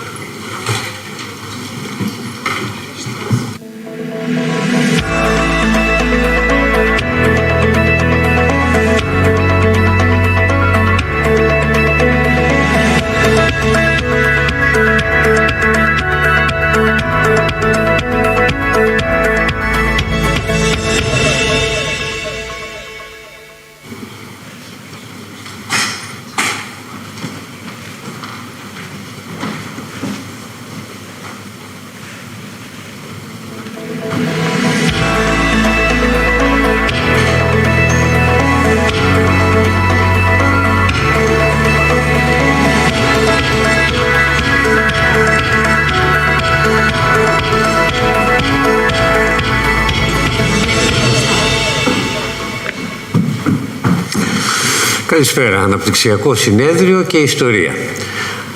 Θα κλείσουμε το αναπτυξιακό συνέδριο με μια συζήτηση η οποία θα μας γυρίσει 100 χρόνια πίσω εξαιτίας του γεγονότος ότι φέτος συμπληρώνουμε τα 100 χρόνια από τη μικρασιατική καταστροφή. Θεωρήσαμε απαραίτητο να εντάξουμε την ενότητα αυτή στο αναπτυξιακό συνέδριο του 10ου και θα ξεκινήσουμε αμέσως τη συζήτησή μας με την Σίανα Γλωσσοπούλου, πρώην Υπουργό, που είναι πανεπιστημιακός και ιστορικός και τουρκολόγος, και τον Βασίλη Τζανακάρη, τον ακούραστο ερευνητή και συγγραφέα που έχει κάνει εξαιρετική εργασία πάνω στα ντοκουμέντα του 1922 της καταστροφής και της δίκης που επακολούθησε. Μάλιστα εξέδωσε πρόσφατα ένα καινούριο πόνημα. Γιατί λέμε η φωτιά που καίει ακόμα. Ο καθένας μπορεί να το διαβάσει όπως θέλει, αλλά ο λόγος που τιτλοφορήσαμε ήταν ότι θεωρούμε ότι δεν έχουν απαντηθεί επαρκώς ερωτήματα που συνδέονται με την καταστροφή, καθώς επίσης είναι σχετικά ζώσα η μνήμη αυτή. Είναι μια πληγή που δεν έχει κλείσει. Άλλος βέβαια μπορεί να θεωρεί ότι είναι μια πατερίδα χαμένη, την οποία θα οφείλαμε να ανακτήσουμε. Αλλά ας αφήσουμε τους προλόγους, ας πάμε κατευθείαν στο ψητό, στην συζήτησή μας, κυρία Γλωσσοπούλου. Γεια σας. Γεια σας, κύριε Μάρη. Λοιπόν, είναι αναρρύθμιτα τα ερωτήματα και νομίζω ότι είναι πάρα πολύ δύσκολο να τα απαντήσει κανείς μονολεκτικά και δεν θα επιδιώξουμε κάτι τέτοιο. Μάλλον αφορμές για σκέψη ζητάμε. Λοιπόν, βρεθήκαμε στη Σμύρνη το 1919. Ποιος ήταν ο λόγος, κυρία Γλωσσοπούλου? Δηλαδή, εντάξει, μας ζήτησαν οι ξένες δυνάμεις να πάμε να κάνουμε τον τοποτηρητή εκεί. Γιατί δεχτήκαμε? Ποιος ήταν ο σκοπός των ελληνικών πολιτικών δυνάμεων που αποδέχθηκαν? Να ξεκινήσουμε με ένα πράγμα, κύριε Μάγνη, για να καταλάβουμε τι συνέβαινε όχι μόνο συγκεκριμένα στην περιοχή μας, αλλά γενικότερα. Είμαστε στη φάση μετά τον Πρώτο Παγκόσμιο Πόλεμο και την πτώση, την κατάρρευση των αυτοκρατοριών. Ό,τι ξέραμε στην ιστορία από αυτοκρατορίες, Αυστρο-Ουγγρική, Οθωμανική, Τσαρική, Ρωσία, καταραίουνε και μπαίνουν οριστικά στην άλλη φάση της ιστορίας που είναι τα έθνη κράτη. Αυτό σημαίνει ότι απελευθερώνονται δυνάμεις, εδάφη, αναδιευθετείται όλη η περιοχή. Μέσα σε αυτό το πλαίσιο η Ελλάδα, το ελληνικό κράτος, έχει μία ιδέα που είναι ο κεντρικός πυρήνας της ιδεολογίας του κράτους και είναι αυτή η μεγάλη ιδέα. Το πώς δηλαδή θα διευρυνθεί. The nucleus of the program, and that is how to go to the place where there's bigger Greek diaspora. So on one hand we have the empires collapsing, and on the other hand a nation state that has nationals in the area of Micronesia, and this is why Greece is there. Of course, with the after the Severus agreement that gives Greece the green light to go to the shores of Micronesia. So Greece is actually called upon to implement the terms of the peace as these were dictated in the agreement of Sevres at the end of the First World War. So what does that mean? However, well, Turkey on one hand is amongst those who have lost. Yes, in fact, Turkey is in a collapsed state, meaning that the Ottoman Empire has been dismantled. The only area where you have Ottoman army, because elsewhere you have the big powers. So Istanbul is under the control of the Allies. So the Sultan and all the Ottoman leadership is actually under the thumb of the Allies. So there's Ottoman army only in the heart of Micronesia, what we call the Anatolia. Please let's note here that on May 19th, when the Greek army is actually deployed in Smyrna, practically at the same moment, another general of the Ottoman army is also landing, and he's been famous from the Gallipoli battle during the First World War. And this is Mustafa Kemal. He lives in Istanbul, and he goes to Trabzon and then to Samsun, and from there he goes to the heart of and becomes head of the Ottoman Empire army that is still in Anatolia. So at the same moment starts what in Turkish history they call, and what Mustafa Kemal has called, the Turkish movement, the national Turkish movement. This is actually something very liquid. There's changes, there's a reshuffling of the Senate. So Mr. Zanakaris, they asked us to go over there, the Greek army, and we went there. So we were called upon to do kind of a gendarme, to become the ones overseeing what the implementation. Unfortunately, the sound of Mr. Zanakaris is really good. So in 1915, Eleftherios Venizelos wanted to go there. That was his goal. And when Metaxas told him, but this is actually a bit daring, and he said, well, at times I want to become an adventurer as well. So it was very adventuresome, according to Metaxas. Now, so we saw the light and we went there. It was an opportunity. This is how we can see things, right? And then we started really getting high on the idea of becoming more imperialist. Well, actually, the system was rather, we'll wait and see what has to be done. So Venizelos, yes, indeed, seized the opportunity, an opportunity he was waiting for, because the dream of all Greeks, or at least most of the Greeks, was the big idea, how to regain these lands, and most of all, Istanbul. So Eleftherios Venizelos wasn't interested, at least in Istanbul at the beginning. He was interested in Smyrna, and this is what we call, what we say often, in layman's terms. I mean, he was obsessed with Smyrna because he believed that Smyrna was a very cosmopolitan city. It was a port. It was important. So things could actually get better if we had Smyrna and then as a basis, and then try to get Istanbul. Let's not forget that Istanbul had more than 100,000 Russian emigres that the Turkish were trying to use to other purposes. Mrs. Anastasopoulou knows these things better, and I've studied her books, and I'm very happy to be sharing a panel with her and discussing with her, because she's one of the people that I admire very much for her scientific work, and I respect her. I have the utmost of respect. So let's go back to Mrs. Anastasopoulou, Mr. Zanakaris. And so afterwards, it's easy, I mean, to be a prophet in hindsight. And one can say, yes, we should have avoided that. But was it a mistake to accept this invitation? Listen, Mr. Magnis, in history, we never say this was right or wrong, because we're not a court of judges sitting and deciding. We're trying to explain and understand why and how. And the main question is why we couldn't avoid this disaster, this catastrophe. So many people killed, and of course, so many refugees, thousands of refugees. So let's look at things from a different point of view. And we have to look at the ideologies of the protagonists, those who are in power. Well, they're not in limbo. They're not all together. There's ideology. So Venizelos, if our dear guest will allow me, he was an adventurer, and he had already explained that earlier than 1915. And why Smyrna? Why was he fixated on Smyrna? Because it was the commercial hub of the area.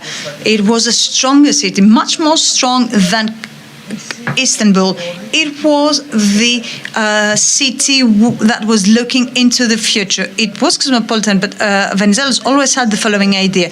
Within the framework of the big idea, and of course, they believed that will reach the red apple tree, and this is what actually led the Greek army so far inside Anatolia. But Venizelos was also very a pragmatist within the framework of the big idea. So what did he want? He wanted areas, and he kept saying that would be where the Greek population could be actually a majority. So he wanted to have a moral advantage, and Smyrna was actually the jewel of the crown.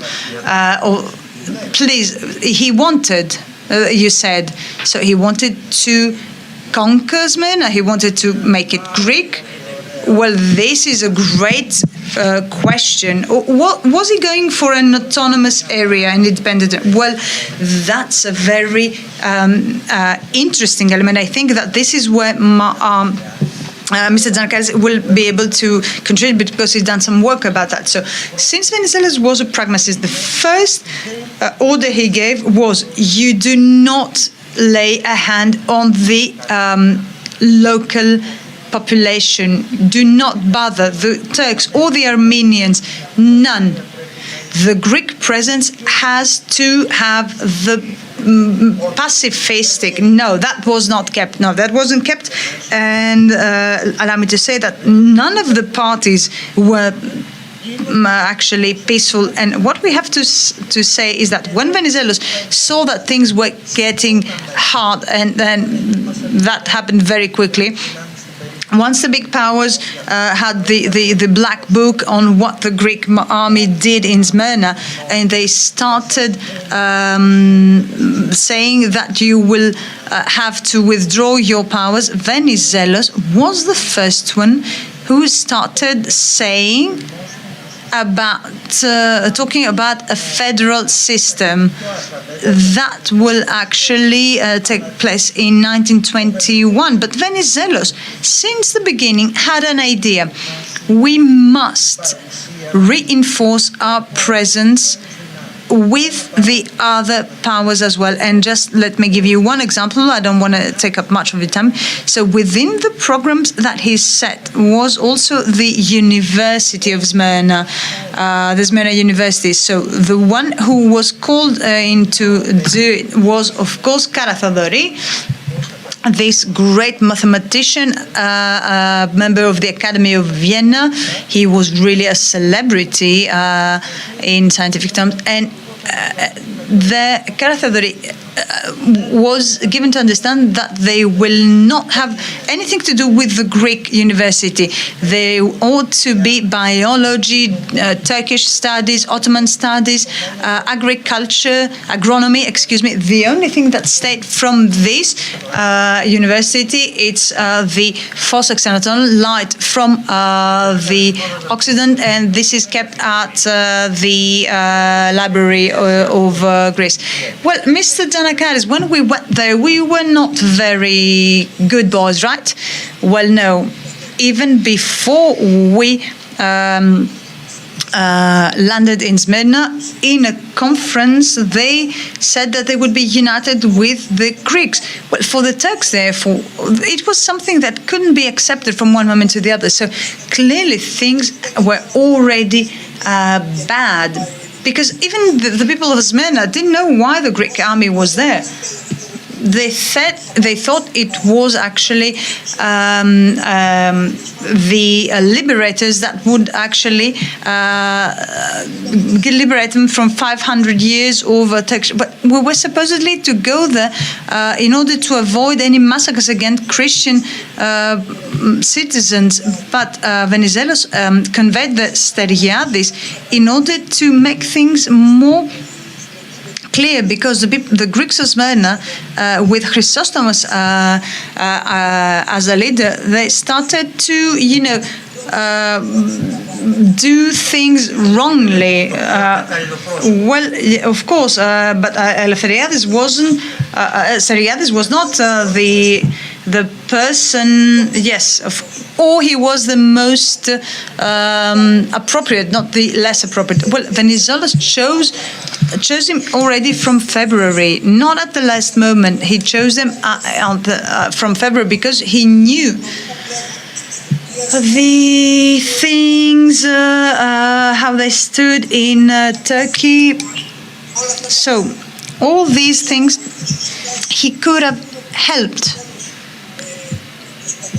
So what Venizelos tried to do was to avoid what Mrs. Anagnostopoulou said, to have any differentiation between Greeks and Turks. And both nations had to be treated in the same way. And clearly we misunderstood. And this is why Seriadis went there, because he wanted to put things into perspective. So if he was very tough at some cases, and the Greeks were actually disappointed, that's another thing. So people didn't understand why Venizelos sent them. But I think he was one of the most crucial person. And Venizelos had absolute trust on him, as well as the allies. And what Mrs. Anagnostopoulou said about the university, I agree with her. Venizelos thought that Smyrna could become actually a beacon of light that would send its light of education. So he had a dream for Smyrna, a unique dream, but he never managed to realize. So we land in Smyrna, as we landed, and then we start to move forward. Of course, this proved to be a major strategic mistake. But what is your view? Why did this happen? Why was this decision made, which actually tested the reaction of the allies? Look, first of all, we need to say that we have a change in Greece. We have the elections. We have a political change in 1920. We have the elections.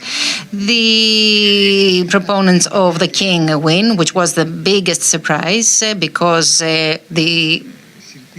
Venizelos was the one who was victorious in the Treaty of Sèvres. He loses the elections, and then the orientation changes. The orientation changes, but at the same time, the Greek division becomes even more intense and very, very strong. This national division that we know even before that date, since 1915 and even since the First World War, prevailed even in Asia Minor and in Istanbul. The soldiers of Venizelos, the intellectuals, all of these people find refuge in Istanbul. The national defense is being built. The defense in Asia Minor is already built. So we have a fragmentation of the approach towards Asia Minor. And since I don't want to elaborate more, on the other hand, we have a leadership in Greece which loses all contact with the territory in Asia Minor, loses contact with the reality in Asia Minor, because I want you to think about something. Take modern Turkey, for example. At the shores of Asia Minor, we have a big Greek population, with Smyrna being the capital, but in all sides of Asia Minor, we have Greek population, and then we have many Greeks living in the Black Sea. In the southern coast, there are many Greeks, but as we move further along towards Asia Minor, Greeks become fewer and fewer, and they become fewer and fewer up until we reach the Cappadocia, Caesarea, and other areas where we have a population which is concentrated. We have a huge area that has many kilometers, and allow me to say that I actually covered the same distance that the Greek military covered in Asia Minor in order to see what they did and which distance they covered.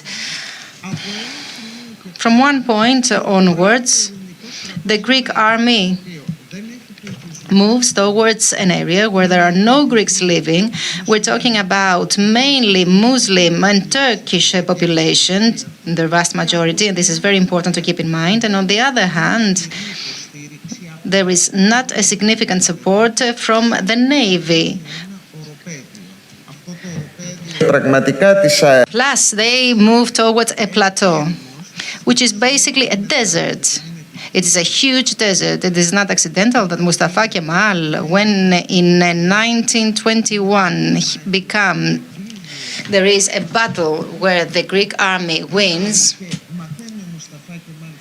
Mustafa Kemal hears that they will march towards Ankara, and his reply was, "Welcome, gentlemen," because in order to reach Ankara, the Greek army had to cross this plateau, which was basically a desert and where they could get no support. So, to put it militarily, it was a very difficult situation. But at the same time, we need to see what was going on with the Turkish movement. The Mustafa Kemal forces were becoming stronger and stronger, and the big powers, Italy, France, come into an agreement with Mustafa Kemal, and we will touch upon that later. On the other side, Lenin, for his own personal reasons, supports the Turkish army. So, when in the past the Greek army was powerful, all of a sudden a balance is reached. And the second very important thing, the Greek army marches. And all the local populations perceive the Greek army as the enemy. All of a sudden, the Greek army becomes the enemy, and it becomes the main national opponent. And in other words, everything changes. The general climate changes, the perception of the locals changes, and we have here the Greek administration, and we have Prince Nikolaos, who writes a letter and asks for assistance. Please get us out of this nightmare. Nobody understands why they are fighting. And a question to Mr. Giannakaris, please. Indeed, in Athens, back then, there was not a political leadership who could say, okay, let's withdraw the forces. This is a dead end. There was no one who could actually step on the brakes and retreat. Why? Why was that case, Mr. Giannakaris? I have the impression that Eleftherios Venizelos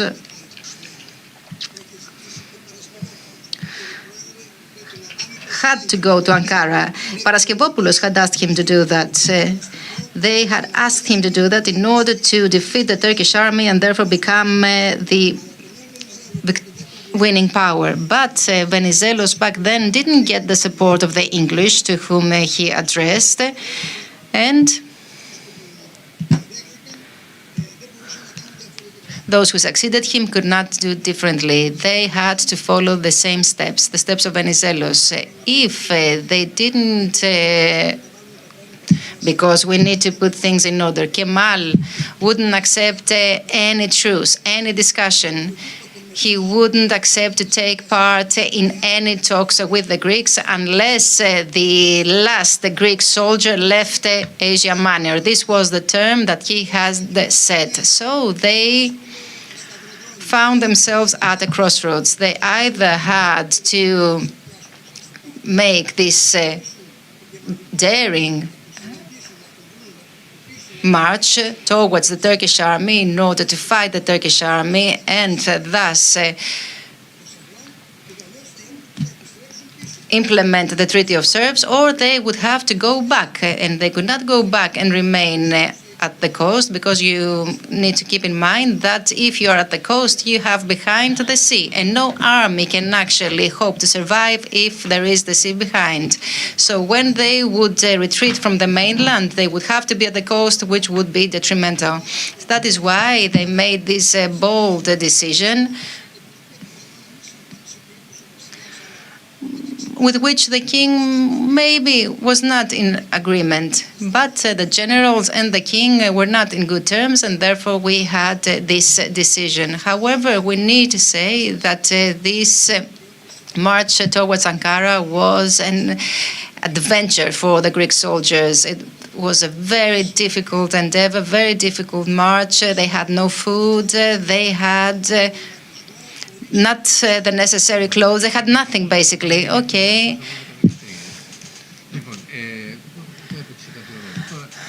Okay, now let's talk about the elections of 1920. What happened back then? Up until that moment, we had a king who was not accepted by the foreign forces. He was the man who was identified with the pro-German turn that Greece was ready to make. In other words, not to take the side of the Allies during the First World War.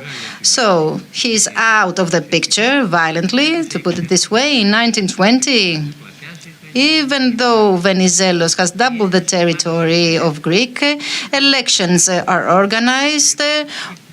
Whether this was a smart choice or not is going to be discussed, and the king is elected. The Allies are furious and they change their stance.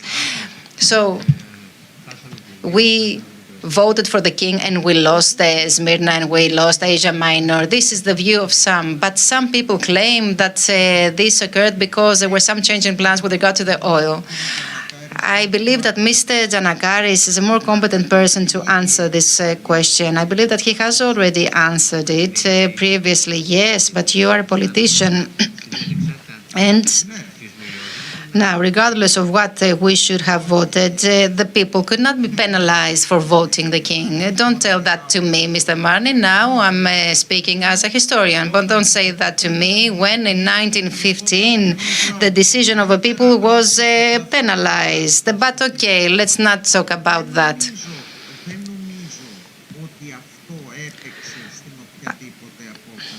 I don't believe that this played a role, actually, but it was used as an argument.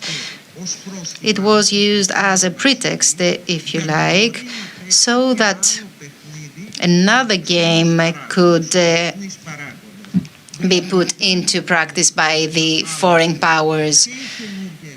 The new leadership, the king, basically, did not change the policy vis-à-vis Asia Minor.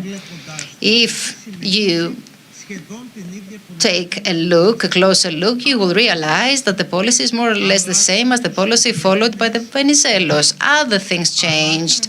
The circumstances in the international community, some things changed with regard to the oils in the area, because when we talk about such an important event like the destruction of Asia Minor, we need to take into account what was going on in the rest of the world. Yes, and we need to say that up until that time, the value of oil wasn't that appreciated. In other words, it was a very critical moment because it was then that things changed. Yes, the oil of Mosul played a very important role. And not only the oils of Mosul, but I would like to touch upon a different factor. We had colonialism. All the colonialist world, which is something that we don't talk about, took the side of whom? It took the side of Mustafa Kemal. Greece back then was considered to be the ally of the big forces who was actually operating in a country who has been under attack of the big forces. Gandhi in India. Colonialist world, I repeat. Letters to Britain and France stating that you cannot possibly proceed as you have because they are Muslims. And the Muslim world takes the side of Mustafa Kemal and of his movement. And I would like to give you the example that France builds its big mosque in 1919 in order to appease the Muslim world. So you can see that many different things were occurring at the same time. Plus, we have on the other side the Soviet Union, the Bolshevik Russia back then, which changes radically the way we perceive and understand the area. So what requires a completely different reading is not now explained by anyone. And the foreign forces, what did they want? First of all, they wanted a balance between them because there was huge competition between them. So who would have at least the supervision of this area, of the area of Asia Minor? This was of utmost importance. You had Lenin, then you had the Muslim world and the colonies playing a very defining role. They wanted to have a say. And what they were saying in Greece, Mr. Giannakaris actually said it previously very aptly. What were they saying in Greece? Look, you will either win Kemal or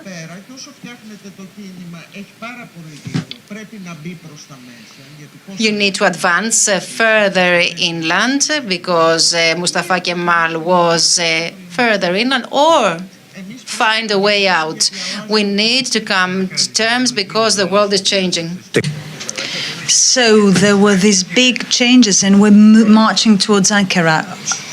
Well, we couldn't do much else. I mean, otherwise we had to go back to Greece without El Bihanalek. So we were the only ones who were there in order to win or to be victorious over the Turkish. You talked, you have worked on the articles written by Vlachos in Kathmerini. He was actually inciting, well, you know, these two articles, if they ever reached the Greek soldiers, well, everything would be lost. It appeared that the political leadership knew what was coming. No, not yet. They thought they could reverse things. What Mrs. Anagnosopoulou said, that between the two powers, France and England, there was a competition for oil, and also in Italy they were against us, and then with the victory of the Popular Party, well, France also turned against us. So we only had England. We lost Venizelos. So England had no reason to stand by us. However, they supported as much as it was possible in the new condition, under the new situation. So, but things could not be dealt with. Kemal was very clever, and I agree with Ms. Anagnostopoulou. In fact, with there were committees in England, and they tried to convince people to change their point of view towards the Greeks. So there was actually the crescent against the cross. That was the climate, because no Allied soldier and not a farthing was given to the Greeks. So we started it on our own. We reached the moment, the area we reached, and of course we were the ones who paid the price. And here, after 100 years, I just wonder, based on what we know, so already before 1922, the Turkish have been going against the Armenians and the Pontians. Now, so if we had just let them be, do you think that the Greeks could have been saved?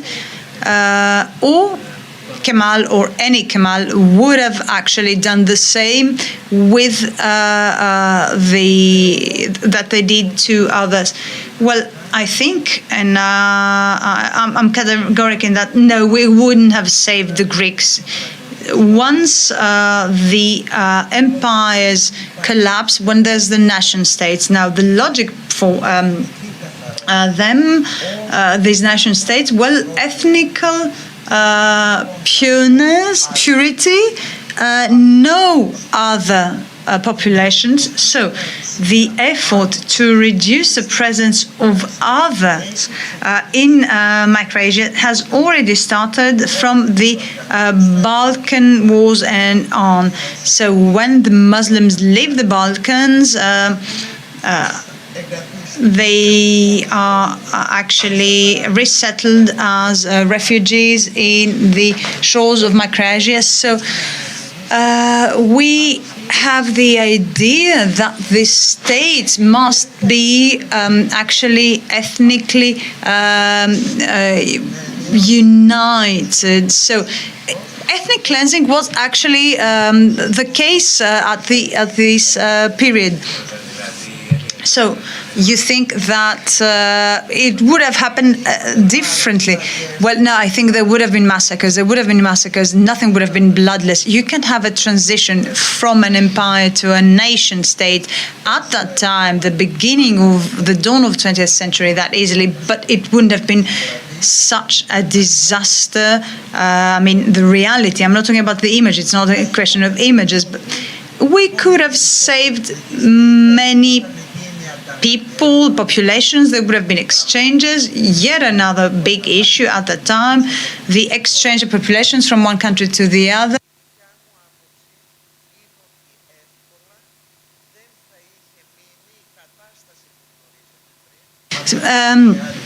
So Greece, of course, would have to adapt, and of course, Mustafa Kemal would have done precisely what he did, and that was to instill homogeneity.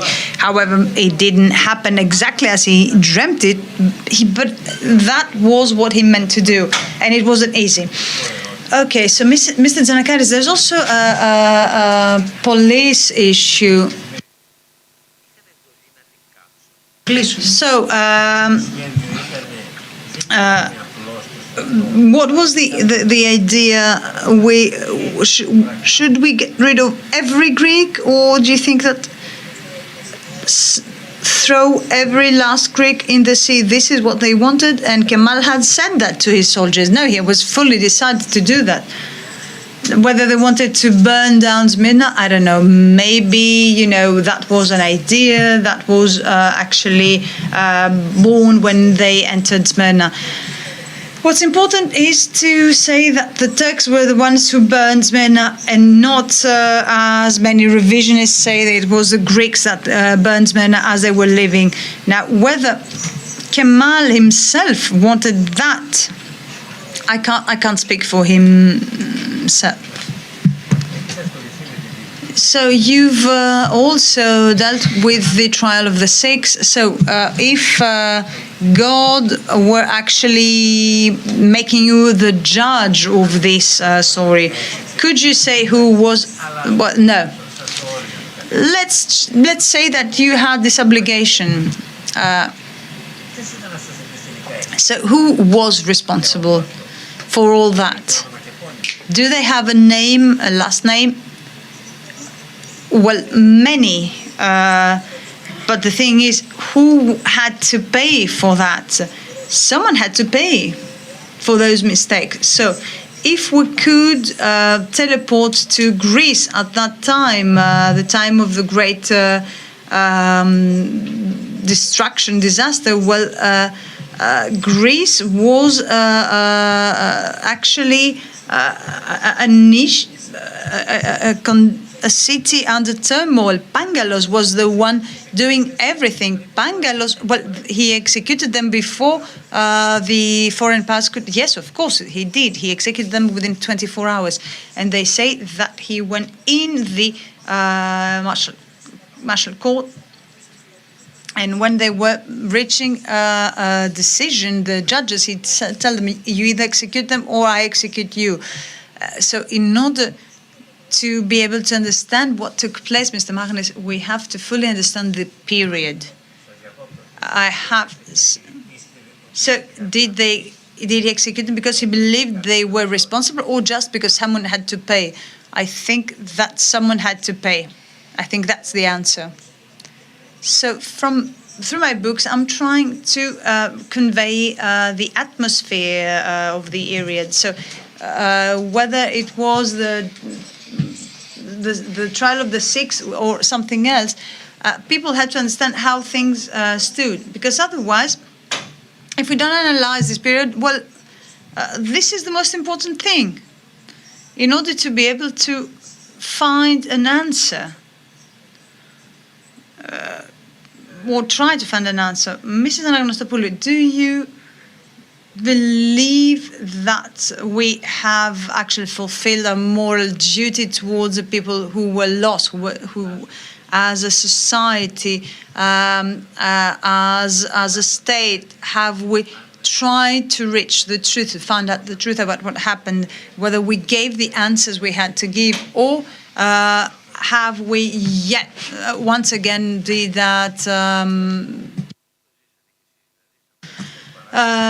just made that yet another issue to discuss on political basis? Well, this is a difficult question, because there's also a personal issue, because I lived with these people as a child. I grew up in Patra, in the refugee camps. I mean, my grandmother, my grandparents were refugees from Israel, and these people were very impressive for the following reason. Whatever the interpretations we gave, and by we I mean the next generations, second generation, my parents, I am the third generation, and then there's all the others coming afterwards. So we tried to fit them in the story as we wanted to narrate it. But these people had their own narration, and they included us. Those who had the great chance, the great opportunity to be included, well, we were very lucky. And they offered, from that point of view, in the societies where they lived, because they had there was a dynamic, there was potential. These people who came here afraid, chased by their homes as refugees, they had one important thing in their luggage, and that was solidarity, great solidarity, and a cultural tradition that they brought here, and this is what they allowed them to have a new life and a new story, and they managed to include others than in their story. So I'm afraid that sometimes in the need of the state to create an official story, we try to shape things the way we want, and that's history, and that's why historians say history from the bottom up and not from the top down. So the Center for Micro-Asia Studies in Athens has a great work that is called Exodus, and these are the interviews from the refugees that came. It's not me and you, Mr. Magnus. I don't know whether you are from there. Yeah, so we are descendants. So your last name is actually proving that you won. You're from Magnesia. So let's see what they say, how they were living in their homes. Let's see how they left these homes, and actually listen in, and with the anniversary of these 100 years, we should listen to them and narrate their story and see how they lived it. I think for me that would have been, as a historian, not as a politician, one important contribution for those people. Since we owe very much to these people and we have lived with them and listened to their story, and this is precisely why we have included that discussion in the program of the conference. And I would like to congratulate Peloponnese, the Peloponnese region, because in such a conference, we can talk about growth if we don't look back in history. People tend to think that development and growth is something that pertains to the present and the past has to stay in the past. But that's not the case. History is important. And history is growth lever. We'd like to thank Mr. Anastapoulou, Mr. Giannakadis, and I think that here we are closing the works of the 10th Regional Growth Conference. Thank you very much.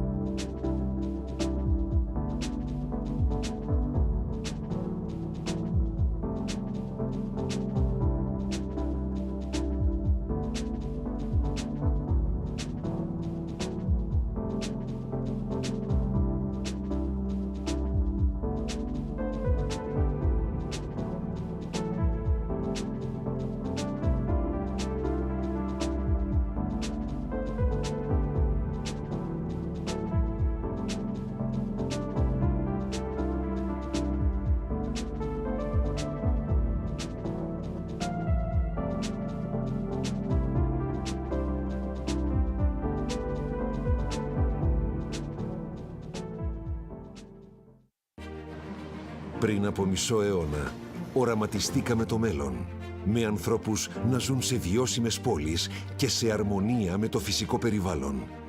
Με σύγχρονες υποδομές για καλύτερη καθημερινότητα, ποιότητα ζωής, πολιτισμό. Οραματιστήκαμε το μέλλον και ανοίξαμε δρόμους για τις μικρές και μεγάλες διαδρομές που ενώνουν τις ζωές των ανθρώπων και κάνουν τα όνειρα να ζωντανεύουν. Πιστέψαμε στην επανάσταση της καθαρής ενέργειας και στη δύναμη της καινοτομίας και τολμήσαμε. Πιστέψαμε στους ανθρώπους μας και ταξιδέψαμε την Ελλάδα σε ολόκληρο τον κόσμο. Πιστέψαμε ότι κάθε τι καινούριο που κάνουμε πρέπει να γεννά ευκαιρίες και να φέρνει ευημερία σε όλους. Όμιλος Γεκτέρνα. Επενδύουμε στην Ελλάδα. Επενδύουμε στο μέλλον.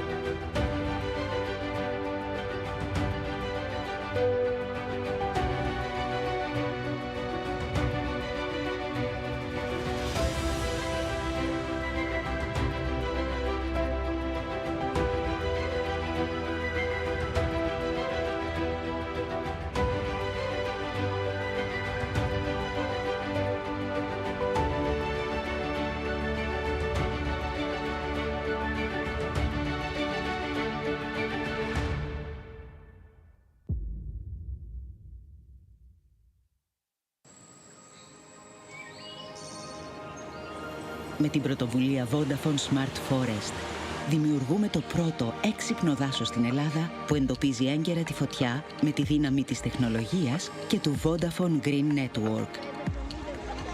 Αγκαλιάζουμε πιλωτικά περισσότερα από 314.000 στρέμματα στην Πάρνηθα και δημιουργούμε το υπόδειγμα για να είναι πιο ασφαλή από πυρκαγιές τα δάση της χώρας μας. Γιατί όταν μπορούμε να προστατεύουμε το δάσος, μπορούμε να συμβάλλουμε σε ένα πιο βιώσιμο μέλλον για τις επόμενες γενιές. Together we can. Vodafone.